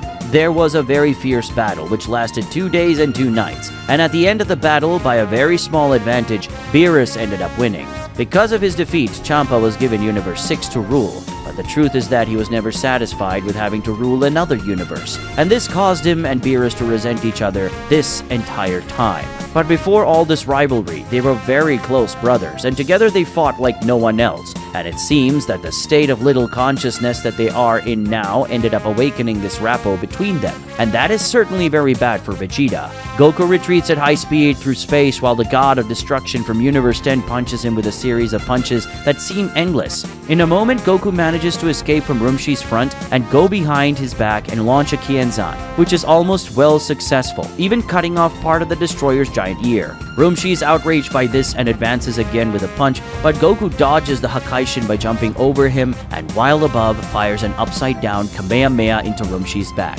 which sends him plummeting for thousands of kilometers through space until it lands on a floating celestial body. Goku smiles, and in his thoughts he reflects that although his attacks have lost a lot of power because of fatigue, at least he can compensate for that with many counterattacks while dodging Rumshi's blows. Now that Goku understands the pattern of his enemy's blows, it's easier to dodge, as Rumshi's attacks are very linear and not very malleable due to the fact that he puts a lot of force into them. Thanks to his Ultra Instinct, he still has a chance to win, even though he's so tired. But then Rumshi, already standing, fills his lungs and then releases an extremely powerful shot with all his strength. The power of the sound of the god of destruction scream seems to simply invade Goku's body, completely paralyzing him. Oh no, I forgot he could do that! Goku thinks, desperate, as he feels his control over his own body simply disappear. Zeno is very impressed by this and asks Daishinkan what Rumshi just did. It seems that in this reality, the battle royale between all the gods of destruction never happened,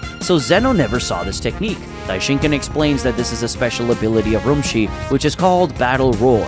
He says that Rumshi is known for having the most powerful lungs in all the universes, and that's why he can use this ability, where he screams with so much power that it paralyzes his opponents' motor nerves, restricting their movements. While he was still a mortal, Rumshi was known as an excellent and extremely powerful and feared warrior. Even going to attack his enemies, he liked to warn them of his arrival with his battle roar. Even from millions of miles away, his battle roar could be heard by them, and they knew that destruction was approaching, becoming terrified. When Rumshi used his battle roar in battle, his opponent's body simply couldn't handle the pressure and imploded. He defeated an entire army like that. Daishinkan says it's incredible that Goku is staying upright after receiving that sonic impact at such close range and being so worn out. but not even he can resist this and maintain himself well, and this is a very big problem, since with his movements restricted, his dodging and defense capabilities are very limited. He is now vulnerable to Rumshi's extremely strong attacks. Kumba remembers that the moment he faced Rumshi, he was also very impressed by his raw power, and among all the gods, the god of Universe 10 was the only one he couldn't surpass in brute strength. To make matters worse with his battle roar, he is able to nullify Goku's main ability, which is Ultra Instinct, which makes Rumshi probably the worst possible opponent for Goku among all the gods of destruction. After paralyzing Goku with his battle roar, Rumshi goes towards him like a killer rocket, rising towards Goku with an upward punch that simply buries his hand in his stomach, while pushing him into the air and making the Saiyan vomit an absurd amount of blood. "Oh no," Goku thinks while feeling the desperate pain of the attack. Vegeta continues the extremely fierce fight against Beerus and Champa, a fight that makes the entire Universe 10 tremble, while the impacts of his blows resonate throughout the galaxies. Vegeta remains at a complete disadvantage in this fight, still having a lot of difficulty dealing with the well-matched blows from the Hakaishin twins. At the same time, he receives a kick from Beerus in the face and another from Champa in the ribs, each attacking from one side. In rage, Vegeta releases his power in a wave of impact that pushes them both away, and then attacks Champa with several furious punches. But Champa defends his attacks very well and retaliates with a very strong punch to Vegeta's chest, who recoils in great pain, and then receives a shot of energy from the Universe 6 god at close range. Vegeta feels these attacks a lot, but he attacks Champa again with a punch, which Champa responds in the same way. When their punches collide, Vegeta's arm is simply thrown back by the enemy's strength, opening the necessary gap for a kick to land right in his face. Then Champa starts hitting Vegeta multiple times. Punches, kicks, knees, elbows, all attacks reach the Saiyan's body with maximum power. "Curse! Since when did this loser become so strong?" Vegeta asks himself as he suffers all of Champa's blows. While seeing this, Daishinkan comments to Zeno that it seems like Vegeta greatly underestimated Champa.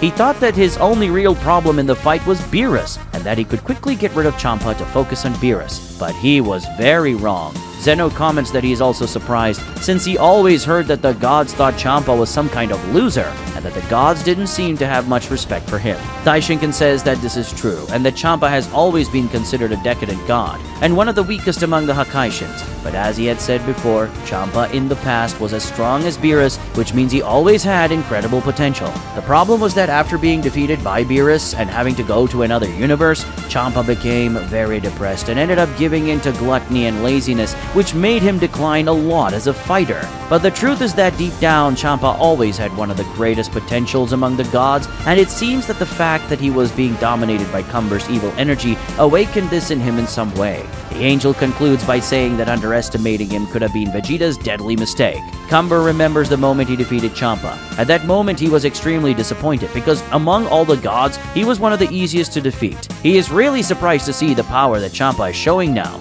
and regrets not having seen it when he fought against the Universe 6 god. A very strong punch from Champa lands right in Vegeta's face, making the Saiyan expel a large amount of blood through his nose. Vegeta holds Champa's arm and delivers a very strong punch to his chest, but Champa resists the blow and applies an even stronger knee to Vegeta's abdomen, who retreats with his hands on the painful area. "You bastard!" Vegeta advances with a kick, but Champa holds his leg and elbows him very hard in the thigh, which hurts a lot. And then, still holding Vegeta by the leg, he extends his hand and fires a ki blast that explodes right in Vegeta's face and knocks him away. Furious, Vegeta prepares a Gallic gun but is shooed away by a flying kick from Beerus, who arrives with everything he's got. Beerus and Champa stand side by side and unleash a massive wave of power together. Vegeta also launches a wave of power in response, but easily loses the fight and needs to use instant transmission to escape being run over by his enemy's attacks. But Champa immediately chases him, appearing at high speed in front of him and hitting Vegeta squarely in the stomach with a punch. After doing this, he points his hand at the Saiyan's face, accumulating his power of destruction.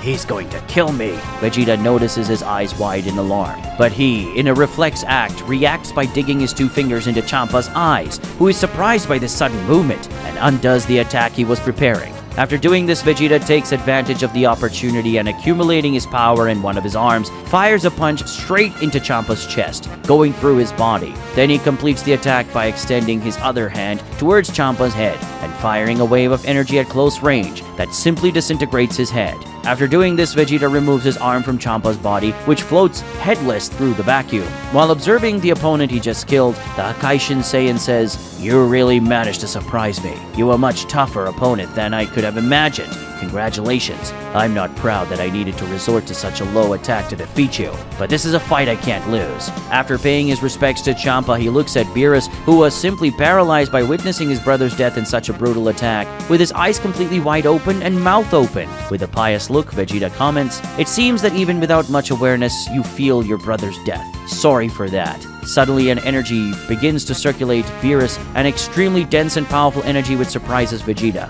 "What is that?" the Saiyan asked, intrigued. Beerus begins to emanate a monstrous amount of power, with the simple act of releasing his energy causing intense vibrations and tremors throughout the universe. But how can this be? Wasn't he already using his full power? Vegeta asks himself. The person who is also very surprised by this is Zeno, who asks Daishinkan what is happening. Daishinkan says that despite being known as one of the strongest among the gods of destruction, the truth is that Beerus has also declined a lot over the years, giving up his training to sleep for long periods. Unlike Champa, who stopped training because he was depressed, Beerus stopped training simply out of boredom. He was always at the top of the power hierarchy, and because of that he stopped finding opponents at his level and no longer saw the need to train and overcome himself. Zeno questions Daishinkan about Quitella, since he himself said that Beerus and Quitella always competed for the position of the strongest. Wasn't that a training motivation for Beerus? Daishinkan says that it is true that Quitella has always been a rival for Beerus. However, not even Quitella came close to his real potential, and that is why Beerus always managed to remain at a level above Quitella even with little effort.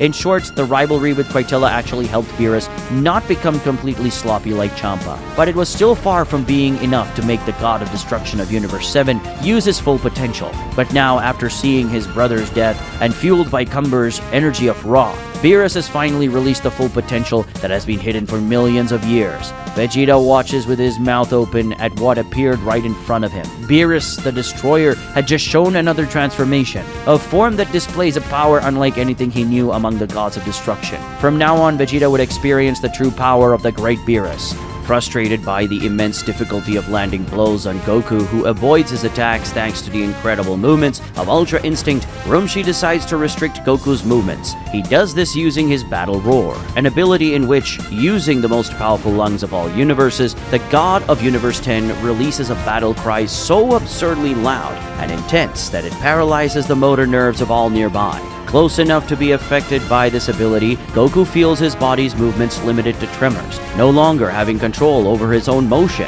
After paralyzing Goku with his Battle Roar, Rumshi shoots towards him like a deadly rocket, rising towards Goku with an ascending punch that simply buries his hand in Goku's stomach, pushing him upward and causing the Saiyan to vomit an absurd amount of blood. "Oh no!" Goku thinks as he feels the desperate pain of the attack. Following this move, several very powerful punches hit Goku's body, extremely strong blows from the Elephant God that shake the Saiyan's already injured body, only worsening with each attack. "Damn, what abyssal strength this guy has," Goku thinks, impressed with suffering from each blow. Rumshi's sequence of punches is interrupted to make way for a devastating kick from the Hakaishin, hitting Goku's face, crushing it, and then sending the old Saiyan hundreds of light years away to collide with a planetoid that has no chance of resisting such an impact. And after a few more hundred light years, he encounters a cold star that withstands the impact, but not without having its entire surface cracked. But the star is destroyed in the next second when Rumshi advances with a flying kick that sinks Goku even deeper and pierces the large celestial body, which is shattered in the end. Goku is carried by the Destroyer with his foot sunk into his chest for several more hundred light years, until finally, as they approach a planet, Rumshi stops his flight and lets Goku continue his forced movement to collide with the planet, hitting its surface with all strength and cracking half of it. After so many powerful attacks, Goku vomits a huge amount of blood, acknowledging the various internal injuries these attacks caused. "Damn, I can't keep receiving attacks like this, or else." Rumshi advances further, but suddenly he stops when he senses something. Goku feels the same thing and is equally impressed. "This power, don't tell me it's Lord Beerus. It looks like Vegeta is going to have a lot of trouble," he notes. Vegeta watches in astonishment as something appeared right in front of him. Beerus the Destroyer had just revealed another transformation, a form that displays a power different from anything he knew among the gods of destruction. "It can't be. How does Lord Beerus have such great power? It's much stronger than the Beerus that Kakarot faced in the other reality," he comments in thought. Beerus shoots toward him at such a speed that it scares even Vegeta, who reflexively reacts by firing a wave of energy at the Hakaishin who was already right in front of him. But even though he is in front of Vegeta, Beerus manages to move at incredible speed behind his back. Vegeta immediately turns and sees that a punch charged with force and fury is coming. He blocks, but the impact of the attack is so monstrous that it passes through the defense and pierces Vegeta's body, causing him great pain.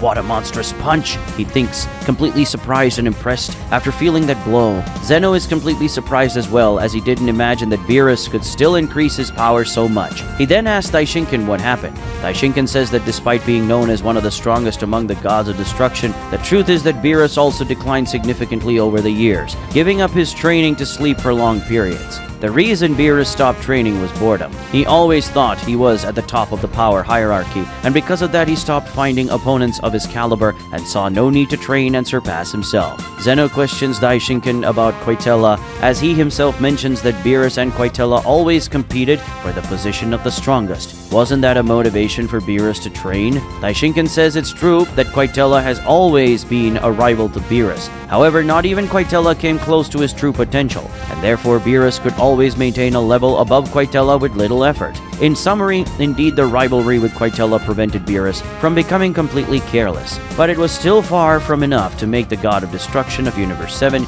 use his full potential. But now, after seeing his brother's death at the hands of Vegeta, and fueled by Cumber's anger energy, Beerus has finally unleashed all the potential that had been hidden for millions of years. And of course for Vegeta this is a very big problem. In his castle, knowing everything that happened, thanks to his energy dominating the bodies of the gods, Cumber goes completely insane, feeling the overwhelming power of Beerus. When he faced Beerus, the god of Universe 7 didn't come close to using such power. Cumber feels completely furious and frustrated for not being the one who experienced a battle against the great Beerus, using his maximum power. The hand of the king of Evil Saiyan's tightens his own throne, crushing part of it. Curse you, Vegeta, you lucky bastard. But Vegeta doesn't feel so lucky. Through the vast space of Universe 10, he is beaten by Beerus. Hundreds of blows per second hit his body, making the Saiyan god feel his muscles, an entire skeleton being crushed by the hands, feet, elbows, and knees of the god of destruction of Universe 7. But at one moment, Vegeta finally manages to react, deflecting one of Beerus's punches with one hand and retaliating with a punch with the other. However, the cat god defends his punch with an elbow strike that hurts Vegeta's hand and makes him retract it. It is at this moment that he opens up for a well-placed kick to the abdomen, making him expel his own blood along with saliva. Beerus attempts another kick which Vegeta manages to defend with his arms, but the force of the blow throws his arms backward, opening up his guard again for another blow to the abdomen. This time a punch that feels crushing his abdominal muscles along with the stomach and intestines. Another punch from Beerus comes, this time aiming for the center of Vegeta's face, but he offers his forehead to be punched, causing a crack in the bone and skin that spills his blood. Vegeta tries to compensate by grabbing Beerus's arm while advancing with a punch, but his blow is intercepted with a kick coming from below straight to his chin. With his balance destabilized by this last attack, Vegeta receives another blow to the abdomen, this time a spinning kick that sends him flying. Someone else who is also thrown far away is Goku, who travels through the sky of some planet until hitting and passing through a mountain, then hitting the ground and destroying it for several kilometers before finally stopping. Goku coughs up his own blood, internally injured by the last attack. This guy's strength is extraordinary. These blows are finishing me, he thinks. From the sky, Rumshi comes like a meteor to fall on Goku. Goku escapes by getting up and jumping away, letting Rumshi hit the ground and destroy the entire area around with the impact. But even before Goku returns to the ground from his jump, the Hakaishin already jumps towards him with great power and reaches Goku in the air with a body blow that throws him to the other side of the planet. Only on the other side of the planet does Goku finally manage to stop his movement, landing safely, but Rumshi arrives at him in the next second, trying another body blow in a low flight. Goku narrowly dodges, but then the destroyer maneuvers his body and returns with an identical attack that hits Goku and pushes him away, knocking him to the ground. Since it has been a few minutes since he was affected by the battle roar, Goku can now move, but he still hasn't regained 100% control of his movements, and so he still has a lot of difficulty recovering from Rumshi's attacks. At this moment, Goku has an idea, and then he smiles as he places 2 fingers on his forehead, saying the following: "Sorry about this, but I'll be back in a moment," he tells his opponent. Rumshi approaches to attack, but Goku escapes with instant transmission. Zeno, seeing this, asks Daishinkan why Goku fled and suggests that it might have been to catch his breath, since he spent a long time fighting in the vacuum of space without being able to breathe. Daishinkan says that Goku definitely didn't escape to breathe, as the planet they were on now has oxygen. The angel deduces that Goku retreated to let the effects of the battle roar pass a little more, as he is having a lot of difficulty fighting with the movements restricted. After about a minute, Goku returns with instant transmission, and he already returns with a smile on his face. Taking his combat stance, he calls out his opponent. "Come on, I'm much better now." Rumshi goes for it. The Hakaishin arrives with a devastating punch, which Goku skillfully avoids smoothly with an incredible technique, guiding the destroyer's arm with his hands, letting him pass through.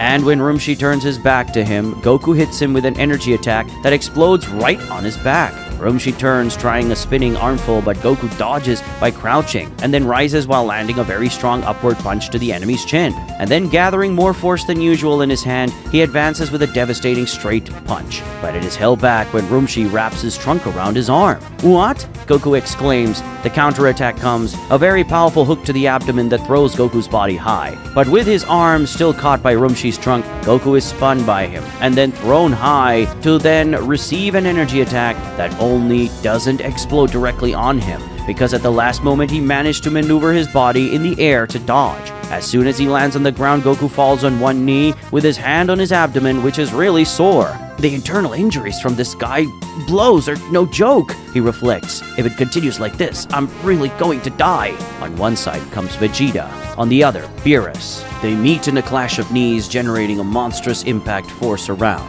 In this struggle, it is Vegeta who ends up destabilizing and retreating, while Beerus advances with a sequence of punches against the Saiyan, who struggles to defend himself. Vegeta stops the punch sequence with a kick to Beerus' abdomen, who takes advantage of the opportunity to grab his leg and start spinning Vegeta with great force. But Vegeta reacts by launching a key sphere that explodes in Beerus' face, making him let go. Taking advantage of this opening, Vegeta advances with a sequence of punches to Beerus' face, ending with a punch with much more force aimed directly at Beerus' mouth. But the Cat God surprises by biting the hand of the Saiyan God, and with Vegeta's hand caught in his mouth, he points his hand at Vegeta's face and explodes a key ball on him, making the Saiyan recoil dazed. As soon as Vegeta backs away, Beerus clasps his hand together and releases an energy attack that hits Vegeta's torso and carries him for a few moments. But soon enough, Vegeta exerts enough force to stop his movement and deflect Beerus' energy with a blow to advance against him, preparing another blow. But he is again surprised when Beerus advances against him, with a well-placed knee in the middle of the face. After this knee comes a hail of punches to Vegeta's face, who feels his cheeks, nose, eyes, and mouth being completely crushed by the force of Beerus' fists. But Vegeta reacts by creating an energy ball in his hand and hitting a slap, crushing this key ball against Beerus' face, functioning as a kind of explosive slap, which affects him enough to stop the punches. After hitting this slap, Vegeta points his hand at Beerus' chest to unleash a point-blank energy attack. But Beerus surprises him by dodging his hand and letting Vegeta's energy hit nothing but vacuum, and then counterattacks with a sequence of explosive spears that pop on Vegeta's chest while pushing him away.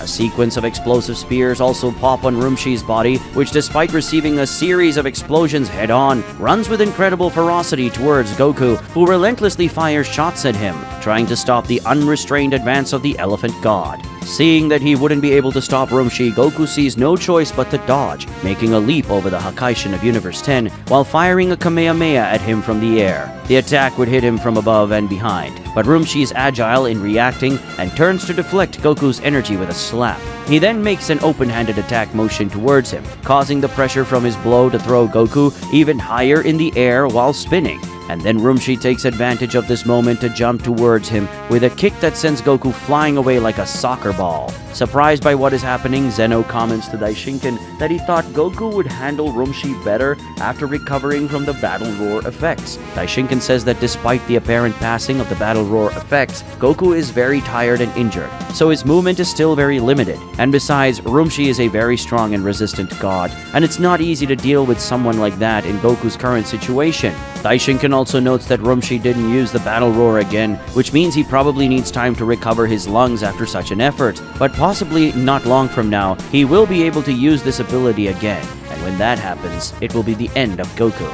In summary, Goku needs to find a way to end this fight quickly, or he will be defeated. Zeno becomes very disheartened by Goku's situation, and then asks how things are going with Vegeta. Taking a look at Vegeta's combat through his hologram, Daishinkan says that in Vegeta's case things are not so good either, but they are a little better, since despite Beerus's gigantic power, he is managing to adapt very well. Vegeta's and Beerus's kicks meet, forming an X with their legs while releasing a strong impact wave. Next, their fists collide, releasing an even larger impact wave. And finally, their heads, which release another even larger shock wave, as their blood splatters from their bodies. But in this struggle, Beerus loses, staggering back a little stunned. Vegeta takes advantage of the opening to attack with a punch, ultra-loaded with force, but Beerus dodges and grabs the Saiyan by the face while starting to carry him at astronomical speed. Beerus carries him towards a floating celestial body to hit Vegeta's head with everything on this huge rock. But Vegeta surprises by managing to spin behind the Hakaishin and grabbing him by the head, hitting Beerus's face with everything on it.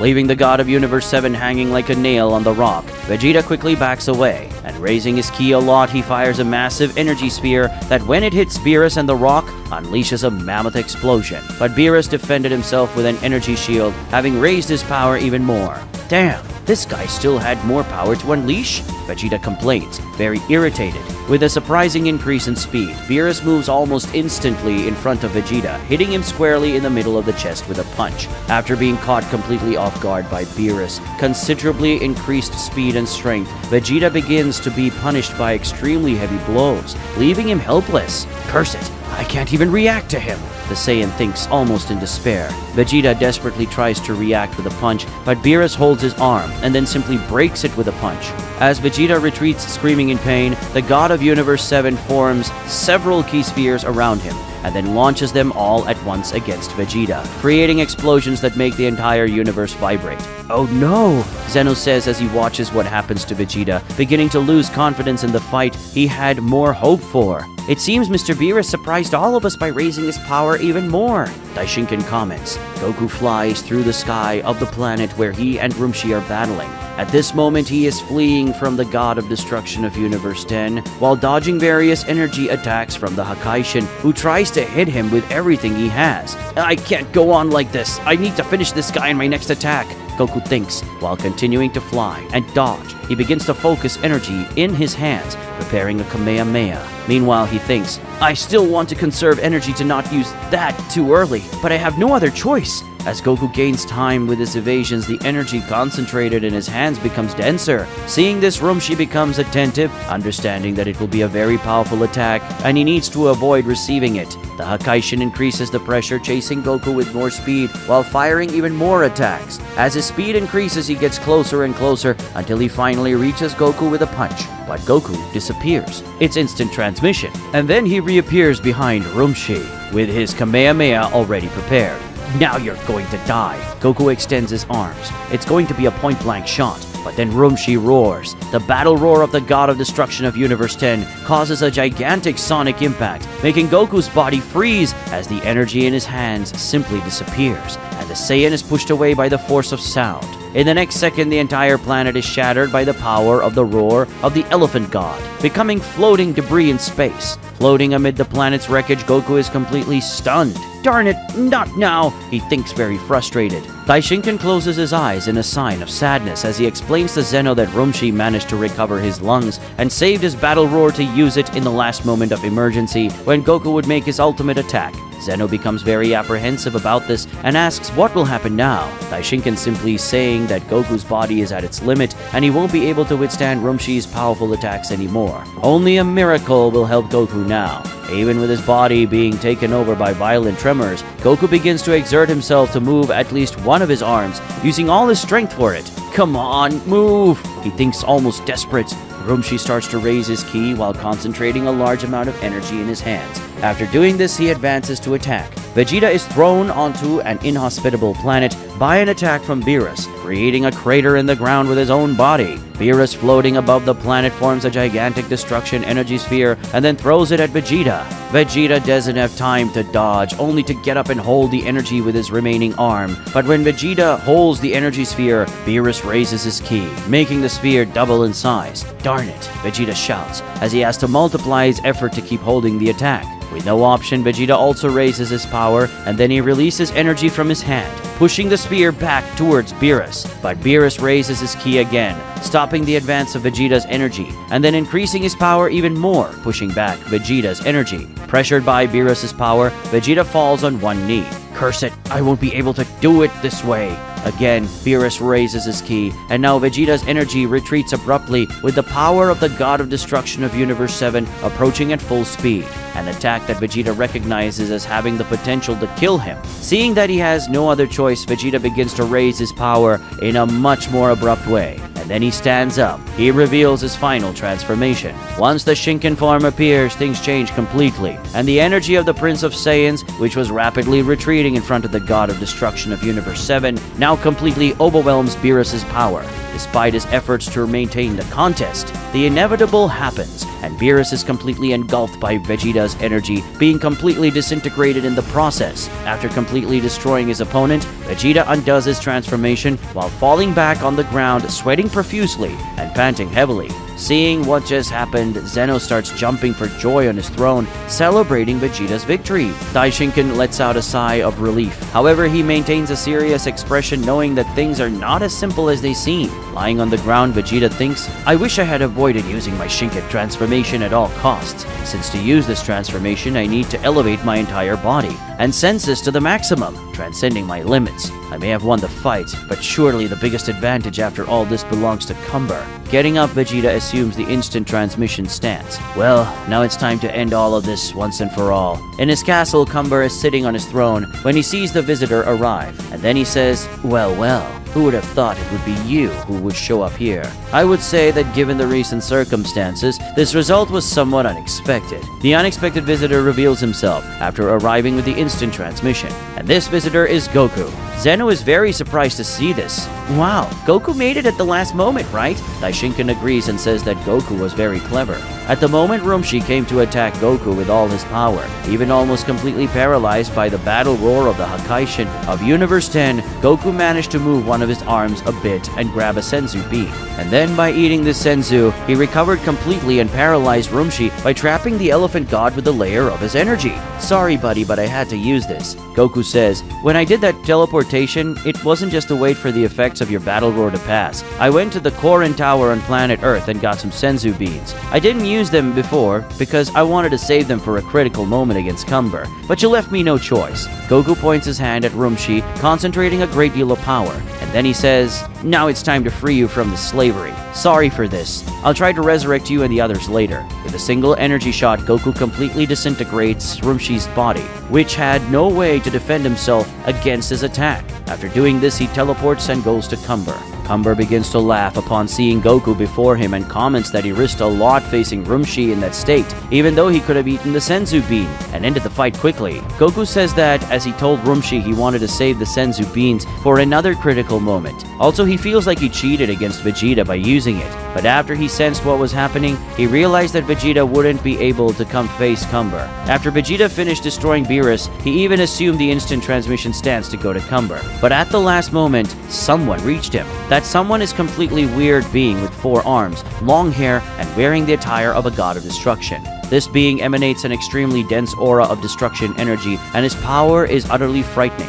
What is this now? Vegeta wonders, simultaneously surprised by that sudden appearance and frightened by the sinister power that this guy is showing. Goku tells Cumber that he felt Beerus' power disappear, and that Vegeta would have won the contest, but then he felt a very strange energy approaching Vegeta, and realized that whatever it is, it won't be something Vegeta will get rid of quickly. So he doesn't feel guilty about using the Senzu beam. After explaining his reason, Goku asks Cumber what this creature that approached Vegeta is, and Cumber says that, in fact, he doesn't know either. He is as surprised as Goku and Vegeta. Another person who also doesn't know what's happening is Zeno, who asks Daishinkan who this guy who appeared is. Daishinkan, knowing what's going on, says that Vegeta has a very big problem. A problem that may be bigger than Cumber himself. In Universe 7 is the home planet of the evil Saiyans, named Planet Cumber, whose king terrifies even the supreme god of the multiverse. At the center of this planet is the king's castle, and in the main hall of this castle, Goku faces the Majesty. Cumber, the God Slayer, is seated on his throne, while old Goku stands before him. Cumber rises and says, well, You've dealt with my bodyguards and reached me, so allow the great Cumber to grant you an audience. Cumber propels his own body toward Goku. The King of Saiyans comes with a punch, and Goku responds with a punch too.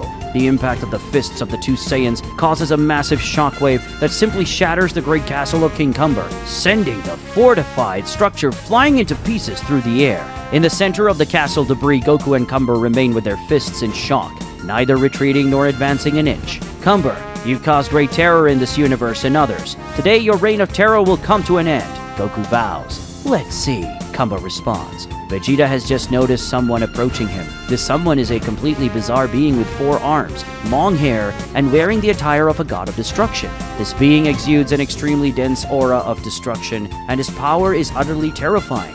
What's this now? Vegeta wonders, simultaneously surprised by this sudden appearance and frightened by the sinister power this guy is showing. Vegeta knows all the gods of destruction, but has never heard of this guy, and wonders where this peculiar creature came from. The mysterious man stares at him with a murderous look. He smiles in a morbid way, making Vegeta realize that his bloodlust is unbelievable. While facing this opponent, he thinks, I thought Cumber seemed like a crazy killer, but this guy's bloodlust is even greater, and the energy he emanates is so chaotic and destructive that I've never seen it, even among the gods of destruction. The enemy advances in a sudden attack. Vegeta sees the attack coming but simply can't react. He thinks about retreating, but the man grabs his arm to prevent a retreat, then delivers an extremely powerful punch to Vegeta's chest. That punch is so strong that it generates an absolutely monstrous impact wave that simply cracks the walls of reality. Internally injured by the impact of that blow, Vegeta begins to bleed.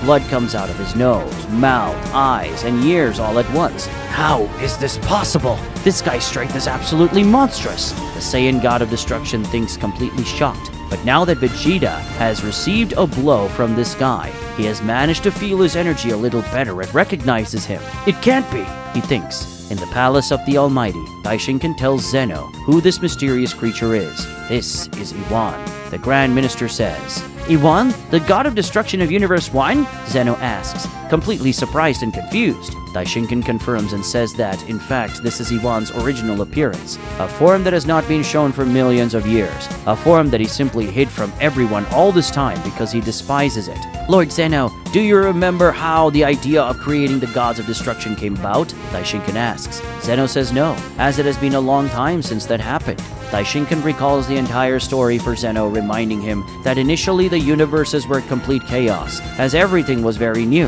and there was no divine hierarchy to maintain balance. Among all the universes, the worst was undoubtedly Universe 1, completely consumed by wars and violence. It was an imbalanced universe where terror and chaos reigned. In this universe, a warrior was born, who was as powerful as he was crazy. Driven by madness and the trauma of war, he went mad and decided to destroy all sources of war in his universe. Where there was war and chaos, this man was there to eliminate the instigators of disorder. His desire to destroy these chaos-causing was so intense that he unconsciously developed a technique that obliterated his targets without a trace. This technique was later called Hakai. But this madness had an effect, as over the years with the destruction of chaos instigators, Universe 1 became safe, and transformed from the most chaotic among the universes to the most balanced. Daishinkan had the idea to make Iwan a god of Universe 1, a deity whose role was to destroy anything that disturbed the balance of the universe. However, as he was an untamed beast, it took a lot of work to help him control himself and his powers, and an angel was assigned to serve as a tutor.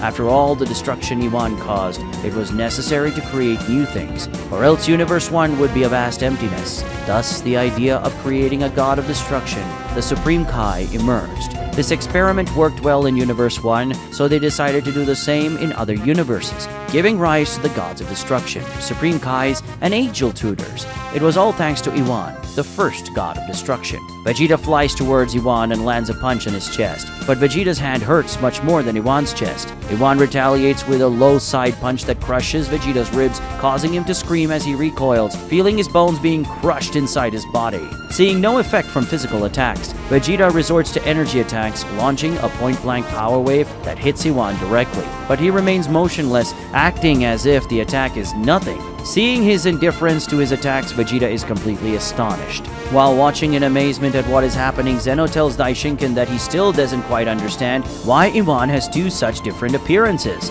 Daishinkan explains that Iwan had two very distinct personalities. Internally, he was a great pacifist, someone who, born in such a chaotic universe and having suffered greatly for it, desired peace and tranquility above all else. However, his desire for peace drove him mad, and he began to seek this peace by destroying all the chaos he saw. To do this, he had to surrender to another side of his personality, a dark and brutal side. In simple terms, there were two Iwans, the peaceful Iwan who values peace and tranquility, and the demonic Iwan who destroys without any mercy everything he considers against peace. When Iwan became a god of destruction, the prevailing side was his beastly side, but with the help of his angel tutor, he managed to bring out his good side, which remained in control all these years. However, after being defeated by Vegeta, Iwan unconsciously must have understood that his good side would not be strong enough to deal with this evil, so his bestial side returned to control. Zeno argues that Vegeta is not the bad side of the story since he's fighting against Cumber, who is causing the chaos. It is Iwan who is on the wrong side and dominated by the energy of chaos.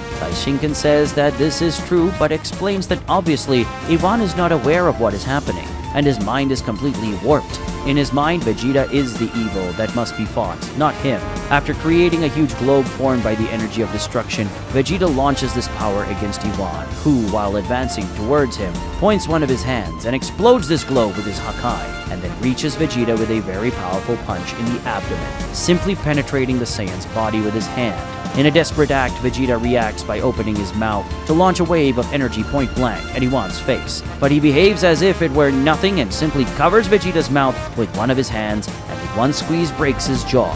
Zeno tells Daishinkan that he had said that Beerus was the strongest among the gods of destruction, but the power that Iwan is displaying now is even greater than Beerus's, much greater in fact. Daishinkan corrects Zeno, saying that he never claimed Beerus was the strongest among the gods. In reality, Beerus believed to be the strongest, and other gods believed that too, such as Quaitella, who always competed against him for the title of strongest. But the truth is that all this time, none of them even came close to Iwan, who kept his real power hidden away. Iwan never cared to be recognized as the strongest among the gods, as he always repudiated the evil side present in his body. In summary, the one Vegeta is facing now is the first god of destruction, and also the most powerful Hakaishin of all time. After receiving a punch from Iwan, Vegeta had his abdomen pierced by the hand of the God of Universe 1. While the enemy's hand is embedded in his body, Vegeta grabs him by the forearm and counterattacks with a headbutt. However, it is Vegeta's forehead that is injured, cracking completely after the impact with Iwan's face, with blood pouring abundantly from the wounds. Iwan pushes Vegeta away with a flick, causing him to spin several times through space. On planet Cumber, the battle is happening with frenetic intensity, with the two Saiyans exchanging numerous blows in the planet's sky. Due to the intensity of their battle, the sky is completely overcast and releasing intense electrical beams. Goku delivers a kick to Cumber's face, who skillfully dodges and tries to attack with an energy blast. But Goku manages to avoid it by kicking Cumber's hand in another direction. After hitting the opponent's hand, Goku stretches and points the same foot at his face to release a wave of energy. However, Cumber dodges by throwing his head backward and downward. Afterward, Cumber grabs Goku's foot, spins him several times, and throws him from the sky to the ground. However, Goku lands on the ground, performing a series of acrobatics that reduce the impact of his fall, allowing him to land safely. Goku praises Cumber, saying that he is really using Ultra Instinct very well, despite having learned it a short time ago. But their attention is drawn to something else, Iwan's power, even though he is universes away.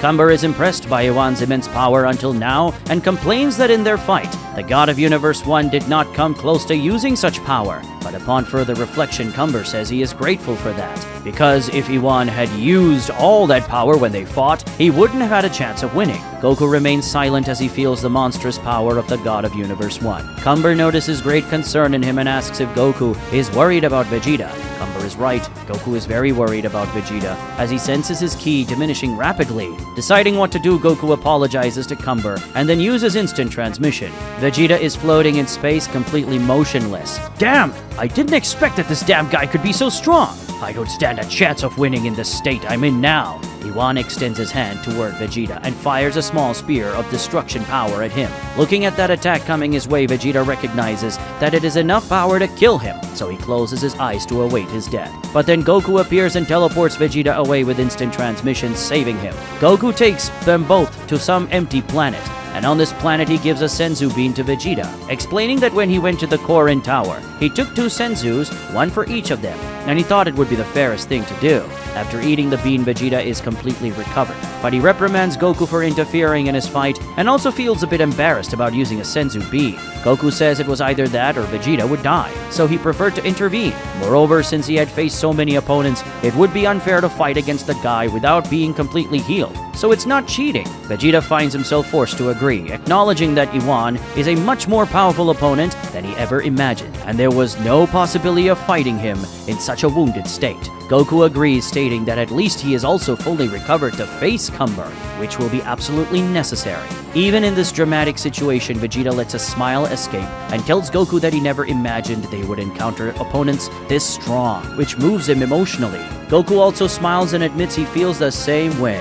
They realize that Iwan is already approaching that planet, flying at an incredible speed. Goku says he will go back to Cumber and wishes good luck to Vegeta, who does the same. Goku departs using instant transmission. Without waiting for Ivan's arrival, Vegeta flies towards him and collides with the body of the other Hakaishin, each stopping the other's movement and then both retracting. Vegeta notices that Iwan was a bit surprised by that, so with a defiant smile on his face, the Saiyan God says that things won't be so easy for Iwan now. Vegeta begins to elevate his ki, releasing an extremely powerful destruction energy aura that makes the space vacuum tremble. Looking at Iwan, he says he will show him the true power of Vegeta, the god of destruction. He advances against Iwan, surprising him with his speed and landing an elbow right in the middle of the face. Next comes a sequence of punches to the face of the god of Universe 1, who receives all the blows without any reaction. What do you think about that, huh? It's not so easy when I'm not on the brink of death, is it? Vegeta asks while continuously hitting his opponent. To finish the sequence, Vegeta closes one of his hands with all his strength while accumulating a large amount of destruction power, and then hits Iwan squarely in the face with a punch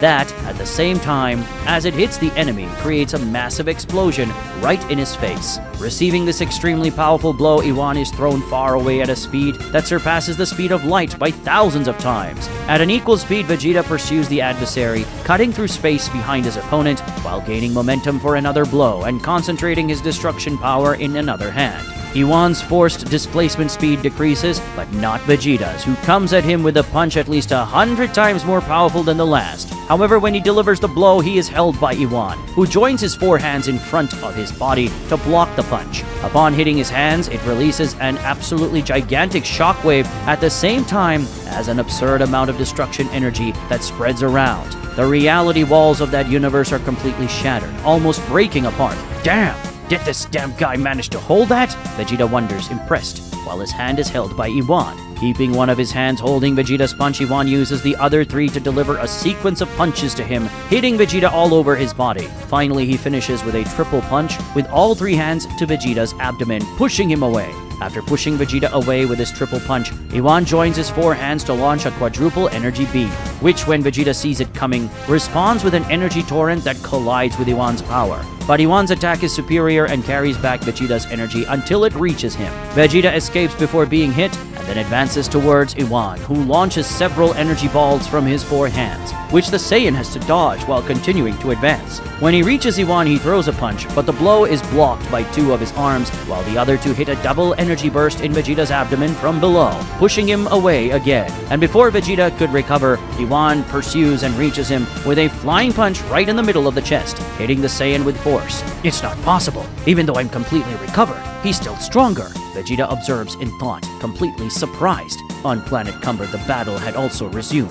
Goku and Cumber exchange blows in the sky, with each trying to hit the other, but having their attacks thwarted by the excellent defensive capabilities of Ultra Instinct. Amidst the various exchanged blows, Goku delivers a knee strike at the same time that Cumber delivers an elbow strike. Knee and elbow collide while releasing a strong electric current caused by the force of impact and the clash of the energies of the 2. The result is a small impact explosion that pushes Goku and Cumber away from each other. Cumber takes advantage of the distance to unleash several energy spheres against Goku, who, after dodging them, responds with an energy beam released from one of his hands, which Cumber dodges and then counterattacks with an energy claw, which Goku also avoids. After dodging, Goku advances, reaching Cumber in a fraction of a second with a sequence of attacks that Cumber dodges while retreating and defending. No longer wanting to retreat, Cumber dodges down, going to the ground, but is pursued by Goku, who approaches with a stomp that the Saiyan King avoids with a jump. After distancing himself with this jump, he points his two hands up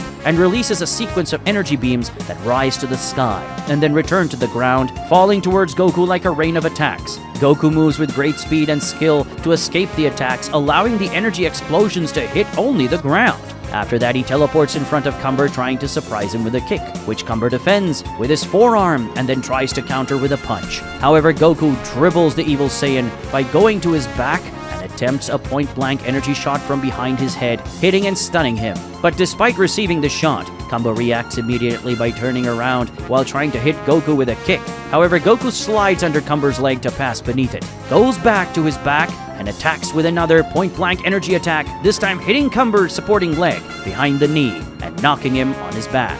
After knocking down Cumber, Goku jumps and from above points both his hands and shoots an energy barrage that sinks Cumber into the ground to the point of him passing through the other side of the planet. After reaching the other side of the planet, Cumber is already greeted by Goku, who arrived there first with instant transmission. When Cumber comes out of the ground, Goku is already in the sky waiting for him with a concentrated Kamehameha. While concentrating energy, he says to Cumber, "Considering the time and the way you learned this ability, you're very good at using Ultra Instinct. I have to admit that, but it can't compare to someone who's been perfecting this for years." Goku fires the Kamehameha, creating a massive explosion on the planet that can be seen from space, but the attack was useless since Cumber defended himself with an energy shield, and not only that, he has just transformed into a Super Saiyan. "So you can transform into a Super Saiyan too?" Goku asks, as he hadn't seen Cumber use this transformation before. The evil Saiyan answers the question by saying the following: "Oh yes, and in fact I don't stop here." After saying this, Cumber concentrates even more of his power, and in a few seconds he shocks Goku by transforming into Super Saiyan 3. "Get ready, Son Goku, because it's only now that you're going to see my true power," the God Slayer says. Vegeta and Iwan are in a frantic exchange of attacks, fighting at such an incredible speed that they unleash thousands of attacks against each other every second.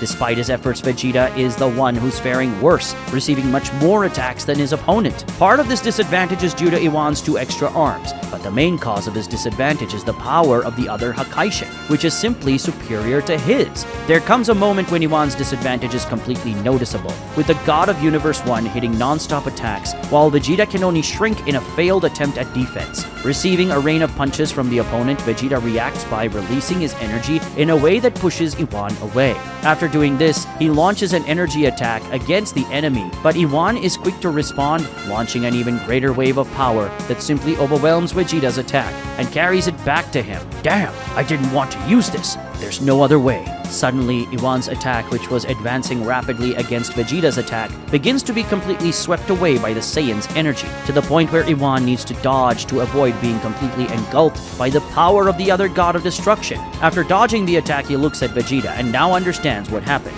Vegeta finally showed his final form, the Shinken form. Displaying his most powerful transformation, the Prince of Saiyan says, "I'm tired of this game. Now I'm going to destroy you mercilessly." Goku blocks an attack from Cumber in Super Saiyan 3. However, the evil Saiyan's strength is so monstrous that it shatters Goku's block, throwing him with all force against the planet's surface. The impact of the collision is enormous, with Goku creating a massive crater in the ground that can be seen even from outside the planet. After receiving this impact, Goku ends up coughing up a handful of blood while acknowledging Cumber's incredible strength. "Your power is extraordinary, I must admit," he says to the other Saiyan. "And I still have so much more to show," Cumber responds. "But it's not just me who has more to show. You do too." While getting up, Goku admits, "That's true. To be honest, I was avoiding using this and tried to hold back until I see your maximum power. But you're really amazing, Cumber, and you've exceeded my expectations. I have no choice." Goku closes his eyes as he begins to release a very peculiar energy, which Cumber recognizes as similar to the energy Vegeta showed to his clone, albeit with some differences. In an instant, Goku's form changes. His final form is finally revealed. While showing this to Cumber, he says, "Cumber, get ready, because now you're going to see the real face of my power." After witnessing this transformation, Cumber becomes very intrigued and says, "This transformation reminds me a bit of the one Vegeta showed against my clone, but with some differences." The evil Saiyan remarks, "This is Shinken, the transformation that represents transcending limits," Goku says. "Now that I'm using this form, you can be sure that my abilities have evolved to a transcendental level." Despite these words, Cumber is not intimidated and begins to release the energy of his Super Saiyan 3 with intensity, causing the yellow and black aura surrounded by electricity to grow even more, while the entire planet Cumber trembles. Let's see how this so-called transcendental ability fares against my overwhelming power. Cumber charges at Goku with full force, delivering a direct punch to his face. But to his surprise, Goku stops his attack with just one finger. "What?" the God Slayer exclaims in shock. However, he doesn't give up. Disappearing from Goku's front, Cumber reappears next to him, attempting a kick. But it is easily stopped by hitting Goku's forearm, who clearly doesn't need much effort to defend himself. Cumber retreats, and extending his two hands, he unleashes a wave of energy against his opponent, who surprisingly deflects the attack with a simple slap, showing little effort. "This can't be happening," Cumber shouts, completely astonished. But it is. Goku responds, appearing in front of Cumber in the blink of an eye, landing a precise punch in the Saiyan's stomach, causing him to widen his eyes as blood escapes from his mouth. Groaning in pain, Cumber recoils with his body hunched and hands over the region where Goku struck.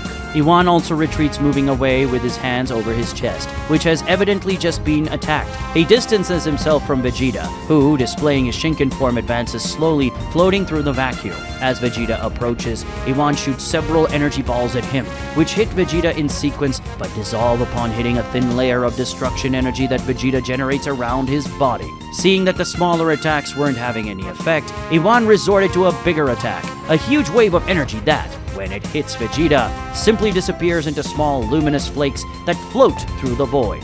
"It's useless," Vegeta says to his opponent. "With this form that transcends the power of destruction, I will make everything you send against me disappear. And in the end, it will be you who disappears." From his palace, Zeno watches all of this along with Daishinken and his bodyguards. He's very curious about this whole thing involving Shinken, and asks Daishinken to explain it better.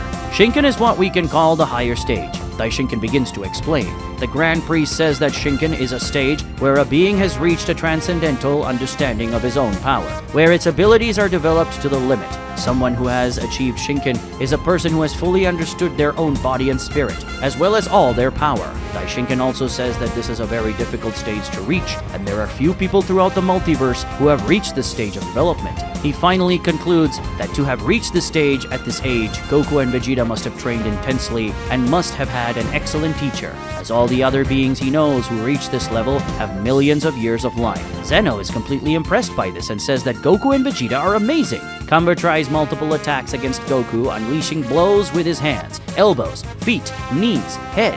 He's using every possible weapon of his body, but nothing hits Goku, who dodges everything with surprising ease. There's a moment when Goku dodges one of Cumber's attacks, going behind him, and then, with an attack using two of his fingers, he hits a point on Cumber's spine that simply paralyzes him. "Cursed!" Cumber yells. Goku says that in his current state, his attacks are not only strong, but also extremely precise and impactful. Furthermore, all the defensive abilities of his Ultra Instinct are at their peak, which means Cumber won't be able to hit him unless he transcends his own limits significantly. After saying these things, Goku concentrates a considerable amount of power in one hand to land a deadly attack on Cumber. But the God Slayer, in an act of fury and desperation, releases a massive amount of energy, causing his Super Saiyan 3's golden and black aura to grow even more, this time also showing the red aura of his Kaioken increased 100 times. Faced with the force of this released energy, Goku is pushed back and realizes that Cumber has regained his movements. "You bastard! If you think you're going to defeat the great Cumber so easily, you're very mistaken," the God Slayer shouts, furious. Goku, on the other hand, remains calm and patient, saying that Cumber can delay his defeat but not avoid it. While yelling for Goku to shut up, Cumber flies towards him, attempting a flying kick, but Goku with a gentle touch dodges Cumber's foot, letting him pass straight through. But Cumber stops in midair and returns with a punch, but Goku deflects the course of this punch as if it were nothing, letting him pass straight through and spinning in the air. Cumber returns even more furious with another punch, but Goku simply intercepts it, meeting Cumber with an elbow to the chest. An elbow so well placed that Cumber's heart simply stops beating for a second. But Cumber self-revives, elevating his power even further, exploding with energy, releasing the Super Saiyan 3 aura multiplied by 200 times through Kaioken. "Curse be you, Son Goku!" The King of Evil Saiyans roars in fury. Cumber attacks again, this time with a knee, which Goku easily holds with one hand. After that, he attempts an elbow strike, which Goku also effortlessly holds. Taking advantage of the proximity, Cumber tries to surprise Goku with a headbutt, but he is the one surprised when Goku intercepts the headbutt by thrusting 2 fingers into his eye. Cumber recoils in pain, hand over his wounded eye, blood spilling. But not even this stops the evil Saiyan. As he retreats, he fires a highly concentrated energy sphere at Goku. However, Goku, with incredible fluidity, grabs Cumber's energy sphere and smoothly hurls it back at him. Cumber is hit by his own energy, and a massive explosion occurs in the planet's sky. Tired of firing energy attacks at Vegeta, Iwan decides to advance with a punch. But when the punch lands, Vegeta doesn't even move. After calmly receiving Iwan's attack, Vegeta grabs his wrist and with a single squeeze crushes it. Iwan attempts another punch, but this time he doesn't even hit, as Vegeta holds his hand with his other hand and then crushes it with a single grip. After doing this, he lands a punch right to Iwan's chest, causing the first god of destruction to recoil while choking due to the crushing of his lungs. Iwan doesn't give up, and with his last good hands, he shoots 2 energy beams at Vegeta, but Vegeta holds each one with one hand. Then he releases his own energy from his hands, carrying Iwan's energy back to him and exploding directly in the other Hakaishin's body. The power of the explosion is enormous, making the entire universe tremble. After receiving this attack from Vegeta, Iwan remains paralyzed, his body covered in severe wounds. While observing his opponent like this, Vegeta says, "Your power is impressive, much greater than I expected, but even you cannot compare to the power of this superior form." However, to Vegeta's complete surprise, a light begins to shine on Iwan's body, and this light transmits an energy that the Saiyan God knows very well. What does this mean? Vegeta wonders, completely disbelieving in what he is seeing. Iwan screams. The first god of destruction scream is deafening, causing a wave of sonic impact to echo throughout the vacuum of that universe, and even Vegeta's body, filled with the superior energy of Shinken, shudders at that scream. Iwan is surrounded by a very peculiar energy, with the purple color of destruction energy, but at the same time it shines. After being surrounded by this energy, Iwan disperses it all at once, releasing a stream of force that even Vegeta has to make an effort not to be carried away. Now, Iwan shows a very distinctive transformation, a form that, feeling the emanating energy, Vegeta recognizes as a Shinken form. This can't be possible. This guy also has Shinken, Vegeta exclaims. In the sky of planet Cumber, Goku senses Iwan's energy, leaving him surprised and even frightened. What does this mean? Does the god of Universe 1 also possess Shinken? Goku wonders. On the planet's surface lies Cumber, fallen and already in his base form. He's heavily injured, indicating that he has endured powerful attacks from Goku. Cumber, looking up at the sky, sees Goku focused on something else, and this fills him with fury. "You wretch, did you find me so insignificant that you think you can pay attention to something else while fighting me?" As Cumber questions Goku about this, several black rays start to emerge around his body, and the pieces of the ground beneath him began to detach and explode around him. This catches Goku's attention, who turns to Cumber again, asking what is happening. As he is surrounded by an extremely dense black energy, Cumber's hair begins to flutter, and the evil Saiyan screams with unbelievable intensity. Suddenly, a burst of black ki occurs, completely destroying planet Cumber. Amidst the debris, Cumber's new transformation can be seen. Goku stares at him in surprise, noting that the malevolence emanating from his ki is unprecedented. Cumber warns Goku to prepare, stating that he is about to feel the power of all the hatred and evil that a Saiyan can possess. For several seconds, Vegeta remains paralyzed and wide-eyed, looking at Iwan, who has just displayed a power he never imagined he would see. However, Vegeta needs to move when Iwan speeds towards him, delivering a powerful knee that Vegeta reflexively counters in the same way. The knees of the 2 gods of destruction collide, generating a devastating vibration throughout the universe, distorting space-time and sending them to another dimension, where everything is a blank space. The Saiyan Hakaishin decides to counterattack, unleashing a sequence of punches against Iwan, who, with his last 2 good arms, defends himself with a certain calmness, despite Vegeta truly exerting effort in these attacks. To Vegeta's surprise, Iwan simply regenerates his wrist and hand, crushed by him, and can now use all 4 arms to counterattack, forcing Vegeta to step back while struggling to maintain balance in the fight. Concentrating more force in one hand, Vegeta attempts a punch, which Iwan counters with a double punch, clashing 2 of his hands against Vegeta's hand. The impact of this clash shatters the walls of this reality, transporting them now to another dimension, where all that can be seen around is an empty space filled with lightning and thunder. As they exchange blows in this dimension, Vegeta and Iwan's own attacks generate intense electrical waves that extend far beyond them. With a clash of fists, they end up being pushed apart from each other, and Iwan seizes this distance to open his 4 arms simultaneously while unleashing various energy grenades from all his hands. They all move toward Vegeta in a way that surrounds him. Before being hit by this attack, Vegeta releases his destruction power in an energy dome that expands around him. When Iwan's attacks hit this dome, they generate a massive purple explosion that shakes the entire reality, even causing the incessant lightning in the place to cease. Afterward, Vegeta moves toward Iwan while firing several energy spheres at him. Iwan defends himself by counterattacking, shooting an equal number of spears that collide with Vegeta's, creating numerous explosions along the path between them. Vegeta reaches Iwan with a punch, but he disappears in front of the Saiyan Hakaishin and reappears below him, extending his four hands against Vegeta and releasing a massive wave of power that would completely engulf the Saiyan. But Vegeta skillfully dodges to the side to escape. Following this, Vegeta descends to Iwan with a kick, which the first Hakaishin blocks with his four arms, and then responds with a kick that, despite Vegeta blocking, pushes him away. Afterward, Iwan appears at high speed behind Vegeta, surprising him and grabbing the Saiyan God from behind in a crushing embrace. Vegeta begins to release his energy in an attempt to make Iwan let go, but the enemy is persistent and crushes Vegeta even harder. However, Vegeta reacts differently, taking advantage of the proximity to touch the palm of his hand to Iwan's abdomen and releasing an energy blade that simply pierces him. Gravely pierced by Vegeta's ki blade, Iwan releases him and recoils. But to Vegeta's surprise, Iwan holds back the punch he threw immediately afterwards, ignoring the wound he just received, and counterattacking with a very strong kick to the Saiyan's neck. Zeno tells Daishinkan that he thought with this thing called Shinken, Vegeta could defeat Iwan, but he seems to have the same thing. Daishinkan says that this also surprised him, as he didn't know Iwan could use Shinken too. This makes him even more unique among the gods of destruction. However, the Grand Minister says that it shouldn't surprise them so much, since being the first god of destruction and the creator of Hakai, it was expected that Iwan would be the first to reach the deepest understanding of this ability and himself. Zeno asks if he still thinks Vegeta can win. Daishinkan says they'll have to wait and see.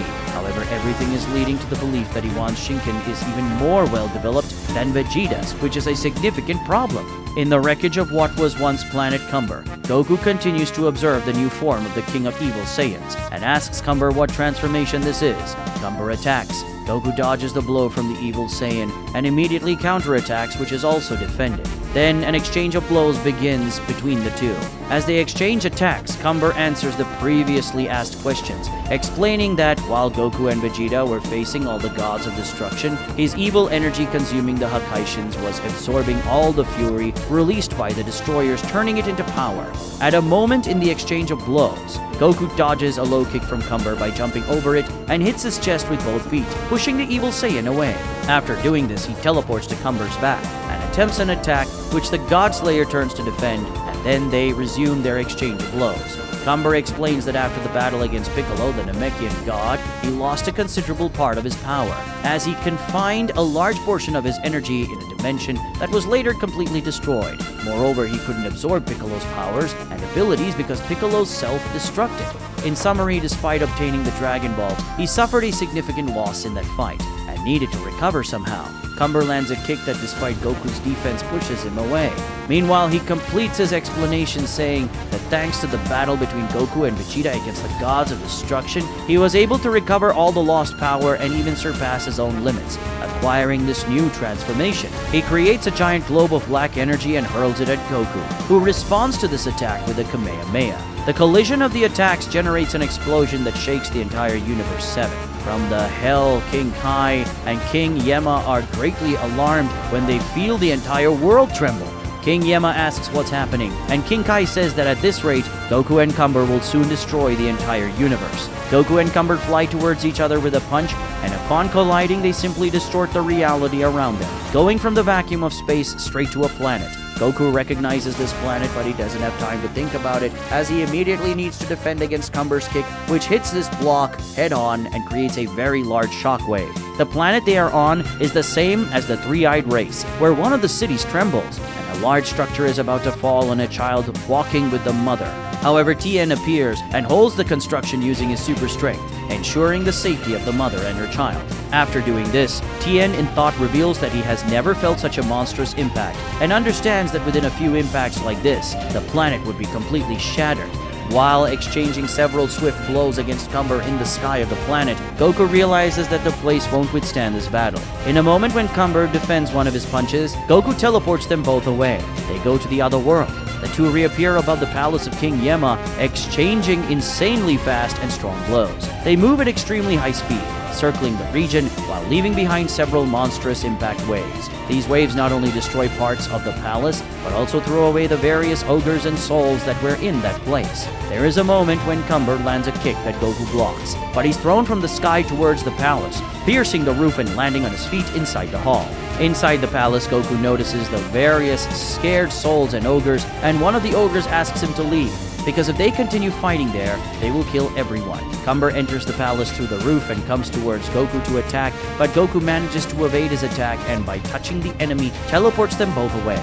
In hell, King Kai, who was observing everything, just informed King Yema that they left his castle, which greatly relieves him, but the relief lasts for a second when Goku and Cumber appear in hell. When King Kai and King Yema see the two there, they scream in despair. Goku and Cumber clash blows, and the pressure from the impact is so strong that it throws the two gods away and makes them roll on the ground. Throughout the multiverse, a beam of light travels at a transcendental speed, passing through all existing universes, leaving a trail of destruction. The ones responsible for this are Vegeta and Iwan, the two most powerful gods of destruction, who fight intensely as they traverse all universes, turning the entire multiverse into a short space for their battle, reaching extraordinary proportions. Their next stop is Universe 9, which has entire galaxies destroyed due to the intensity of their battle. The collision of energy attacks causes cosmic-scale explosions, and extremely intense vibrations occur with the collisions of blows. The fabric of reality is tearing, dimensional barriers are broken, as various worlds in the universe begin to merge. They unleash thousands of blows per second, fighting at a frenetic intensity with an incredible rhythm, as if they were simply tireless. Their bodies already accumulate wounds, but Vegeta's body accumulates more. While pressed by Iwan's attacks, Vegeta acknowledges that his power is on a level beyond. A punch from Iwan forcefully enters his chest, completely destroying the fabric of reality and transporting them to another dimension. Despite the power of that punch and the pain it causes in his body, Vegeta does not let himself be shaken. He uses the blood accumulating in his mouth due to the internal injury and spits into Iwan's eyes, temporarily blinding him and finding an opportunity to deliver an equally powerful punch to Iwan's face, also breaking the barriers of that dimension and entering another. But Iwan resists very well despite the power of that punch and holds Vegeta's next punch to simply pierce his abdomen with another. Cursed! It can't be! Vegeta thinks in shock as he feels the excruciating pain of the enemy's hand invading his body. Equally shocked when this happens is Zeno, who asks Daishinkan what will become of Vegeta now. Daishinkan does not respond to Zeno, he simply remains silent with a very thoughtful expression. Goku and Cumber exchange blows at an incredibly high speed, making the entire hell tremble. King Kai screams in despair, saying they are completely screwed. Cumber launches an energy attack against Goku, which he dodges, but after dodging the energy, Goku sees that it is heading towards King Yema and King Kai, who scream in despair as death approaches them. Goku then teleports in front of them and kicks Cumber's energy away from there. Relieved, both of them express their gratitude. King Kai tells Goku that he needs to find a way to end the fight quickly because the universe will no longer be able to withstand that combat. Goku tells him that he knows that, and that, in fact, the universe should have been destroyed long ago due to the power level he and Cumber are using in this fight. However, it has not been destroyed yet because he is doing his best to contain the destructive shock of his and Cumber's attacks. However, there is a limit to what he can do since Cumber himself does not care about the consequences of his attacks. King Yema asks Goku if he cannot just end this fight already. Goku says no, because as the fight progresses, Cumber gets used to his fighting style, and also his evil energy is becoming more powerful with chaos. But after thinking for a bit, Goku looks at King Kai and says he has an idea to defeat Cumber. Obviously, King Kai and King Yema are very intrigued by this. "What's the matter, Goku? Aren't you coming back to fight?" Cumber shouts, emanating his evil power intensely. "Fine. If you won't come to me, I'll come to you." Hungry for more blood and violence, Cumber goes toward Goku, who with a smile on his face takes his combat stance. After burying his hand in Vegeta's abdomen, Iwan withdraws it and then lands a kick that pushes him away. After doing this, he points his four hands upwards and creates a gigantic sphere formed by pure destruction energy. And then he launches this attack in Vegeta's direction. Darn, what monstrous power! Vegeta exclaims, widening his eyes, terrified by what is coming his way. Oh no, if it continues like this, Vegeta will lose, Zeno says, very tense. Equally tense as Daishinken, who after thinking for a while says, there's no other way. It seems I'll need to intervene. Both Zeno and his bodyguards are completely surprised when they hear this. Cumber goes towards Goku, who with a smile on his face takes his combat stance. Thank you, King Kai. Goku thanks the Guardian of the North Galaxy, who obviously does not understand the reason. Goku flies towards Cumber, and the moment they collide, he teleports, taking them both away. Goku and Cumber return to the vacuum of space in Universe 7, and as soon as they reappear there, they resume exchanging blows. But while exchanging these blows with Cumber, Goku starts to focus on something else. Hey, citizens from all over the universe, can you hear me? Goku asks while sending a telepathic message. On Earth, Krillin, Young Master Roshi, and God Yamcha are gathered in Kami's lookout. They are extremely worried because they know that a battle between Goku and Cumber is happening, and the universe is shaking a lot due to this battle, including Earth, which is suffering from various natural disasters. The three of them would like to do something about it, but they cannot simply leave the planet to go help. And actually, even if they could go to Goku and Cumber, they know that it is a battle that is far beyond their level. But at that moment, their conversation is interrupted when they receive this telepathic message from Goku. Tien and the people on his planet are also receiving this telepathic message. They are worried as the Earthlings because their home planet is going through various calamities due to the ongoing fight. In addition to the people on Earth and Tien's home planet, all living beings throughout the universe are hearing Goku's telepathic message. While exchanging blows with Cumber, Goku says, I know that many of you have suffered at the hands of the terrible Saiyan warriors, or at least heard of the atrocities they have committed throughout the universe. I know that many of you suffer because of the evil of the Saiyans, or live in fear of one day suffering at the hands of these wicked people. But know that at this moment I am fighting against their leader, the man responsible for corrupting the hearts of the Saiyans and leading them in these campaigns of evil. If you want to do something for yourselves and for the entire universe, give me your energy now, and I will use your power to destroy this enemy. While Goku speaks these words, he uses the superior telepathic power of Shinken to convey not only his thoughts, but also his feelings. In this way, everyone who hears his words immediately feels that Goku's intentions are good and believes in him. Tien extends his hands upwards with a smile on his face, and with all goodwill says, Here, Goku, take my energy. In the same way, all those of the three-eyed race do the same. On Earth, Master Roshi, God Yamcha, and Krillin do the same, telling Goku to finish off that accursed Saiyan once and for all. But it's not just them. All the other Earthlings do the same, raising their hands and donating all the energy they can give. Goku's message is also heard in the other world, including Hell, where King Yema and King Kai listen. King Kai immediately realizes that this ability is the Spirit Bomb, and wonders how the heck Goku knows how to use this ability of his. King Yema says that this is not important now, and that they should also collaborate. King Kai and King Yema also raise their hands, donating their energies. All the other inhabitants of the other world do the same, since they fear Cumber too. In a short time, above Goku and Cumber, who continue exchanging blows with the same intensity, an energy sphere begins to accumulate. This energy does not come only from Tien's home planet or Earth, but from all living beings in the universe and the deceased. Goku ensures that his telepathic message was not heard by Cumber, so when he sees all that energy accumulating there, he doesn't understand what's happening. Cumber asks Goku what's going on there. Goku replies to him saying that today he will feel the weight of all the evil he has done. Even without understanding, Cumber knows that it's not good to let that happen. He flies toward the Spirit Bomb that is forming with the intention of destroying it, but Goku flies in front of him and pushes him away with a blow. Goku says he won't allow Cumber to destroy it, which irritates the evil Saiyan. Watching what's happening in Universe 7, Zeno becomes very excited. Look, it seems like Goku has an ace up his sleeve. He made this comment to Daishinken, but looking at the Grand Priest, Zeno realizes that he's very focused on something else, the fight between Vegeta and Iwan. Iwan's energy sphere, containing an absolutely colossal power, goes toward Vegeta. Darn, what monstrous power! The Saiyan exclaims, wide-eyed and frightened by what is coming his way. When the energy sphere reaches him, Vegeta holds the attack, but he needs to take a monstrous effort to contain that power. Darn, if I can't hold this, I'm over! Vegeta thinks as his veins and arteries become visible due to the titanic force he is exerting. When Iwan increases the force of the attack, the energy expands even more, and Vegeta begins to be overwhelmed. I won't be able to hold this, he acknowledges. The only way for me to get rid of this is to destroy it, but it can't be done carelessly, as if it explodes near me, I'll have serious problems. At this moment, Vegeta closes his eyes, trying to concentrate and calm himself as much as possible. While he does this, his body is covered by a layer of bright purple energy, representing the power of his Shinken surfacing. After that, Vegeta opens his eyes, and then his energy begins to simply invade Iwan's energy, with the globe of intense purple power starting to glow inside, only to disappear the next moment. After doing this, Vegeta starts to pant, a sign of exhaustion and relief.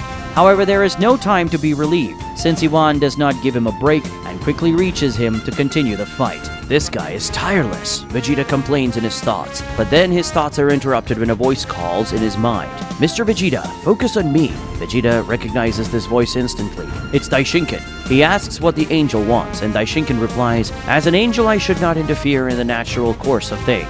However, I think I can tell you a story, right? Vegeta doesn't understand what Daishinken means, and asks what he's talking about. Daishinken says he will casually tell him a story, and then Vegeta can do whatever he wants with that information. Vegeta begins to reason about it and realizes that he wants to help in some way, so he tells Daishinken to go ahead and say what he wants to say at once. Iwan presses Vegeta more and more, delivering fast, strong, precise blows, well synchronized with his forearms, leaving Vegeta at a disadvantage due to having 2 fewer limbs. Extremely powerful blows hit Vegeta, but despite this, he remains firm in the fight. Meanwhile, Daishinken begins to tell him Iwan's story, talking about how all the universes were in the past, especially Universe 1. Daishinken talks about the chaos that existed in Universe 1, and how Iwan gets up amid extremely violent wars, going mad because of it. He tells about how Iwan became an untamed beast thirsty for destroying everything he considered evil and chaotic, and how he accidentally created Hakai. Daishinken also talks about the process of containing this bestial Iwan to give way to a calmer Iwan, who has remained in control all this time. After hearing this story, Vegeta initially doesn't quite understand where Daishinken is going with all this. However, after thinking for a moment, a light bulb goes off in his mind, and then he smiles and thanks the Grand Priest. Vegeta and Iwan simultaneously unleash an energy barrage against each other. When these 2 powers collide, they simply shatter the barriers of the parallel dimension, bringing them back to the vacuum of space in Universe 9. After this happens, Vegeta focuses for a moment, apparently finding something he wants, and the Saiyan deity flies away at high speed, obviously being pursued by Iwan, who is thirsty for blood. The frenzied battle between Goku and Cumber continues. While releasing his evil power intensely in the form of an extremely dense aura of black energy, Cumber attacks Goku with everything he has. Still, Goku can deal with the attacks thanks to the extremely keen abilities of his Shinken form. As he continues attacking, Cumber shows great irritation and says that he now understands why Goku and Vegeta insisted on not using the Shinken against the gods of destruction despite all the difficulty. The fact that they did not use this ability prevented him from seeing and learning about the technique, and now it's making all the difference. Goku smiles and says that it was indeed worth it. He acknowledges that even in this short time, Cumber is gradually understanding his fighting style and reacting better. But if he had used the Shinken to fight against the gods, perhaps now Cumber would be completely adapted, which would be catastrophic. A punch from Goku forcefully hits Cumber in the middle of the face, infuriating him even more, and he releases his energy with a force that pushes Goku away. After doing this, he takes the opportunity to fly towards the spirit bomb that is forming to destroy it. Still, Goku is smarter, pointing his hand at Cumber, teleports him right in front of him, and lands a powerful punch straight to Cumber's face, sending him flying. But Goku's attack is not over. He extends his hand to Cumber, who is still moving, and uses his mental strength to stop the evil Saiyan. Then he brings Cumber towards him with all his psychic strength, and at the same time he advances with all his power towards the opponent, hitting an extremely powerful flying kick on his abdomen, creating a massive impact wave and making the entire universe vibrate, feeling this blow along with Cumber. After Goku lands this attack, the God Slayer recoils in agonizing pain. Goku then looks at the Spirit Bomb and sees that all the energy has finally arrived. He teleports beneath the Spirit Bomb, and touching his hands to it also grants his energy, making the technique incomparably larger, now emanating the bright energy of his Shinken. It's ready! Thanks everyone! Goku expresses his gratitude with a joyful smile. Looking at Cumber, he shouts, "Take this now!" He launches the Spirit Bomb. Despite the very strong pain he was feeling, Cumber reacts by creating a spear of evil power and launching it against the Spirit Bomb. The bright spear of pure power and the dark spear of evil power collide. "You bastard! Do you think I'll let myself be defeated so easily?" The King of Evil Saiyans shouts in fury. Goku is impressed by Cumber's response. Surprised at all the power he still has, Vegeta cuts through the vacuum of space in Universe 9 at full speed, with Iwan on his tail firing several extremely powerful energy attacks at him. While fleeing, Vegeta dodges the attacks and also responds with some to delay Iwan. But he easily handles all of Vegeta's counterattacks. Vegeta realizes he's approaching a planet, and then he smiles. In an instant, he descends from space to the planet's surface, and Iwan does the same shortly afterwards. Facing Iwan, Vegeta smiles and says that this is where their fight will end. Iwan remains staring at him with a voracious expression, totally devoid of any logical discernment. Zeno becomes very curious to know what Vegeta is planning to do and asks Daishinkan. Daishinkan says he doesn't know either, but from what he could see of this man called Vegeta, he is a very intelligent person, so he surely has an ace up his sleeve. Iwan attacks and Vegeta does the same. They collide in the middle of the way and immediately Vegeta's defeat becomes evident, with Iwan carrying him across the planet and punishing his body with a series of ultra-fast and strong punches coming from his forearms. While being targeted by Iwan's blows, Vegeta does everything to defend himself and try to counterattack, but simply can't. Iwan finishes a sequence of blows with a kick that sends Vegeta crashing into a mountain, piercing it with his body, only stopping when he falls into a large lake on the planet. Vegeta doesn't take long to emerge from the lake, but as soon as he does, he is greeted by a punch from Iwan, reaching him with a direct attack to his chest. The force of the blow hits Vegeta's body, causing severe internal injuries to the lungs and heart of the Saiyan God, evidenced by vomiting a large amount of blood. However, Vegeta smiles. Grabbing Iwan's arm, he says, "Now I've got you." Vegeta grabs Iwan and goes to his back, and then he makes both of them lie in the air, facing the water of the lake. "Come on, Iwan, face your reality," Vegeta shouts. At first, Iwan struggles to break free from Vegeta's grip. However, when he sees his face reflected in the lake's water, he simply freezes. Iwan remains frozen, looking at his own face reflected in the water, with wide eyes indicating great shock. "Take a good look at your face. This is what you've become," Vegeta shouts. "You have become the embodiment of the pure chaos you so eagerly seek to destroy." Faced with the reality that Iwan seems to only now perceive, the first god of destruction begins to despair. He lets out a scream that echoes throughout this planet and beyond. The lake's waters begin to churn in a kind of small tsunami. The planet's skies darken, and lightning, thunder, and lightning bolts begin to appear. Gusts of wind start. In a few seconds, that planet enters an apocalyptic atmosphere. Iwan unleashes his power in a way that pushes Vegeta away, who begins to observe him from a distance. He finally seems to have awakened. The Saiyan God thinks while showing a relieved smile. "What is happening to Iwan?" Zeno asks Daishinkan. The Grand Minister explains, saying that apparently Vegeta's plan was to make Iwan see himself so that he could see that. In the end, he was being consumed by the hatred and chaos he so despised. In the past, it was the chaos present in Universe 1 that drove Iwan crazy and made him desire destruction above all else. What Vegeta just did was show that this is consuming him himself, and now Iwan is freaking out because of it. After understanding what was happening, Zeno becomes very happy and says that Vegeta is a genius. However, Daishinkan is not as excited and says that this plan could have a very serious consequence. Hearing this, Zeno undoes his joyful smile and asks what he means by that. Iwan begins to emanate extremely dense energy, with bright purple rays being released from his body as they extend to the surroundings. The planet they are on begins to shake and crack.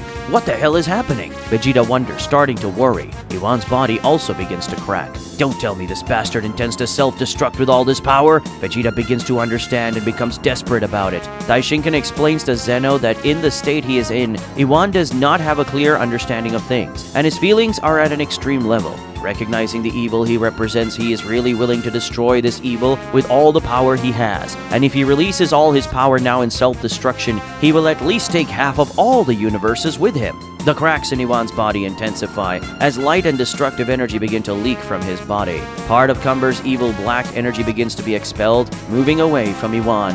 But for him, this is not enough. He wants to completely destroy the face of pure evil he just contemplated. Damn, I'm going to have to contain this, Vegeta decides. Finally, it happens. Iwan self-destructs. Energy intensively leaks from his body, expanding uncontrollably as it destroys Iwan himself.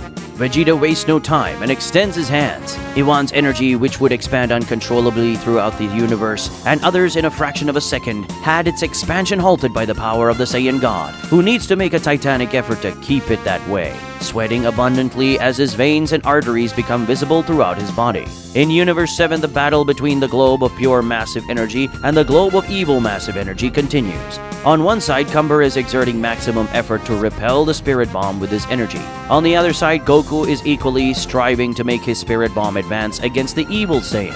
Both simultaneously feel the extremely powerful energy of Iwan and are completely astonished. Goku is very concerned about Vegeta, not only for him, but also for all the mortals of the universes that he knows will be destroyed if Iwan's destructive energy spreads. Cumber laughs nonetheless, stating that Vegeta had very bad luck in having Iwan as his opponent. He claims that despite his greatly increased power, Iwan still manages to be superior. Goku asks why Cumber is so happy, mentioning that if Vegeta can contain this power, Universe 7 might be destroyed too. Cumber responds by saying that of course, he wouldn't want to die like that, but the idea of so many universes disappearing in an explosion of chaotic force is not so unpleasant to him.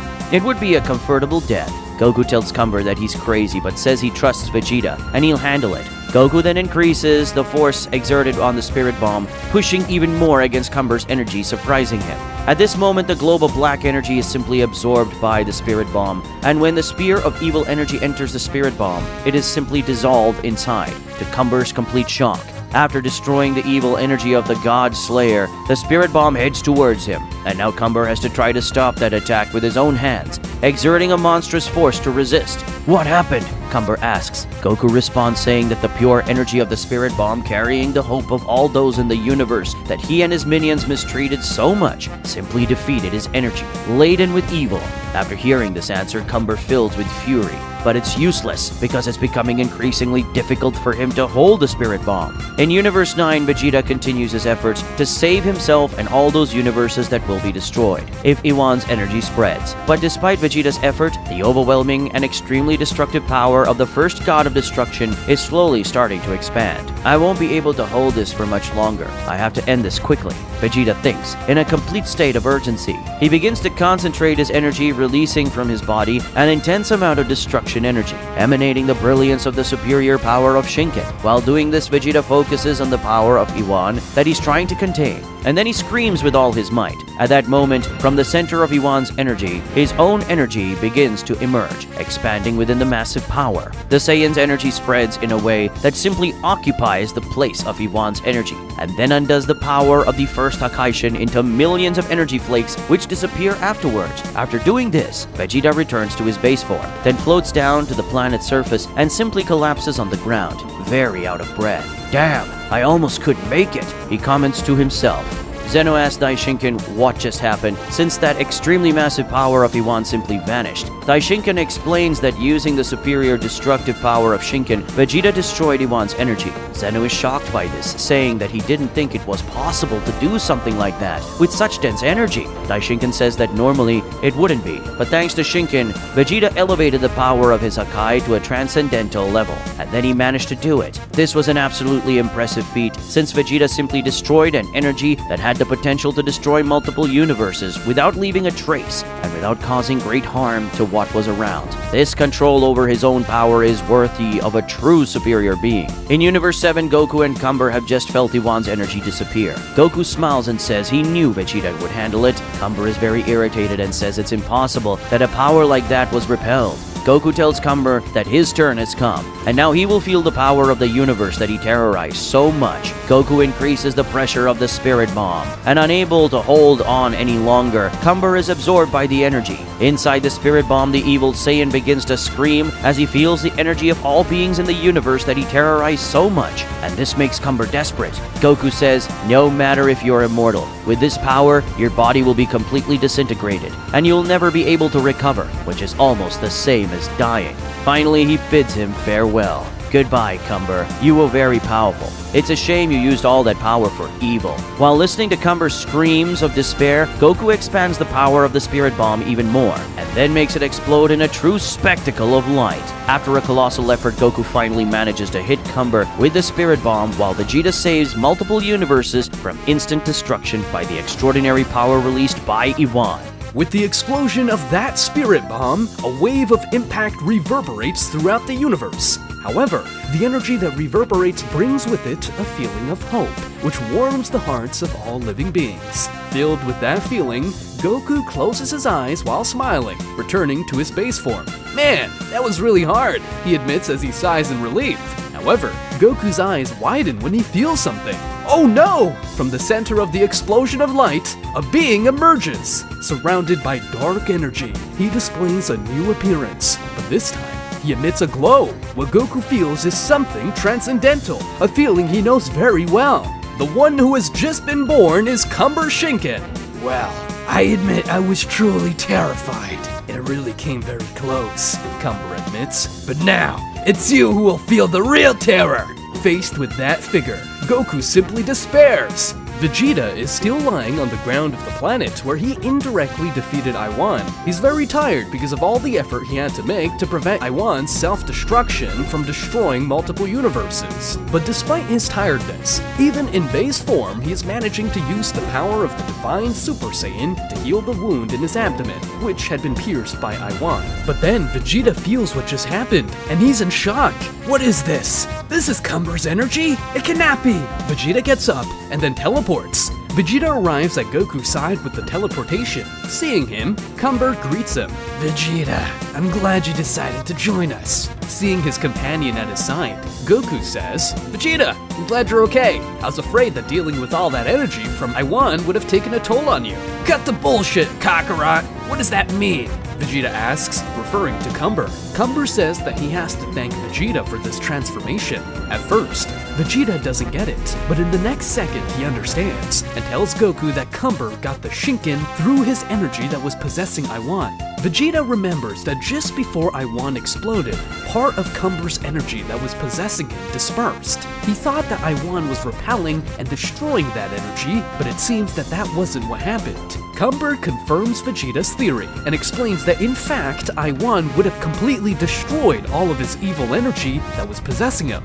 But before Iwan did that, he caused part of his energy to leave Iwan, and after that, he absorbed this energy back. And at the moment when he would be completely destroyed by the Spirit Bomb, he managed to achieve the Shinken form, and thus ended up managing to survive. Cumber thanks Vegeta for making Iwan reach this extreme and revealed this power that he never imagined that God had. Vegeta is outraged by this, and returning to his Shinken form, he furiously advances at Cumber, trying to kick him, but Cumber disappears from in front of Vegeta and reappears behind him at such an incredible speed that Vegeta is scared.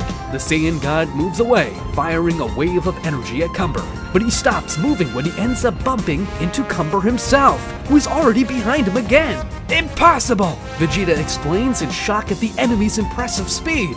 With Shinken, it's completely possible. Cumber responds as he lands a punch so absurdly strong that it momentarily deforms Vegeta's abdomen and back.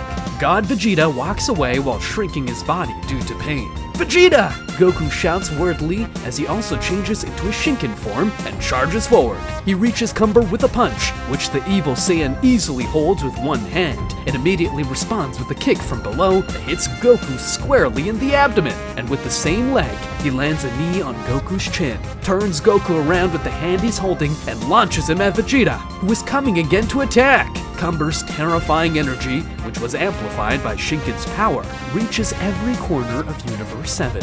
On the planet of the Three-Eyed Race, Tien feels the terrifying energy of the King of Evil Saiyans, reaching the point where his heart beats arrhythmically due to such discomfort that the evil and cruel power causes him. The Shinken power is something that is beyond Tien's understanding, and he cannot feel it as it truly is. But the only thing he knows is that evil is still alive in the universe, and now it is even greater. On Earth, the feeling is similar. At Kami's lookout, Krillin, Young Master Roshi, and God Yamcha also can't say exactly what happened and what they are feeling, but they are absolutely sure that a huge evil hovers over the universe. In Hell, King Kai is completely desperate. He can't believe that Cumber managed to survive even the Spirit Bomb and still surpass himself again. King Yema asks what will happen to them now. and King Kai, showing total hopelessness, says that this time Goku and Vegeta's chances are practically zero. At Zeno's palace, the atmosphere is also worrying. Zeno simply cannot accept what just happened. But Cumber was defeated, wasn't he? That's not fair! Daishinkan remains serious, and this time he's even more worried than he already was. He tells Zeno that at the last moment, Cumber managed to save himself. But now things are even more serious than they already were, since the power he is showing now is on a completely different level. Zeno tries to stay positive, saying that at least now Goku and Vegeta are fighting together, so they should be able to win. But Daishinkan says that Cumber's level now far exceeds theirs, and probably not even fighting together will they be able to win. In fact, Daishinkan says that he isn't sure even he could defeat Cumber now. When Zeno hears this, his mouth drops open, and with real terror taking over his heart, the Supreme God shudders. At full speed, Goku attempts infinite attacks against Cumber, attacking with punches and kicks in a sequence that exceeds the speed of light countless times. But despite all of Goku's blows, endowed with extreme precision, skill, and speed, Cumber dodges them all, while dodging Goku's incessant blows. The king of evil Saiyans marvels that Shinkan has evolved his abilities to a completely superior level, and that includes his Ultra Instinct, accumulating a gigantic amount of destruction energy. Vegeta shouts for Goku to move away from Cumber, and when Goku does so, he launches a final Hakai of titanic proportions against the enemy. But the evil Saiyan remains in the same place, and extending one of his hands to the oncoming massive wave of power, he shouts, Hakai! And Vegeta's power simply disappears from existence without leaving any trace. Vegeta can't believe this, and asks what the hell just happened. Cumber recalls that he possessed all the gods of destruction, which means he also has a very well-developed Hakai. And now, with Shinken, this has been taken to a completely higher level. Goku goes to Vegeta's side and tells him that this is not good, since Cumber even surpassed them both in their greatest specialty, which is the power of destruction and Ultra Instinct. No matter what they do, they simply won't be able to defeat Cumber now, as he is superior to them in absolutely everything. Vegeta says he understands the situation very well, but there's nothing they can do other than keep fighting. Goku tells Vegeta that, in fact, there is something they can do. Vegeta soon understands what he means, and he says he won't do that. Goku tells him that there is no other option and that they need to do this. Vegeta responds by saying that he trained very hard all these years and surpassed his limits countless times just so he wouldn't have to do that ever again. Goku says he understands his frustration and says he didn't want to have to resort to this either, but unfortunately it's necessary. Cumber interrupts their conversation by coming up with a flying kick to Goku's face, and then directs the same leg that hit Goku toward Vegeta's ribs, landing a side kick that the Hakaishin Saiyan feels a lot. While Vegeta feels a vibrating pain from this attack, Cumber extends his hand to him, preparing an energy attack that would hit his face from close range. But noticing Goku returning to retaliate the flying kick, Cumber gives up attacking Vegeta, disappearing to let Goku hit nothing but the vacuum. He then appears above the two and, with one hand, launches a globe of energy at them. Goku launches a Kamehameha against the globe at the same time as Vegeta launches a Gallic gun. But despite their combined energy, Cumber's globe of power advances against them with ease. Goku and Vegeta need to escape the attack with a teleport, but as soon as they finish the technique, Cumber is already behind them. When they turn around, the God Slayer holds their faces with his hands and makes their heads collide, dizzying them. Goku and Vegeta respond respectively with a punch to the chest and a kick to Cumber's face, but he receives these attacks without any reaction. Watching all this, Daishinkan tells Zeno that even in Shinken form, Goku and Vegeta won't resist many of Cumber's attacks. Turning to the bodyguards, he says that after finishing these two, the palace will definitely be his next destination, and then tells them to get ready. Zeno's guards can't hide their fear. On one of the uninhabited planets in Universe 7, Goku and Vegeta fall, opening a gigantic crater in the ground. Even though they hadn't been facing Cumber Shinken for long and hadn't received many attacks, the two were already very injured and could barely stand. There's no way this wretch could have gotten that strong, Vegeta complains, feeling his body completely overcome by pain. There's no other way, Vegeta. This guy's going to end up killing us if we keep fighting like this. Standing up, Vegeta says he won't merge with Goku. Goku, also getting up, says that if they don't merge, they will die. Vegeta says that it doesn't matter, and that he would rather die than give up his bride. Cumber arrives at the planet, and hovering over them, accumulates a huge amount of energy of destruction, saying that he will soon end them both. Seeing the attack that the enemy is preparing, Goku and Vegeta become very worried, as they realize that this attack has enough power to destroy the entire Universe 7 and even others.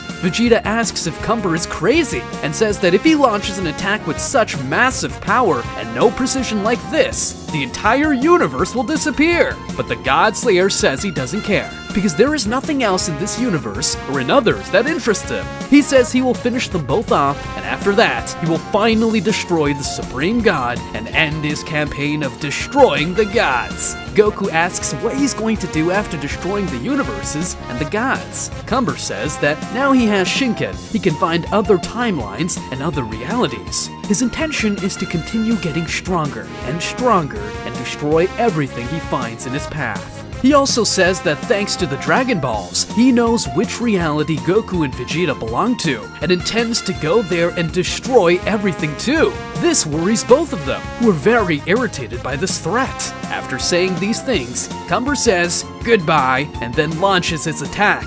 As they see that massive sphere of destruction approaching, Goku tells Vegeta that they need to fuse right now. Vegeta says he doesn't want to do this, but Goku says that even if he doesn't care about dying, he should worry about the other people in Universe 7 and others who are going to be destroyed. And if he doesn't care about the people in this reality, he should at least care about the people in their reality, who Cumber just swore he would kill. Vegeta stays silent. Suddenly, Cumber's energy attack simply disappears. What? Cumber screams in shock. How is this possible? After the destruction of that attack, a new figure could be seen. Bastard, who are you? Cumber asks. The new being that has just appeared introduces himself. I am the fusion of Goku and Vegeta. Gogeta, ready to kick your ass. Seeing what happened, Zeno is very surprised and asks Daishinkan what they did. Daishinkan says that they apparently used a technique called fusion, which made Goku and Vegeta transform into one being, which is this person called Gogeta. Daishinkan also notes that the power of this person called Gogeta is very great, even though he is currently not using any transformation. Zeno is very impressed by this. Wow, Goku and Vegeta are awesome! They always know what to do! The Supreme God exclaims, very excited. Those who also can't contain their excitement are King Kai and King Yemma, who are jumping in joy. King Kai recognized the technique that Goku and Vegeta just used, and explains to Yemma that the power the Metamoru dance fusion gives the user is completely colossal. He states with certainty that this fusion will definitely defeat Cumber. While taking a good look at Gogeta, Cumber remains silent and very serious, recognizing that the power of that guy who just appeared is no joke. Facing Cumber with a smile, Gogeta says, I see you're a little shocked, aren't you? But get ready to be shocked even more, because now you're going to meet Gogeta Shinken! Gogeta concentrates his power, exuding a majestic glow from his body, filling that entire region with an energy that seems to penetrate deep into Cumber's heart, who feels that power with great terror. In just a few seconds, Gogeta Shinken reveals himself. What do you think of that, huh? Gogeta asks his opponent with a teasing tone. I hope you didn't shit your pants after feeling my power. Cumber is deeply irritated by his opponent's words, but despite his anger, he still tries to maintain control and asks Gogeta how he can be so powerful.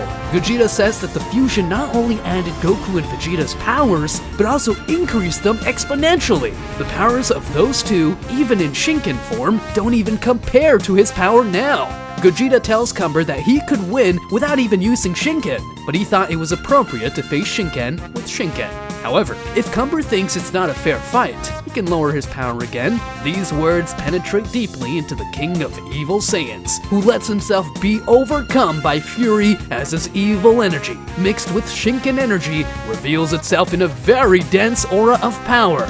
You bastard! Who do you think you're talking to? I am Cumber, the God Slayer, and I won't listen to insults from you! Cumber concentrates his energy in one hand as he charges at full speed towards Gogeta. The next moment, the planet Theron disappears in a very powerful explosion, the pressure of which spreads, shaking the entire solar system. However, this attack carrying the God Slayer's hatred was held back by just one of Gogeta's fingers. What does that mean? Cumber asks, completely shocked. He tries to step back, but his hand seems to simply be glued to Gogeta's finger, as if it were a magnet holding him back. He asks what's going on, and Gogeta, while keeping him trapped, says that Cumber is a very nervous guy, and that he could end up destroying the universe from one moment to the next with these attacks, so it's better to take him away. Gogeta uses teleportation to take them both to a completely empty dimension. Cumber still has his hand stuck around Gogeta's finger, and asks what the hell technique he's using.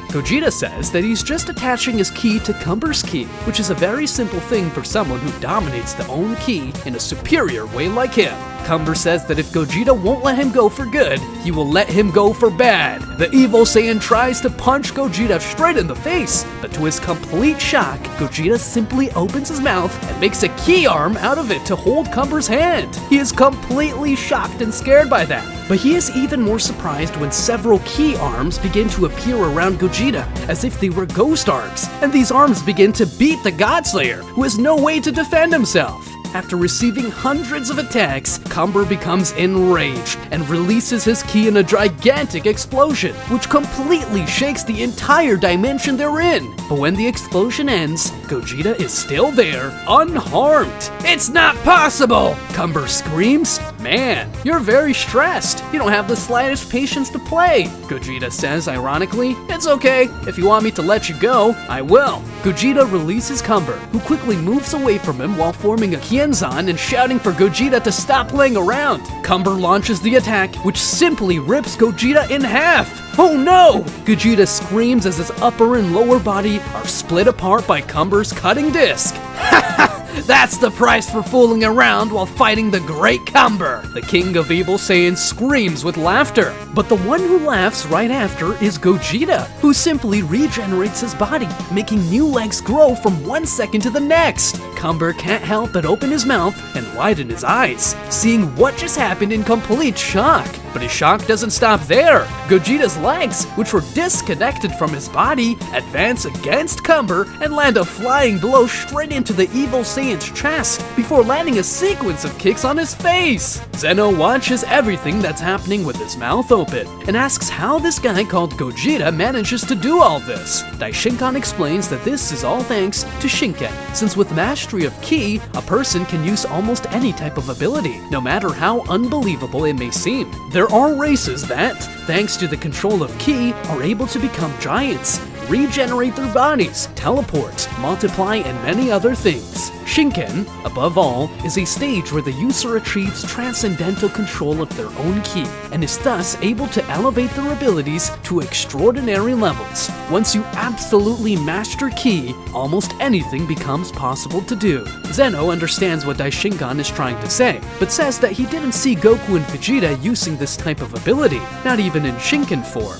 Shinkan says that it is because certainly the fusion, as it is an evolution of Goku and Vegeta, also has a better refinement of Shinken itself. So it is natural that this Gogeta guy could do things through Shinken that not even Goku and Vegeta could. Cumber is completely punished by the kicks from Gogeta's old legs, until he becomes completely enraged and, using an extremely concentrated Hakai, makes his legs disappear permanently from existence. After doing so, Cumber fires a sphere of destruction energy at Gogeta himself, saying that this attack had enough concentrated power to destroy an entire universe. But Gogeta holds the sphere of power on the tip of his index finger, and then, with a blow, throws the sphere back to Cumber, who immediately points his hand at his own attack and undoes it. But Cumber doesn't give up, and flies towards Gogeta to try a physical attack again. However, he retreats when a whip-like attack he doesn't even see coming hits him in the face. Cumber asks what just happened, but then he starts receiving a sequence of identical attacks, feeling as if an invisible whip was hitting his body several times in a row.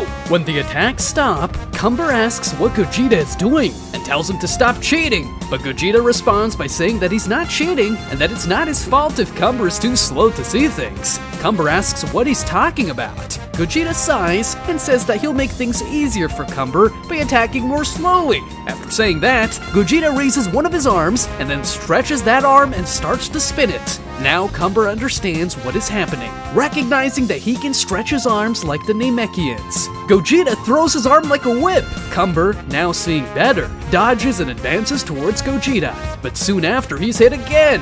"You bastard! How did you do that?" he asks. Looking better at Gogeta, he sees that the enemy is now using both arms. Well, you didn't think I would make it easy for you, did you? Using both whip arms, Gogeta simply punishes Cumber with attacks so transcendently fast that not even with Shinken and Ultra Instinct can Cumber dodge. After punishing the enemy a lot, Gogeta finally stops the attacks and retracts his arms. The result of these attacks, Cumber's body is covered in wounds. But that's just the external result. The internal result is a colossal fury that grows in the evil Saiyan, whose power now increases at the same time he releases his bestial energy. Gogeta is surprised, realizing that Cumber's power is growing even more. He figured Shinken would be the evil Saiyan's limit for now, but it appears that isn't the case. Cumber now begins to emanate another type of energy, red energy. Cow can increase 10,000 times! The evil Saiyan screams. In an explosion of black, glowing, crimson energy, the Godslayer displays a power no one ever imagined he could achieve.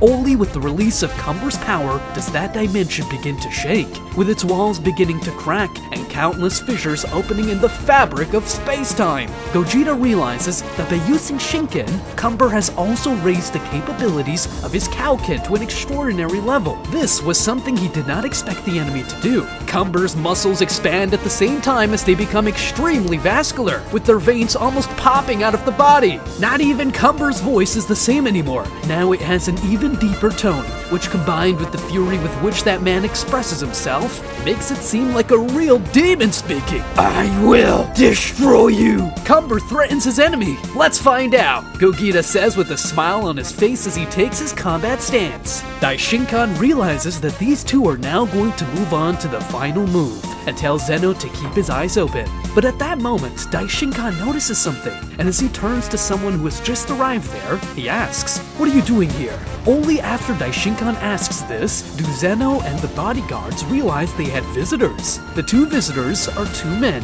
who have a very serious expression. Cumber attacks! He shoots towards Gogeta with such overwhelming power that his body distorts reality as he moves. The speed that Cumber reaches is so high that it looks like a teleportation, making him suddenly disappear and reappear in front of Gogeta with a punch already armed. From one moment to the next, that entire dimension explodes when an impact wave of monstrous proportions is released. With the destruction of this dimension, a gigantic dimension-sized black hole is formed in the fabric of reality, and at the center of this black hole are Gogeta and Cumber. The latter is in shock as he realizes that even his 10,000 times more powerful punch was held by a single hand from Gogeta. "Damn you!" Cumber curses his opponent. "Well, at least now maybe you'll give me a little fun," Gogeta says with a content smile. Cumber and Gogeta start an exchange of blows. The gravitational force of a black hole is so great that not even light can move through it. However, Gogeta and Cumber can, and they don't just move. They move at a completely extraordinary speed, surpassing the insurmountable gravitational force of that gigantic black hole. As their blows are exchanged in that sea of darkness, the collisions of their blows, energized by their titanic powers, begin to generate extremely powerful electrical waves, and consequently, light. Their transcendental powers generate light where there can be no light. Gogeta is very excited and says that Cumber is giving him a good warm-up, but the Godslayer doesn't share this excitement, recognizing that despite his efforts, his attacks aren't reaching Gogeta. "You bastard! You're still kidding me, aren't you?" the evil Saiyan asks, and without even waiting for a response, Cumber shouts, "I won't allow it! Cow Ken increased 20,000 times!" The black and red explosion of the Godslayer begins to shake the dimensional balance of the black hole, altering the force of gravity in that place. Cumber's muscles grow even more, gaining almost inhuman proportions. His next attack is a punch, containing 20,000 times his normal power. But Gogeta is not intimidated, responding with a punch too. In the collision of the two Saiyans' fists, that black hole explodes! With the complete destruction of that dark dimension, they will end up in a solar dimension, a place that contains millions of suns. The heat generated in that dimension is monstrous, making any possibility of life out of the question. But this doesn't apply to Cumber and Gogeta, who continue their intense contest of attacks as if the extreme hostility of that environment was nothing. When attempting an attack on Gogeta, Cumber has his arm held and his body ends up being majestically manipulated by Gogeta, who, showing all the technical refinement of Ultra Instinct, maneuvers the opponent's body, sending him spinning against one of the several suns around. But Cumber pulls himself together and just makes it to one of the suns, landing on his feet. Gogeta soon follows, landing in the sun as he attacks. Standing on the sun, the two continue their sequence of attacks, defenses, and dodges. Again, Cumber realizes that something is wrong. Gogeta is still just playing. And he proves this when an attack from Cumber comes towards him and he, with the technical maneuver, deflects the opponent's arm with just one hand and, pulling him towards him, hits Cumber on the forehead with a flick. But it wasn't a normal flick. At the tip of Gogeta's finger was a tiny sphere of energy of destruction, and when this sphere hits the evil Saiyan's forehead, along with the flick, it generates a huge explosion, with enough power to destroy the entire sun they were on top of. After receiving such an attack, Cumber is sent spinning for millions of kilometers until reaching another sun, which, when hit by Cumber's body, explodes in an explosion of stratospheric proportions, spreading energy and heat for countless kilometers. But despite fully receiving the power of this explosion, Cumber's body does not suffer such considerable damage. But his pride suffers. The Godslayer has an indomitable fury in his heart, and he exudes this fury along with his power, which makes all of reality shake as he screams, "Kaioken increased 40,000 times!" Cumber's muscles expand even further, taking on a completely disproportionate shape.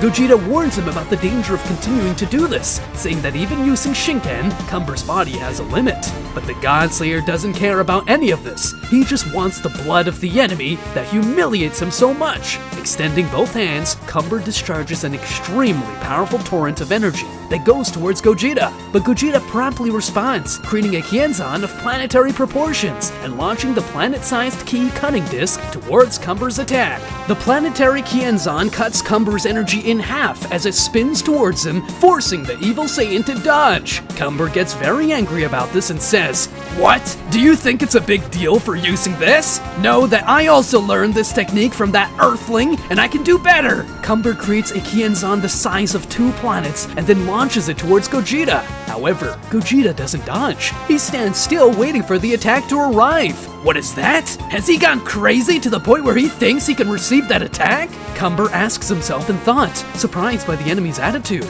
Gogeta waits for the disc to reach him, and then, in a completely surprising act, he touches the Kienzan with the tip of his finger, and in the next instant, the disc disappears. Cumber is extremely shocked, wondering what just happened. It's simple. Gogeta responds, "I teleported your attack to another place, but I did it so quickly that I didn't even have time to cut myself." At first, Cumber stares at him with an astonished look of surprise, but then his expression changes to complete anger. He attacks, reaching Gogeta with several attacks that the Saiyan fusion deals with very skillful dodges. "I'm noticing that your attacks are much faster and stronger," Gogeta comments. Cumber asks if he's just going to dodge, and says that now that his power has increased again, Gogeta won't be able to receive his blows anymore. "Do you think that?" Gogeta asks. "So let's see." In a surprising act, Gogeta simply stops moving and opens his arms, clearly a gesture of someone willing to receive a direct attack from the front. At first, Cumber is very surprised, even remaining silent for a few seconds. But then he gets really angry, saying that Gogeta is the most arrogant guy he's ever met, and that he's going to pay for all this arrogance. Concentrating a very large amount of strength in one of his hands, Cumber lunges forward with everything he has for a finishing punch. Cumber's punch hits Gogeta's chest. The impact of that punch is so monstrous that the vibrational energy generated by it makes all the millions of suns in that dimension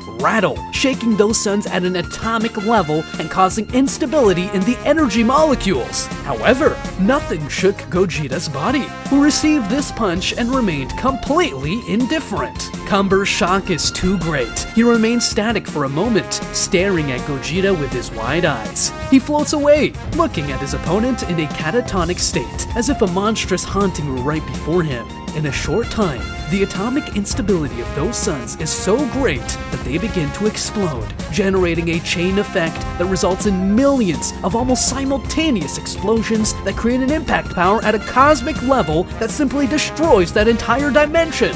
The explosion reaches interdimensional levels, opening a rift in space-time that makes it leak into the vacuum of Universe 7 space and still has enough destructive capacity to make the entire South Galaxy disappear, leaving only a blank space left, where Gogeta and Cumber are now. Man, how hot! Did you need all this fuss? Because of you, many people died here in this galaxy. Gogeta complains. Cumber stays silent. Gogeta continues talking. I thought I could have some fun with you, but I can't. You're very unstable and dangerous, and I won't allow you to kill more people unnecessarily. Besides, this fight isn't even fun, since you're too weak to fight me. When Gogeta says this, Cumber goes into an even greater state of fury.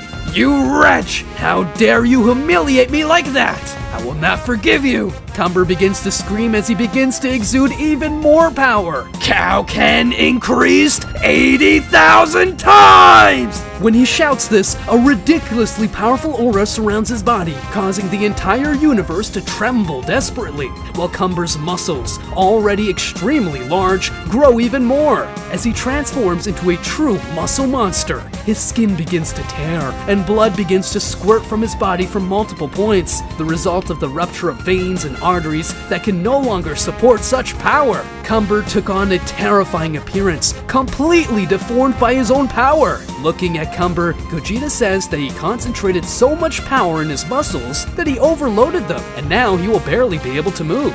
He has already exceeded his body's limits, and no matter how much he refuses to accept it, this fight is already over. But Cumber smiles and says he doesn't intend to keep that power in his body. Gogeta asks what he means by that. At that moment, Cumber extends his two hands high and begins to release his energy in the form of a globe of power that mixes black, purple, and white. However, as he creates this globe of power, his muscles begin to decrease in size. All that swelling starts to disappear, as if they were emptying. The result of this is that the globe of energy that is being created begins to gain completely gigantic proportions, surpassing the size of a planet, then a solar system, then a galaxy, and finally, Cumber's energy simply surpasses the size of the whole universe. The globe of energy created by Cumber literally surpasses the size of Universe 7. Cumber reaches an unimaginable level. On Tien's home planet, the sky is completely taken over by Cumber's energy, obviously catching the attention of all the inhabitants and leaving them completely desperate, believing it to be a sign of the end of times. But among everyone, the most desperate is certainly Tien, who has a slightly better idea of what is happening, and although he cannot measure the dimension of that abysmal power, he can understand that the proportions it will take are unimaginable. On Earth, Earthlings also watch the sky being taken over by this strangely colored energy, and they go into total despair. At Kami's lookout, young Master Roshi, God Yamcha, and Krillin watch this event with their hearts completely filled with terror. In Hell, the despair is also very great, with King Kai and King Yama simply freaking out. In despair, King Kai says that this has completely crossed all limits. The result of this for Cumber is shocking. The muscles in his body have abruptly deflated, now giving him a dry and cadaverous appearance. Gogeta is very surprised and impressed by this. Damn, this guy just channeled all the energy concentrated in his body into this thing. After understanding this, Gogeta says to Cumber, "Are you crazy, Cumber? If this thing explodes, I'm sure all universes will be completely destroyed. Not even you will survive this." But Cumber, completely overcome by fury and madness, says it doesn't matter. All he cares about is completely destroying Gogeta. At Zeno's palace, Daishinkan is apparently talking with the two mysterious people who have just arrived. "I completely understand the situation," the Grand Minister says, clearly in a cordial tone towards the visitors. However, he also issues a warning, "But I have my doubts whether they will peacefully obey you." But he stops talking when he feels something that makes even the Father of Angels feel a chill take over his body. Zeno and his guards, who are watching everything through the Daishinkan hologram, are completely perplexed by what they are seeing. "This is bad!" Daishinkan exclaims. "If all this power spreads, all universes will disappear, and even this palace will be destroyed." Gogeta looks at Cumber with a serious look, recognizing that his enemy has completely crossed all limits. Cumber says that not even he will be able to survive this, and then launches the attack capable of destroying the entire multiverse. Gogeta, in a curious move, simply begins to increase the size of his body. He begins to expand until becoming gigantic, then continues expanding, gaining titanic proportions. However, he goes even further by growing his body to completely stratospheric proportions, surpassing the size of the universe and even surpassing Cumber's globe of power. Gogeta's body takes on an unimaginable dimension, and when Cumber's globe of power of universal proportion reaches him, Gogeta simply makes juggles with it. Gogeta treats that massive sphere of power, capable of destroying the multiverse, like a soccer ball. King Kai simply sees his mouth hit the ground with such shock. Equally shocked are Zeno, his guards, and even Daishinkan. They can't believe what they're seeing. And as for Cumber, he just doesn't know what to feel. Cumber sees that completely paralyzed, taken by a deep state of shock that perhaps even his heart has stopped. "That's kind of fun," Gogeta says, while using his feet to play with the attack. But it's best not to joke about it too much. Gogeta takes the energy globe in his hand and then, using a Hakai with power on a cosmic scale, he makes all of Cumber's energy disappear from existence. There is no explosion, reverberations, vibrational waves, nothing like that. Without any fanfare, that multiversal scale power of destruction disappears as if it were nothing. On planet Earth, on Tien's home planet, and on all the other planets in Universe 7, the sky returns to normal. In Hell, King Kai and King Yema, despite the shock, show great relief. And in Zeno's palace, the supreme god of the multiverse watches everything wide-eyed, seeing that this was absolutely incredible. Even Daishinkan sighs, making clear his great relief. "Well, well, what an interesting fellow," says one of the visitors, drawing everyone's attention. For a moment, Cumber is silent, with his body now completely rickety and a cadaverous expression. "So, is there anything else you want to try?" Gogeta asks him after returning to his original size. "No," Cumber responds. His voice, previously high and filled with fury and arrogance, is now low, reflecting a heart as emptied as his muscles. He returns to his base form and then admits, "Not even if I continued evolving for hundreds of years, would I be able to reach your level." Gogeta smiles as he also returns to his base form, and then he responds by saying that it was good that Cumber recognized that at once. Gogeta goes to Cumber and says he's going to take him to Zeno, and warns him not to try anything. Gogeta touches Cumber, and using telepathy, mentally warns Daishinkan that he intends to take Cumber to them, but says that Daishinkan can rest assured, as Cumber will no longer pose any danger. Daishinkan receives Gogeta's mental message with a bit of surprise, saying that he didn't expect him to be able to send telepathic messages over such a great distance. Gogeta says this is one of his many improved skills. Daishinkan then agrees, and says that he can bring Cumber to them. Using teleportation with the same efficiency as Kai, Gogeta goes to Zeno's palace, being received with great joy by the Supreme God, who is so pleased with his presence that he jumps happily on his throne. Zeno says that Goku and Vegeta are absolutely incredible, and Gogeta is even more incredible. But Gogeta ends up not paying much attention to what Zeno is saying, as he notices two mysterious people in the place. The mysterious men look at Gogeta silently, and he does the same. The very weakened Cumber falls to his knees. Looking at him, Daishinkan comments that even his immortal body has been pushed to its absolute limits, and it is a little ironic to see someone who was so proud of his power in this depressing state. Zeno also stares at Cumber for a while, barely believing that this cadaverous-looking person was the same person who just a few minutes ago made his heart fill with terror. Daishinkan says that he has already managed to think of a destiny for Cumber, a special sealing technique used by himself, which will put Cumber in a trance state in a place from which he will never be able to leave. But one of the men present at that place says that this is not what will happen. He says that they are actually interested in Cumber and will take him and Gogeta. This statement leaves everyone present surprised, and Daishinkan asks why they want Cumber. But Gogeta asks what they want with him. Daishinkan explains to Gogeta that these people can help him with this problem of being lost between dimensions. And when he said he would help Goku and Vegeta deal with this problem, he was specifically referring to calling these people. But to his surprise, they appeared there even before he called. The other mysterious man says that men called Goku and Vegeta, as well as Gogeta and Cumber, have caused many problems in the order of dimensions, and this is causing very bad consequences for the natural order of things. That's what brought them there. Gogeta says he had no idea that Goku and Vegeta's situation was causing such big problems. He says that this is another reason for them to return to their reality soon, and says that he is very happy that someone arrived to help. But the mysterious man says that Gogeta didn't quite understand what he meant. He remembers that he just said that their actions caused a lot of problems, and because of that, they are going to be taken into custody. In custody, Gogeta repeats the words, and after pondering it, he gives his answer. I didn't really like the sound of that, so it won't happen. But they tell Gogeta that the option to refuse to go is not being given.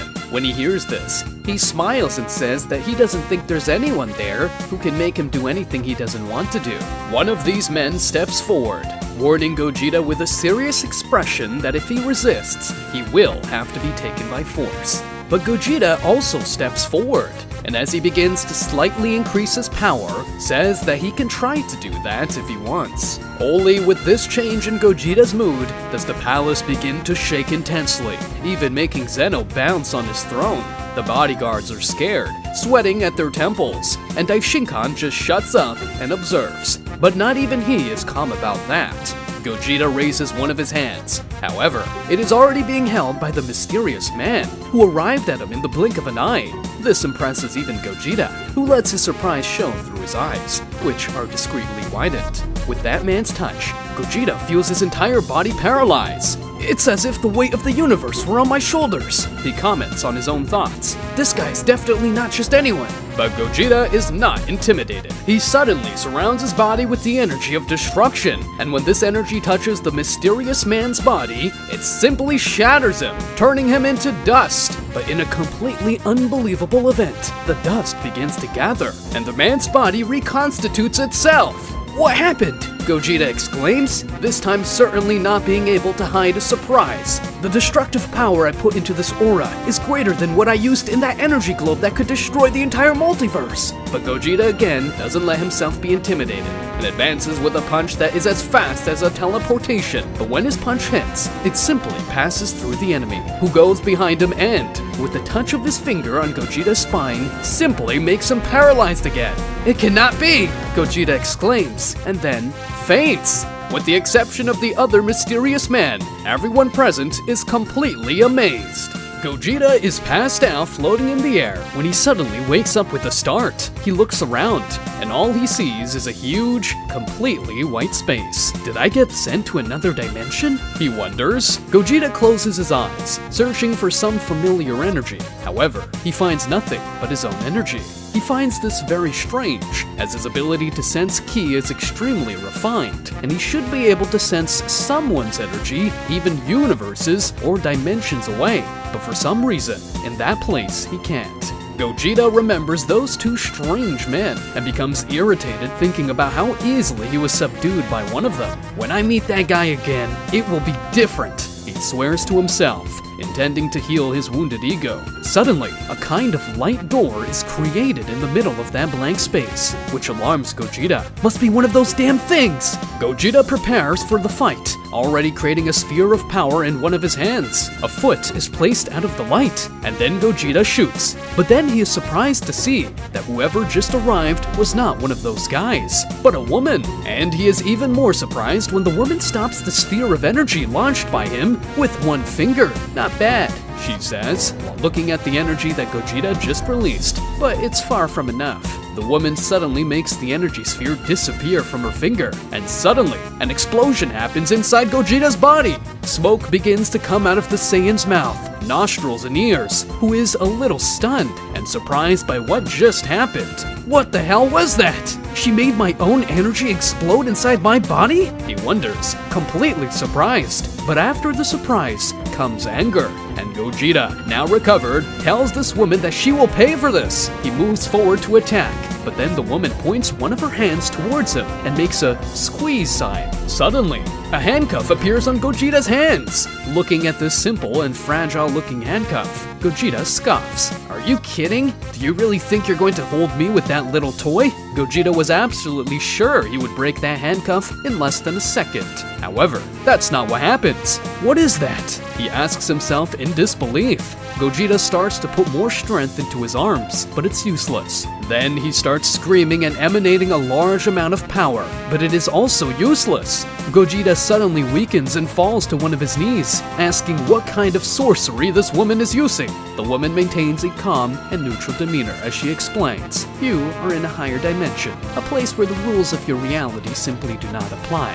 This object may seem simple, and in fact, for me it is. But here, this simple object is capable of containing a force that completely defies the laws of your reality. In other words, here, your power means nothing." When this woman says these things, Gogeta gets very angry. His irritation is a manifestation of his frustration, because the helplessness he is feeling in front of that woman is indescribable. Gogeta recognizes that he is dealing with someone far beyond his reach. Someone on a completely higher level. Looking closely at him, the woman realizes that Gogeta no longer has the intention of reacting, and so she undoes the handcuff, holding him while making it clear that there is no reason for aggression, as she is not there to fight. "Who are you?" he asks as he stands up. The woman has a serious appearance. However, it is clear that there is no aggressive intention in her, which calms Gogeta and even makes him regret a little about what he just did. The woman answers the question. "My name is Gaia. It's a pleasure to meet you, Mr. Gogeta." The woman's education surprises Gogeta a little, who comments about her being more educated than those two he met before. After introducing herself, Gaia asks Gogeta to accompany her, as the time has come for him to start having his doubts resolved. Gaia goes to that light door again and disappears, and Gogeta follows her, also disappearing from that white room. As soon as he crosses the light door, Gogeta finds himself already on top of some kind of transparent board, and once Gogeta gets above it, the board starts to fly. Looking around, Gogeta sees that they are in a place that somewhat resembles the vacuum of space, as it is an extremely vast area. But instead of being a dark space, it is full of colors, including colors that Gogeta has never seen before. Scattered throughout this multicolored space are several gigantic energy cores. By focusing on these energy cores using his extremely accurate sense of ki, Gogeta realizes that within each of these cores, there are countless energy sources of the most diverse possibility. He even notices that in some of them, there are energies that are familiar, while in others he is unaware of everything he feels. He asks Gaia what these things are.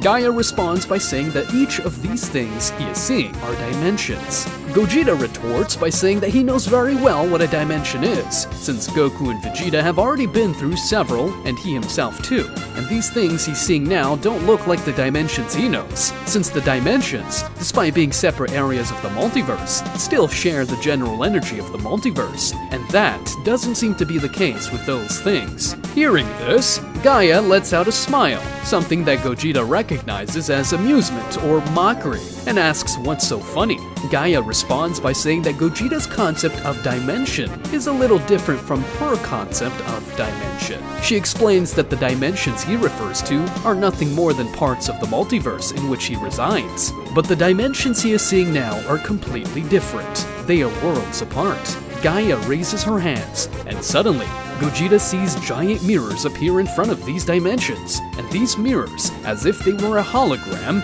seem to reflect what is inside them. as the board continues its journey, and what happens in some dimensions is displayed by these mirrors. Gaia explains, "The dimensions you can normally teleport to are spaces that already exist in the multiverse in which you reside. In other words, with your teleportation, you remain within a multiverse. However, being able to access parallel spaces that exist within it, breaking some walls of your reality. I must admit that this in itself is already impressive, as very few people are able to break the walls of reality to the point of reaching alternative places. But this is still very little compared to what happens here. At that moment, you are completely outside the boundaries of the multiverse, and what you're doing is traveling between multiple multiverses on a completely higher plane." Passing through one of the holograms, Gogeta comes across a very peculiar image where a bald Gohan using his beast form is facing Golden Frieza and Golden Cooler, who are Siamese twins. Using this as an example, Gaia explains that this fight does not take place in any parallel location in the multiverse where Gogeta came from, but rather in a multiverse where things happen in a very different way. Gogeta tells Gaia that the places Goku and Vegeta have visited so far simply seem like alternative versions of what they experienced. To him, this seems much more like alternative timelines, like the one future Trunks came from. But Gaia responds by explaining that this goes far beyond any alternative timeline, as timelines are also parallel realities that take place within a single multiverse. She explains that all these realities that Gogeta is seeing now have their own timelines, which are also infinite. The experience that he, Goku, and Vegeta just had in Cumber's reality, for example, was not simply in an alternative timeline of their multiverse, but in another multiverse that in itself already has its infinity. Gaia also says that he probably already realized that the power scale of the multiple realities is very variable. Gogeta says yes, and remembers that in the reality he just came from, Krillin, for example, was incomparably more powerful than the Krillin he knows. And also, Master Roshi had a level of Ultra Instinct refining that almost compared to an angel in his reality. Gaia says that this variation in power is extremely common, and says that this friend of his called Krillin can be stronger than the most powerful gods in some realities, while in others he can be weaker than a bee. Gogeta says that if the differences between realities are as insane as she's saying, he can't let his guard down even against the weakest people he knows. Maybe somewhere there is a Pilaf who can kill him. Gaia also explains that although he has so far only seen alternative worlds similar to his, there are infinite other worlds that are not. To give an example, Gaia points to one of the holograms that displays what happens in some dimension, and then Gogeta understands what she means when he sees a completely unknown reality where a boy who has an energy sphere in his hand hits a hairy man. But he makes fun of what he sees, saying the following: "His energy looks like a sphere of ki with a different color. Big deal." Then he sees in another hologram a guy in a cape fighting a very ugly man. "What's new about a guy wearing a ridiculous costume with a cape? Gohan has been doing this for a long time," he comments, comparing that caped man to the Great Saiyan Man. Then he sees a boy stretching his arm to punch a weird fish man in the face. Big deal, any Namekian can do that, and there are animal-like men on Earth too. Then he sees a man wearing mechanical armor firing a laser. Mule used something similar when he fought Vegeta. The next one was two men in a sword battle.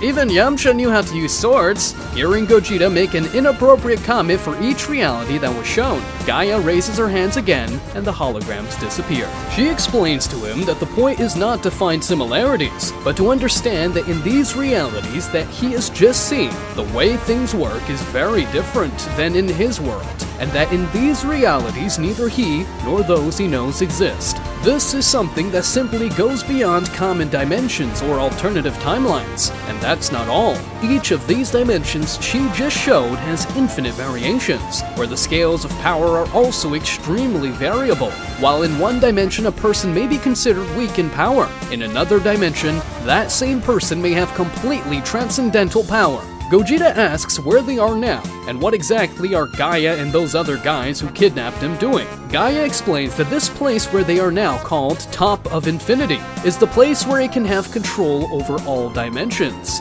a kind of neutral zone, and in that place lives the Dimensional Patrol, the order of which she and those two men are part. Gogeta tells her that he needs more information than that. But Gaia, seeing that they are approaching a gigantic tower, says that his questions will have to wait a little longer. The flying board goes to the top of this tower, where there is an empty flat space, and in that space, there is a man. When the board lands there, Gaia introduces Gogeta to that person. Gogeta, this is the captain of the Dimensional Patrol, Crones. After being introduced, Crones politely greets Gogeta. He has the same serious expression as Gaia and those two he had met before, but he seems to try hard to be more cordial. However, Gogeta does not share the same cordiality as Crones, and says that if he is the leader of this patrol, then he can send him home at once. However, to Gogeta's irritation, Crones says that won't happen, at least not now. Gogeta says he doesn't understand what they want from him,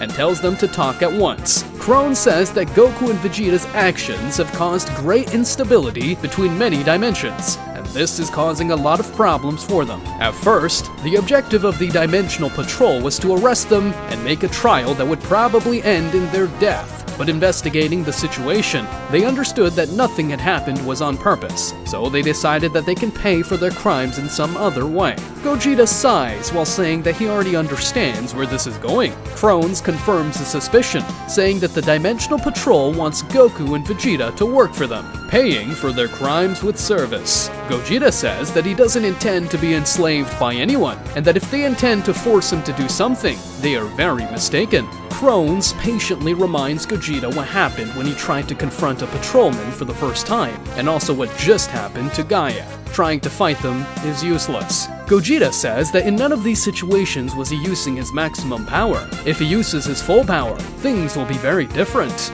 But Crones says that they actually already saw the extent of his powers in the fight against Cumber, and even though he didn't use all of his powers against Cumber, it was possible to get a sense of the extent of his abilities. Crones states that he can guarantee that Gogeta will not be a challenge to any of the patrollers, especially him. He says that the patrollers are on a completely superior level, to the point that Gogeta's power has no meaning for them. Gaia adds that all Dimensional Rangers are unique beings, and those who belong to this group are the most powerful of all realities. She admits that Gogeta is very powerful, especially using that skill called Shinken, but not even the Shinken power will make any difference in a fight against them. Even after they said all this, Gogeta still doesn't seem convinced, and seeing this, Crones tells him that maybe Gogeta doesn't want to help the Dimensional Patrol because he's thinking that all this is very far from his reality, but actually is not, and sooner or later everything he knows will also be affected. Gogeta asks what he means by that. Crones explains it further, saying that after Goku and Vegeta transcended the barriers of realities for the first time, they created a chain effect of weakening the barriers. The result of this is that a very strong instability is being created, and this could end up in the destruction of several realities, including his, at an absolutely incredible speed. Crones approaches Gogeta, touching his forehead before he can react, and suddenly, a vision comes to Gogeta's mind, where he sees Earth, and the planet is going through a natural calamity of absurd proportions, while an army of strange creatures is attacking the planet. After showing this, Crones walks away, returning to the same place he was at such a high speed that it doesn't even look like he left there. He explains that what Gogeta just saw is a glimpse of an alternative future of the Earth of his reality, where the dimensional imbalance will cause many natural problems on the planet, and also a people from a much more powerful dimension will invade the Earth and annihilate everyone who lives there. Somehow, Gogeta realizes that the vision he just saw doesn't seem to be an illusion, and knowing that it is real, he becomes worried.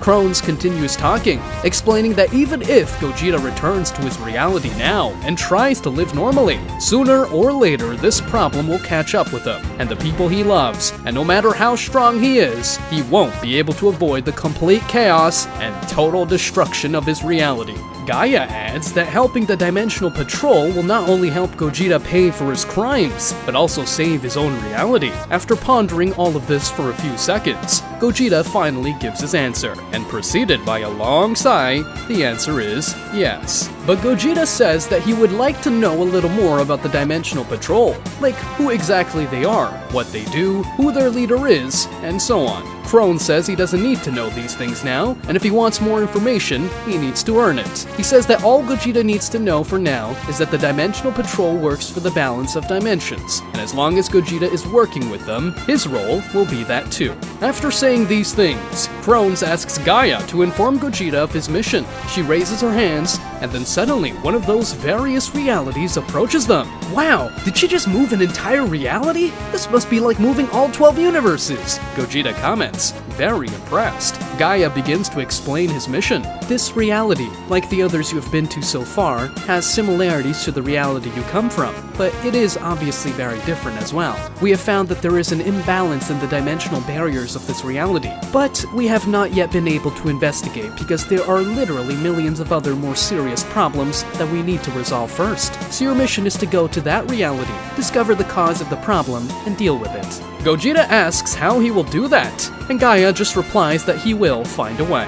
Krone tells Gogeta that he must already be aware of the variation in powers of realities, and warns that in this reality he is going to now, there are extremely powerful beings, and he should not let his guard down at any time. Gogeta nods, signaling that he understands the situation, but he gets a little worried and asks if Krone thinks Goku and Vegeta will be able to handle everything once the fusion is over. Gaia looks at him with a curious look when she hears this.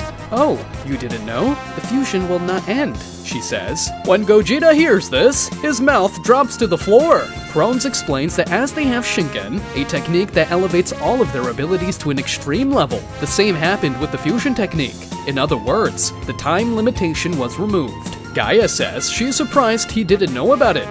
Gogeta says that Goku and Vegeta still didn't have such a high level of knowledge about Shinken, and they certainly didn't know that. Krone, while pointing his hand at Gogeta, tells him not to worry, as there are ways to undo the fusion, and he will figure it out later. Before Gogeta could ask anything else, he just disappeared from there. Gogeta appears in the middle of a very strange planet, completely desert. Damn, I feel like a pawn going from one side to the other, he complains. Gogeta starts to wonder what he has to do now, since Krone and Gaia didn't give any instructions about where the problem that affects the dimensions could be. Then, Gogeta closes his eyes and begins to concentrate, and in an instant he can locate himself, but he is surprised when this happens. The reason for Gogeta's surprise is that he realizes that in the dimension he is in, there is no division of universes. He realizes that in this dimension there is a single universe, but it is much larger than the 12 universes he knew combined. It looks like I'm really going to find a lot of different things here, he concludes. Suddenly, something else catches Gogeta's attention, surprising him a lot. These two key, what does that mean? Somewhere in the vacuum of space, an extremely intense battle is taking place. Two beams of light fight, moving at extraordinary speed and delivering attacks so incredibly powerful that they shake the entire structure of that gigantic universe. One of these light beams is white in color, while the other is divided between white and purple. The white light, after a collision with the other light, is launched very far, traveling through space at a stratospheric speed that surpasses the speed of light countless times. It is at one of the corners of the southern galaxy that the white light finally loses strength and stops when it invades a gigantic planet and falls to its ground, leaving the planet completely cracked thanks to the violence of the impact. Gogeta immediately goes to this planet with a teleportation, stopping near the white light that fell on the planet, and looking at who that being is, he confirms his suspicions. Miss Vados, what's going on? He asks. Vados, the guardian angel who in his reality serves Universe 6, is down, completely injured and with blood dripping from her face. Her expression is one of pain and suffering.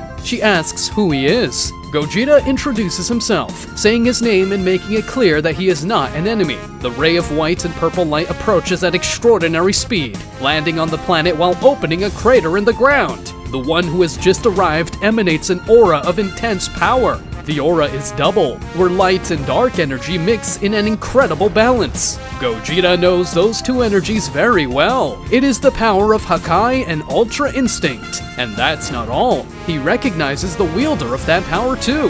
Vegeta, right? He asks the other Saiyan, who looks at him with a curious look. Ahead of Gogeta, Vegeta exudes completely surreal power. with his aura perfectly balancing the energy of Ultra Ego and Ultra Instinct. Behind, Vados is lying down with blood spilling from her face that conveys an expression of pain and suffering, clearly very injured from a cruel fight. Before Gogeta could understand better the situation, Vegito began to release his energy with even more intensity. The white and purple energy that was previously in balance now begins to give more emphasis to purple energy, indicating a predominance of fury in Vegito. "I will destroy everyone," the man says, his face filled with what Gogeta recognizes as an intense thirst for destruction. "Careful," Vados screams. It only takes a fraction of a second for the attack to come. A punch that Gogeta dodges with a side jump while using his psychic strength to take Vados along with him. Vegito's punch, which was completely loaded with destructive power, makes the entire planet simply disappear from the point where Gogeta was behind. Everything that existed in that place behind Gogeta is simply gone. "Hey, calm down, buddy. Can't we talk for a bit?" Gogeta asks as he finishes his dodge by moving away from the other guy and leaving Vados safely on the ground. Vados warns Gogeta, saying that there is no point in talking to this guy. He is a beast of destruction, a killer who must be stopped at all costs. Then Vegito attacks again, this time with a colossal energy attack endowed with pure destructive power. Gogeta, using his hands and telekinetic force, manages to drive that large discharge of energy upwards, causing it to be lost in the vacuum of space without damaging the planet or hurting him and Vados. But right after the energy torrent comes Vegito with a flying kick that hits Gogeta right in the chest, dragging him across the surface of the planet while leaving a line of voracious destruction along the ground, carrying the two from the surface of the planet to the vacuum of space. "Apparently you don't really want to talk," Gogeta says as the enemy's foot presses against his chest and carries him through the black void. But then Gogeta quickly deals with it by grabbing Vegito's ankle, spinning him around and launching him back towards the planet. Vegito reaches the planet's ground by digging with his body until he reaches the center, diving into volcanic lava. But this lava is nothing for the Saiyan, who emerges floating without any extra injuries to his body. When Vegito emerges from the lava, Gogeta is already there waiting for him. "It's okay if you don't want to talk. In fact, I prefer it that way," he says while flashing a defiant smile. Vados has just gotten up when she sees a crater opening in the ground in what appears to be an implosion. Those responsible are the two Saiyans, who leave the interior of the planet completely breaking through the ground. The two deliver extremely fast and strong blows to each other, which are powerful enough to impress even the angel watching. A kick from Vegito comes towards Gogeta's face. He blocks it with his arms. However, the force of the blow is such that it breaks his block and opens his guard. Vegito takes the opportunity to attack with a punch, but Gogeta disappears in front of him and reappears behind his back, ready to land a powerful punch. However, Vegito reacts promptly by turning around while releasing his key sword from his hand, which reaches Gogeta's body before he could reach the opponent with his punch. But to Vegito's complete surprise, Gogeta's body simply deforms to the point of taking on a serpentine shape, and snaking around his key sword, Gogeta catches him with a punch to the face. While pushed away by Gogeta's blow, Vegeta launches a well-aimed Kienzan at him, but Gogeta simply separates his body, letting his energy disc pass straight through him. Then he makes the lower part of his body disappear with the teleportation and reappears behind Vegito to kick him. However, Vegito grabs Gogeta's leg and throws it back at him, but goes before Gogeta's leg returns. It is completely destroyed by Vegito's Hakai. After destroying Gogeta's legs, Vegito advances towards him, preparing a punch with a lot of energy of destruction concentrated. But Gogeta makes his legs appear again on his body while he stretches one of them to reach Vegito with a kick to the face before his punch reaches him. "You damn freak! I had enough of your tricks!" Vegito screams, full of rage. "You've not seen anything yet," Gogeta says as he teleports to Vegito's back and stretches his body in a way that completely immobilizes him. "Now I got you!" But Vegito smiles at the same time as his body starts to turn purple and releases power in such a way that energy leaks out of him like water from a leaking pipe. "No, I got you," he answers. Vegito's body suddenly explodes, causing the power of that explosion to spread across multiple solar systems, shaking the structure of all of them. After receiving that blast, Gogeta is completely shattered. Vegito, satisfied with the total destruction of his enemy, celebrates with a malicious smile. "This idiot thought he was the only one who had tricks, but I tricked him with my Hakai clone. I bet you didn't expect that one." But at that moment, a voice comes into Vegito's mind. "I really didn't expect that. Recognizing Gogeta's voice, Vegeta is shocked and asked how he's still alive and where he is. Floating in the vacuum is a part of Gogeta's brain, and from this measly remaining part of his brain, he manages to regenerate in a second, completely restructuring his body. Vegeta asked how the hell that is possible. Gogeta says that he managed to focus his consciousness on that remaining part of his brain, as well as his ki. This way he managed to stay alive and regenerate. What kind of freak are you? Vegeta asked in complete shock. Someone who has reached a higher level, Gogeta responds, explaining that his control over his body, ki, and consciousness transcends common sense. He also compares himself to a Namekian who can regenerate his own body as long as his head remains intact. What he did wasn't that different, just on a completely higher level. Then Gogeta has a more serious expression as he says the following. But I have to admit that you almost had me there. Your destructive power is simply incredible. I can't be careful from now on. I better use my final form at once. After saying this, Gogeta concentrates his power while releasing brilliant ki, leaving Vegeta gaping as he feels his total transcendental energy. At that moment, Gogeta Shinken reveals himself, displaying a majestic power that Vegeta doesn't even recognize.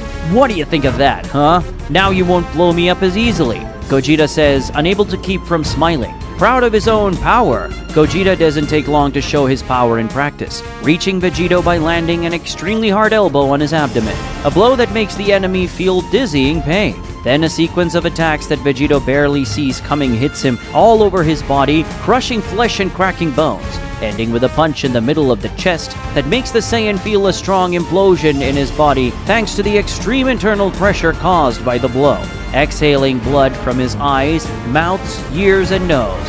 And at the end, the final punch comes, with Gogeta's fist surrounded by Shinken's bright, vibrant energy, but the blow is held.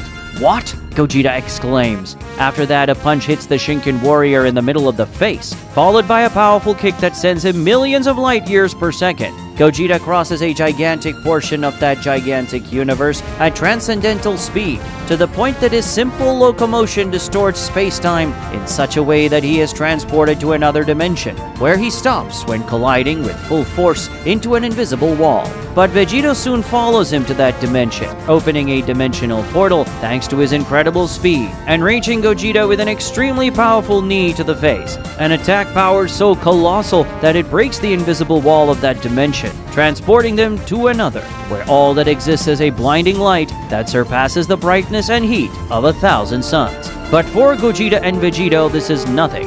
Gogeta, after having his face literally crushed by Vegeta's knee, makes his face recover in one instant, and then he's already advancing against the opponent, starting an exchange of blows that takes technique, strength, speed, and power to the limit of the extreme. While the physical confrontation upholds, Gogeta asks his enemy, "How can this be possible? You suddenly became able to face me in Shinken form, without even using another transformation." Vegeta responds, "Well, the answer is simple. Earlier, I just regulated my power according to yours, just like I'm doing now." The answer catches Gogeta's attention, who asks if Vegeta still has more power saved. Vegeta says yes and deduces that Gogeta's situation is the same. The two start to smile, but at the same time the battle increases in intensity. The energy generated by the shock of those monstrous attacks is so great that it raises the temperature of that scorching dimension even further, making the heat of 1,000 suns seem like the heat of the light of a simple candle. A punch from Gogeta lands in Vegeta's face, who immediately responds with a punch as well, but is intercepted by a knee to the stomach so strong that it shakes the dimensional order again, this time transporting them to a dimension where everything that exists is a great dark.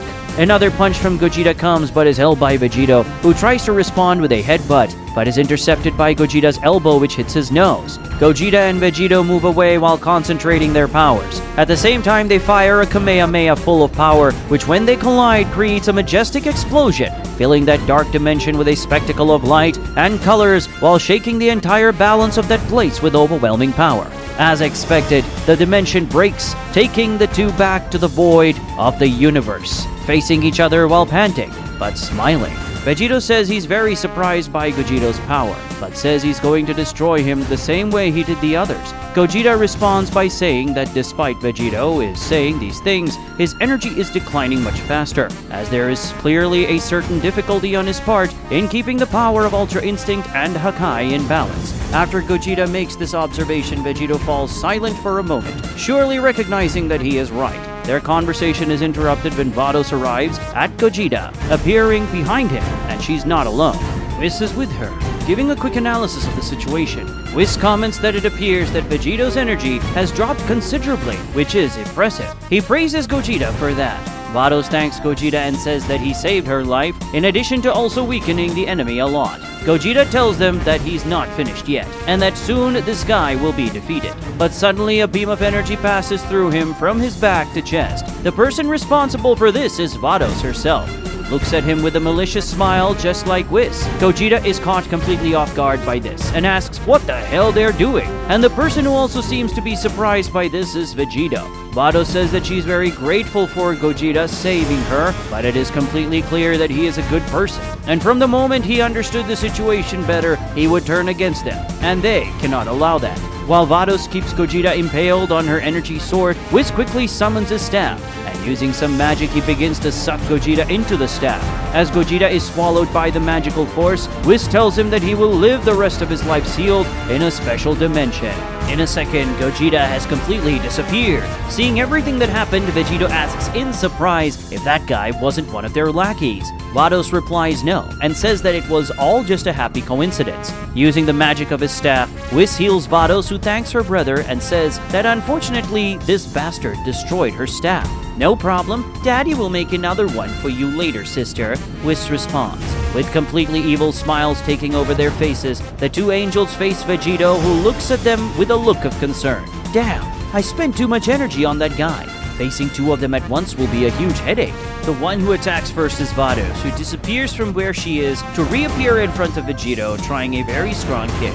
At that moment, Vegeta highlights the energy of Ultra Instinct in his body in order to dodge Vados' kick by millimeters, passing under her leg. But soon after, Whis surrounds him from the side, throwing a punch that, when Vegeta sees it coming, releases the energy of destruction. And concentrating this power in his fist, he responds to Whis' blow with a collision that creates a massive force of impact that sends each of them to one side.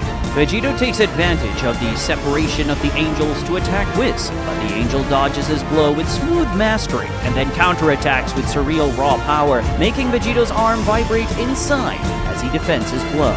Vegeta and Whis exchange thousands of attacks in an exchange of blows that lasts a single second before being interrupted by a shot of energy from Vados, which Vegeta responds with a massive discharge of energy of destruction that disappears along with the angel's attack. But this distraction is enough for Whis to find an opening and land a direct blow to Vegeta's ribs, who is then hit by a flying kick from Vados, which hits him in the back. Whis and Vados attacks, although they seem simple, but having incredible precision, and accurately hit Vegeta's vital points, who feel these last blows very much. The angel wastes no time in advance, both coming from the front with full power. However, an energy cut that appears in the void forces them to retreat.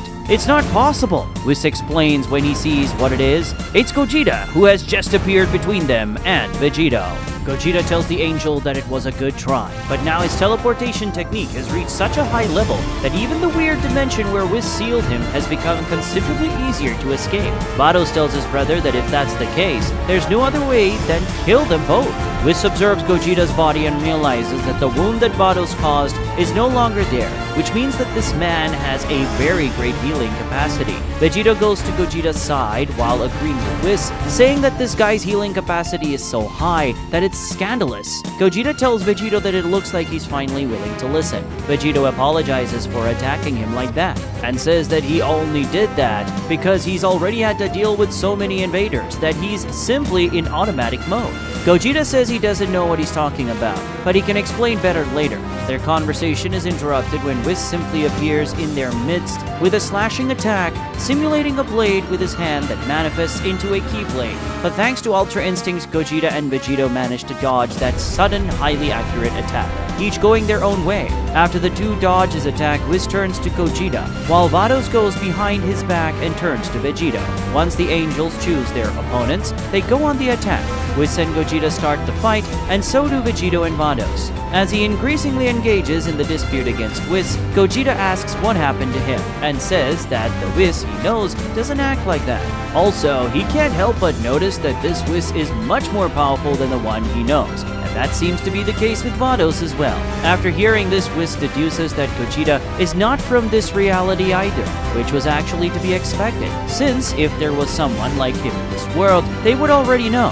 Gogeta asks what he means by that and tells him to explain better, but Whis says he doesn't need to answer questions. Vados and Vegeta are exchanging equally voracious blows, with each executing attacks, defenses, and counterattacks with exceptional technical quality and overwhelming power, trying to find a gap in each other's guard to land a definitive blow. Vados tells Vegeta that he no longer has the same vigor as when they started, and that things will be different now. But Vegeta responds in a provocative tone, saying that he can still defeat her with one hand behind his back.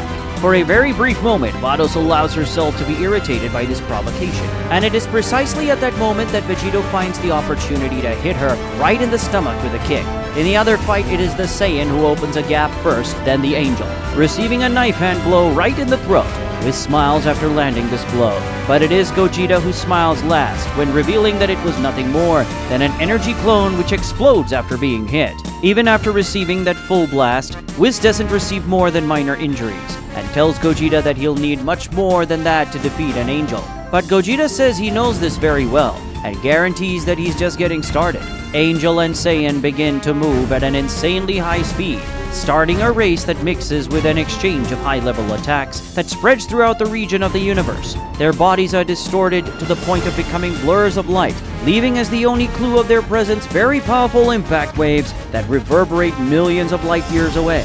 Meanwhile, a true rain of purple energy falls on Vados, who uses her refined Ultra Instinct to perfectly dodge those multiple destructive attacks launched by Vegeta. But the Angel doesn't just stay on the defensive. She also gives an offensive response by firing several white energy lasers at Vegeta, who, alternating between Hakai energy and Ultra Instinct energy, dodges her many counterattacks. In a moment, an attack by Vados and Vegeta meet, and when that happens, an explosion of cosmic scale occurs, taking with it the entire solar system they were in, and also multiple other solar systems in the surroundings. At the end of that clash of powers, all that is left is an empty space around the Angel and the Saiyan. Vegeta and Vados look at each other, panting, and then Gogeta and Whis join them, each going to their companion's side, both also panting.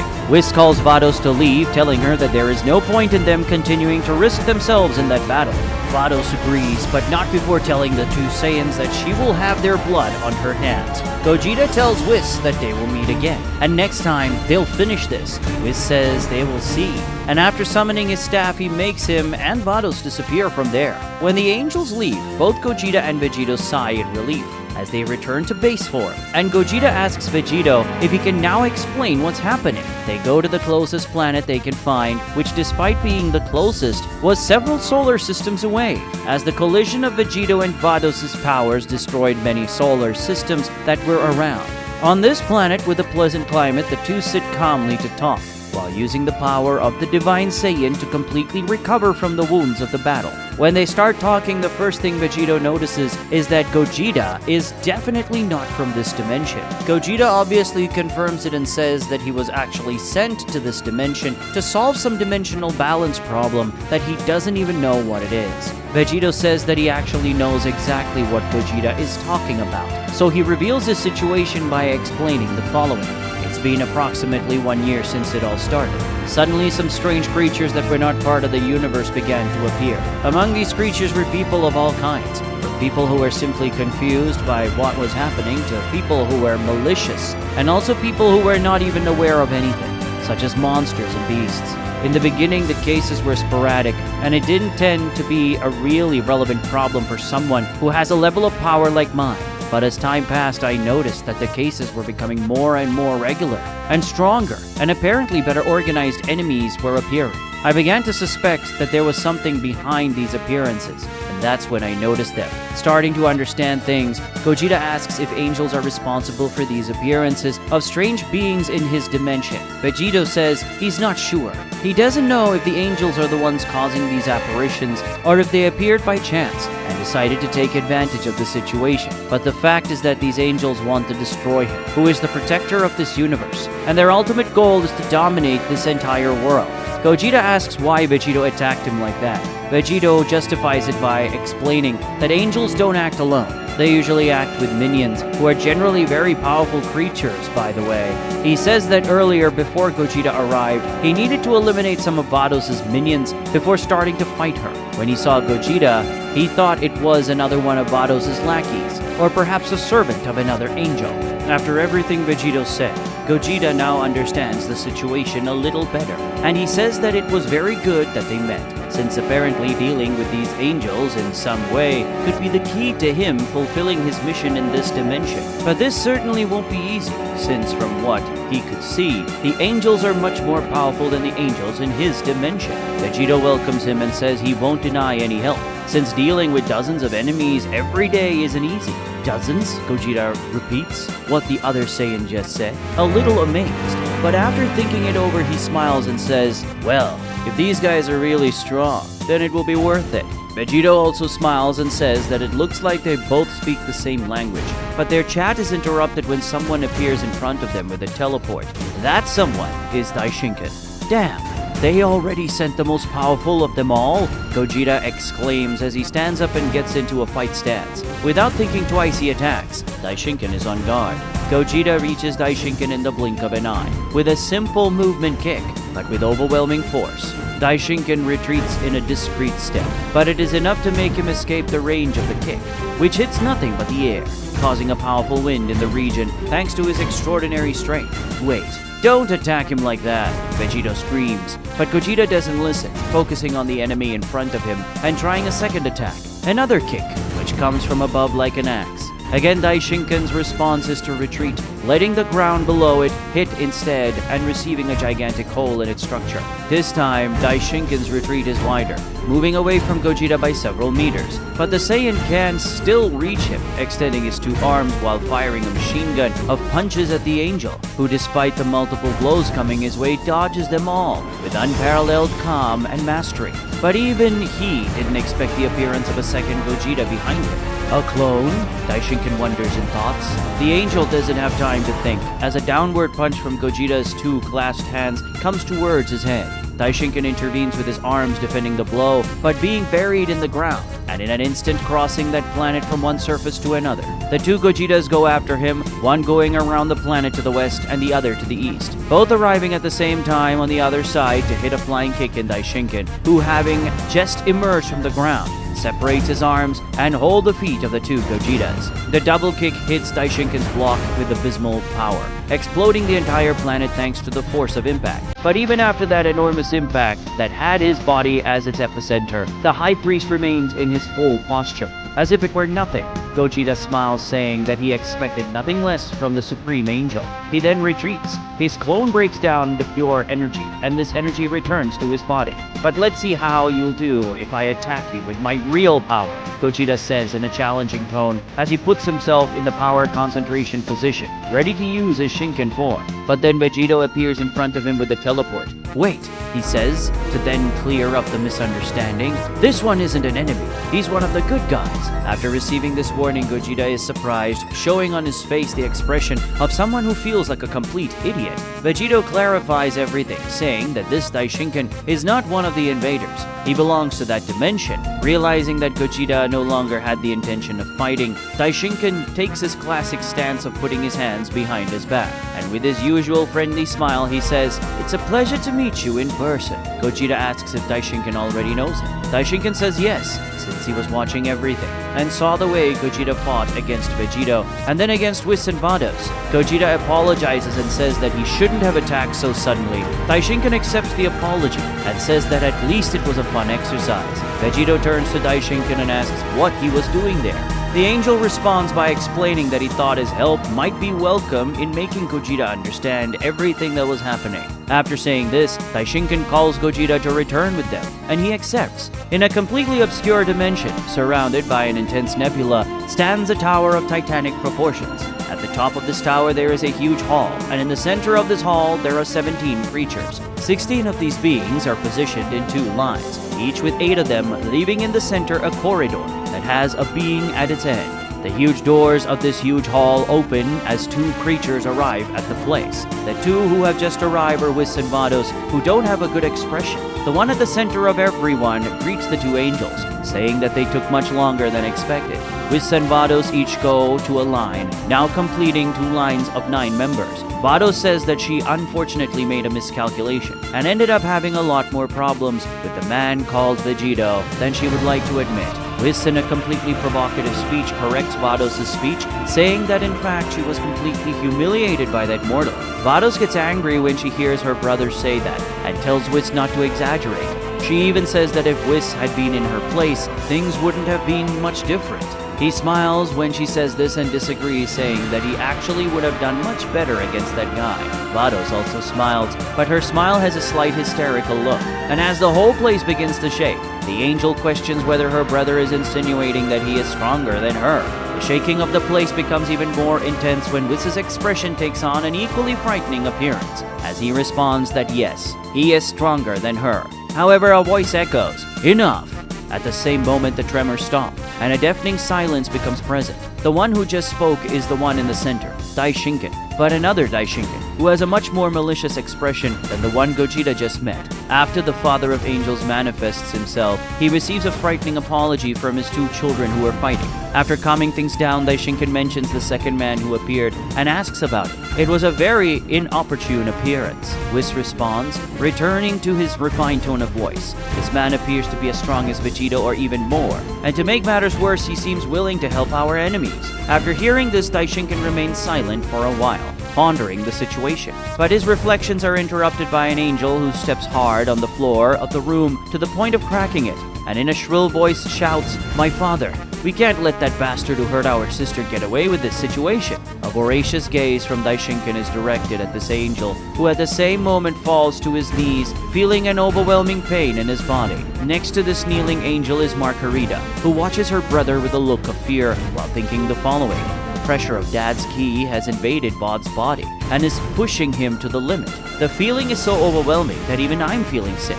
It's not just Margarita who feels bad, all the angels in the room feel the same way. A very great discomfort invades all of their bodies, and fear fills their hearts. The Father of Angels rebukes his rebellious son, saying the following, "God, how long will you let your foolish personality influence your wisdom? Have I not already taught you that we should never act hastily?" Then the pressure in the body of the angel called Bod increases to the point where he simply inflates in a way that looks like he's going to explode. In doing so, Daishinken asks, "Tell me, son, will I need to use the most extreme discipline on you?" Bod is overcome by desperate pain, but he still manages to find the strength to speak, and he uses these strengths to beg for his father's forgiveness. Daishinken grants his forgiveness, freeing Bod of his oppressive energy and allowing his body to return to normal. While Bod is relieved from the excruciating pain he just felt, Daishinken addresses his children with the following instructions. As I have said before, our enemies are very powerful, and we cannot deal with them lightly. If any of you bring me the head of Vegeta, his new friend and his masters, I will gladly receive it. But you better not embarrass us with foolish defeats, or else there will be no mercy. After instructing his children, Daishinken releases them all from that meeting. Through the corridors, Bod walks without being able to hide his fury, despite having faced the true face of terror when he suffered his father's reprimand. Even that did not take away his anger at what happened to Vados. Coincidentally, it is she herself who appears in front of him, stopping Bod's walk to ask if he is okay. Bod says his body isn't completely well yet, but it will recover quickly. However, what will not recover is his pride, which was injured the moment she, his sister, was hurt by that filthy mortal. Vados approaches Bod, placing her hand on his shoulder and thanking him for his concern for her honor. At that moment, Bod can't avoid a slight blush on his face, and soon after he tries to hide it by explaining that it's not just about Vados, but about the pride of all of them. After all, we are angels, the most powerful race of all. We cannot be subjugated by a mere mortal, Bod says. Vados agrees, however she admits that Vegeto's power is not just anything, and neither is that of this man called Gogeta. So if they want to deal with these bastards, they need to find a weak spot. Bod says he doesn't like this type of tactic, and that he prefers to resolve things simply with his enormous power. Vados says that she also thought she could do this, but she made a deadly mistake by subduing the power of this man called Vegeta. She insists that the wisest thing to do is to find a way to shake Vegeta, and thus make his defeat simpler. After all, you heard our father's words yourself. A defeat can be punished by death, Vados says, complimenting her argument. After these last words, Bod ends up giving in. "Okay, you already convinced me. What kind of weakness might Vegeta have that we can exploit? After her brother asks this, Vado smiles and says that she discovered something that will be interesting. Somewhere in the great universe, Chi-Chi, who is seriously injured in her abdomen, crawls on the floor, extremely weak. Someone is chasing her, walking slowly and calmly towards the woman who is crawling for her life. The pursuer, after reaching the woman, points his hand at her. Chi-Chi tries to appeal, crying out for him for her life and begging for mercy. But then she tries one last desperate attack for her life. However, she's completely disintegrated by an energy blast before achieving anything. The author of that shot is Gohan, who maintains an extremely serious expression.